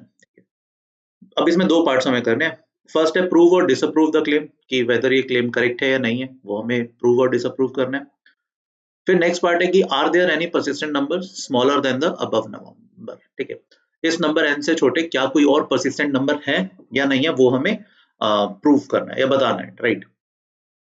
तो बेसिकली क्वेश्चन का ये मतलब है कि ये एक ऐसा नंबर है n जिसको हम किसी भी पॉजिटिव इंटीजर से मल्टीप्लाई करेंगे ना, तो उसका जो भी रिजल्ट आएगा उसमें 0 से लेकर n तक सारे डिजिट्स होंगे, ऑब्वियसली किसी भी रैंडम ऑर्डर में हो सकते हैं एंड ऑब्वियसली कुछ डिजिट्स रिपीट भी कर सकते हैं, राइट।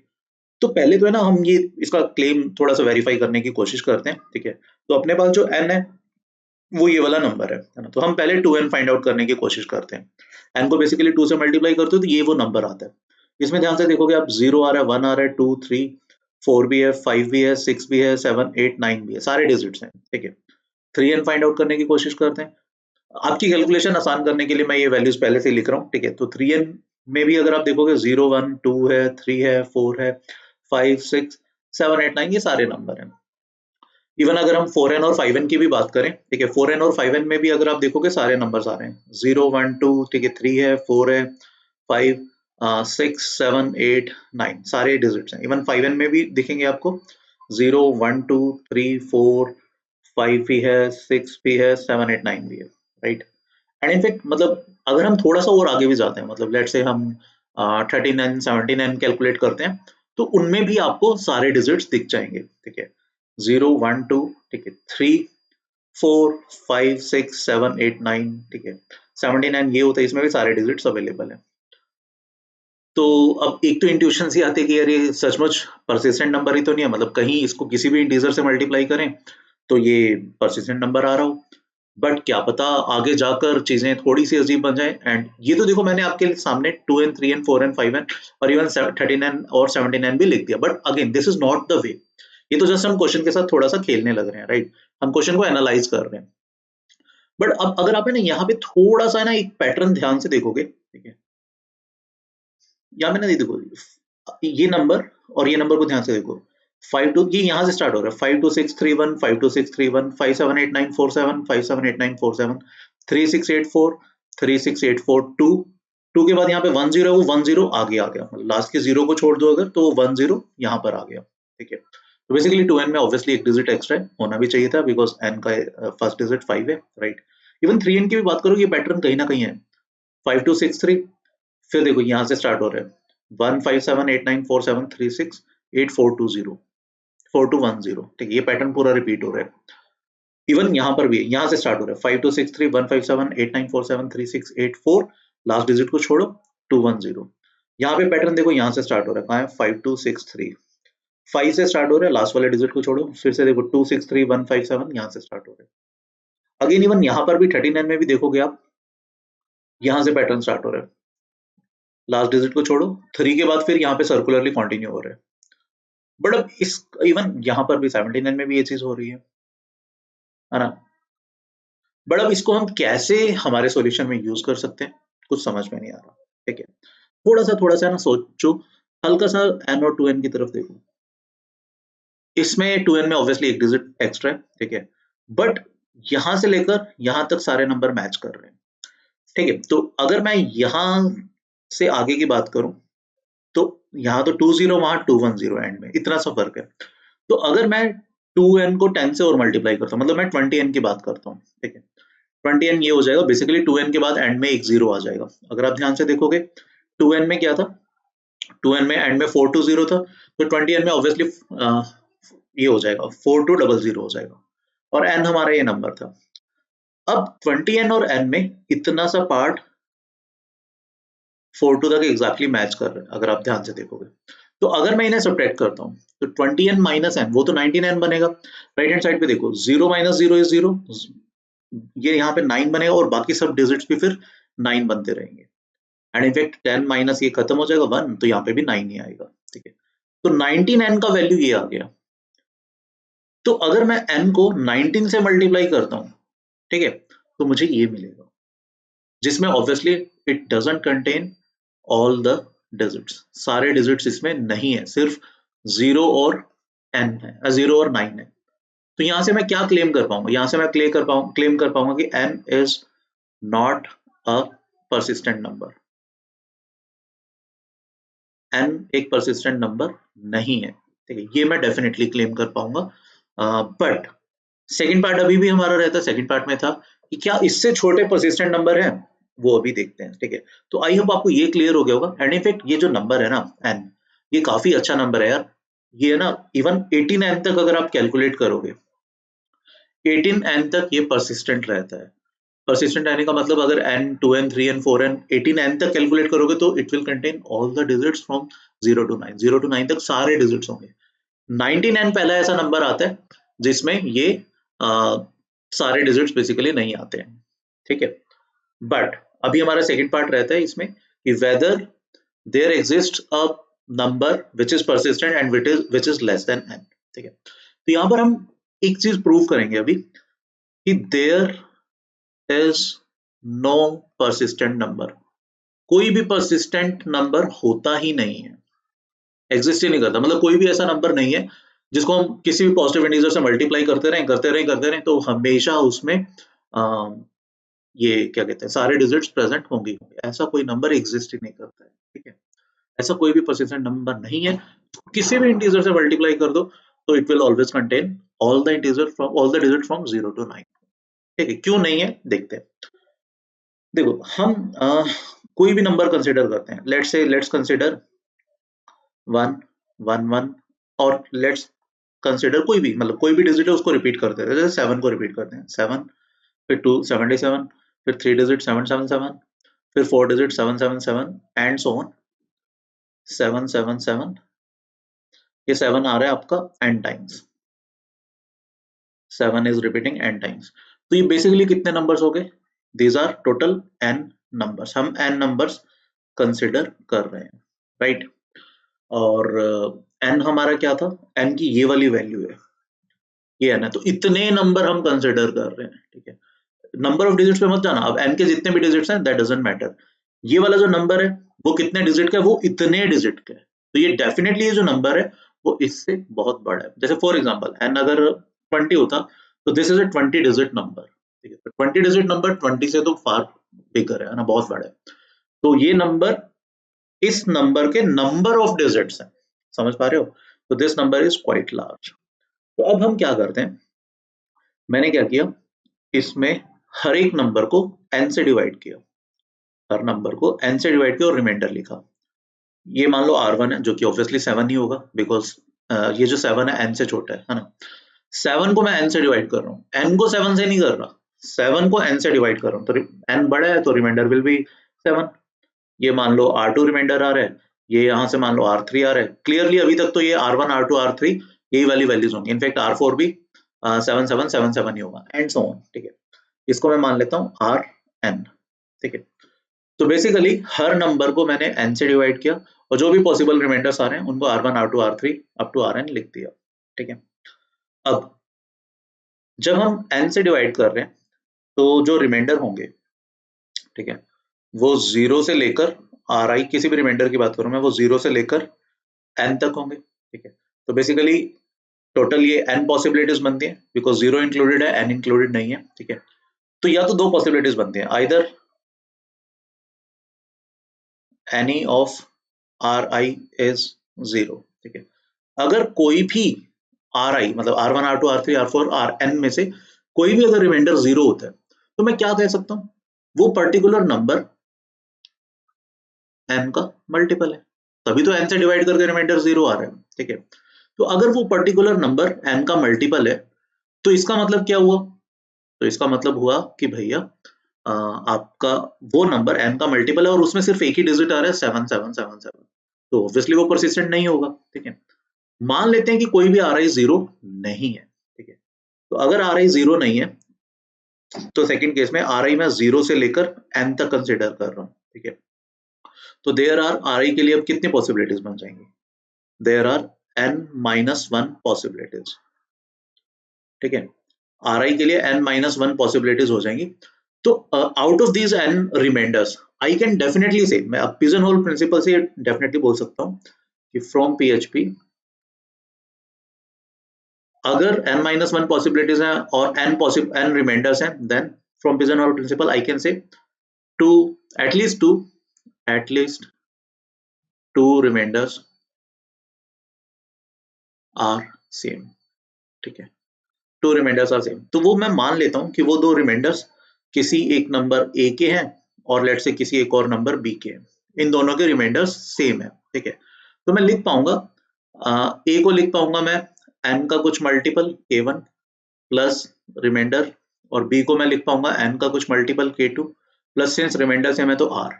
अब यहाँ पर अगर आप a माइनस बी देखोगे, ठीक है, a माइनस बी क्या बनेगा, n times k1 minus k2 plus 0। तो a माइनस बी जो है वो n का मल्टीपल बनेगा। और ढंग से सोचो, अगर मैं इन किसी भी दो नंबर्स की बात कर रहा हूं तो यहाँ पर a माइनस बी में क्या होंगे, a माइनस बी में पहले कुछ 7 आएंगे फॉलोड बाय जीरोस, ठीक है, ये हमारा a माइनस बी का, और you can say mod of a minus B की वैल्यू बनेगी, ठीक है, बेसिकली बड़े वाला माइनस छोटे वाला। एंड क्लियरली ये जो नंबर है, this is a multiple of n, this is divisible by n, this is clearly divisible by n, right, and divisible by n है तो I can say कि ये वाली चीज n का मल्टीपल है and it contains only two digits 7 and 0। that means कोई भी n, any n can't be persistent, कोई भी n persistent नहीं हो सकता, ठीक है। तो there is no such persistent number, कोई भी परसिस्टेंट नंबर नहीं होते हैं। इनफैक्ट मतलब नंबर्स की ना परसिस्टेंसी होती है कि वो कहां तक परसिस्टेंट है, हमेशा हर इंटीग्रल मल्टीपल पे वो परसिस्टेंट नहीं हो सकता।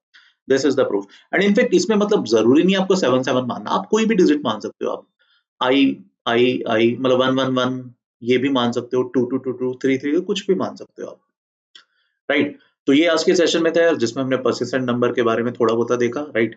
तो अब हम नेक्स्ट सेशन में मिलेंगे एक नए different INMO question of the day के साथ। Till then please take a very good care of yourself. Thank you, bye bye. Hello बच्चों, how are you guys? Myself Lohit Jindal and I welcome you all in our new series INMO question of the day। उसका already काफ़ी questions हम कर चुके हैं। So let me just introduce myself। I have done my BTech from IIT Bombay and so far I have been teaching for Maths Olympiad and JEE for the past 8+ years।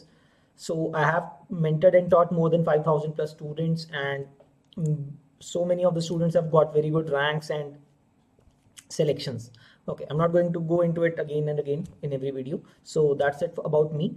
So guys, आज हम again क्या करने वाले हैं, INMO question of the day के अंदर हम एक क्वेश्चन से डील करेंगे, right, of an INMO level problem, ठीक है। तो कैसे करेंगे उसको, वो उसके ऊपर आते हैं।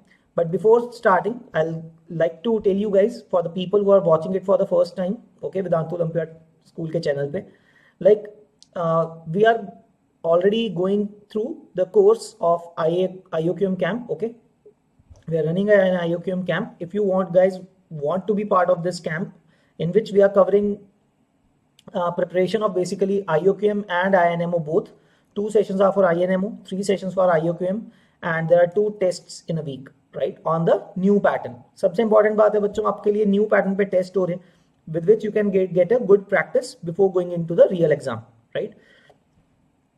So this is the link of the Google form। You can visit this link and fill in the form if you are not already enrolled in our IOQM camp, okay। All right, so बच्चों start करते हैं आज का question। Let's see the question of the day, right, this is the question, let's understand this। so थोड़ा complex diagram बनता है इसका, so let's understand कि कैसे diagram बनेगा। so let 2 fixed circles O1 R1, इसका मतलब क्या है, center is O1 and the radius of the circle is R1, and there is another circle with radius O2, center O2 and radius R2 be given in a plane। तो 2 fixed circles हैं। suppose O1 and O2 intersect at a point M and R2 is greater than R1, okay, they're not actually intersecting at a point M। so basically क्या हो रहा है, पढ़ते हैं इसको आगे। consider a point A lying on the circle such that the 3 points O1 O2 A are non-collinear, ठीक है। तो सेंटर्स के जो O1 O2 दो सेंटर्स को ज्वाइन करने वाली लाइन है, A उसी की और लाइन में नहीं है, right. From A, draw the tangents AB and AC to the circle O1। Right. तो फ्रॉम द ए आपने 2 टेंजेंट्स ड्रॉ कर दिए, ओके। सो एक काम करते हैं, मैं I will show you the diagram that we have to draw, right, so that you get a better idea कि कैसे ड्रॉ करना है और क्या मतलब है, क्या क्या दिया हुआ है, because it will take some time to draw the diagram in real time, थोड़ा कॉम्प्लेक्स बनेगा तो अच्छे से नहीं बन पाएगा, right. So I made the diagram beforehand, हमने बनाया हुआ पहले से है हमारे पास diagram, so I will be showing you that diagram, right. But let's go through the question first. A point से आप 2 टेंजेंट्स ड्रॉ करो, A B and A C. Now lines M B and M C intersect again the circle O2 at E and F.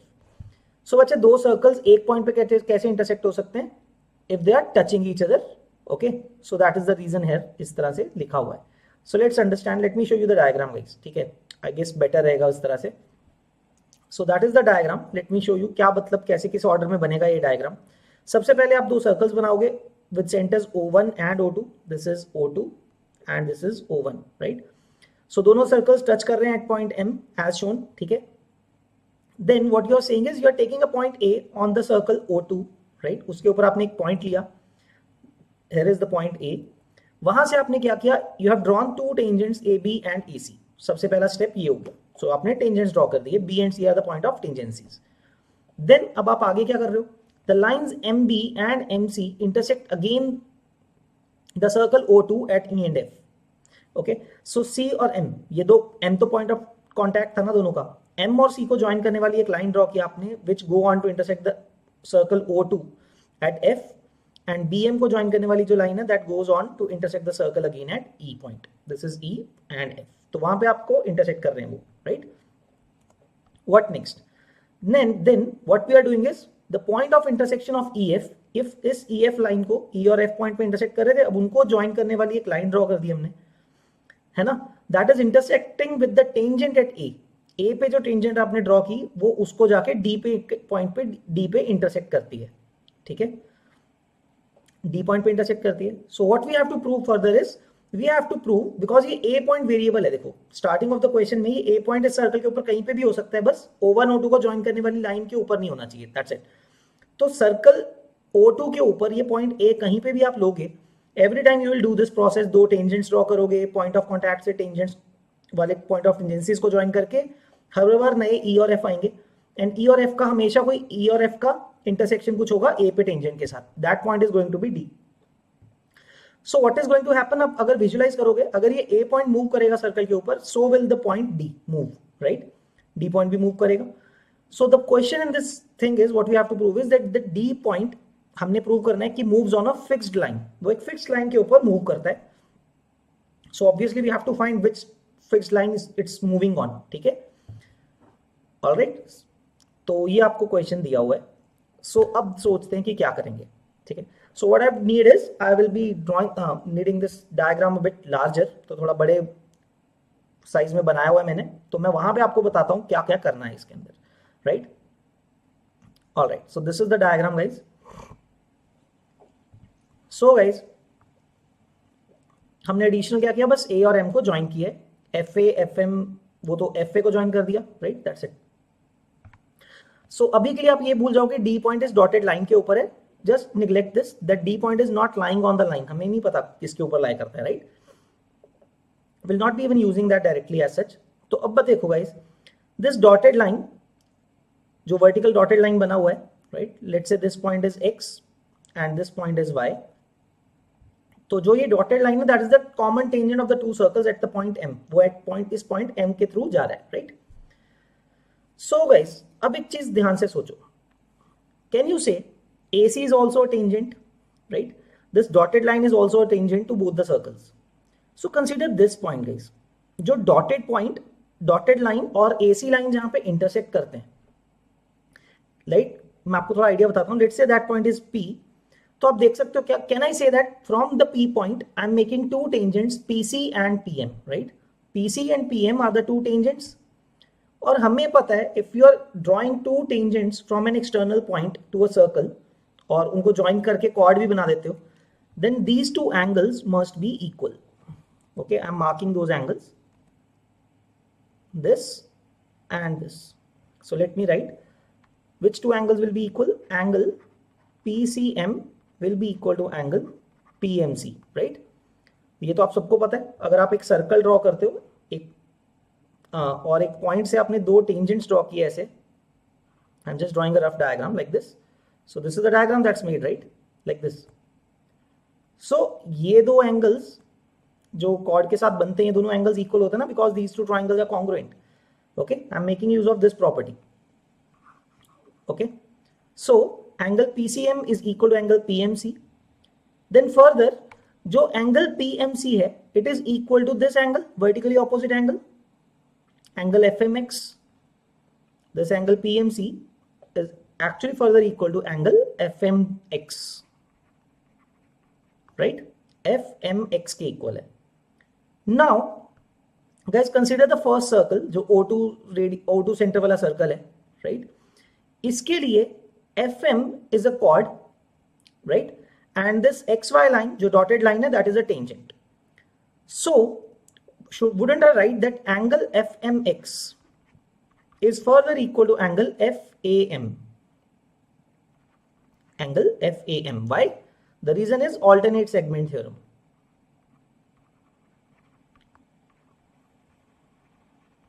Right? Alternate segment theorem यही होता है कि एक circle के अंदर एक कॉर्ड और एक टेंजेंट के बीच में जो एंगल बनता है, right? If you draw a chord and at some one end point of the chord if you are drawing a tangent, तो उन दोनों के बीच में जो एंगल होता है, the chord subtends the same angle in the alternate segment of the circle. So this angle FMX is going to be equal to angle FAM. So I'll mark this angle FAM, right? So finally इन दोनों से हमें क्या पता लग रहा है? That angle ACM, basically PCM is same as ACM. So मैं लिख देता हूँ angle PCM which is same as angle ACM is equal to angle FAM. So how is this thing going to help us? ठीक है, ACM is equal to FAM, right? And now consider one thing, that angle AFM, right? So angle AFM is common to two triangles. I'll write which two triangles. I can write triangle AFM. देखो, triangle AFM is similar to triangle CFA by AA criteria. Look at it carefully. दो angles हैं. Angle AFM जो ये वाला angle F पे जो बन रहा है, okay, that angle is common. And angle ACF, okay, angle ACF is equal to FAM, right? So I can say triangle AFM is similar to CFA because two angles are equal. Now since two angles are equal, इससे अब मैं क्या लिख सकता हूँ? Okay, I'll write AF और FA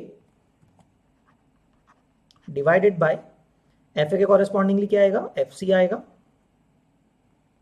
right, is equal to FM divided by FA, right, from similarity.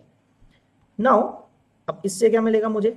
FA square which is equal to FM into FC, right? I've got a relation कि point F के लिए FA square will be equal to FM into FC, right?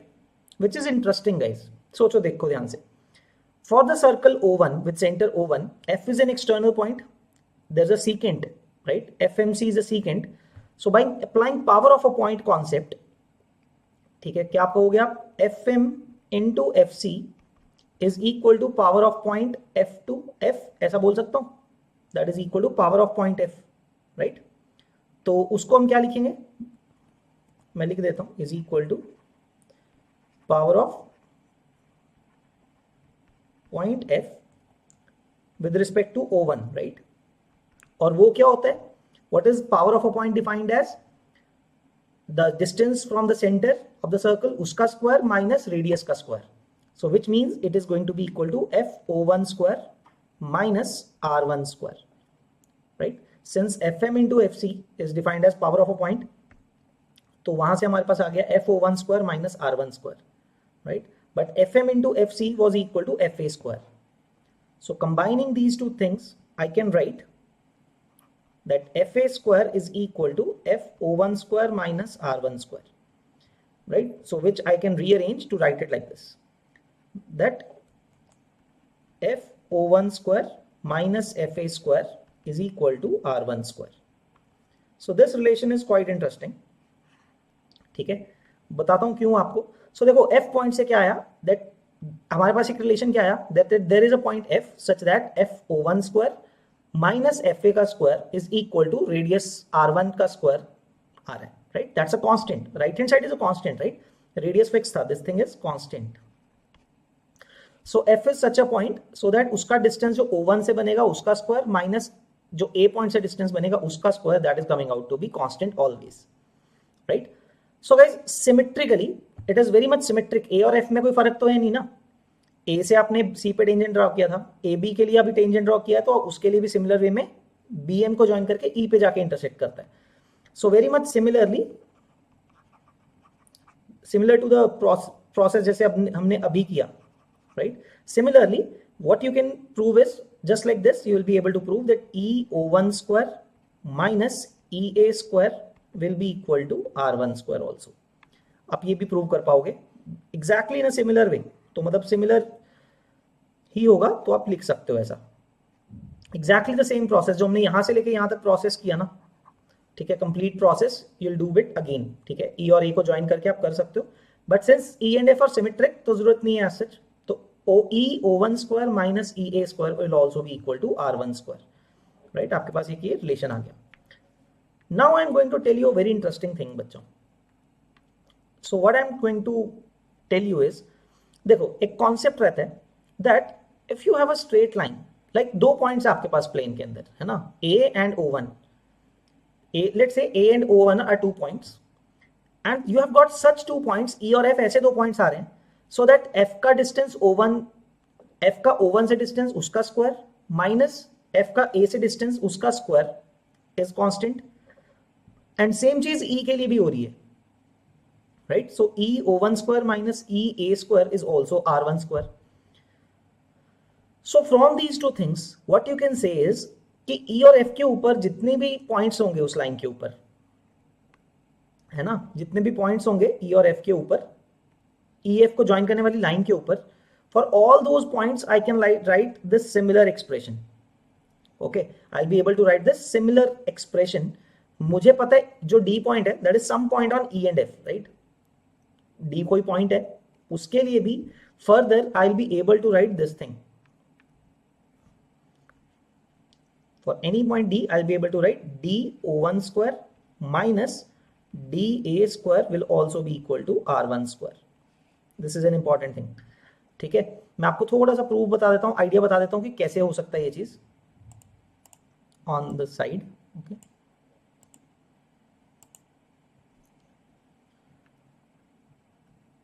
So बच्चों मैं आपको एक idea बता रहा हूँ. Let's say there is a straight line.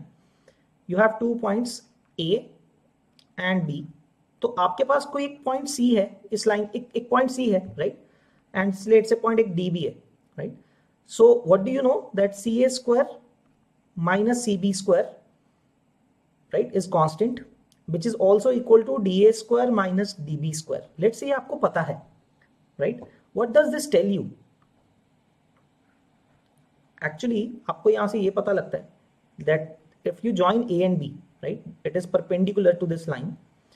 Okay, अभी मुझे नहीं पता perpendicular है कि नहीं, वो आ जाएगा. Because if you drop perpendiculars from B and A, ठीक है, तो एक काम करते हैं, इसको भी हटा देते हैं. Let's say A से हमने perpendicular drop किया, that is M. B से perpendicular drop किया, that is N, right? So CA square को क्या लिखोगे आप? That will be CM square minus CN square, sorry, CM square plus AM square minus BC का square क्या होगा? BN square plus NC square, right? What is this expression? तो CM square minus BN square plus AM square minus N, एक second, थोड़ी सी change करते हैं. सो CM square minus CN square यहां पे लिख लेते हैं. Okay, I'll write in 2 ways. So CM square minus CN square plus AM square minus BN square. So आप क्या देख सकते हो यहाँ पे? That BN and AM are going to be constant. ये एक्सप्रेशन तो कांस्टेंट है ना हमेशा, this expression is always constant, and cm square minus cn square, ये मल्टीपल पॉइंट्स के लिए, दो अलग अलग पॉइंट्स के लिए सही आ रहा है, राइट? सेम चीज डी के लिए भी आएगी, सी के लिए भी आ रही है और डी के लिए भी आ रही है, राइट? सो उसके ऊपर इसका मतलब सी और डी को ज्वाइन करने वाली लाइन के ऊपर जितने भी पॉइंट्स होंगे ये उन सब के लिए ट्रू होगा, that cm square minus cn square, ठीक है? First of all it will mostly दो अलग अलग पॉइंट्स के लिए तो तभी आ पाएगा cm square minus cn square constant, same कैसे आ पाएगा, है ना? अगर या तो c और d सेम हो जाए, ठीक है, otherwise cm square minus cn square can never be equal for two different points, okay? It will be only equal for two different points if A B को ज्वाइन करने वाली line वो line के perpendicular हो जाए, right? So that means अगर वो perpendicular हो गया, that m and n are same, then what will exactly happen is, if m and n are same, ये एक्सप्रेशन तो कैंसिल ही हो जाएगा क्योंकि cm square minus cm square and this thing is a constant again. So ये expression am square minus bn square is constant equal to da square minus db square. तो इस line के, इन दोनों को c और d को join करने वाली लाइन के ऊपर आप कितने भी पॉइंट्स लोगे वो सबके लिए ट्रू आएगा, वो डिफरेंस कांस्टेंट ही आता रहेगा, right? So that is why I am able to write this expression that dO1 square will symmetrically further from there will be equal to dO1 square minus dA square will also be equal to R1 square. Okay, so this is my equation number 1. I hope this thing is clear. ठीक है, अब आगे बढ़ते हैं. लेकिन एक बात और सोचते हैं बच्चों, D का पावर, ठीक है, अगर मैं O2 स्क्वायर के साथ कंपेयर करता हूं, ठीक है ना, it is equal to R1 square. So d a square, because d is also lying on a tangent of a, right? a की tangent है, a के ऊपर tangent पे d लाया करता है. What I will be able to write according to the power of a point, that power of point d with respect to O2, power of point d with respect to O2 will be equal to dA square, which is but also equal to dO2 square minus R2 square, right? So dA square will be also be equal to, tangent के length के square के equal होता है, so dA square is also equal to dO2 square minus R2 square, right? From 1 and 2. So from equation 1 and 2 आप dA को equate कर सकते हो, right? dA square को हटा सकते हो, so what you will be able to write, dO1 square minus R1 square, dA square की value from the equation number 1 is equal to, so the second equation dA square is dO2 square minus R2 square, right? So both of these expressions are power of a point with respect to the circle O1 with respect to the circle O2 of the point D. This means what? This is basically written as, this is what power, okay, इसको ऐसे लिख देता हूँ, power of point D with respect to O1 is equal to power of point D with respect to O2. The two things are actually equal, right? ये मतलब बन गया कि D की पावर O1 के रिस्पेक्ट में, circle O1 with centre O1 के respect में, and power of point D with respect to the circle with centre O2 के रिस्पेक्ट में, दोनों इक्वल है always. This is coming out generalise form हमने solve किया था. And if it is so, it means D must be lying on the radical axis of two circles basically. Because अगर दो circles touch कर रहे हैं, the common tangent is the radical axis. तो जो D point है, because power of a point equal होना दो circles के लिए, ठीक है, that is the definition itself of radical axis. That means मैं यहाँ पे लिख देता हूँ, okay, यहाँ से मैं लिख देता हूँ, therefore D must lie on the radical axis of the two circles, right? So D will be lying on the radical axis, और जो हमने प्रूव करना था कि एक फिक्स्ड लाइन होगी ना, radical axis is a straight line, fixed line, तो एक फिक्स्ड लाइन के ऊपर वो D पॉइंट आएगा हमेशा, या फिर D का लोकस जो बनेगा that will be the straight line which is the radical axis or the common tangent in this particular case for the two circles, ठीक है? So let's revise see the question जो हमने prove करना था. We have to prove that D moves on a fixed line when A moves on the circle such that the 3 points are non-collinear. So this will always happen as we have proven that D will be lying on the fixed line, which is the radical axis, right? So guys, I hope this thing is clear. You guys learned something new. Power of a point का concept इसके अंदर बहुत beautifully use किया जा रहा है, ठीक है? So very interesting question, solving which is being solved by using power of a point. I'll encourage you guys, आप सोचो इसके अलावा भी और कोई methods भी सोचो, ठीक है? ठीक है, it will help you think about deeper things, right? क्या क्या और चीज़ों के लॉजिक से भी हम आप ये चीज़ प्रूव कर सकते हो, है ना? मे बी आप ये चीज़ के बारे में भी सोचो कि ये चीज़ कैसे प्रूव होगी, है ना? जो हमने अगर 2 पॉइंट्स के लिए आ रहा है ऐसा कुछ, सो कैन यू प्रूव कि हाँ उस दोनों पॉइंट्स के ज्वाइन करने वाली लाइन के ऊपर कोई भी पॉइंट के लिए मैं ये लिख सकता हूँ क्या? ये भी प्रूव करने की कोशिश करना। Although I have told you the basic concept idea कि कैसे आप जा सकते हो उसके लिए इन दिस सेगमेंट, तो आप ट्राई करके देखना लेकिन उसको, right? So that's it for this session, guys. So to remind you again, this is the link to register in our IOQM camp. ये वाला link है, right? So vdnt.in/IOQM okay? So that's the link. So that's it, guys. That's it for today's video. So I hope you guys must have learned something new. तो आपको मजा आया होगा, right? And I hope मतलब आपको लगा हो कि आपने कुछ गेन किया नॉलेज वाइज, ठीक है? So that's it for us. Alright guys, see you in the camp, bye bye, take care. Hello students, how are you guys? So myself Lohit Jindal and I am welcome you all in our next session of INMO question of the day.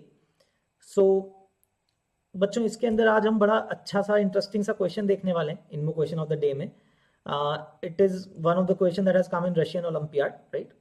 So question पढ़ते हैं, let's see क्या दिया हुआ है question के अंदर। See, so it's a number theory question, interesting question है। question में भी बोला हुआ interesting है, right? 10 digit number which is said to be interesting, right?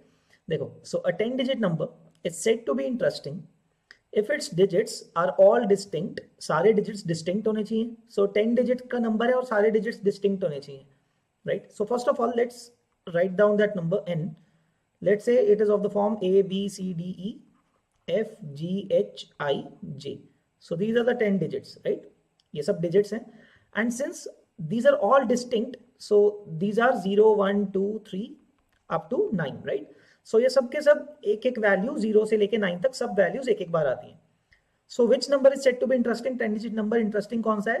Which is a multiple of 11,111, right? 5 times 1 basically, ये वाला जो नंबर है। So we have to find how many interesting integers, such interesting integers are there. So जैसा हमने बोला बच्चों, n को मानते हैं a b c d e f g h I j, तो 10 digit number मान लिया। So since these are all 9 distinct digits, there is a very interesting observation if you could make it, ठीक है ना? ध्यान से सोचो अभी, what is going to be the sum of the digits? So if I do congruent modulo n, 9 से divide करते हैं पूरे n को, can I say that n will be congruent to a plus b plus c plus d plus e plus f plus g plus h plus I plus j? That is right. Sum of the digits से ही check करते हैं ना, divisibility by 9.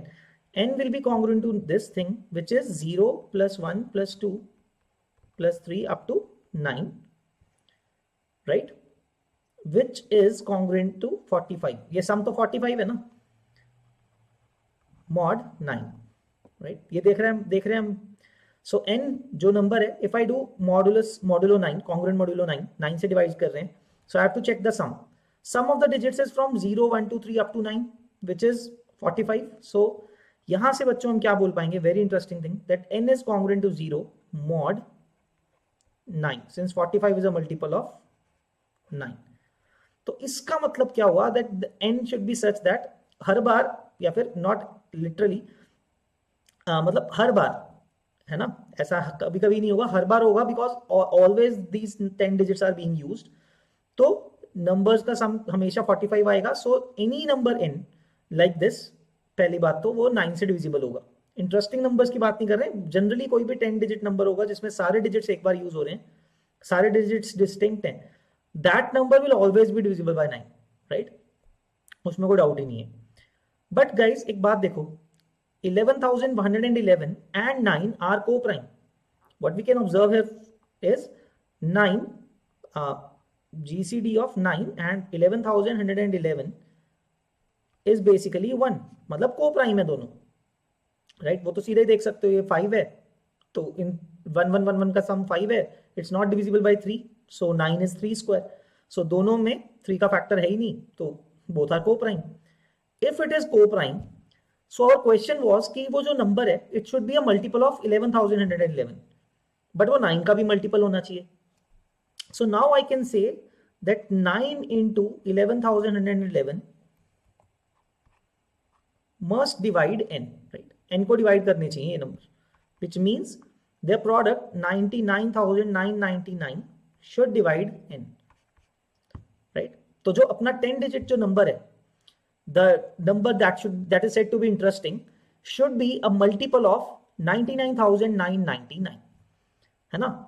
I hope यहां तक सबको clear है, right? Now what we can do is, जो हमारा ये 10 digit नंबर है ना, उसको क्या करते हैं, n को क्या लिखते हैं, let's define this first 5 digits as x, a b c d e को हम x बोल लेते हैं, let's assume, and y मानते हैं हम e के बाद f g h i j, next 5 digits को हम f g h i j कर रहे हैं. क्यों कर रहे हैं अभी समझ में आएगा, because this is 5 digit number 99,999.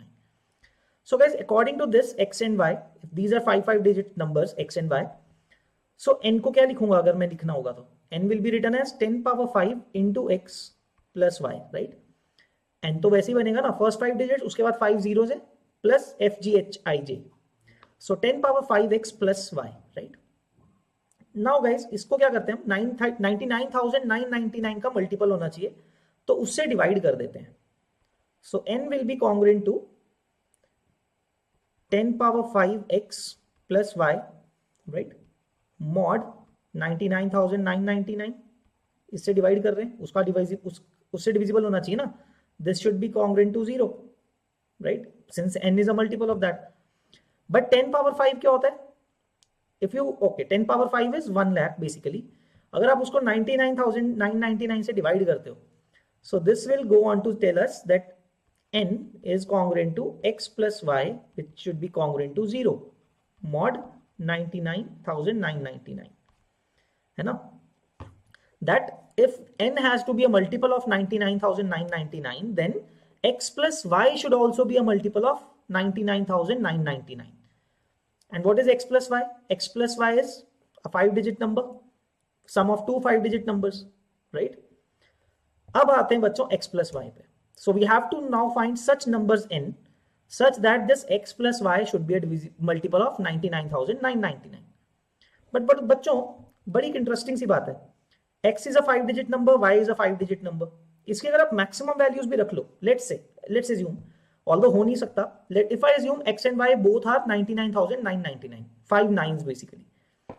So wouldn't I say that कि इन दोनों का जो सम है x plus y, that is obviously greater than 0, but should be lesser than 2 times 99,999.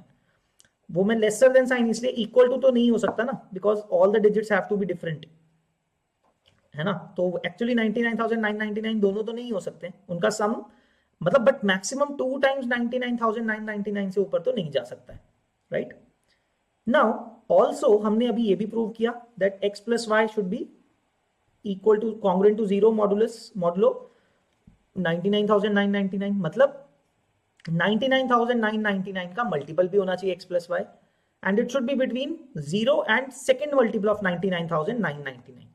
So what does this tell us? यहां से हमें क्या पता लगता है that x plus y has to be equal to only 99,999. First multiple of 99,999 के equal होना चाहिए वो, राइट? ये पता लग गया अब हमें.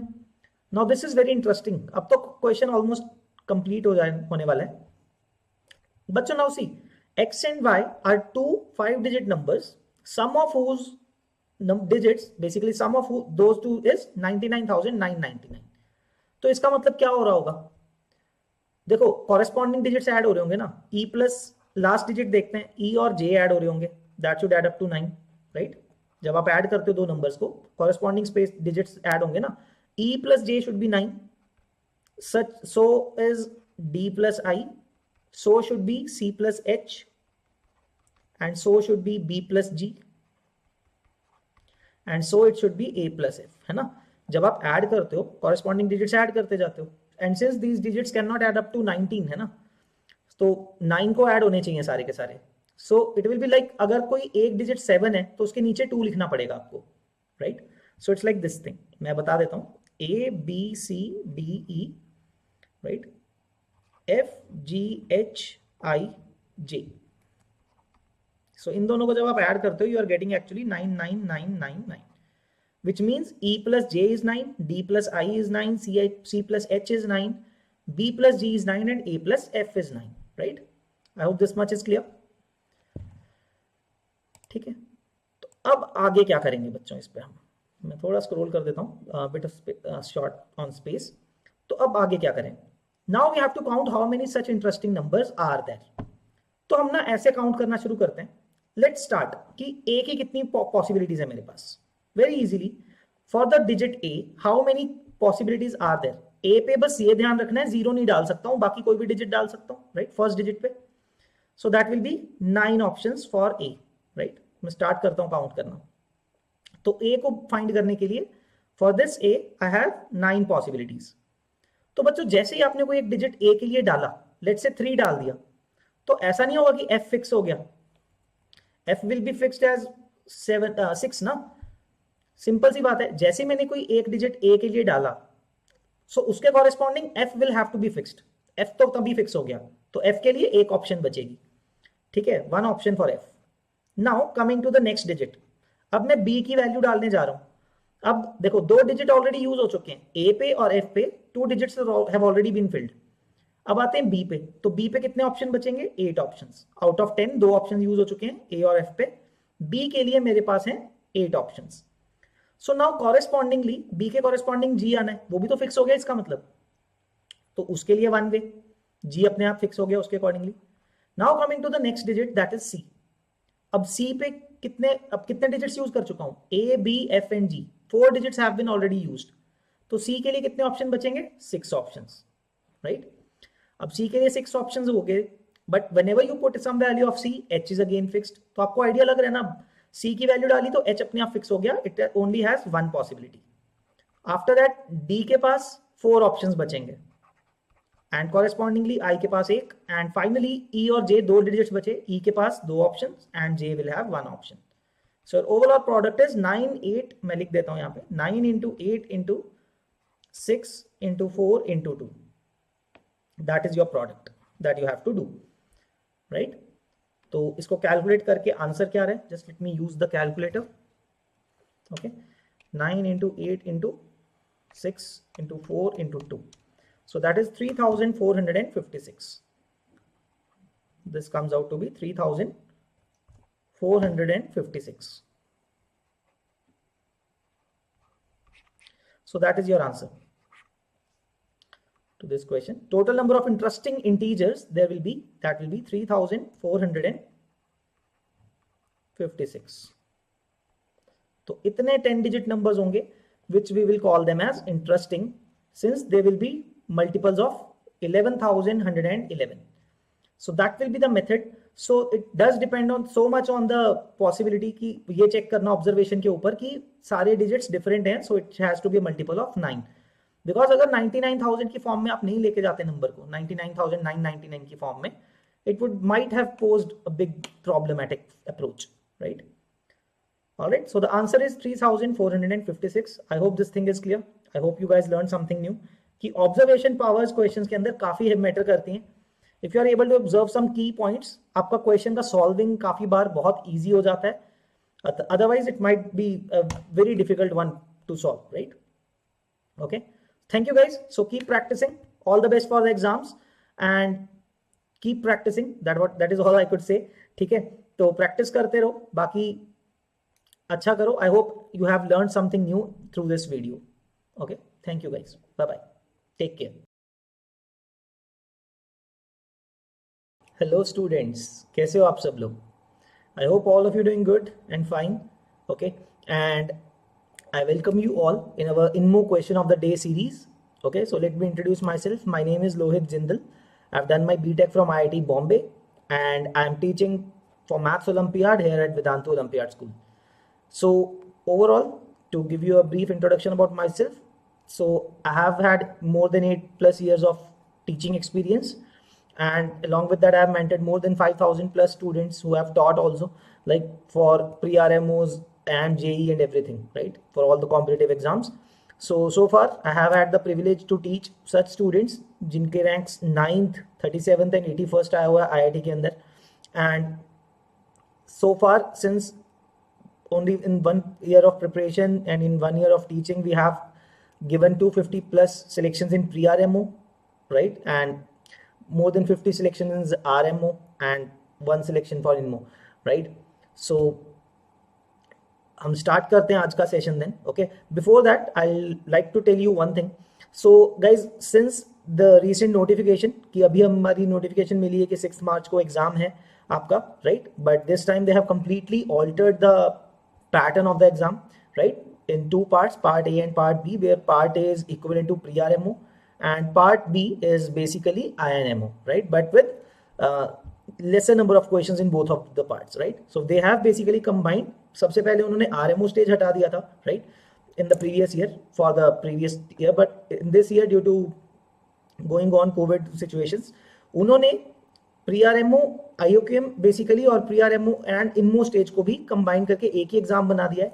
But you guys should be you know knowing this कि पार्ट बी उन्हीं स्टूडेंट्स का चेक होगा which are in the top 10 of their regions according to the specifications and everything provided on the official website. आप देख सकते हो, right. So I would like to urge you one thing guys, कि ऐसा नहीं है कि आप INMO की प्रिपरेशन ही करते रहो, although we are going to do that, है ना, but I just want to ensure, I just want you to guys to know and focus on one thing also, कि ऐसा नहीं है कि INMO के ऊपर ही फोकस करते रह जाएं बट हमारे फर्स्ट पार्ट में मार्क्स कम रह गए तो अपना पार्ट भी चेक ही ना हो, right. It should not be like that case kind of scenario. So I would suggest कि दोनों चीजों को साथ साथ में लेके चलो, राइट, एंड pre-RMO पे थोड़ा पहले ज्यादा फोकस करो, बिकॉज अगर वो नहीं होगा तो पार्ट बी तो चेक ही नहीं होने वाला, right. So no point in preparing for the latter stage अगर हमारा फर्स्ट पार्ट ही क्लियर नहीं हो रहा, ठीक है. So I would like you guys to ensure कि पार्ट बहुत अच्छे से आता हो तो INMO भी अच्छे से करना है फिर, लेकिन, right. So guys, in the lights off the recent notification हमने जो टेस्ट रखे हुए हैं हमने कैंप के अंदर, as you guys all must know कि हमारा एक कैंप चल रहा है IOQM में और INMO कैंप में बोल दिया है हमने उसको, in which we are engaging all the students for 7 days a week. So let me show you the slide for that. Okay, so IOQM camp है जिसके अंदर हम 7 days की engagement कर रहे हैं. This has been running from December only, so we have been adding classes to it. So जिसके अंदर आपकी रोज engagement होगी, like Monday, Wednesday and Friday को आपके पास pre-RMO लेवल के क्वेश्चंस करेंगे हम, एंड ट्यूजडेज एंड सैटरडेज को हम INMO क्लास रखेंगे, INMO लेवल ऑफ क्वेश्चंस करेंगे. With 2 days you will be having test on the very new pattern जो अभी अनाउंस हुआ है. So that would be the of utmost importance कि आप वो टेस्ट जरूर दो, because you'll get a good idea beforehand before going to the actual exam with a very new pattern, right. आपको ये फायदा मिलेगा. सो गाइज, जो भी लोग आप में से नहीं है अभी तक इनरोल्ड हमारे कैंप के अंदर, you guys can enrol in our IOQM camp by filling in this Google form. Okay, let me show you this link. By filling this Google form, आप हमारे कोर्स में free, which is absolutely free by the way, आप उसके अंदर enrol हो सकते हो camp के अंदर. Okay, in which will be preparing for you for pre-RMO and basically IOQM and INMO course, right. Exam जो आने वाला है पार्ट ए पार्ट बी, उसके लिए आपको प्रिपेयर करेंगे हम till the exam, right. And along with very good practice of real type of questions, like जो आपका एक्चुअल एग्जाम होना है उसी पैटर्न पे हम टेस्ट भी आपके रखेंगे, 2 tests in a week, right. So आपको ताकि बहुत अच्छी प्रैक्टिस हो जाए to do good in the exam, right. Alright guys, so चलो आज स्टार्ट करते हैं, फिर आज का क्वेश्चन देखते हैं. INMO question of the day. I have taken up the question from Chinese mathematical competition which held in 2005. So let's see the question. देखते हैं कैसे करने हैं ये वाला question, right. The question says a natural number A is called a lucky number if the sum of its digits is 7. तो lucky number किस number को बोल रहे हैं? Whose sum of its digits is 7, right? So अब क्या कर रहे हैं हम? Arrange all these lucky numbers in an ascending order, okay, and we get a sequence A1, A2, A3 and so on. To give you a small idea what will be A1, सबसे ही छोटा number कौन सा होगा जिसका सम of digit 7 हो? Will start with a single digit number. So first number will be obviously going to be single number 7, right? Okay, A2 की बात करते हैं. ऑब्वियसली अब 1 डिजिट में और तो हो नहीं सकता, से 2 डिजिट पे आते हैं. Now if we think about 2 digits, what will be the smallest number जो आप बना सकते हो such that the sum is 7, right? सबसे स्मॉलेस्ट फर्स्ट डिजिट को क्या रखना चाहोगे आप? उसको सबसे छोटा रखना चाहोगे ना, to keep the number to be the smallest, और उसकी सबसे स्मॉलेस्ट वैल्यू हो सकती है 1, and accordingly the second digit has to be 6 then. So I guess you guys must be getting a good idea. तो सेकंड डिजिट क्या हो जाएगा आपका, सेकंड नंबर क्या हो जाएगा सीक्वेंस का? A2 will be 16, right? So and so on, you can like this find out the numbers. But यहाँ पे अब नंबर इतना बड़ा रखा हुआ है, तो we will obviously be using combinatorics to solve such a question, right? So let's understand the question now. You have understood क्या कर रहे हैं हम? Ascending order में लिख रहे हैं, so there will be some numbers keep going on in ascending numbers, ascending order, और ये बड़ा तो होता ही जाएगा, right? There will be infinite numbers in this sequence, obviously. Number of digits आप बढ़ाते जाओगे तो मिलते जाएंगे आपको. Now, so guys, अब question क्या दिया हुआ है? If an is equal to 2005, in this sequence, some certain term is going to come as 2005. Obviously, in इसके digits का sum 7 है, तो it must be there in this sequence. But the point is कि इसका term कौन सा है, मतलब like which term it is, right? n की वैल्यू ढूंढनी है हमने. And further, second half of the question is basically उसका यूज करके n का वैल्यू हम फाइंड करने के बाद क्या करना चाहेंगे? A5n ढूंढना चाहते हैं, right? 5 times that value of n, हम वो वाला फिर then term ढूंढेंगे, right? So let's focus on the first part जो हमें क्वेश्चन सॉल्व करने के लिए चाहिए, that is value of n find करते हैं. So बच्चों इसके लिए हम ये देखते हैं, अगर हम 1 डिजिट की बात करते हैं, देखो, right? If we talk about 1 digit, obviously how many numbers can be there? Single digit है, इसकी वैल्यू 7 ही होनी पड़ेगी. So there is 1 case for that, right? 1 number kind like that. 2 digit के ऐसे कितने नंबर्स होंगे, राइट, जिनका सम 7 होगा? तो बच्चों हम ऐसे करते रहेंगे क्या? लेट्स फॉर्म अ जनरल एक idea, right? Let's say there are k digits, right? A1, A2. Okay, एक टर्म लिखते हैं, नंबर होगा जो which is k digit number. So let's say B1, B2, B3. These are its digits rather, है ना? तो comma हटा देते हैं. The number is of the form, मैं आपको लिख दूं, B1, B2, B3, BK. This is the general format of the number. आप ऐसे सोचो, राइट? सो अगर एक ये ऐसा फॉर्मेट है नंबर्स का, इन सबके डिजिट्स का सम क्या है? सबसे बड़ी इंपॉर्टेंट बात क्या है? It is a k digit number, right? Sum of its digits is 7. B1 plus B2 plus B3 till BK, सबका सम क्या आना चाहिए? 7 आना चाहिए according to our question, which should be a lucky number. Okay, अगर हमने सम तो बच्चों 7 लिख दिया, इसके अंदर there should be certain conditions on the digits, क्योंकि इसमें जो फर्स्ट डिजिट B1 है, that can never be 0. बाकी के जो भी डिजिट्स हैं वो 0 वैल्यू अटेन कर सकते हैं, right? So I'll add in a property here, मतलब like condition here, that B1 has to be greater than equal to 1. All the other BIs you can say are greater than 1, right? Of course they are going to be less than 9, so वो लिखने की जरूरत नहीं है क्योंकि आएगा ही नहीं, सम ही 7 है, right? Where I is greater than equal to 2. Right? B1 तो 1 हो ही चुका है, 1 से बड़ा है, but BI which is B2, B3 up to BK have to be greater than 1. Sorry, greater than equal to 0. Sorry guys, mistakenly wrote this. So greater than equal to 0 मतलब 0 भी हो सकते हैं, तो उससे बड़े होंगे. So guys इसको सॉल्व कैसे करेंगे? ठीक है, सबसे पहला तो ये अपना क्वेश्चन पार्ट बनता है. The thing is we have been using beggar coin method so for so long, है ना? तो हमें पता होना चाहिए कैसे करना है. बट यहाँ पे एक कंडीशन क्या आ रही है? B1 is greater than equal to 1. So ऐसे क्वेश्चंस को हम टैकल कैसे करते हैं? ओके, हम क्या बोलते हैं? This is like thinking that I have 7 coins and there are BK number of beggars, K beggars, right?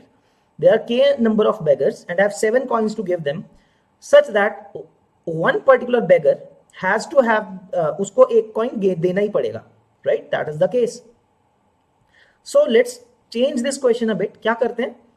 Let's say this B1 को क्या लिखते हैं? B1 डैश प्लस 1, उसको एक कॉइन दे देते हैं ना, ठीक है? तो उसको एक कॉइन तो देना ही देना है, तो एक कॉइन दे दिया. if I replace b1 as b1 dash plus 1, where this b1 dash is greater than equal to 0, it will be as the same condition as the other bi, right?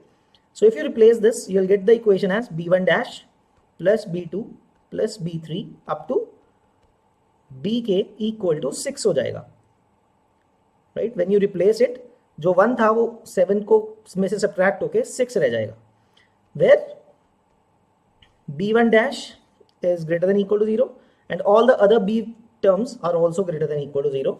Now I will be able to use the beggar coin method in an effective way now easily, right? तो बच्चों formula क्या बनेगा now? See, you have 6 coins, you have k beggars, so you need to insert k minus 1 partitions, right? K minus 1 partitions plus 6 coins that you have. So k minus 1 plus 6, this is the total number of objects now which I have to arrange along with 6 coins, right? So C6, right? This is what the general formula is. Number of total objects कितने हो जाते हैं और उसमें से कितने objects same है, वो formula बन जाता है आपके पास, right? So 6 coins plus k minus 1 partitions you have to arrange. So this will be the way. K minus 1 plus 6 C6, which will give you k plus 6, oh sorry, k plus 5 C6, right? So that is the formula that we'll be using in this to find the numbers easily now, है ना, बार बार सोचना नहीं पड़ेगा. So 2 digit के लिए कितना simple हो जाएगा? For k being equal to 2, this value will be 7C6, which will give you 7 numbers like that. So 2 digit में आप कितने numbers बना सकते हो? 7, right? Similarly, in 3 digit numbers कितने number बन जाएंगे? k plus 5, so 5 plus 3, 8, C6. देखो बच्चों में जाना कहां पे तक है वो भी फोकस करना है आपको. We have to reach till 2005. अभी तो हम 2 डिजिट 3 डिजिट कवर कर लेते हैं. So 8C6 is going to be 8 into 7 by 2, so that is 28 numbers, right? यहां तक हो गया. Now is the next important part. ये डिक्शनरी टाइप का क्वेश्चन बन रहा है, right? If you focus on this carefully, you have to basically increase digits one by one. Now coming to the 4 digit numbers, of course it's going to exceed 2005 से, तो मतलब 2005 is one of the case in this 4 digit number, right? Since अब देख सकते हो बच्चों first digit is 2 already, तो इससे छोटे वाले नंबर्स में क्या रहा होगा? 1 रहा होगा ना फर्स्ट डिजिट पे. सो विल से वो वाले भी काउंट करते हैं 2005 से पहले कि डिजिट 1 कितने में आया था. So that number will be of the form 1 and you can say XYZ, है ना. Next 3 digits are XYZ, right? First digit 1 है, बाकी 3 डिजिट XYZ है, वो सब 2005 से पहले आने वाले हैं, right? So let's count the number of how many such numbers are there. तो 1 तो आ गया फर्स्ट प्लेस पे. Now your question is, think about it, XYZ, there are 3 digits whose sum value has to be 6. ठीक है, तो यहां पे मैं इसको अलग से सब पार्ट बना देता हूं. X plus Y plus Z has to be 6, right? In which all X, Y, Z are greater than equal to 0. उसमें 1 0 हो सकते हैं तीनों, कोई प्रॉब्लम नहीं है, right? Again using beggar coin method, इसके कितने वेज होंगे? 6 coins plus 3 beggars के लिए 2 partitions इंसर्ट करने पड़ेंगे, 1 lesser partition, right? So 6 plus 2 is 8 C, और कितने दो पार्टीशंस हैं? सो 8C2, that's another 28. So that's going to be another 28 numbers till that, right? अब बच्चों हम exactly 2005 का रैंक देखना चाहेंगे. देखो अब जब हम ये सोचते हैं 1 के साथ सारे नंबर्स हमने काउंट कर लिए, those are another 28. Now the next number is going to be what? Increasing order में लिखना है, तो first digit is going to be 2, और क्योंकि आपको छोटे से छोटा रखना है, आप सब नंबर्स को 0 डालने की कोशिश करोगे and the last digit will be 5. सो इसका रैंक आ जाएगा आपके पास, क्योंकि 1XYZ वाले केस के बाद this is going to be just the next number, first number in the line after 1XYZ, right? तो यहां तक हम काउंट करते हैं, कितने हो गए? 1 plus 7 is 8 plus 28 is 36 plus 28 it becomes 64. So इन सब नंबर्स का सम कितना है? 64. That means this 2005 is going to be 65th number. Okay, so ये 2005 जो है that is going to be 65th number. So basically A65 is going to be 2005, which will tell you that n value is 2005. तो ये सबसे बड़ी interesting बात सबसे पहले आपको पता लग गई है इस क्वेश्चन के अंदर, राइट। तो n आ गया आपके पास 2005। So a major portion of the question is done. So the point being आपको कौन सा टर्म ढूंढना है, A5n, which means 5n, let's see, so 5n is going to be, oh sorry guys, 5n is not 2005, sorry, n is 65, right, n is 65. So 5n is going to be 5 into 65, which is 325. So my next job in this question is to find 325th term, 325th term काफी आगे तक जाके ढूंढनी पड़ेगी, right. So let's continue with what we were doing. अब देखते हैं वो वहां तक कैसे पहुंचते हैं। We are going to count how many numbers are there for each number of digits. Like for 1 digit के लिए हमने 1 काउंट किया, 2 डिजिट के लिए 7, 3 डिजिट के लिए 28, अब 4 डिजिट के लिए पूरा काउंट करते हैं, right. So what is it going to be 4 digits. So let me scroll down a bit. 4 digit numbers total कितने होंगे वो कैलकुलेट करते हैं अभी by using the same formula that we generated earlier, k plus 5c5 6. So k is now going to be 4, तो कितना आएगा 9, that is going to be 9c6. So 9c6 की वैल्यू कितनी होगी देखते हैं, 9 into 8 into 7 divided by 3 factorial, so 3 into 2, so 2 will cancel 8 for 4, 3 will cancel 9 for 3. So 12 into 7 is 84. So far don't think so कि आप वहां तक तो नहीं पहुंचे हो, क्योंकि देखते हैं काउंट करते जाएंगे। So 1 plus 7 यहां तक आपके 8 हो गए, 3 डिजिट तक कितने हो जाएंगे, 8 plus 28 36, right. So till 3 digit number you have total of 36 numbers आ चुके हैं आपके पास सीक्वेंस के अंदर, then another 84. So how many numbers are there till the 4 digit numbers are completed, खत्म हो जाएंगे जब तक 4 digit numbers तक, 36 plus another 84, that's going to be 120. So a 120 तक आप पहुंच चुके हो, we have to reach till 325. So it means we have to focus on the 5 digit numbers also. तो 5 digit numbers पे आते हैं। So using the 5 digit numbers, how many numbers will be there? Let's put in the formula. So 5 plus 5 is 10c6. So that is going to be 10 into 9 into 8 into 7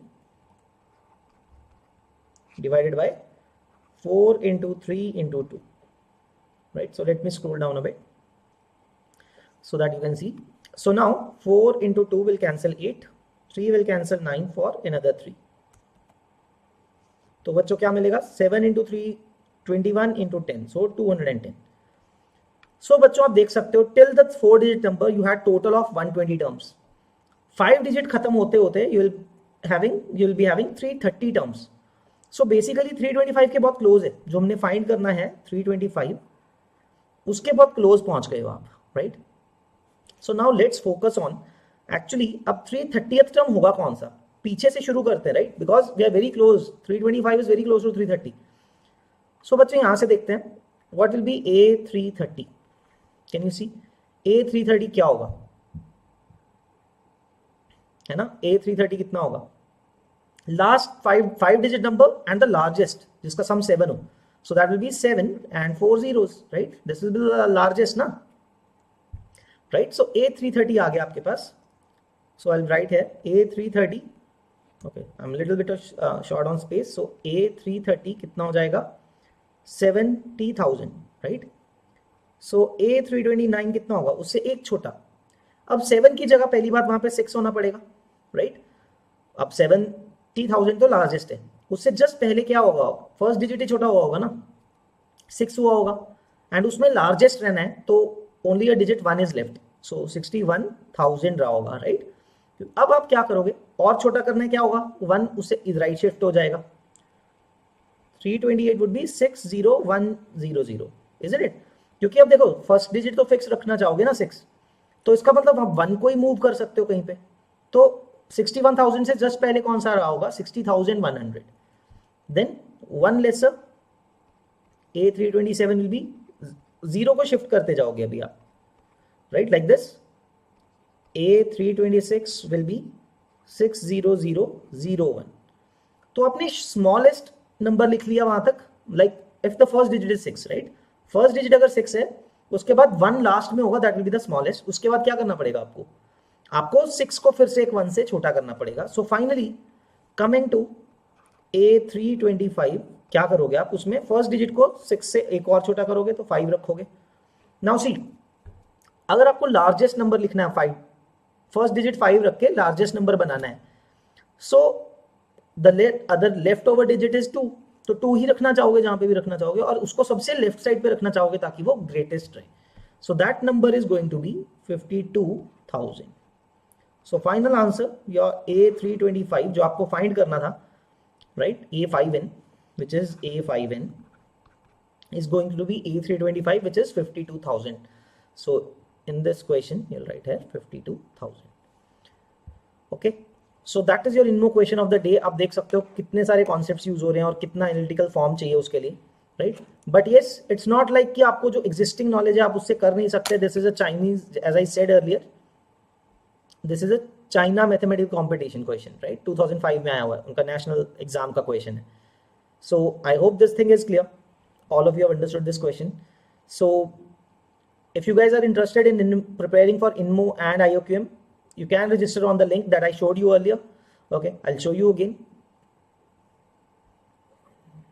So if you are interested in attending our IOQM camp, you guys can fill this Google form and you'll be getting enrolled in our camp. So which is actually absolutely free. We want to give you full support for the IOQM and INMO exam, right?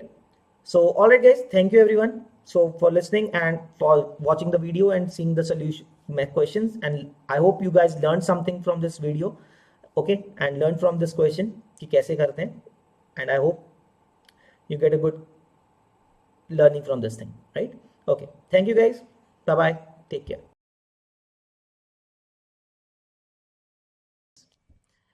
My name is Lohit Jindal and I welcome you all in our next session of INMO question of the day, right? So guys, INMO question of the day में आज हम बहुत interesting question देखने वाले हैं. So let's see this question first, right? Let's read it. So this is the question बच्चों. So let's read it. So call a number n faithful, call a number n, कोई भी number जो n है आपके पास, you will call it faithful if there exists natural number a less than b less than c such that a divides b, right, such that a divides b, b divides c and n is the sum of these digits a plus b plus c. Basically मतलब क्या उसका कि अगर कोई number n है उसको हम faithful कब बोलेंगे, when we are able to divide it into 3 numbers as sum of 3, right, उस नंबर n को हम sum of 3 numbers में लिख सकते हैं in increasing order such that पहले वाला जो नंबर है वो सेकंड को डिवाइड करता हो और सेकंड वाला जो नंबर है थर्ड को डिवाइड करता हो, right, that is the case. So लिख भी लेते हैं. So that A divides B and B divides C, ये दिया हुआ है हमें, right? So guys, question is, first part is show that all but a finite number of natural numbers are faithful. कि सारे numbers faithful है, but without just you can say except just a few numbers. Finite number of natural numbers के अलावा बाकी सब numbers faithful है, right? And the second part is we have to find the sum of all natural numbers which are not faithful. तो मतलब जो numbers हम ढूंढेंगे कि जो finite number of natural numbers हैं which are not faithful, उनका हमें sum करके बताना है, right? So guys, अब इसका मतलब क्या है, क्या करें इसमें, what kind of observations we can make first before starting. So first of all बच्चों एक increasing order है, A is lesser than B, B is lesser than C, right? So अब हम क्या कहेंगे, we have to prove that there is a finite number of natural numbers. So बच्चों सबसे पहले एक बात देखते हैं, isn't this number A जो natural numbers की बात कर रहा है, it should be greater than equal to 1. अगर A greater than equal to 1 है, then B also A B C strictly increasing होने चाहिए, है ना, strictly increasing होने चाहिए. So A is greater than equal to 1, which means B must be greater than equal to 2, right? अब अगर बच्चों B 2 से बड़ा होना चाहिए, but B must divide C. देखो A को अगर 1 भी रखते हैं तो it will divide B, है ना, anything it can be. So B की मिनिमम वैल्यू तो 2 बोल सकते हैं हम, है ना, बट सी के ऊपर अगर हम बात करते हैं, हम ए को मिनिमम रखते हैं, मान लो बी को भी मिनिमम रखते हैं, 1 और 2 रख दिया, देन इफ 1 डिवाइड्स 2 देन 2 का नेक्स्ट मल्टीपल क्या होगा, 4 होगा. So this will tell us that C must be greater than equal to 4. C 4 से बड़ा होना ही चाहिए, उससे छोटा हो ही नहीं सकता, बिकॉज लेट से आपने 1 2 3 रख दिया तो 2 डज नॉट डिवाइड 3 ना, है ना, इंक्रीजिंग भी होने चाहिए. So the minimum value which C could take will be 4 in the scenario when 1, 2 and 4 लिख दिया आपने, let's say, right? That would be the scenario. And in that case बच्चों मिनिमम वैल्यू आ कितनी रही है? So the minimum value जो आप देख सकते हो यहाँ से, n की मिनिमम वैल्यू जो आप निकाल पा रहे हो, that is 7. 1 plus 2 plus 4, right? 1 plus 2 plus 4 अगर हम लिखते हैं तो that is 7. इसका मतलब 7 से कोई भी छोटा जो नंबर है, it can never be faithful, right? उसको आप लिख ही नहीं सकते हो इस फॉर्मेट में, क्योंकि इसके अकॉर्डिंगली मिनिमम वैल्यू जो बन सकती है दैट इज 7, 1, 2 and 4 पुट करके, ठीक है? So that means 1, 2, 3, 4, 5 and 6, all these numbers are not faithful, right? सबसे पहले ये तो क्लियर हो ही गया हमारे पास. सो हमारे पास ये किए, इतना तो शॉर्टलिस्ट होके आ ही चुका है सब कुछ, राइट? तो बच्चों हम यहाँ पे एक और ऑब्जर्वेशन भी बनाते हैं. लेट्स से कोई एक नंबर है, let's say there is some number a n which can be written as a plus b plus c. So wouldn't I say कि अगर मैं k मल्टीप्लाई कर दूं पूरे इक्वेशन में, k times n would be ka plus kb plus kc, है ना? तो अभी भी तो जो ये जो ka है, it will divide kb.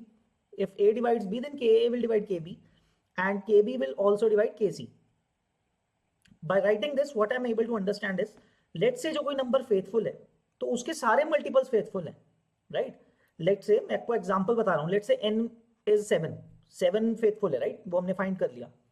So 14 and 7 के सारे मल्टीपल्स, 7 into 2 14, इसी इक्वेशन को n equal to 1 plus 2 plus 4 equal to 7 में, है ना? 1 plus 2 plus 4 इक्वल टू 7 को मैं अगर 2 से मल्टीप्लाई कर दूंगा पूरी इक्वेशन को, so basically 14 will be divided into 2, 4 and 8, है ना? तो वो भी फेथफुल है. तो जो भी एक नंबर एक फेथफुल आ गया, उसके सारे मल्टीपल्स उसके बाद के सारे क्या होंगे? फेथफुल होंगे. सो this will help us a lot in this solving further, right? तो ये पॉइंट आई होप सबको क्लियर हो गया, that if a number is faithful, all the subsequent multiples of that number will be faithful, right? Okay, अब हम आगे बात करते हैं बच्चों. 7 तक को तो हमने निकाल लिया कि 7 से पहले वाले सारे नॉट फेथफुल होंगे, राइट? 1, 2, 3, 4, 5, 6 हमने ढूंढ लिया है. अब आगे की बात करते हैं. 7 का तो हमने ढूंढ लिया कि 7 इज अनफेथफुल या फिर ना नॉट फेथफुल. 7 के बाद I am saying pick up any odd numbers for all odd n greater than equal to 7 की बात कर रहा हूं, राइट? डोंट यू थिंक बच्चों हम ऐसे लिख सकते हैं 1 plus 2, क्योंकि 1 plus 2 कितना हो गया? 3 हो गया. अब 7 से बड़ा कोई भी ऑड नंबर अगर है, उसमें से आपने अगर 3 को हटा दिया, 3 सब्ट्रैक्ट कर दिया, you will be left with an even number ना.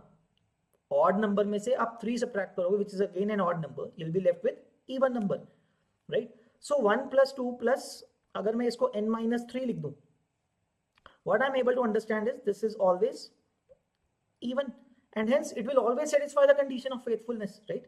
जो फेथफुल वाली कंडीशन है कि इसमें देखो मैंने 1 और 2 रख लिया, इसीलिए 1 divides 2 of course and 2 will divide an even number, right?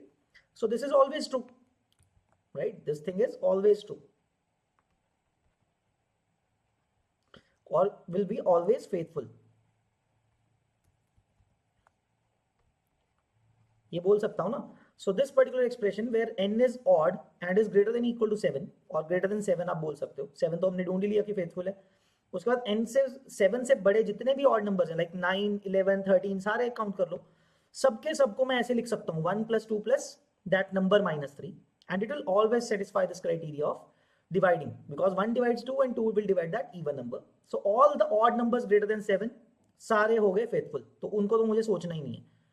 Now I'm left with all the even numbers above 7, right? यहां तक आ गए हम. I hope this thing is clear. Now guys, अब मैं क्या बोलता हूं, for every number its multiples of 2, 4 and 8, वो भी तो फेथफुल होते हैं, वो हमने पता है, राइट? मैं एग्जांपल देता हूं आपको. लेट्स से 2n लिखते हैं. 2n में कौन से नंबर्स आएंगे विच आर ग्रेटर देन 7, लेकिन इवन नंबर्स की बात कर रहा हूं मैं. 8 into 2 16, देन 10 की बात कर रहा हूं, इवन नंबर पे काउंट करेंगे अभी सिर्फ, राइट? 16, देन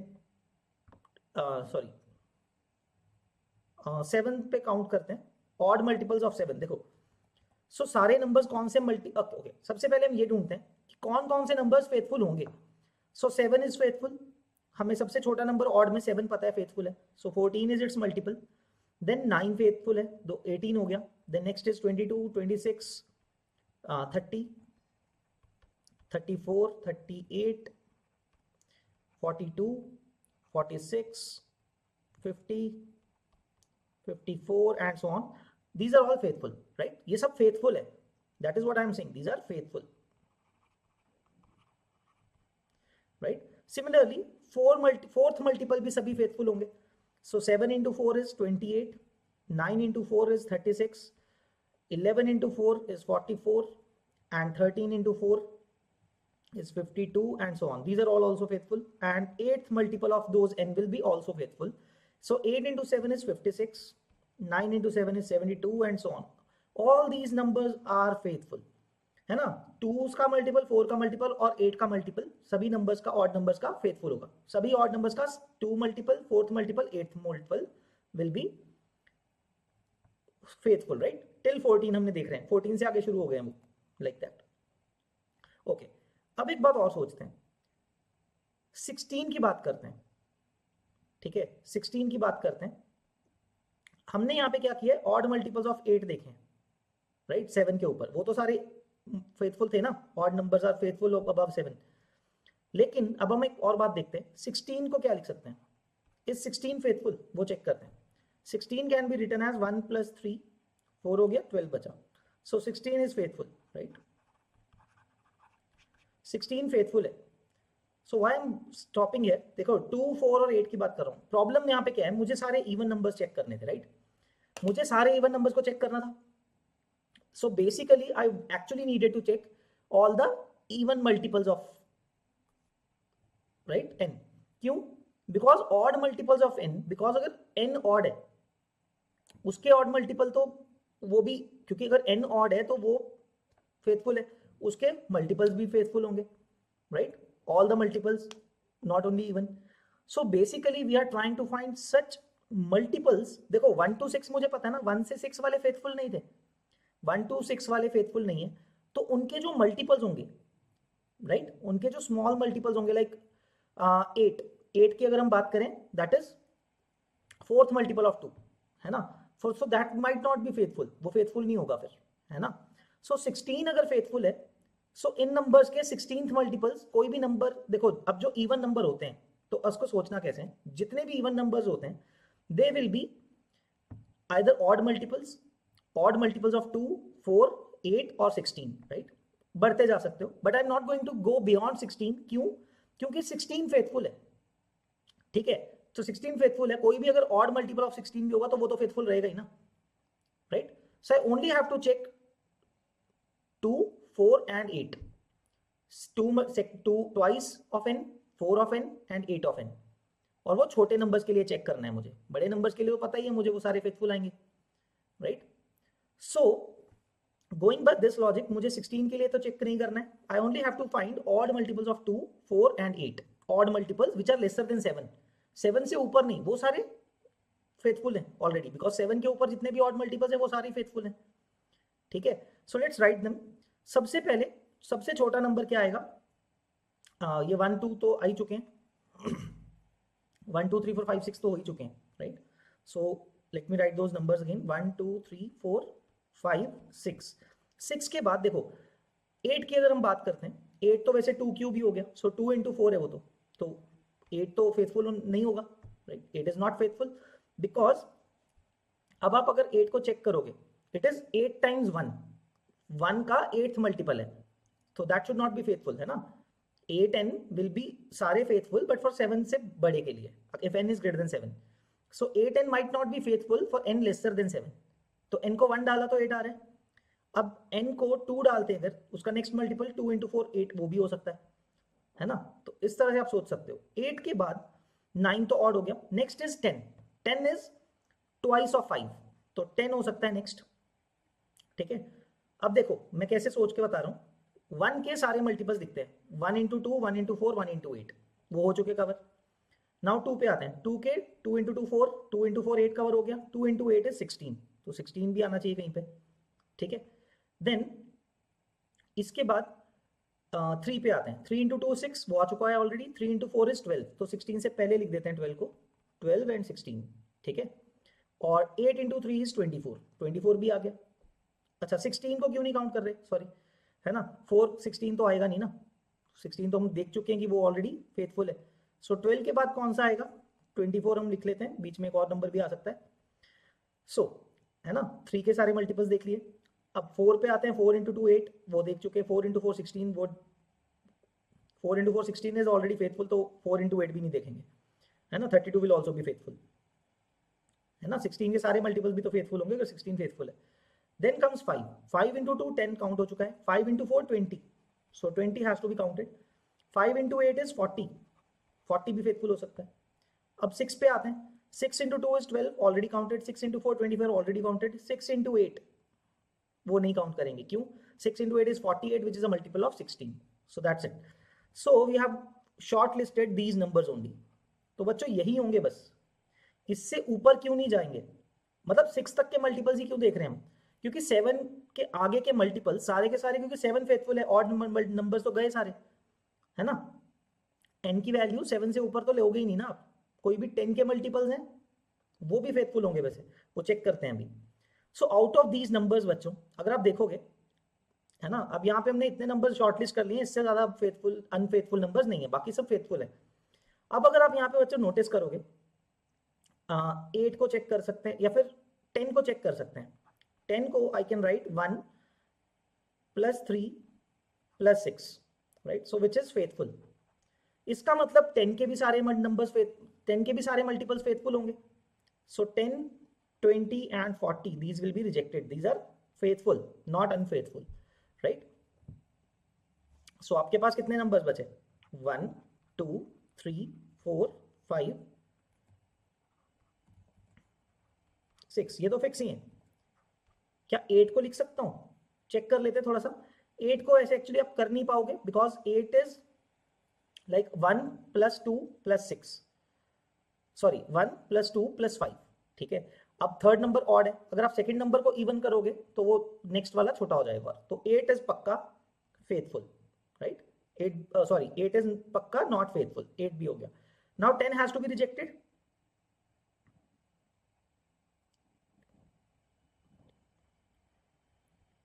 ठीक है, तो बचा भी 12 24 40, सॉरी 40 तो गायब कर दिया हमने।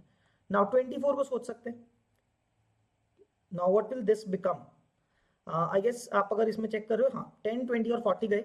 सो 8 12 and 24 are all not faithful, right? So these are all the final numbers which are not faithful.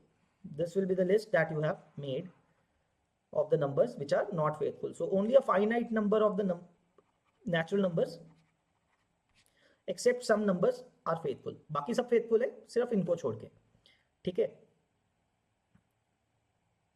Alright, so that is it. इसमें एक चीज चेक करनी पड़ेगी। 1 2 3 4 5 6 8 12 and 24. Okay, now we have to find the sum of these numbers. Check करें। So 3 plus 3 6 plus 4 10 15 21 plus 8 29. So what is the sum? Let me scroll down a bit. So sum देखते हैं इनका कितना आएगा। Sum will be 1 plus 2 3 3 plus 3 6 6 plus 4 10 10 plus 5 15 15 plus 6 21 21 plus 9, so 21 plus 8 till 8 कितना हो गया sum? 29 29 plus 36, so that's 65, right?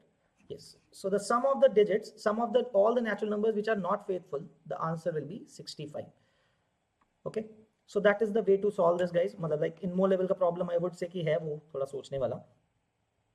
So यहाँ पे आपको बहुत चीजें ध्यान से सोचनी पड़ेंगी, that you'll have to remove the multiples of odd multiples of the larger number, 7 के ऊपर वाले, right?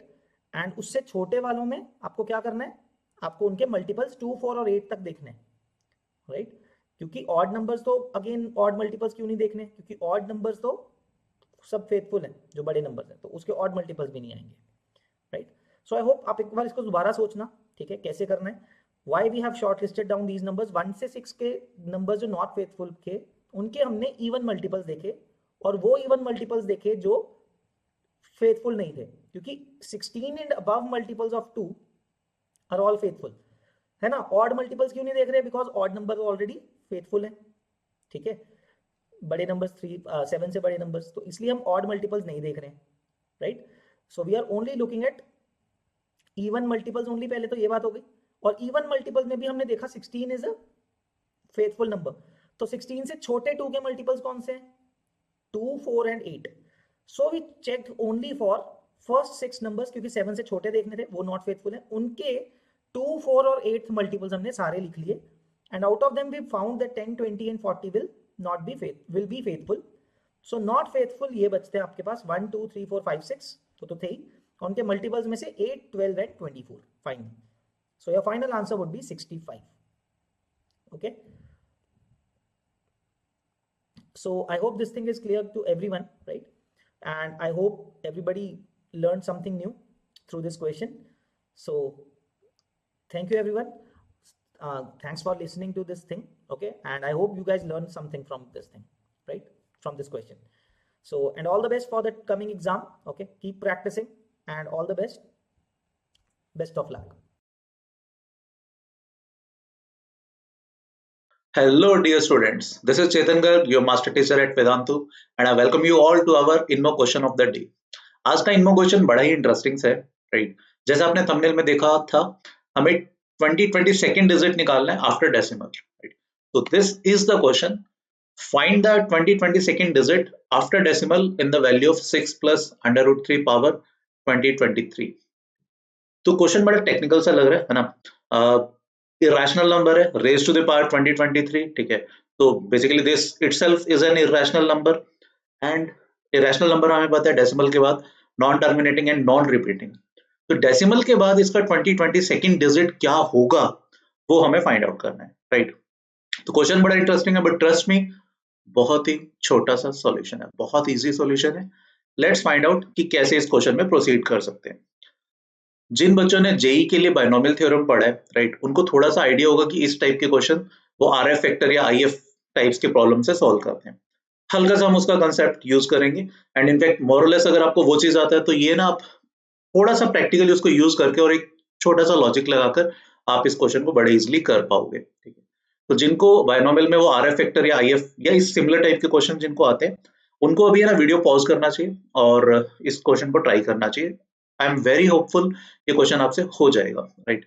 एंड जिनको वो नहीं आता, एक बार है ना गूगल करके इस टाइप के क्वेश्चन को सर्च करो, है ना, कि आरएफ फैक्टर इन बायनोमियल कैसे क्वेश्चंस होते हैं, हल्का सा रीड करो उसको और फिर ट्राई करो। आई एम वेरी श्योर ये आपसे भी हो जाएगा। एल्स आप मतलब सॉल्यूशन तो कभी भी देख सकते हो। तो I will proceed with the solution. तो क्वेश्चन ये कह रहा है, देखो अब इसमें हिंट क्या है। अगर मैं हिंट की बात करूं, शायद एक चीज सब ऑब्जर्व कर पाएंगे, under root 37 minus 6 power 2023 times under root 37 plus 6 power 2023, जो बेसिकली ये वाला था, है ना? तो that is nothing but that should be equal to 1, because a minus b times a plus b, right? That will be a square minus b square, which is 37 minus 36, that is 1, power 23, that is 1, right? So this is the biggest hint. तो अगर मैं बात करता हूँ under root 37 minus 6 power 2023 की, तो that will be simply 1 upon under root 37 plus 6 power 2023, ठीक है? तो ये सबसे बड़ा हिंट है। जिन्होंने आरएफ फैक्टर नहीं भी पढ़ा हुआ, यहां से अब थोड़ा सा ट्राई करो, चीजें हो जाएंगी। अगर हम अंडर रूट 37 प्लस 6 पावर 2023 इसकी बायनोमियल एक्सपेंशन लिखते हैं, तो फर्स्ट टर्म आएगी root 37 power 2023 plus 2023 C1 root 37 power 2022 times 6 plus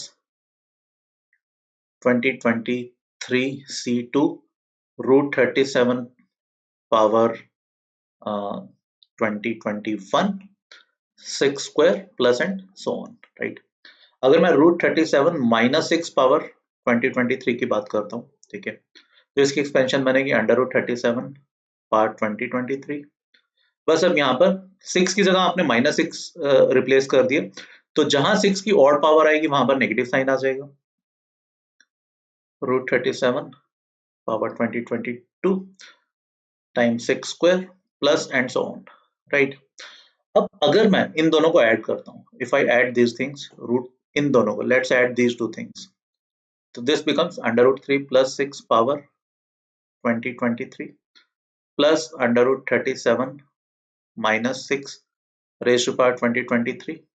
That will be basically sorry adding, let's subtract these two things. मैंने इनको subtract किया है, ठीक है, let's subtract these two things, है ना। subtract करने से देखो क्या होगा, यहाँ अंडर रूट 37 की पावर ऑड है ना, तो this first term will get cancelled out, ये कैंसल आउट हो जाएगी, ये ट्वाइस ऑफ एक टर्म बनेगा, है ना, 2023 C1 रूट 37 पावर 2022 6 यहाँ 6 पावर 1 आएगा, माई बैड, है ना, प्लस एंड सो ऑन। तो बेसिकली अंडर रूट 37 की जहां पे ऑड पावर है वो वाली टर्म जब हम सब्ट्रैक्ट करेंगे कैंसिल आउट हो जाएगी, और बाकी जहां पे इवन पावर है वो वाली टर्म्स बचेंगी। तो कैन आई से सिंस अंडर रूट 37 की इवन टर्म्स वाली टर्म्स बचेंगी, इवन पावर वाली टर्म्स बचेंगी, तो this must be definitely integer, ठीक है, ये एक इंटीजर बनेगा, इनफैक्ट ट्वाइस ऑफ इंटीजर, तो वो एक इवन इंटीजर बनेगा, राइट। तो मैं नेक्स्ट स्लाइड पे लिखता हूँ कि अभी हमने क्या डिड्यूस किया, ठीक है। हमने देखा है कि भाई जो under root 37 plus 6 power 2023 minus under root 37 minus 6 power 2023, right, that is an even integer, ये हमने अभी तक कंक्लूड किया, राइट। तो अब हम एक छोटा सा फोकस करते हैं अंडर रूट 37 प्लस 6 पावर 2023 पर, ठीक है। अब ये कुछ इंटीजर प्लस एफ फ्रैक्शन लिख रहा हूं मैं, बेसिकली जो डेसिमल के बाद का पार्ट है उसको मैं एफ से रिप्रेजेंट कर रहा हूं इसमें, और जो इसका इंटीग्रल पार्ट है उसको मैं आई से रिप्रेजेंट कर रहा हूं। तो basically I is nothing but greatest integer of under root 37 plus 6 power 2023, right, and F is nothing but fractional part of under root 37 plus 6 power 2023, ठीक है। अब अगर हम एक चीज जो हमने आपको पहले हिंट दिया था, हमें पता है under root 37 minus 6 power 2023, this is 1 upon something, तो can I say this itself is less than 1, this entire thing is less than 1, right. So what I can say कि ये जो अंडर रूट 37 माइनस 6 पावर 2023 है, 2022 sorry नहीं 2023 था, हाँ, ठीक है, ये इटसेल्फ एक फ्रैक्शन है एफ डैश, राइट, ये एक फ्रैक्शन बनेगा, इसको मैंने एफ डैश मान लिया। तो जो हमारा ये वाला रिजल्ट था, इसमें अगर मैं वैल्यूज पुट करता हूँ तो what I will gate, I plus F, इसकी जगह पर आई can right F dash and that is N integer, ठीक है। अब एफ एक फ्रैक्शन है, तो एफ एंड एफ डैश ये दोनों टर्म्स बेसिकली 0 और 1 के बीच में लाई कर रही होंगी, ठीक है। तो f माइनस एफ डैश ये मैं बोल सकता हूँ कि कम से कम -1 से 1 के बीच में लाई कर रहा होगा definitely, but i is an integer, this is N integer, तो f minus F dash that should B, this should B N integer, ये एक इंटीजर होना चाहिए, राइट। तो -1 और 1 के बीच में कौन सा इंटीजर आएगा, right, this implies f minus F dash that should be 0, और you can say f is equal to F dash, ठीक है, ये हमने कंक्लूड किया, ठीक है। तो अब इस कंक्लूजन का क्या मतलब है, ठीक है, अब ध्यान से समझना। अगर मैं बात करता हूं अंडर रूट 37 प्लस 6 पावर 2023 का, ठीक है, इसको हमने लिखा था i प्लस एफ, ठीक है, और एक्चुअल हमारा क्वेश्चन क्या था, हमारा क्वेश्चन था इसकी जो भी वैल्यू होगी, ठीक है, उसमें डेसिमल के बाद आफ्टर डेसिमल 2020 सेकेंड डिजिट निकालना है, ठीक है। तो हमने कंक्लूड किया इसका फ्रैक्शन, देखो अब मान लो इसकी कुछ भी वैल्यू, पहले कुछ इंटीजर आएगा पॉइंट, फिर कुछ फ्रैक्शन मतलब डेसिमल के बाद की एंट्रीज आएगी, इसमें जो भी 2020 सेकेंड डिजिट होगा वो हमें फाइंड आउट करना है यहाँ पे, ठीक है। तो इस आई का तो कोई लेना देना ही नहीं है, all we are interested in F, point के बाद क्या है उसमें हम इंटरेस्टेड है। अभी थोड़ी देर पहले हमने प्रूव किया F is equal to F dash, और एफ डैश क्या था, अंडर रूट 37 माइनस 6 पावर 2023, ठीक है। तो बेसिकली हमें एफ डैश का यानी इसका 2020 सेकेंड डिजिट चाहिए, ऑब्वियसली डेसिमल के बाद, ठीक है। Now तो let's consider under root 37 minus 6 power 2023, और जैसा हमने ये पहले भी लिखा था यहाँ पर, है ना, Under root 37 minus 6 power 2023. This is nothing but that is actually equal to 1 upon under root 37 plus 6 power 2023. Okay. Acha, under root 37 will be something like 6 point something.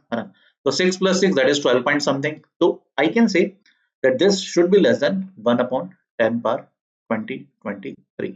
ये डेफिनेटली इससे छोटा होना चाहिए. एंड अगर मैं 1 अपॉन 10 पावर 2023 की बात करता हूँ, ठीक है, ये क्या बनेगा 0.000, ठीक है, 0, फिर एक एंड में 1 आएगा. एंड आई होप ये सब बता पाएंगे कि जीरोस कितने बार आएंगे. Zeros will be in 2022 times zeros. ठीक है, ये हम किसकी बात कर रहे हैं, मैं इसको रीराइट कर देता हूँ.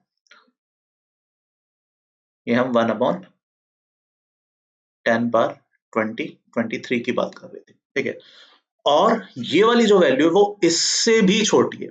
अब कोई भी नंबर अगर इससे छोटा होगा तो डेफिनेटली इतनी जीरोस तो आएंगे ही आएंगी. ठीक है, 2022 जीरोस तो आएंगी, और रादर मतलब क्वाइट पॉसिबल वो यहाँ पर भी ये वाली टर्म भी जीरो बन जाए. अगेन उसकी अभी मैं श्योरिटी नहीं ले रहा, बट 2022 डेफिनेटली जीरोस आएंगे. और व्हाट आवर क्वेश्चन वाज, अपना क्वेश्चन था कि भैया 2022 डिजिट आफ्टर डेसिमल क्या होगा इसकी एक्सपेंशन में. तो ये हमारा 2022 डिजिट है विच इज 0. तो answer is clearly 0.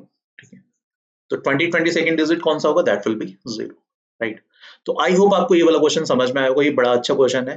Right. And generally जिनको ये बाइनोमियल वाला कंसेप्ट आता भी होता है वो लोग भी इस अप्रोच से नहीं सोच पाते. ठीक है, तो आई होप आपको मजा आया होगा आज के क्वेश्चन में. ठीक है, तो next INMO question of the day में मिलेंगे. Till then please take a very good care of yourself. Thank you, bye bye. Hello dear students, कैसे हो आप सब लोग. My self Chetan Garg and I welcome you all again to our INMO question of the day series. ठीक है, ये series हमने अभी रिसेंटली फिर से स्टार्ट की है बिकॉज आई होप सबको आइडिया होगा IOQM और इनमो का नोटिफिकेशन आया नए पैटर्न का, जिसमें 75 मिनट्स का एक IOQM का पेपर होगा of 12 questions and then 2.5 hours का एक इनमो का पेपर होगा कंसिस्टिंग ऑफ 3 क्वेश्चंस. राइट. तो सिंस इनमो और IOQM के बीच में कोई टाइम नहीं मिल रहा है, सेम डे पर ही पेपर हो रहा है ना, तो इनमो का प्रिपरेशन अब हम पैरेलली स्टार्ट कर रहे हैं. And I am very sure आप सबको इस कैंप के बारे में आइडिया होगा, IOQM कैंप का, जो हमने काफी पहले स्टार्ट किया था जस्ट IOQM की प्रिपरेशन के लिए. आई एम वेरी श्योर आप में से बहुत सारे बच्चे इस कैंप का पार्ट भी बने होंगे. इस गूगल लिंक पर गूगल फॉर्म को फिलअप करके vdnt.in/IOQM वीकैम्प को, है ना. अब आपके लिए IOQM और इनमो के प्रिपरेशन को और स्ट्रेंथन करने के लिए हमने कुछ और क्लासेस इंट्रोड्यूस किए हैं, है ना, वेदांतु पोर्टल पर. क्या वो चीज है वो मैं अभी आपके साथ शेयर करता हूँ, फिर हम INMO question of the day देखेंगे आज का. But the most important thing भाई ये ध्यान रखना, ऐसा नहीं है कि सब बच्चों का इनमो का पेपर चेक होगा. ठीक है, इवन इफ आप इनमो की प्रिपरेशन में बहुत अच्छे हो, बट अगर आप IOQM में बहुत अच्छा स्कोर नहीं कर रहे हो, अगर IOQM में आप अगर टॉप 10 में अपने रीजन में नहीं आ रहे हो, तो मोस्ट लाइकली आपका इनमो का पेपर चेक नहीं होगा. तो इस बार IOQM वाला पार्ट भी बहुत इंपॉर्टेंट है अटेम्प्ट करना. ठीक है, तो IOQM का जो बेसिकली 75 मिनट्स का पेपर है उसको बहुत अच्छे से अटेम्प्ट करना है ना. तो कंप्लीट होलसम प्रिपरेशन के लिए we are there for you every day. हम हर दिन आपके साथ क्लास लगाएंगे 7 के 7 डेज वीक में till your IOQM plus INMO exam. ठीक है, एंड वीकली स्केड्यूल आपका क्या रहेगा मैं आपके साथ अभी शेयर करता हूँ. मंडे, वेडनेसडे, फ्राइडे, इन 3 दिन आपकी IOQM की क्लासेस होंगी जिसमें 2 मार्क्स, 3 मार्क्स और 5 मार्क्स के क्वेश्चंस की प्रैक्टिस कराई जाएगी, है ना. उस लेवल के क्वेश्चंस कराए जाएंगे एंड सिमिलर टाइप की थ्योरी फिर क्लास में और आपको बताई जाएगी.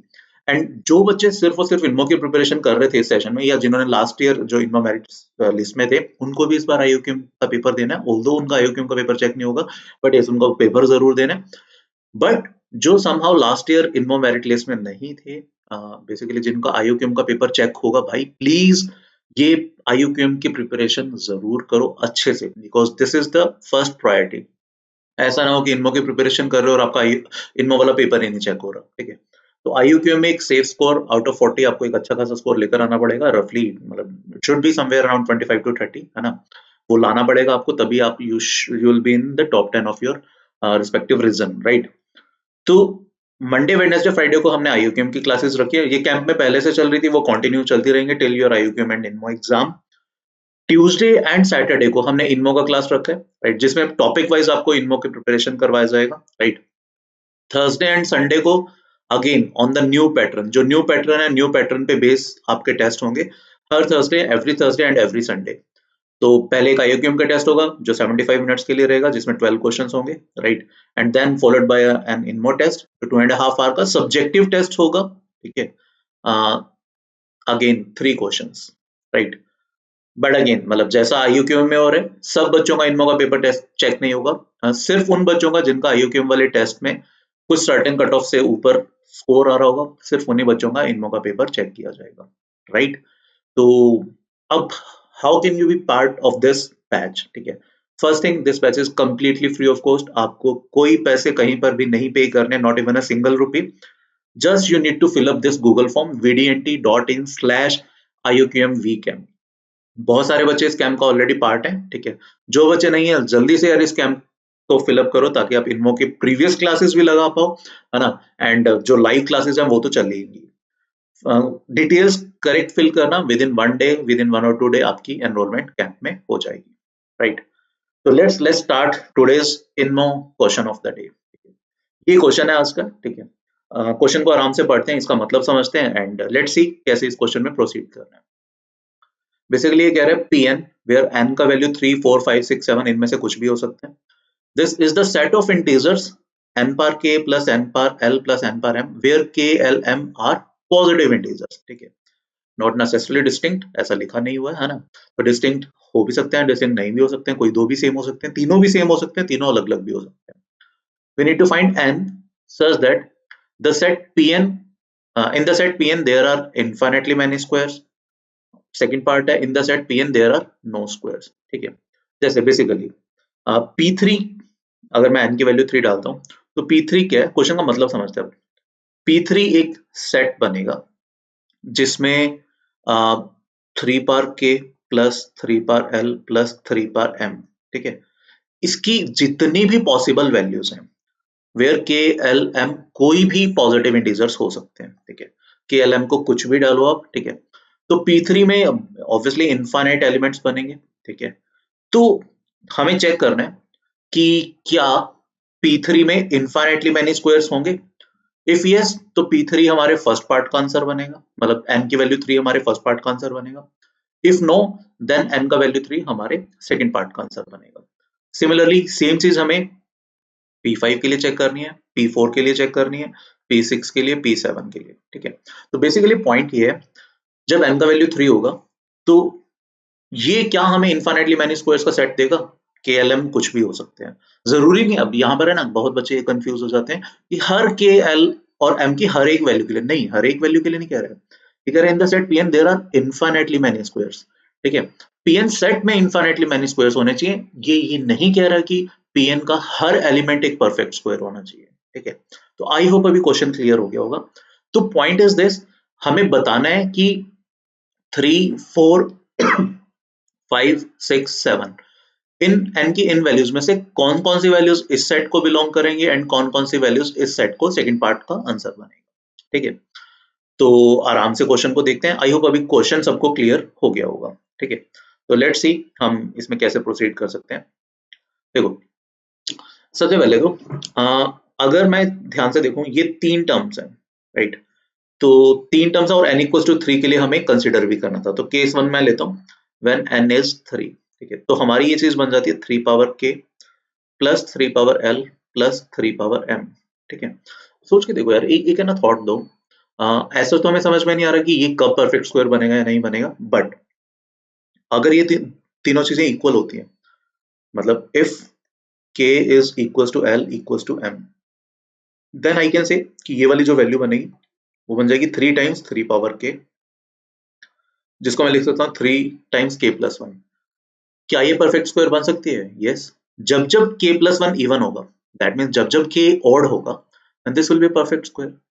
तो कितनी वैल्यूज बनेगी? Infinite values. जैसे 3 power 1 plus 3 power 1 plus 3 power 1, k, l और m को सेम रखे, तीनों को 1 1 1 रख दिया, ठीक है। या फिर तीनों को 3 3 3 रख दिया। या फिर तीनों को 5 रख दिया, एंड सो ऑन। तो P3 बेसिकली क्या था? P3 वाज अ सेट, ठीक है, जिसमें हर पॉसिबल वैल्यू इस चीज की थी वेयर KLM कोई भी पॉजिटिव इंटीजर्स हो सकते थे, डिस्टिंक्ट भी, सेम भी। अब क्या इस सेट में इनफाइनाइटली मैनी स्क्वायर्स हैं? यस, ठीक है, मतलब ये तो हमें सीधा दिख ही रहा है, इसके अलावा डेफिनेटली और किसी पैटर्न से भी बन सकते हैं, बट हमने एक इनफाइनाइटली मैनी स्क्वायर्स का पैटर्न ढूंढ लिया। तो जो हमारा n का वैल्यू 3 है वो फर्स्ट पार्ट का आंसर होना चाहिए, ठीक है। आई होप इतना समझ में आ रहा है। तो अब हम देखते हैं कि n इक्वल टू 4 के लिए क्या होगा, n इक्वल टू 5 के लिए क्या होगा, 6 के लिए क्या होगा, 7 के लिए क्या होगा। So now let's consider the case when n is 4, ठीक है। Now we want to consider 4 power k plus 4 power l plus 4 raised to power m, है ना। हम ये चेक करना चाहते हैं whether this will give us infinitely many squares when k l m can be anything, है ना, या ये कभी भी परफेक्ट स्क्वायर नहीं हो सकता। बिकॉज देखो हमें दो चीजें कंसिडर करनी थी, either it will have infinitely many square और it will have no squares, ठीक है। ऐसा प्रैक्टिकली इन पार्ट से ये फील नहीं हो रहा कि ऐसा कभी भी नहीं होगा कि there will be finitely many squares, ठीक है। तो या तो हमें इनफाइनाइट का पैटर्न बता दो, ठीक है। अब देखो इसमें ना ये चीज वर्क नहीं करेगी, जैसे कुछ बच्चे सोच सकते हैं कि अच्छा अगर हम ऐसा करते हैं 3 power 1 plus 3 power 1 plus 3 power 1, this is nothing but 9 and 9 is a perfect square. तो दैट डजंट मीन कि 3 फर्स्ट पार्ट का आंसर हो जाएगा, हमें ये भी जस्टिफाई करना पड़ेगा कि there will be infinitely such values. एक वैल्यू होने से एक वैल्यू अगर हम बता देते हैं, दैट डजंट मीन कि there will be infinitely many values. 3 के लिए हमने जस्टिफाई कर दिया था इस तरीके से, ठीक है।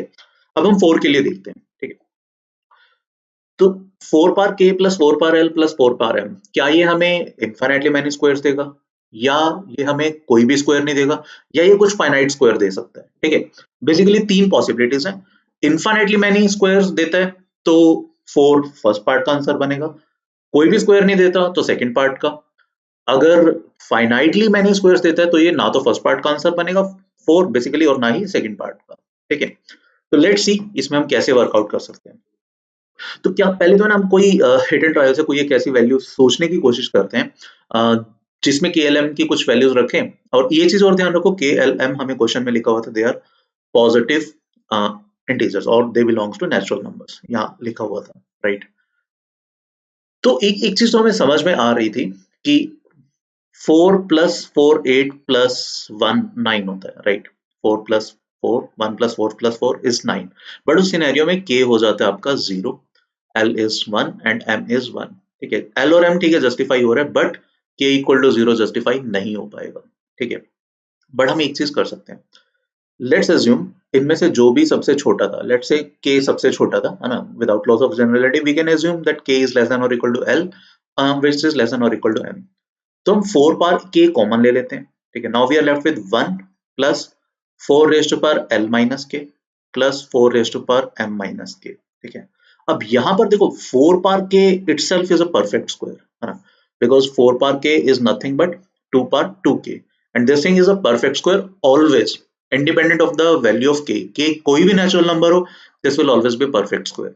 और अभी अभी हमने देखा इसको मैं एक perfect square बना सकता हूँ, कब? जब L minus K is 1 and M minus K is 1। तो ये वाला केस बन जाएगा ना, तो this will become 1 plus 4 times 4 power K, ठीक है। तो प्रैक्टिकली क्या हुआ, अगर n की वैल्यू 4 है तो 4 raise to power k plus 4 raise to power k plus 1 plus 4 raise to power k plus 1, this will always be a perfect square for, है ना, ये हमेशा परफेक्ट स्क्वायर होगा for all k belongs to natural number, ठीक है। तो I hope n equal to 4 के लिए समझ में आ रहा होगा। n इक्वल टू 4 के लिए हमें इनफाइनाइटली मैनी स्क्वायर्स मिल रहे हैं जो इस P4 सेट में होंगे, ठीक है। तो फर्स्ट पार्ट में 3 भी जा रहा था हमारा, P3 भी इनफाइनाइटली मैनी स्क्वायर्स मिल रहे हैं P3 में, P4 में भी मिल रहे हैं। Now let's talk about when n is equals to 5, right? So let's talk about a scenario when n is 5, that means we want to consider P5, right? तो और हम किस टाइप की वैल्यूज को कंसीडर करना चाह रहे हैं, 5 power k plus 5 power l plus 5 power m, ठीक है। अब देखो इसमें देखो एक चीज मेरे को समझ में आ रही है, 5 को आई कैन राइट 4 प्लस 1, है ना, तो 4 plus 1 raise to power k plus 4 plus 1 raise to power l plus 4 plus 1 raise to power m, है ना। अब ध्यान से देखो, जब हम इसको बाइनोमियली एक्सपेंड करेंगे, ठीक है, तो I can say this part is nothing but a multiple of 4 plus 1. This part is again nothing but a multiple of 4 plus 1. This part is again nothing but a multiple of 4 plus 1. ठीक है, जब बाइनोमियली expand करेंगे तो यही आएगा ना, या फिर यू कैन से कॉन्ग्रुएंस से भी आप बता सकते हो, कॉन्ग्रुएंस मॉडुलो से कि 4 से divide this number will be of the form 4k plus 1, right. तो प्रैक्टिकली ये अब क्या बना, 4 का एक मल्टीपल प्लस 3, ठीक है, for any value of k, l और m, and we know any perfect square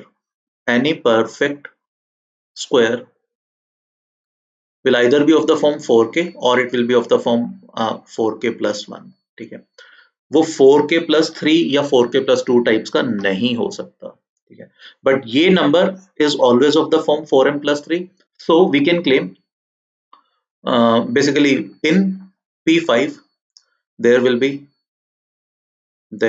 be no perfect square, there will be no square। समझ पा रहे हो ये चीज, ठीक है। तो हमने 3 वैल्यूज के लिए फाइंड आउट कर लिया, n इक्वल टू 3 के लिए, 4 के लिए, 5 के लिए। P3 basically n equal to 3 और 4 के लिए यहाँ पर आंसर आ रहा है, it will have infinitely many square. n equal to 5 के लिए यहाँ पर आंसर आ रहा है। Now let's see the case when n is 6। जब n का वैल्यू 6 है, मतलब वी वांट टू कंसीडर 6 बार k प्लस 6 बार l प्लस 6 बार m, ठीक है, इसको कंसीडर करना चाह रहे हैं, है ना, कि whether this will contain infinitely many squares और नो स्क्वायर और फाइनाइटली मैनी स्क्वायर, ठीक है। अब यहाँ पर यार एक चीज देखो, 6 पार के 6 का जो मर्जी पावर हो, it will always and up with 6, its unit digit will be 6, its unit digit will be 6, its unit digit will also B 6। तो आई कैन से unit digit of this unit digit is always how much, 8, 6 times 3 है ना, तो इस number का unit digit हमेशा 8 होगा, चाहे हम k, l और m को जो मर्जी पॉजिटिव इंटीग्रल वैल्यूज डालें, ठीक है। तो unit digit is always be 8 and we know कि कोई भी square, no square ends up with 8 as unit digit, 8 के साथ कोई भी स्क्वायर एंड अप नहीं करता है, तो that implies n equal to basically p6 will have no squares, p6 में कोई भी स्क्वायर नहीं होगा, तो p6 हमारा एक्चुअली सेकंड पार्ट का आंसर बनेगा। तो n इक्वल टू 5 और n इक्वल टू 6 हमारे सेकंड पार्ट के आंसर बन रहे हैं, 3 और 4 फर्स्ट पार्ट का बना था। Now let's consider the last case when n is 7। अब जब n का वैल्यू 7 होगा, ठीक है, तो we want to consider 7 raise to power k plus 7 raise to power l plus 7 raise to power m, ठीक है। और देखो ना, ये तो सीधा ही दिख रहा है यार, देखो ये शायद आपको दिख रहा होगा 9 बन रहा है, 1 प्लस 1 प्लस 7 9 बन रहा है, बट अगेन जैसा हमने 4 वाले केस में किया था कि k, l और m ये नेचुरल नंबर होने चाहिए, यहाँ मैं k को 0 और l को 0 और m को 1 डाल रहा हूँ। तो बेसिकली व्हाट वी डू, हम 7 पावर, देखो अब मैं क्या करता हूँ, हमें ये दोनों सेम चाहिए और यहाँ पे एक पावर ज्यादा चाहिए, तो let's assume l is k plus l is equals to k and basically and m is nothing but k plus 1। तो यहाँ से देखो क्या बनेगा, ये 7 रेज़ टू पावर k बनेगा plus 7 raise to power k plus 7 raise to power k plus 1।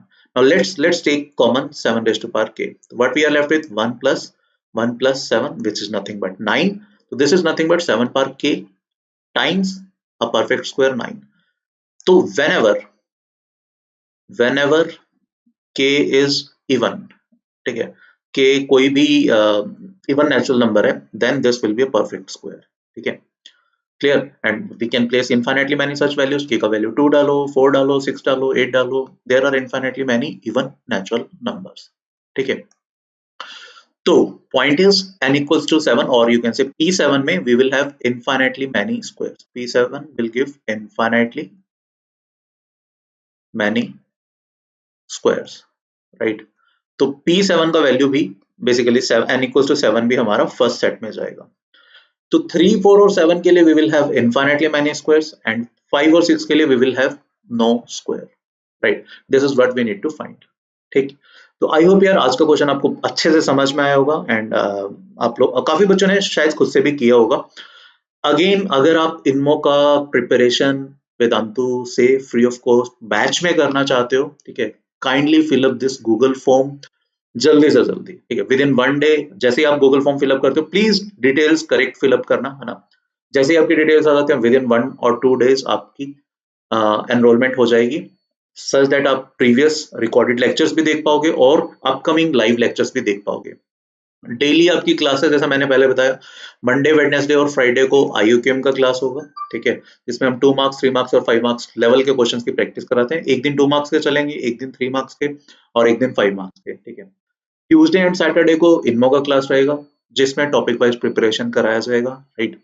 And Thursday और Sunday को you will have test according to the new pattern, जिसमें सब्जेक्टिव टेस्ट भी होगा, आपको अपने आंसर सबमिट करने होंगे एंड ऑब्जेक्टिव टेस्ट भी होगा। बेसिकली इंटीजर टाइप क्वेश्चंस होंगे, 12 क्वेश्चंस, राइट?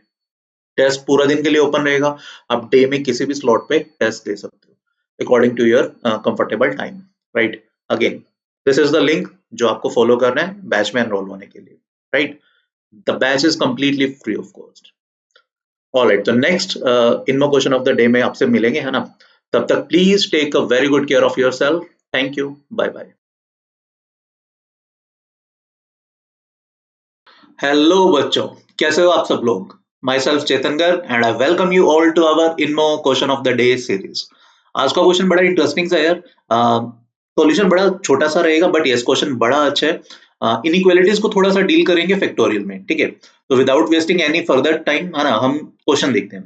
तो this is the question. Question कह रहे हैं कि अगर n ग्रेटर देन और इक्वल टू 6 एक इंटीजर है, ठीक है, एक पॉजिटिव इंटीजर है जो 6 या 6 से बड़ा है, तो हमें प्रूव करना है कि n/3 power n that will be less than n factorial, है ना, and that will be further less than n/2 power n, right?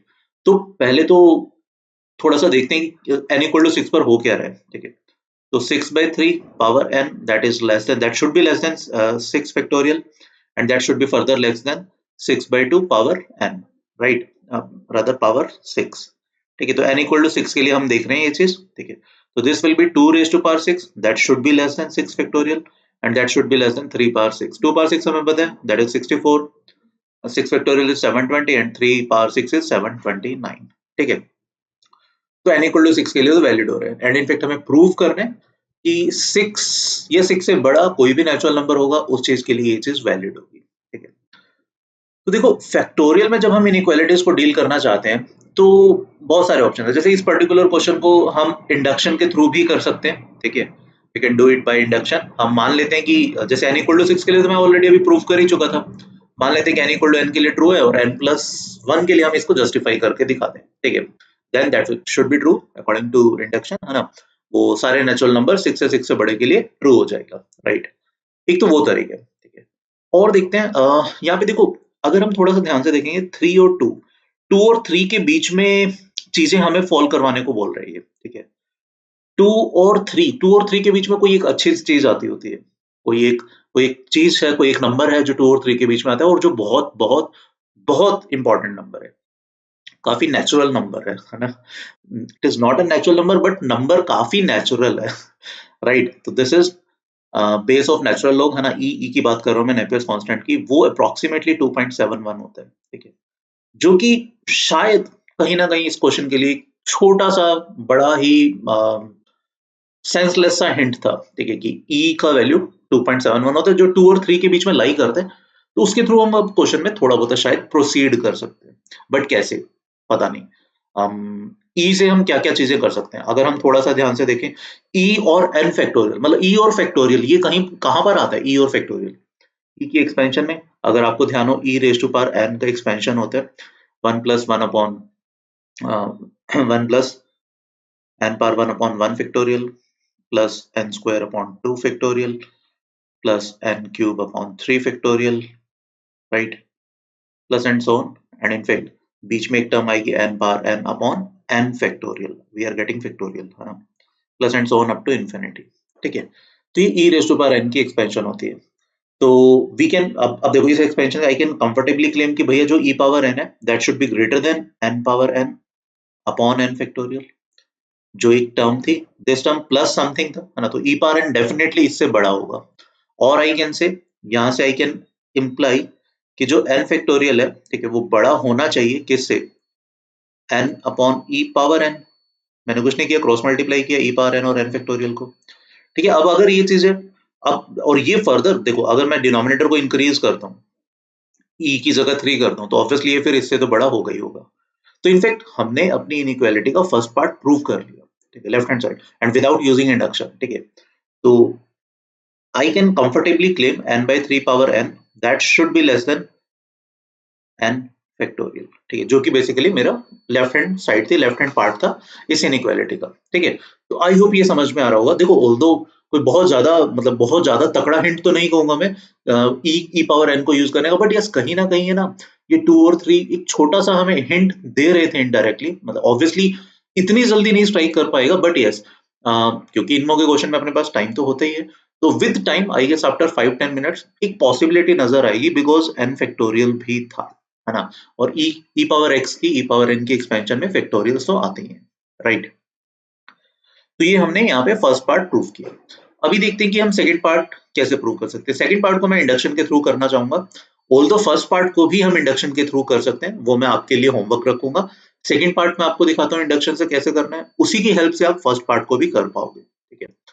तो देखो, for n equal to 6, n equal to 6 के लिए हम ऑलरेडी प्रूव कर चुके हैं कि जो n फैक्टोरियल है basically that should be less than n by 2 power n, और in another sense 6 factorial that is less then 3 raised to power 6, वो हमें पता ही है बिकॉज जो हमने अभी सॉल्व किया था 720 इज लेस देन 729, राइट। तो n इक्वल टू 6 के लिए हमारी वैल्यू ट्रू मान रही है, ठीक है। Let this inequality is true, let it be true for n, right, that is हम मान रहे हैं कि n factorial is less than n by 2 power n।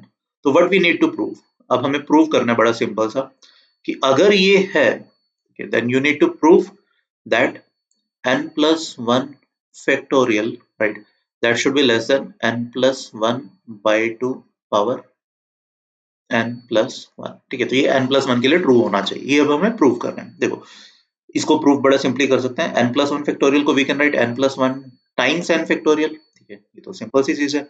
यहाँ पर एक n plus 1 by 2 बाहर निकाल लेते हैं, and what we are left with n plus 1 upon this thing 2, right, whole raised to power n, right. And in fact ये 2 power n को भी बाहर निकाल लेते हैं, या चलो ये चीज समझ में आ गई, तो एक n plus 1 कैंसल आउट होगा, राइट। फर्दर अब हम यहाँ से क्या इंप्लाई कर सकते हैं कि n factorial that is less than n plus 1 power n, मैं एक 2 ऑलरेडी था यहाँ पर और 2 पावर n को भी मैं बाहर निकाल लूँ, तो I can write 1 upon 2 times 2 raised to power n, ठीक है। तो हमें ये प्रूव करना है and obviously we can use this, ये यूज कर लिया, ठीक है। तो इसी को मैं नेक्स्ट स्लाइड पर लेकर चलता हूँ एक बार। तो मैंने एज्यूम किए हुए हमने n factorial is less than n by 2 raised to power n, ये हमारे पास एज्यूम्ड है, and what we need to prove is this thing, right, that is n factorial is less than n by 2 sorry 2 times 2 raised to power n into n plus 1 raised to power n, ठीक है। अब देखो अगर मैं इस चीज को उठाता हूँ, ठीक है, यहां से n कॉमन ले लिया, ठीक है, तो ये बन जाता है n factorial is less than n by 2 raised to power n, n हमने कॉमन लिया इस ब्रैकेट में से, तो एक हमारे पास हाफ बचता है और एक हमारे पास बचता है 1 plus 1 by n raised to power n, और ये भी एक बड़ा कॉमन सा एक्सप्रेशन है जो कि बहुत फ्रिक्वेंटली यूज होता है, स्पेशली लिमिट्स में। जिन बच्चों को लिमिट्स का आइडिया है, लिमिट्स में तो बहुत फ्रिक्वेंटली यूज होता है, राइट। तो अब अगर if I am able to prove, तो ये मुझे गिवन है, ये मैं अज्यूम करके चल रहा हूँ कि दिस इज ट्रू, है ना, मेरी अजम्पशन के अकॉर्डिंग, और मुझे ये प्रूव करना है, ठीक है। तो अगर मैं इतना सा पार्ट प्रूव कर दूं कि दिस थिंग, तो इफेक्टिवली मुझे क्या प्रूव करना भी कि ये जो चीज है half of 1 plus 1 by n power n, if this is greater than 1, तो मैं डेफिनेटली वो बोल सकता हूँ ये पूरी चीज n by 2 पावर n से बड़ी है और एंड हैज वो n फैक्टोरियल से बड़ी हो जाएगी, ठीक है। तो all we need to prove is this thing, और ये बड़ा ही सिंपल है, इसको यू कैन बायनोमियली एक्सपेंड, है ना। but we can do 1 plus nc1, which is n times 1 by n, plus nc2 times 1 by n squared, plus and so on, right? Because n was a natural number, तो binomial ही हम इसको expand कर सकते हैं. So this part is clearly 2. So 2 plus something. ठीक है, तो I can say upon half, this is definitely greater than 1. ठीक है. So if this is definitely greater than 1, then we can imply that कि भाई ये वाली जो चीज है that will be greater than n factorial, and hence further we can imply कि this inequality will be true, right? So by mathematical induction we can claim कि this entire thing is true for each and every natural number n greater than or equal to 6. ठीक है, let's see one thing कि 5 पर क्या problem हो रहा है. ठीक है, तो 5/3 पावर 5, राइट? ये क्या 5 फैक्टोरियल से छोटा है, और फर्दर क्या वो 5/2 पावर 5 से छोटा है, राइट? 5 factorial is 120. ठीक है, थोड़ी सी कैलकुलेशन टीडीएस होगी, राइट? 5/2 इज 2.5, तो 2.5 पावर 5, और यू कैन से 2.5 पावर 4 टाइम्स. ओके, कैलकुलेशन थोड़ी सी टीडीएस है, राइट? तो बेसिकली ये ट्रू नहीं बन रहा होगा 5 factorial. That's why the question है n इक्वल टू 6 के 6 और 6 से फर्दर के लिए हमें प्रूव करने को बोला गया, राइट? 4 के लिए हम वेरीफाई कर सकते हैं, है ना? 4 factorial is less then 4/2 power 4. 4 factorial is 24 which is not less than 16. ठीक है, तो 4 के लिए ऑब्वियसली ये ट्रू नहीं बन रहा है. Definitely I am very sure अगर आप कैलकुलेट करके देखोगे 5 के लिए भी ये ट्रू नहीं बन रहा होगा. That's why it has asked for n greater than और इक्वल टू 6, राइट? तो आई होप ये क्वेश्चन आपको समझ में आ गया होगा. तो यार इनमो के क्वेश्चन में ना हमेशा कुछ ना कुछ इनडायरेक्ट हिंट्स होते ही होते हैं, ठीक है? थोड़े बहुत होते हैं, एट टाइम्स हम वो हिंट्स पेपर के टाइम पे कैच कर पाते हैं, एट टाइम्स नहीं, ठीक है? तो यहाँ मतलब ऑल्दो फर्स्ट पार्ट भी हम इंडक्शन से प्रूव कर सकते हैं, but yes, to think about e, ये हमें 2 और 3 थोड़ा सा इनडायरेक्ट हिंट दे देते, राइट? चलो, तो अब next INMO question of the day में मिलेंगे, है ना? Till then please take a very good care of yourself. Thank you, bye bye.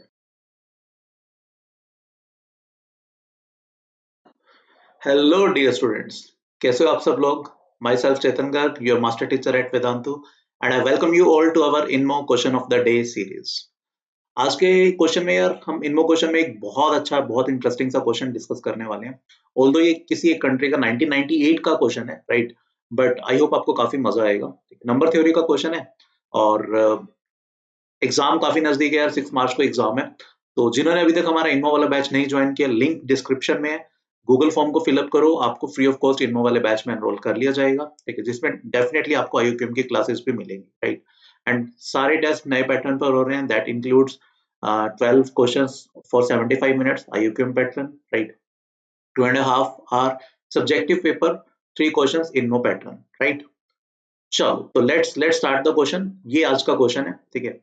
Question कह रहे हैं find the smallest value for n for which there exist the positive integers x1, x2, x3 and so on up to xn with such that the value of x1 power 4 plus x2 power 4 plus xn raised to power 4 that is equals to 1998. ठीक है, तो ये आज का question है. And अगर आप लोगों ने अभी तक ट्राई नहीं किया इस क्वेश्चन को, तो please I request you all to kindly pause the video, है ना? इसको एक जेन्युइन सा ट्राई दो 15-20 मिनट, इसको 15-20 मिनट्स के लिए ट्राई करो. स्टिल अगर नहीं हो पाता है, you can always watch the video, right? इसमें मैं स्टार्ट थोड़े हिंट से करूंगा, ठीक है? तो अब जब भी इस टाइप का क्वेश्चन आता है, तो सबसे पहले तो हमें फोर्थ पावर की ना पॉसिबल वैल्यूज देखनी पड़ेंगी, क्या क्या हो सकती है. अब यहाँ डिपेंड करते हैं कि हम इसका रिमाइंडर किसके हिसाब से देंगे. जैसे फॉर एग्जांपल, अगर मैं फोर्थ पावर की बात करूं, जैसे किसी भी नेचुरल नंबर के फोर्थ पावर की अगर मैं बात करता हूँ, ऑब्वियसली या तो इवन होगा या वो ओड होगा, है ना? तो या तो वो 2k + 1 होगा या वो 2k होगा. In fact that is true for each and every natural number. अगर मैं फोर्थ पावर को 4 के टर्म्स में देखता हूँ, दैट इज एक्चुअली या तो वो 4k टाइप का होगा या वो 4k + 1 टाइप का होगा. यही दो पॉसिबिलिटी है. एंड इनफैक्ट अगर आप है ना फोर्थ पावर को 8 की टर्म्स में भी देखोगे ना, तो वो या तो 8k की फॉर्म का होगा या 8k + 1 टाइप्स का होगा. और अगर मैं थोड़ा सा और फर्दर जाता हूँ, फोर्थ पावर इनफैक्ट या तो 16 का मल्टीपल होगी या फिर वो 16 + 1 टाइप्स का होगा, ठीक है? जैसे एक सिंपल से एग्जांपल, लेट्स से हम 3⁴ की बात करते हैं. 3⁴ is nothing but 81, that is 16 × 5, plus 1, ठीक है। मैं 4 पावर 4 की बात करता हूँ। 4 power 4 is clearly multiple of 16। अगर मैं 5 पावर 4 की बात करूँ, 5 पावर 4 इज 625, जो एक्चुअली 16 टाइम्स 39 प्लस 1 होता है, ठीक है। तो एजम्पशंस तो दिख रही हैं ना, कुछ वैल्यूज के लिए तो ये वैल्यू वेरीफाई हो रहा है, और क्लियरली मैं इसको फर्दर और नहीं जा पा रहा, मतलब मैं इसको 32k प्लस 1 टाइप्स नहीं लिख पा रहा, ठीक है। अब यहाँ पर ये पॉइंट आता है कि सर हमने 16 ही क्यों चूज किया। देखो, जब भी इवन पावर आ रही है ना, जैसे स्क्वायर की टर्म है, स्क्वायर में काफी सारे ऑप्शंस होते हैं, हम 7 की टर्म में भी देख सकते हैं, हम 3 की टर्म्स में भी देख सकते हैं, ठीक है। Square of any natural number हमें पता है, या तो वो 4k टाइप का होगा या 4k प्लस 1 का। अब जैसे मैं फिफ्थ पावर की बात करूं, मतलब जो आपको आना चाहिए, n पावर 5 और n, ठीक है, ये दोनों का सेम यूनिट डिजिट होता है, तो we can say n power 5 और n ये दोनों सेम रिमाइंडर देंगे when they are divided by 10, right. तो ये एक कॉमन सा एग्जांपल है, मतलब ये एक चीज आपको पता होनी चाहिए, ठीक है। सिमिलरली फोर्थ पावर, हम फोर्थ पावर को ये लिख सकते हैं, ठीक है। तो अब अपना पहला क्लेम क्या है, हमारा इस क्वेश्चन के लिए पहला मेरा क्लेम है, क्लेम 1, ठीक है, कि any natural number n that will be either of the form fourth power of any natural number that will be either of the form 16k, ठीक है, और that will be of the form 16k plus 1, ठीक है। ये दो possibilities हैं fourth power of any natural number. इस claim को मैं जस्टिफाई भी करता हूँ, इसको प्रूव भी करते हैं। वैसे बड़ा सिंपल से, ठीक है, कोई भी नेचुरल नंबर n की बात करता हूँ मैं, या तो वो 4k टाइप्स का होगा, ठीक है, या वो 4k प्लस 2 टाइप्स का होगा, या वो 4k प्लस 1 टाइप का होगा, या फिर वो 4k प्लस 3 टाइप का होगा, ठीक है। इन दोनों केसेस में आई होप आप सबको समझ में आ रहा होगा, ठीक है। या और इन जनरल अपन है ना, सीधा ये लेकर चलते हैं कि व्हाट इफ अगर वो 4k प्लस r टाइप्स का कोई भी नेचुरल नंबर, राइट, तो जो r होगा वो सिंपली 0 1 2 3 कोई भी इनमें से वैल्यू हो सकती है। तो n रेज़ टू पावर 4 का मतलब है 4k plus r raise to power 4, ठीक है, ठीक है, जिसको मैं सीधा साधा लिख सकता हूँ 4k power 4 plus 4c1 times 4k cube r plus 4c2 that is 6 4k squared r square plus 4c3 that is again 4 times 4k r cube plus r power 4। अब क्लियरली मतलब इतना सा पार्ट अगर आप देखोगे, ठीक है, this is clearly multiple of 16, 4 times 4 4 power 4 4 cube 4 squared, है ना, तो this is clearly a multiple of 16, ठीक है, 16 का क्लियरली मल्टीपल है। तो n पावर 4 को 16 से डिवाइड करके जो भी रिमाइंडर आएगा दैट इज इक्विवेलेंट टू, मतलब और you can say n power 4 and r power 4, ठीक है, that they are in congruent mod 16, where r क्या है, where n is nothing but your 4k plus r, ठीक है। तो अब अपने पास बेसिकली 0 1 2 3 इनके लिए वैल्यू चेक करने की बात बनती है। 0 पावर 4 इज क्लियरली 0, है ना, तो दैट, तो उस सिनेरियो में n ऑब्वियसली 4k टाइप का होगा। Even if remainder is 2 then 2 power 4 is also 16, है ना, and 16 will again give you a remainder of 0, तो हम बोल सकते हैं जो n होगा that is of the form 16k, 0 और 2 के केस में, ठीक है। अब r अगर 1 होता है, बेसिकली अगर नंबर 16 के 4k प्लस 1 टाइप्स का होता है, तो ऑब्वियसली 1 पावर 4 इज क्लियरली 1, ठीक है, तो हम बोल सकते हैं नंबर 16k प्लस 1 टाइप्स का आ रहा है।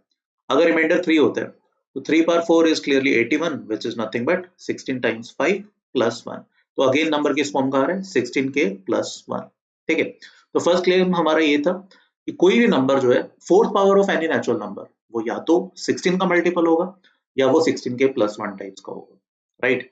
ये क्लेम आई होप अभी सबको समझ में आ गया होगा, ठीक है। अब इस क्लेम को कैसे यूज करेंगे, ध्यान से देखो, जो 1998 है, अगर मैं 1998 की बात करूं, 1998 को मैं लिख सकता हूं 16 टाइम्स 124 प्लस 14 होता है, ठीक है, और मुझे पता है each of xi power 4 where i आपका 1 2 3 अप टू n कुछ भी है, ये या तो 16k टाइप का होगा या फिर ये 16k प्लस 1 टाइप्स का होगा, ठीक है, इन दोनों में से कोई एक पॉसिबिलिटी है। तो जितने भी फोर्थ पावर्स हैं या तो ये 16 के मल्टीपल होंगे या 16k प्लस 1 होगा, और जो 1998 है that is nothing but 16 times 124 plus 14, ठीक है। तो यहां से मैं ये बोल सकता हूं कि एटलीस्ट ये जो है ना, मतलब अगर मैं मान लेता हूं कि ये सारे xi 16k प्लस 1 टाइप्स के हैं, मतलब 16k टाइप का कोई भी नहीं है, तब भी प्लस 14 करने के लिए मुझे क्या चाहिए होगा, एटलीस्ट 14 xi तो चाहिए होंगे, है ना। तो that means this simply implies जो n होगा that should be greater than और इक्वल टू 14, ठीक है। अब ये देखो एक बहुत इंपॉर्टेंट सा रिजल्ट है इस क्वेश्चन के लिए, आई होप ये चीज क्लियर हो गई होगी सबको, ठीक है। यहाँ से हम ये क्लेम कर पा रहे हैं कि जो n है वो डेफिनेटली 14 या 14 से ज्यादा होगा, ठीक है। तो अब हम केस कंसिडर करते हैं, ठीक है। First case when let's see अगर हम n को 14 ही मानते हैं तो क्या प्रॉब्लम हो रही है, या क्या पता 14 जस्टिफाई हो जाए। मतलब अब यहाँ पे देखो दो चीजें हमें करनी पड़ेंगी, या तो हम 14 के केस में जस्टिफाई कर दें कि भैया हमने ये प्रूव कर दिया कि n should be greater than और इक्वल टू 14, 14 से कम नहीं हो सकता। और 14 के लिए मैं इसको एक एग्जांपल दे रहा हूँ कि भाई ये देखो ये मेरे 14 एक्सरसाइज हैं जिसके लिए फोर्थ पावर का सम 1998 बन रहा है, ठीक है। अगर मैं ऐसा प्रूव कर पा रहा हूँ तो मेरा काम हो जाएगा, ठीक है। या तो हम ये चीज प्रूव कर दें, या हमें किसी तरीके से ये प्रूव करना पड़ेगा कि भैया जो मर्जी जोर लगा लो आप 14 के लिए वैलिड नहीं हो पाएगा। तो बेसिकली हमें एक कॉन्ट्राडिक्शन लेकर आनी पड़ेगी अगर ये 14 के लिए वैलिड नहीं है, तो फिर सेम चीज हमें 15 के लिए लेकर आनी पड़ेगी।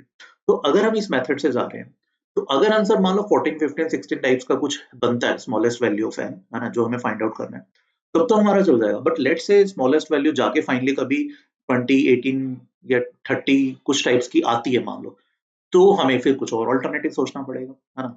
तो एटलीस्ट हम एक बार यहाँ पे ट्राई करते हैं n इक्वल टू 14 के लिए, ठीक है।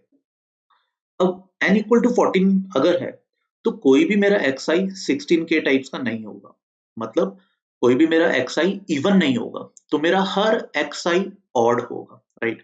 तो अगर n 14 है तो इसका मतलब दिस इंप्लाइज मेरा एवरी xi एक्चुअली किस टाइप का होगा, वो 16 का कोई मल्टीपल, लेट्स से 16ai, है ना, प्लस प्लस किस टाइप का, प्लस 1 टाइप्स का होगा। तो बेसिकली ऑड तो होगा एज वेल एज वो 16ai प्लस 1 होगा, राइट।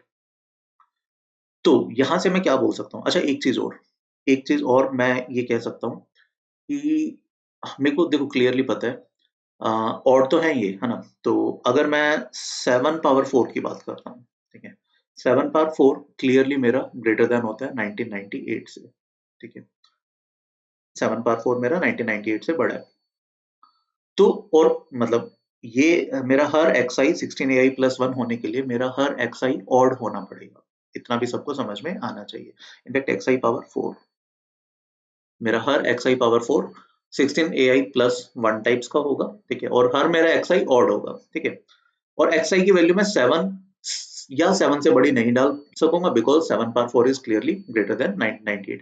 तो मेरे पास ऑप्शन जो बचते हैं इससे मैं कंक्लूड कर सकता हूँ मेरे फर्स्ट केस में कि भाई जो मेरा xi होगा वो या तो 1 हो सकता है, या वो 3 हो सकता है, या वो 5 हो सकता है, ठीक है।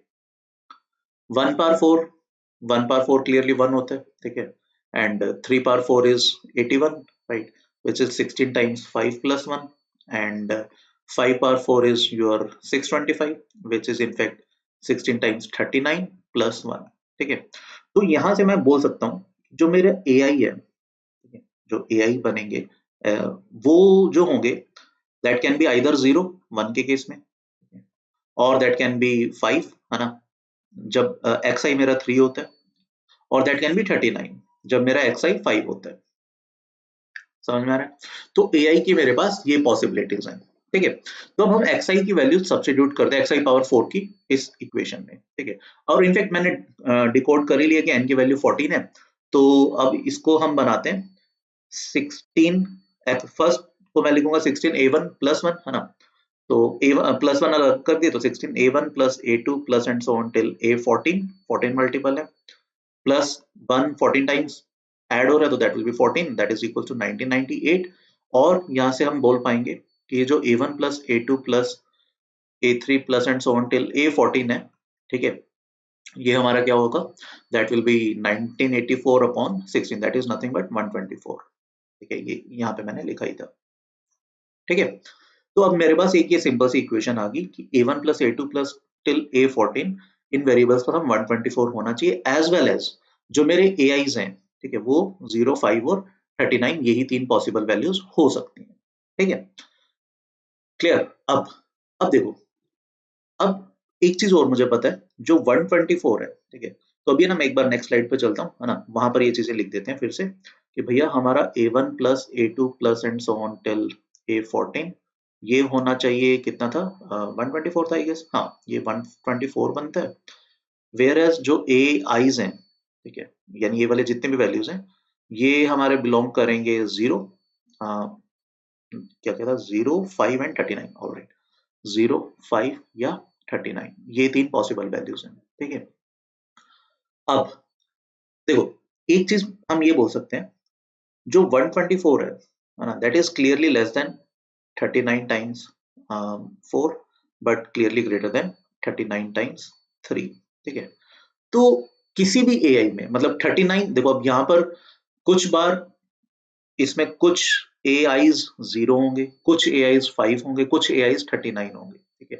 तो नंबर ऑफ एआईज, ठीक है, that is equal to 39 should B,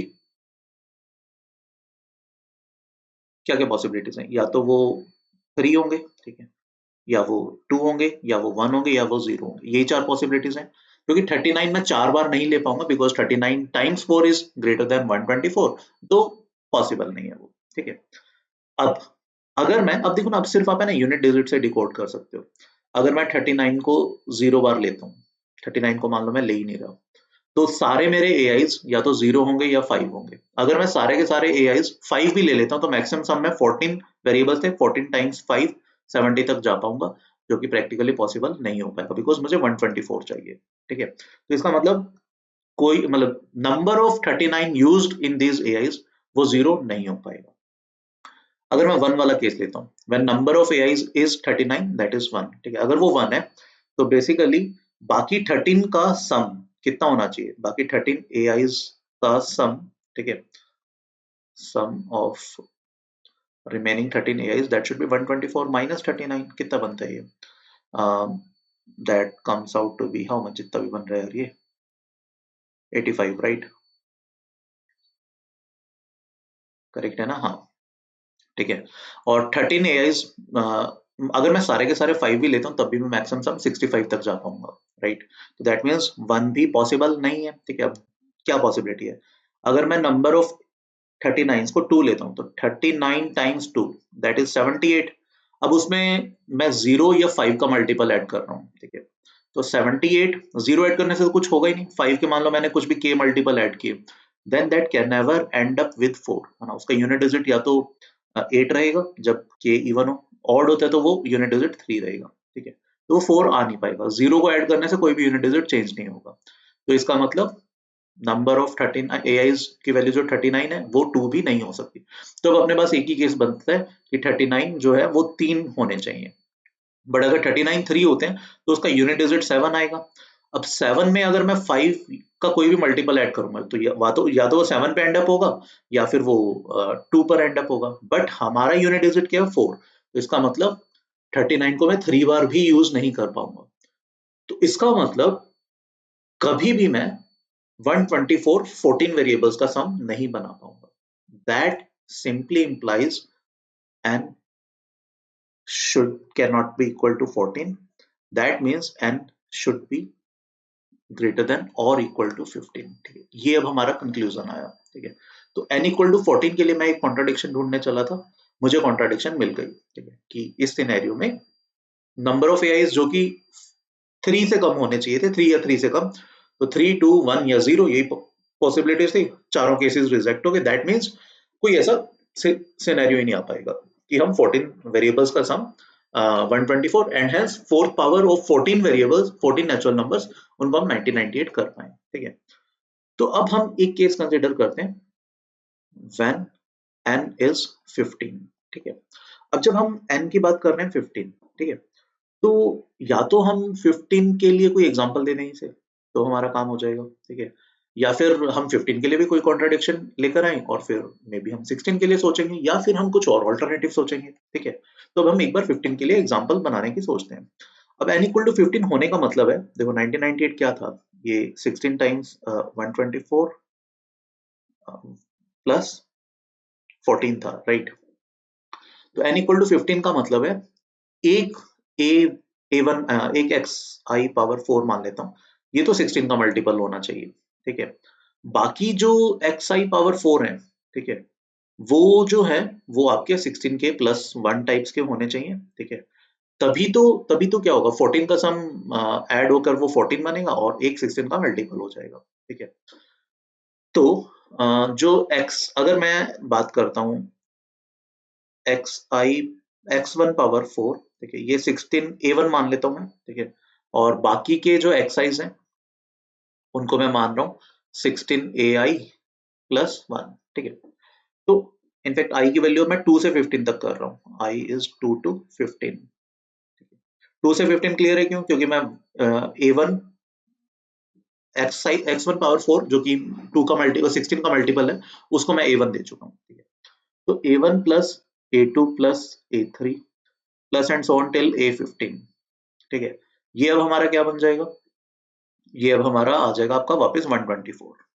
समझ पा रहे हो ये चीज, फिर से वही चीज चलेगी ना, यहाँ पर तो 16a1 प्लस 0 है बेसिकली, यहाँ 16a1 प्लस 14 बनेंगे एंड अगेन मतलब दैट विल बी 124, ठीक है। ये इक्वेशन आई होप अब सबको समझ में आनी चाहिए। अब अगर हम बात करें ये जो a2 a3 and till a15 है, ठीक है, इनकी वैल्यूज तो वही हो सकती है जो पहले हमने यहाँ पर डिकोड करी थी, जो कि ये वाली चीज थी 0, 5 और 39, ठीक है। दे कैन बिलोंग्स टू 0, 5 और 39, ठीक है। बट अगर हम बात करें a1 की, a1 क्या क्या हो सकता है, देखो बेसिकली x1 एक इवन नंबर होना चाहिए, ठीक है, 16 का मल्टीपल, x1 पावर 4 को 16 का मल्टीपल बनाने के लिए, तो अगर x1 का वैल्यू 2 होता है, ठीक है, तो 2 रेज़ टू पावर 4 16 हो जाएगा, तो a1 16 का 1 मल्टीपल बना, ठीक है। तो a1 की वैल्यू क्या क्या हो सकती है, 1, अगर ये 4 होता है तो वो 2 पावर 4, अगर वो 6 होता है x1, ठीक है, तो ये 3 पावर 4 एंड सो ऑन, ये पॉसिबिलिटीज बन सकती हैं। बट अगेन मतलब फोर्थ पावर अपने को 1998 से तो छोटी चाहिए ही चाहिए, ठीक है। तो अब यहाँ पर है ना कुछ हम क्योंकि अब है ना बेसिकली क्या है कि A1 को मैं 1 एक बार इंट्रोड्यूस कर सकता हूँ, है ना। तो अब यहाँ पे देखो, अगर हमें 124 सम चाहिए, 39 को मान लो मैं 2 बार ले लेता हूँ, तो 39 टाइम्स 2 वो कितना हो गया आपका 78, ठीक है, और एक हम ले लेते हैं 1, तो ये हो गया 79, एक 1 लेने का मतलब है हम ओके A1 को ले लेते हैं हम 1 लेट से, ठीक है, तो सम हो गया 79, और अब बाकी सब हम AIs लेते हैं 5 के मल्टीपल्स, तो 79 plus 5 at least unit digit match कर पाएगा, तो हमें 5 के कितने मल्टीपल चाहिए होंगे, हमें 5 के मल्टीपल चाहिए होंगे 25 तक, तो 5 हो जाएंगे और 4 और, है ना, तो हमें 5 प्लस 4 9 मल्टीपल चाहिए, तो 5 मैं ले लेता हूँ 9 टाइम्स, ठीक है, तो that will give you 45। Now you can check 78 plus 1 79 plus this thing 45, that will give you 124, ठीक है। तो इसका क्या मतलब हुआ, ये चीज अचीव करी जा पा रही है, कैसे अचीव हो रही है, 39 हमें 2 लेने हैं, 39 2 लेने का मतलब xi क्या होगा, देखो ये वाली चीज कब आ रही थी, जब xi की वैल्यू 1 हो, ये कब आ रहा था 5, जब xi का वैल्यू 3 हो, 39 कब आ रहा था, जब xi का वैल्यू 5 हो। तो हमें क्या चाहिए, कितने xi 5 चाहिए, 2 xi, है ना, और कितने हमें ये चाहिए, क्या कहते हैं, 5 चाहिए, वो हमें 9 चाहिए, ठीक है, तो मतलब 3xi 9 टाइम्स आने चाहिए, और एक हमारा A1 हो गया, बाकी जो बच जाएंगे वो हम किसको दे देंगे, बाकी हम 0 को दे देंगे। तो प्रैक्टिकली मैं यहाँ पे अब लिखता हूँ, देखो x1 को मैं मान रहा हूँ, हमने कितना माना, ये 1 माना, तो x1 को मैं मान रहा हूँ 2, राइट, तो 2 power 4 16, 16 is a multiple of, तो 16 टाइम्स 1 हो जाएगा, तो A1 का तो काम हो गया, x1 को मैंने माना है 2, फर्दर मुझे 2 चाहिए 39, तो x2 और x3 इन दोनों को मैं मान रहा हूँ 39, सॉरी ये चीज 5, क्योंकि 5 रेज टू पावर 4 हमें 39 दे रहा था ना a का वैल्यू, तो x2 और x3 को मैं मान रहा हूँ 5, राइट, और हमें AIs 5 कितने चाहिए, वो हमें चाहिए 9, तो हमें 3 xis को 3 मानना पड़ेगा, ऑल राइट, तो x4 x5 x6 x7 x8 x9 10 11 12, ठीक है, तो x12 तक ये सब वैल्यूज जो हैं इनको मैं क्या मान रहा हूँ, इनको मैं मान रहा हूँ 3, राइट, कितनी वैल्यूज रहेगी 12 तक होगी, हमें टोटल 15 चाहिए थे, बाकी सबको हम क्या मान रहे हैं, बाकी सबको हम मान रहे हैं 1, ठीक है, तो बेसिकली x13 x14 x15 ये 3 वैल्यूज को हम क्या मान रहे हैं 1, ठीक है, दैट विल गिव यू, ठीक है। अब मैं एक बार नेक्स्ट स्लाइड पे सारा लिख देता हूँ, हमें दो xi, तो हमें x1 हमने मान लिया 1 2, राइट, ठीक है, x2 और x3, ये दो वैल्यूज को हम बेसिकली, आप कोई भी वैल्यूज को मान सकते हो, बेसिकली कोई भी दो वैल्यूज को आपको 5 मानना है, राइट। तभी तो 5 रेज़ टू पावर 4 625 बनेगा। एंड वहां पर ai की वैल्यू, ai आई होप आपको याद होगा ना, 625 क्या था, दैट वाज 16 टाइम्स 39 प्लस 1, तो वो ये ai का वैल्यू 39 बन जाता है 5 के केस में। और हमें 39 की दो रिक्वायरमेंट है, दैट मीन्स हम x2 x3 को 5 मान रहे हैं, ठीक है। और फर्दर हमें 9 रिक्वायरमेंट है 3 एक्साइज की, मतलब जब xi की वैल्यू 3 हो, ऐसे हमें 9 अक्रेंस की जरूरत है। तो x4 x5 से लेकर x12 ये हम मान रहे हैं 3, ठीक है। बाकी के जो बच गए उनको हम 1 1 1 मान लेते हैं, बिकॉज वो सिंपली फिर 14 में एडजस्ट होते रहेंगे। तो बाकी कितने बचे हैं, x13 x14 x15, ठीक है। इन सब का सम क्या हो जाएगा, इसको हम मान रहे हैं 1 के इक्वल, राइट। तो दीज आर द 15 वेरिएबल्स जिससे 1998 बन जाएगा, मतलब 2 raise to power 4 plus 5 raise to power 4 plus 5 raise to power 4 plus 3 को लिखो आप 9 टाइम्स, तो 3 power 4 3 power 4 3 power 4 3 power 4 3 power 4 3 power 4 3 power 4 3 power 4 3 power 4 plus 9 time हो गया ना भाई, 3 3 6 9, ठीक है। प्लस ये 1 को आप लिखना है 3 टाइम, तो 1 power 4 plus 1 power 4 plus 1 power 4, that will give you 1998, ठीक है। तो 15 के लिए हमारे पास आंसर आ रहा है। इनफैक्ट ये तो एक वैल्यू मैंने बताया, ऐसे और भी हम काफी सारे एग्जांपल्स क्रिएट कर सकते हैं, ठीक है। तो ये एक एग्जांपल है जिससे 15 का सम हमारा 1998 बन पा रहा है, ठीक है। अगेन मतलब देखो, ये 16 का मल्टीपल तो a1, यहाँ पे 16 टाइम्स a1, तो a1 का वैल्यू 1 है इस केस में। 5 पावर 4 625, तो यहाँ पर इन दोनों केसेस के लिए a1 का वैल्यू 39 है, ठीक है। 3 पावर 4 81, 81 वो 16 टाइम्स 5 प्लस 1 है ना। तो इन 9 वैल्यूज के लिए a1 का वैल्यू जो था दैट वाज 5। 1 पावर 4 1 इज 1, तो 1 को हम लिख सकते हैं 16 टाइम्स 0 प्लस 1, तो इन तीनों के लिए a1 का ai का वैल्यू 0 है। Practically 1 plus 39 times 2 plus 9 times this thing 5 plus 3 times 0, that should be equal to वो जो हमारा था 124, ठीक है। ये हमारा 124 के इक्वल आना चाहिए, तो और ये आ रहा है ना, तो ये 1 plus 78 plus 45 that was nothing but 124, ठीक है। तो ये हमारा वो 15 वैल्यूज का सेट है जो हमें निकालना था। तो आंसर क्या आएगा, smallest value of n is 15, 15 will be your perfect answer, right. तो आई होप आपको ये नंबर थ्योरी वाला क्वेश्चन अच्छा लगा होगा यार, है ना, और इसमें काफी कुछ आपको सीखने को भी मिला होगा, ठीक है। तो next INMO question of the day में मिलेंगे, है ना। Till then please take a very good care of yourself, thank you, bye bye. Hello बच्चा लोग, कैसे हो आप सब लोग। My self Chetnagar and I welcome you all to our INMO question of the day. आज का क्वेश्चन बड़ा इंटरेस्टिंग सा है। एक्चुअली एक स्टूडेंट ने रिक्वेस्ट किया था ये क्वेश्चन डिस्कस करने के लिए, और सिमिलर से टाइप का एक और क्वेश्चन मैंने उठाया। तो बेसिकली आज के इनमो क्वेश्चन ऑफ द डे के दो पार्ट्स हैं, दो अलग अलग क्वेश्चन हैं, और इनफैक्ट फर्स्ट क्वेश्चन के भी फर्दर दो पार्ट्स हैं। तो इनमो लेवल पॉइंट ऑफ व्यू से क्वेश्चन काफी इजी है, राइट। बट यस, एक कंसेप्ट है जिसमें बहुत सारे बच्चे कंफर्टेबल नहीं रहते। पॉलिनोमियल्स पे बेस्ड क्वेश्चन है, तो लेट्स सी क्वेश्चन क्या है। क्वेश्चन स्टार्ट करने से पहले अगर आप लोग भी चाहते हो कि आप कोई सजेशन है आपका, कोई क्वेश्चन अगर आप चाहते हो कि हम लोग INMO question of the day series में डिस्कस करें, तो आप क्वेश्चन मुझे इस ईमेल आईडी पर मेल कर सकते हो, chetan.garg@vedantu.com, या आप मुझे टेलीग्राम कर सकते हो। My Telegram ID is @gargchetan, right. तो देखो, जो भी मेल्स आएंगे उनमें से हम क्वेश्चन शॉर्टलिस्ट करेंगे, एंड डेफिनेटली आपके क्वेश्चन मतलब नेक्स्ट या मे बी आफ्टर दैट हम INMO question of the day series में जरूर डिस्कस करेंगे। तो let's start with today's INMO question of the day, existence of polynomial, right. So question is, can a polynomial with integral coefficients exist which satisfies these three conditions? P1 is 1, P2 is 2, value of polynomial at 3 is 124. तो question है, क्या एक ऐसा polynomial exist कर सकता है integral coefficients के साथ जो इन तीनों कंडीशन को सेटिस्फाई करता हो, ठीक है। अब इसमें ना काफी सारे बच्चों को ये भी डाउट आ रहा था कि सर काफी बार इस टाइप के क्वेश्चंस होते हैं जब पॉलिनोमियल्स की कुछ कुछ वैल्यूज दी होती है, तो हमें कैसे पता लगेगा कि क्या करना है। देखो, सबसे सिंपल सा फंडा, अगर कोई n डिग्री का पॉलिनोमियल है, ठीक है, तो अगर आपके पास n+1 कंडीशंस है, तो वो पॉलिनोमियल यूनिकली आप फाइंड आउट कर सकते हो। एग्जिस्ट करेगा नहीं करेगा वो एक अलग चीज है, बट यस हम उस पॉलिनोमियल के बारे में डेफिनेटली कमेंट जरूर कर पाएंगे अगर आपके पास n डिग्री के पॉलिनोमियल के लिए n+1 कंडीशन है। मतलब इस टाइप की n+1 अगर वैल्यूज है या कुछ और फर्दर चीजें हमें n+1 बेसिकली कंडीशंस दी हुई हैं तो हम वो पॉलिनोमियल यूनिकली निकाल सकते हैं। मतलब ऐसा नहीं होगा then there will be infinite polynomials, right. पहली चीज तो ये। दूसरी चीज जैसे अब यहाँ पर पॉलिनोमियल की हमें पहली बार डिग्री नहीं बताई, हाईएस्ट डिग्री का कोएफिशिएंट क्या होगा वो भी नहीं बताया, हमें जस्ट 3 इन्फॉर्मेशन दी है। 1 पर पॉलिनोमियल का वैल्यू 1 है, 2 पर पॉलिनोमियल का वैल्यू 2 है एंड 3 पर पॉलिनोमियल का वैल्यू 124 है, ठीक है।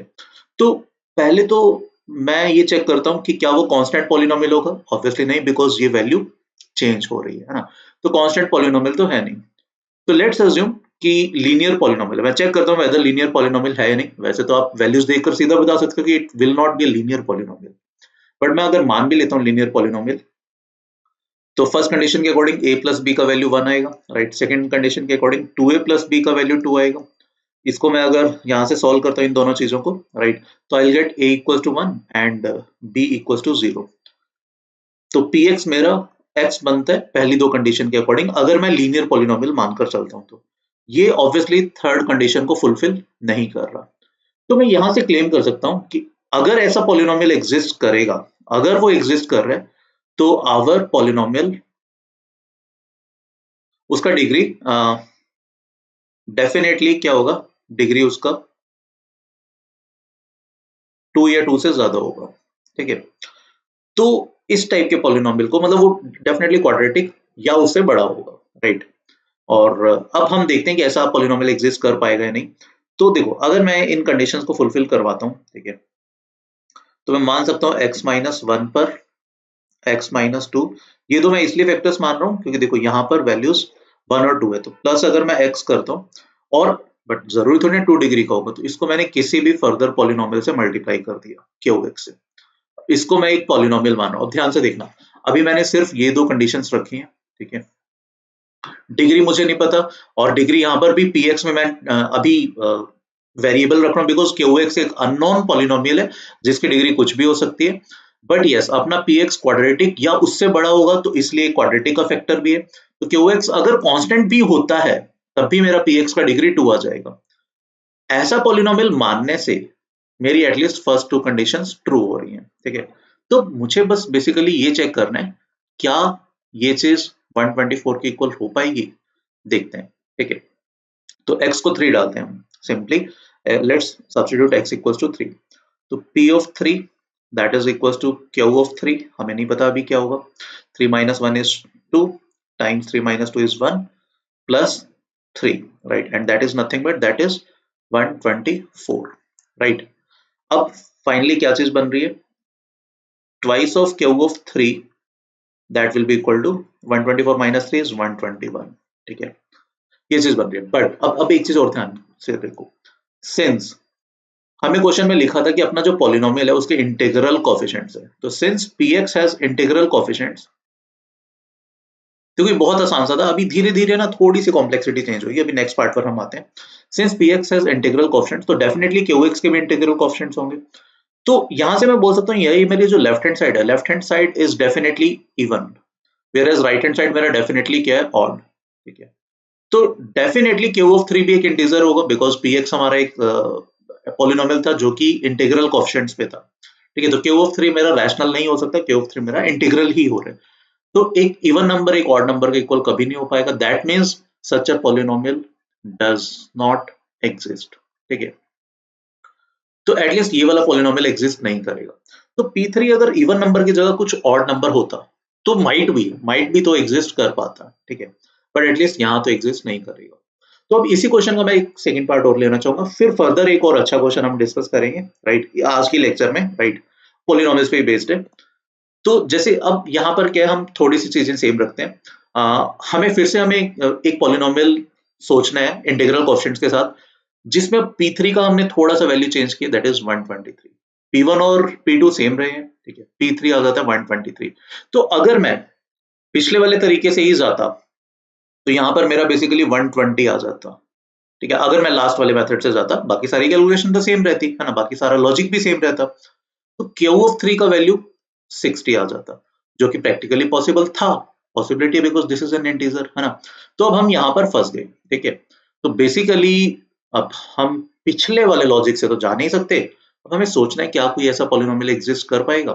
देखो अब ये ना बिल्कुल बिल्कुल ही अच्छा सा हिंट आ रहा था। Q ऑफ 3 हमें क्या चाहिए था, Q ऑफ 3 हमें 60 चाहिए था, और px हमने पिछली बार क्या माना था, पिछले पार्ट में x minus 1 times x minus 2 times qx plus x, ठीक है। और Q ऑफ 3 हमें 60 चाहिए था। अरे qx को कांस्टेंट ही मान लो यार आप, ठीक है।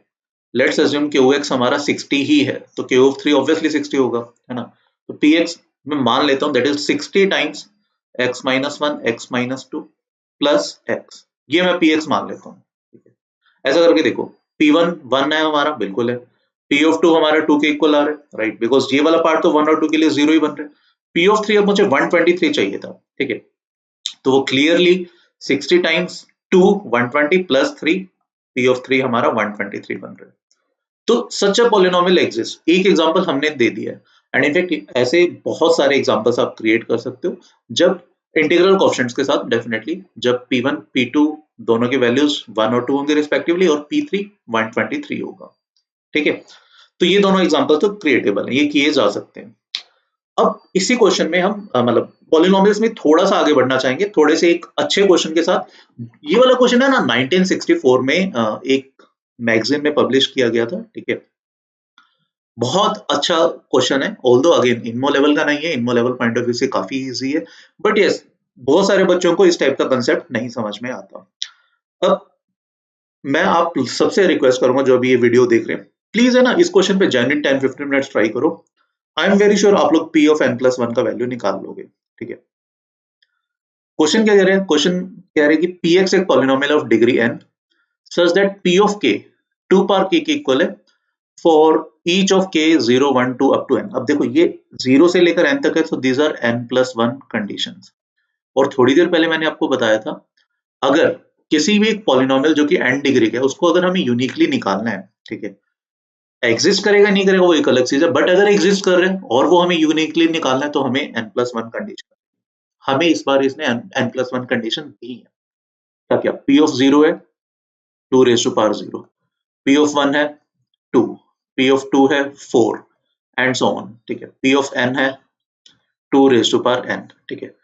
तो basically these are n plus 1 conditions. अब हमें p ऑफ n प्लस 1 निकालना है। बहुत सारे बच्चे सोचते हैं कि सर ये पैटर्न चल रहा है तो p of n plus 1 2 raise to power n plus 1 हो जाएगा। पहली बात तो this is not the right answer, ठीक है। अब यहां पर हम कैसे सोचें, अब एक चीज और ध्यान रखना, ये पॉलिनोमियल है, ठीक है। अब बहुत सारे बच्चे कहते हैं कि सर px को अगर आप 2 पावर x मान रहे हो तो इसमें प्रॉब्लम क्या है, सारी कंडीशन तो फुलफिल हो रही हैं, तो और p of n plus 1 2 power n plus 1 बन जाएगा। भैया p ऑफ x पॉलिनोमियल होना चाहिए, this is N exponential function, ये पॉलिनोमियल नहीं है, that's why this is not correct, ठीक है। फर्स्ट थिंग इज दिस, ठीक है। तो अब बेसिकली हमें एक पॉलिनोमियल ऐसा सोचना है जो इन सब कंडीशंस को सेटिस्फाई कर रहा हो, और फर्दर उस पॉलिनोमियल में हमें p ऑफ n प्लस 1 निकालना है, ठीक है। अब अगेन मतलब अगर आप लोगों ने अभी तक इस क्वेश्चन को ट्राई नहीं किया, मैं फिर से रिक्वेस्ट करूंगा भाई 5 मिनट के लिए पॉज करो इसको, है ना, आराम से ट्राई करो, give a genuine 10-15 minutes effort. नहीं होते तो you can always watch the replay, ठीक है। रिकॉर्डिंग आप ये वाली देख ही सकते हो कभी भी। तो अब अगर हम ध्यान से देखते हैं, p of k equals to 2 power k, अब है ना सारी एनर्जीज आप इस चीज पर लगाओ, 2 रेज टू पावर k ये कहां पर आता था, कोई एक रिजल्ट है जो 2 रेज टू पावर k के इक्वल होता था, सोचने की कोशिश करो कोई एक ऐसा रिजल्ट जो हमेशा 2 रेज टू पावर k के इक्वल होता था। हिंट देता हूं, बायनोमियल में ऐसा होता था, ठीक है। अगर आपको ध्यान हो nc0 plus nc1 binomial coefficients का sum nc2 till ncn, this is always 2 raise to power n, ठीक है, ये सबको पता होना चाहिए, ठीक है। तो अगर मतलब देखो यहां पर क्या मैं px को ये मान सकता हूं xc0 plus xc1 plus xc2 plus and so on till xcx, ये तो बकवास हो जाएगा। मतलब देखो अब ये assumption गलत है। व्हाई? पहली चीज तो NCR इज डिफाइंड, n जब रैशनल या इरेशनल होते हैं तो ये डिफाइंड नहीं होगा, बट मेरे पॉलिनोमियल में x can be any real number, तो px को इस तरीके से ये मानना this is not correct, first thing, ठीक है। और बिकॉज मतलब प्रैक्टिकली अगर x एक नेचुरल नंबर है तो this is basically 2 raised to power x which is not a polynomial function, right? And polynomial function is defined for all real values, ठीक है। बट मेरी जो बाइनोमियल कोएफिशिएंट्स है वो इररेशनल के लिए और काफी सारे रैशनल और इनफैक्ट नेगेटिव इंटीजर्स के लिए तो डिफाइंड ही नहीं है ना। तो px को हम ऐसे तो मान नहीं सकते। तो अब इसी में ना थोड़ा सा कैच आपको लगाना है। अगर मैं इसको एक्सपेंड कर दूं, मतलब लाइक px को मैं मानता हूँ x is 0 which is 1, x1 को मैं लिख देता हूँ x upon 1 factorial, right. x2 को I write x into x minus 1 upon 2 factorial plus x times x minus 1 x minus 2 upon 3 factorial plus and so on. nth term को भी लिख देते हैं x times x minus 1 x minus 2 and so on. ये कितने का product होगा x minus n plus 1, right, upon n factorial x minus n plus 1 basically, right, clear.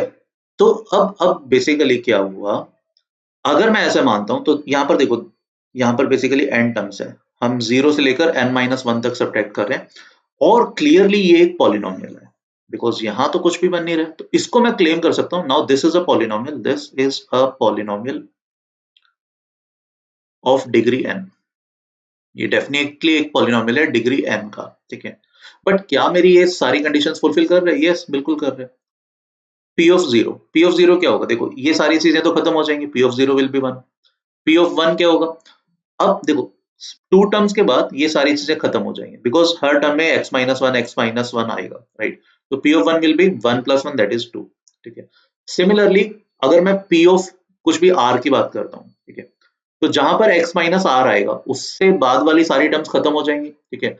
x minus are तक का सम क्या बनेगा, basically RC0 plus RC1 plus and so on RC r तक का सम। तो यहाँ पे मैं बोल सकता हूँ P of r का value definitely 2 raised to power r है for all r belonging to 0 1 2 up to n। In fact अगर आप n भी डाल के देखोगे तो ये देखो n फैक्टोरियल बेसिकली n से 0 से लेकर n से n तक का सम बनेगा, right. So this is my polynomial, right, clear, ठीक है। तो अब यहां पर मुझे क्या चाहिए, P of n plus 1। तो अगर मुझे P of n plus 1 निकालना है तो प्रैक्टिकली अब मैं क्या निकालना चाह रहा हूँ, n plus 1 C0 plus n plus 1 C1 plus n plus 1 C2 plus and so on till n plus 1 Cn, ठीक है। अगर इसमें एक टर्म और होती, ये अब मुझे चाहिए, है ना, आप ये तो मुझे चाहिए, अगर मैं इसमें n plus 1 Cn plus 1 और ऐड कर दूं then that will be equal to 2 raised to power n plus 1। But मुझे ये नहीं चाहिए था और इसका वैल्यू मुझे पता है, दिस विल बी 1। तो आई कैन से P of n plus 1 का वैल्यू डेफिनेटली क्या आएगा, 2 raised to power n plus 1 minus this thing which is nothing but 1, right. ये हमारा P of n plus 1 का वैल्यू आ जाएगा, ठीक है। अगेन पॉलिनोमियल हमने एक्सपोनेंशियल में नहीं माना है, पॉलिनोमियल हमने ये वाली चीज मानी है which is definitely a polynomial, right. तो ये चीजें थोड़ी सी आपको सोचनी थी, है ना, मतलब इसमें इस क्वेश्चन में, इस पर्टिकुलर क्वेश्चन में यही सबसे बड़ा हिंट था, P of k is 2 raised to power k, right. तो आई होप आज आपको पॉलिनोमियल्स के बारे में थोड़ा बहुत अच्छे से समझ में आई होंगी चीजें। Next INMO question of the day में मिलेंगे जल्दी, है ना। Till then please take a very good care of yourself. Thank you, bye bye. Students, I welcome you all in our next session of INMO question of the day. Myself, Lohit Jindal. I have been teaching here at Vedantu Olympiad School for quite some time. So we are teaching here for Olympiads, as you guys know. So let us come to the thing, right? So guys, आज हम question करेंगे इनमो के topic के हिसाब से, which is based on colouring problems, okay. But before starting मैं आपको वही दोबारा बताना चाहूँगा for the students who are watching this thing for the first time. So as you all guys know कि 6th March now is the finalized date for IOQM. This time IMOTC has been cancelled, ठीक है। So this is the only chance you will get to directly, if you do well in this INMO part B, then only you will be directly getting selected for the international stage, right? So this time you'll have to try to do at least 2 or 3 questions, all the 3 questions in INMO, right? If you want to get selected for the final stage, like not the final stage, basically अगर आपको international level तक जाना है, so because you'll have to be in the top 6 of our country, right? And all that too through all of the classes, like from 8th to 12th class आपको top 6 के अंदर होना पड़ेगा, So we are already running a camp for that. Okay, if anybody is interested in joining the camp, okay, in which we are having 7 days a week engagement, so you guys can register for on this Google form. Okay, that is the link vdnt.in/IOQM vcamp. तो आप यहाँ जाके अपने आप को register कर सकते हो. So you will be, after that you will be enrolled in our IOQM camp, in which we'll be teaching for we are doing practice for IOQM problems like 2 marker, 3 marker and 5 marker level of problems, and 2 sessions for INMO level questions, right? So that is it for the camp thing that I wanted to tell you. So guys, start करते हैं आज का question, right? INMO question of the day. Let me show you the question first, okay? All right. So this is the question, guys. Very interesting problem. पढ़ते हैं क्या बोल रहे हैं इसके अंदर. So suppose there are 30 persons attending a parliament. Total of 30 persons are attending the parliament, and any 2 persons, उन 30 में से आप कोई भी 2 लोगों को अगर आप select करते हो, either they are friends or political opponents, ठीक है? And each person has 6 political opponents exactly. मतलब क्या हुआ? See, if I am picking up a person, for him there are how many other persons are there? 29 other persons are there, right? तो उस person के लिए there are 29 other persons, so you have 29 kind of relations, right? ऐसे बोल सकते हैं हम. So if we pick one person, he'll be having 29 relations with 29 relationships overall with the remaining 29 persons, right? So out of those 29, 6 are his political opponents, ठीक है? 6 तो हैं political opponents, and how many are left basically? So 6 political opponents, लिख लेते हैं हम. 6 political opponents, and then the remaining 29 minus 6 will be 23 are friends, right? So that means out of the 29, 6 are his political opponents exactly, and the rest of the 23 are his friends, right? ये हमें पता लग गया यहाँ पे. Now what is the question in this? 3 persons form a triple. This thing is defined in this question now. 3 persons form a triple. Okay, कोई भी 3 लोगों को select करते हैं अगर हम out of 30, we'll say it is a triple, and it is called a good triple. Good triple कब बोलेंगे? If any 2 persons of the triple are friends or opponents. मतलब this means what? कि जो भी आपने 3 लोग select किए, their relationship among all the 3, like या तो तीनों के तीनों में से हर 2 को आप friends हो. Example देता हूं आपको. Let's say you are selecting 3 people, A, B and C. So what could happen for them to be a good triple? Either A and B are both friends, B and C are also friends, and A and C are also friends. All are friends. Okay, all are friends. या तो तीनों friends हो, or it should be like this: A, B, C, 3 लोग हैं. Okay, any 2 of them, if I select them, they should be opponents. So ये भी A, B भी opponent होनी चाहिए, A और C भी political opponents होनी चाहिए, B और C भी opponents होनी चाहिए. So these kind of pairs will be these kind of triples are good triples. ठीक है ना? So 3 people are there. You select any 3, right? If you are selecting some 3 people, if all 3 of them are friends with each other, then that is a good triple. Or all 3 of them are political opponents of each other. All 3, right? That is what is a good triple as per the question, right? So what is our question in this? What is being asked is, we have to find the number of good triples, total number of good triples, right? So guys, this is basically a coloring problem के साथ ये question बहुत easy हो जाएगा. Okay, so this question has come in 24th USSR Mathematical Olympiad, right? Okay, so that is as everybody must know, USSR is Union of Soviet, right? जो Russia था उससे पहले बड़े वाला. So that was USSR. Okay, so guys, अब इसको solve कैसे करेंगे? Let's understand one thing. क्या करेंगे हम? How to use coloring problem in this concept. So guys, हमें ढूंढना है, इसको हम क्या बोल सकते हैं? All 3 sides, अगर ABC को हम join कर लें, triangle बनेगा ना. So if I'm joining ABC, it's a triangle. All of those 3 sides are of the same type, kind of. हम define करेंगे अभी देखो. Let's say I will define, अगर 2 लोग friends हैं, let's say define, we define that there are 30 points in the space. Okay, let's say there are 30 points in the space. Okay, no 3 of them are collinear, obviously, ठीक है, such that no 3 are collinear first of all. Okay, and no 2 lines are intersecting also, and no lines are intersecting. Okay, so अब 30 points हैं आपके पास space में, कोई भी 3 collinear नहीं है, and no two lines joining any two are intersecting. Okay, so now guys, हम इसमें क्या define करते हैं? These 30 persons are basically the 30 points, right? Now, if you are joining any 2 points, you draw a line, right? कोई भी 2 points को join करने वाली एक line बनेगी. That line, the color of that line will define the type of relation they have, right? हम define कर लेते हैं.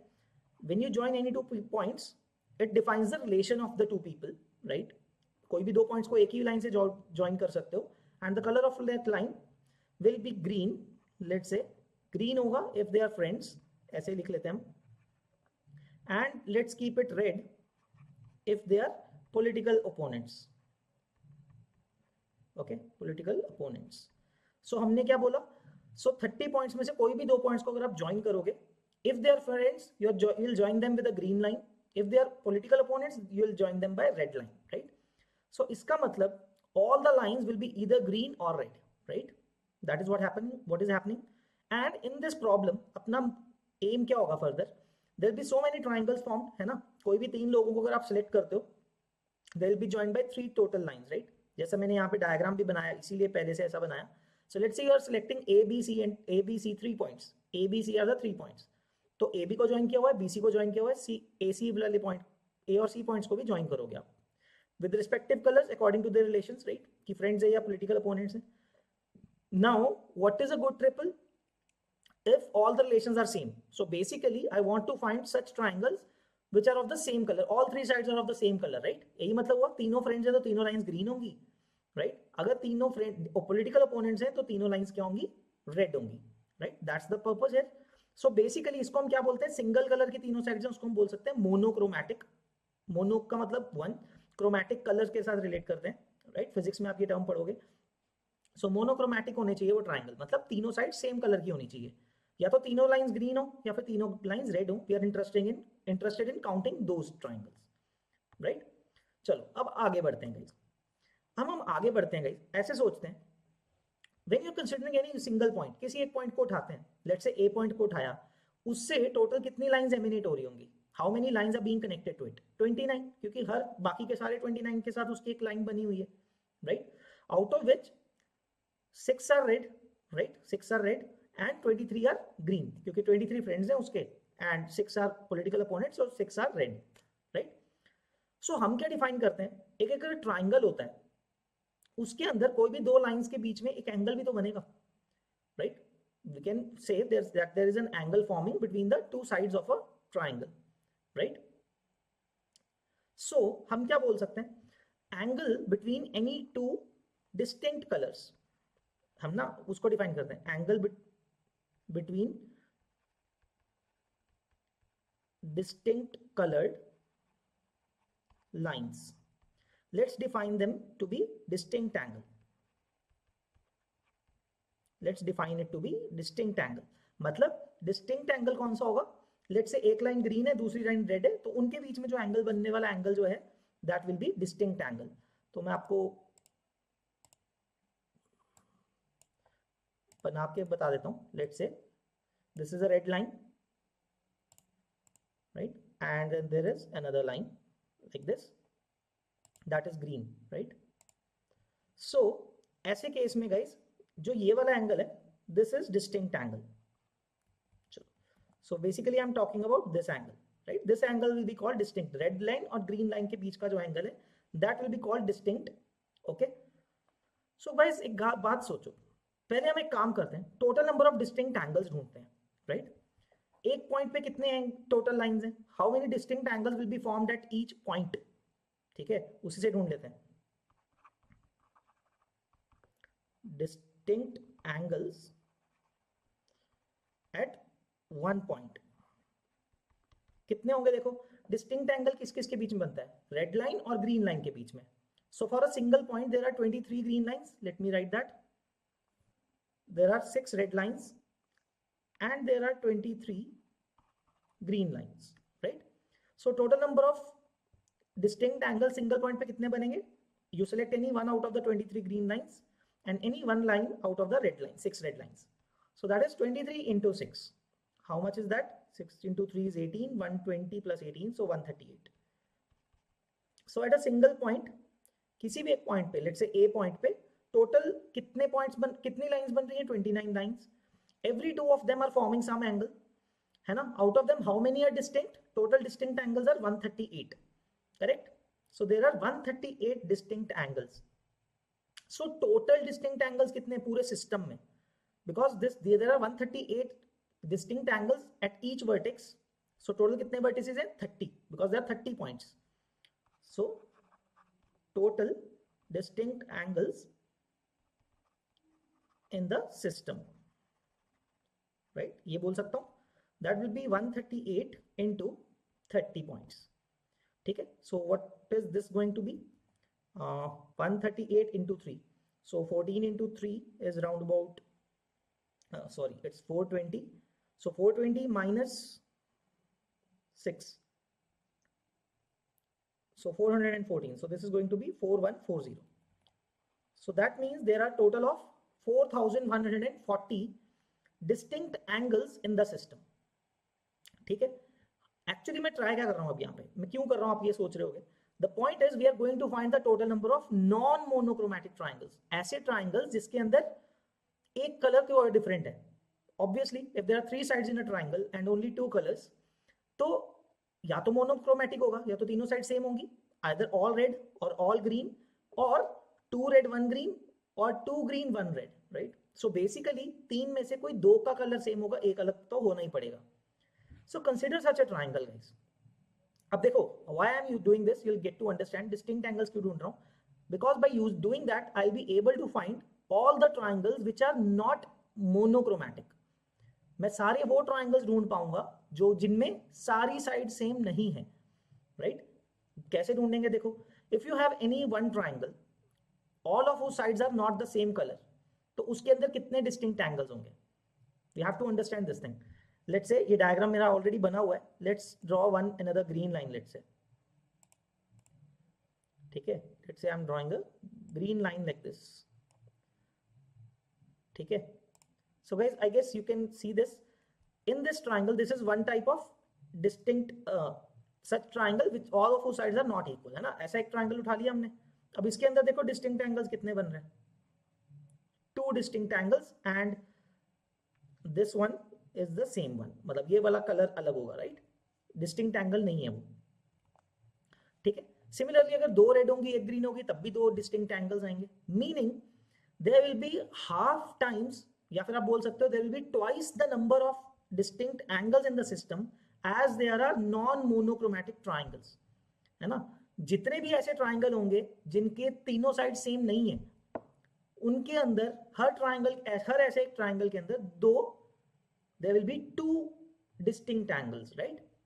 And we have found the total number of distinct angles, that is 4140.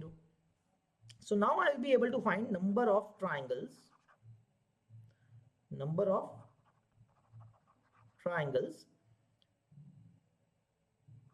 all of whose sides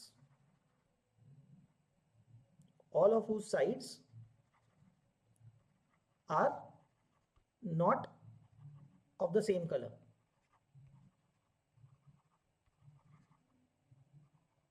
right. All of whose sides are not of the same color, नहीं वाले हैं, है ना, जिनके सबकी सेम साइड नहीं है. सो ऐसे कितने होंगे? 4140 divided by 2. Why dividing by 2? I'll say again कि if you have any triangle all of whose sides are not equal, such a triangle will have 2 distinct angles, not 3. तीनों साइड्स डिफरेंट नहीं हो सकते ना, वो कैसे बनेगा, right. Since there are only 2 colours, at least 2 तो लाइन सेम कलर की होंगी ना एक ट्राइंगल के अंदर, since there are 3 sides. So there will be total of 2070 triangles which are all of whose sides are not the same color. हमने वो ढूंढ ली.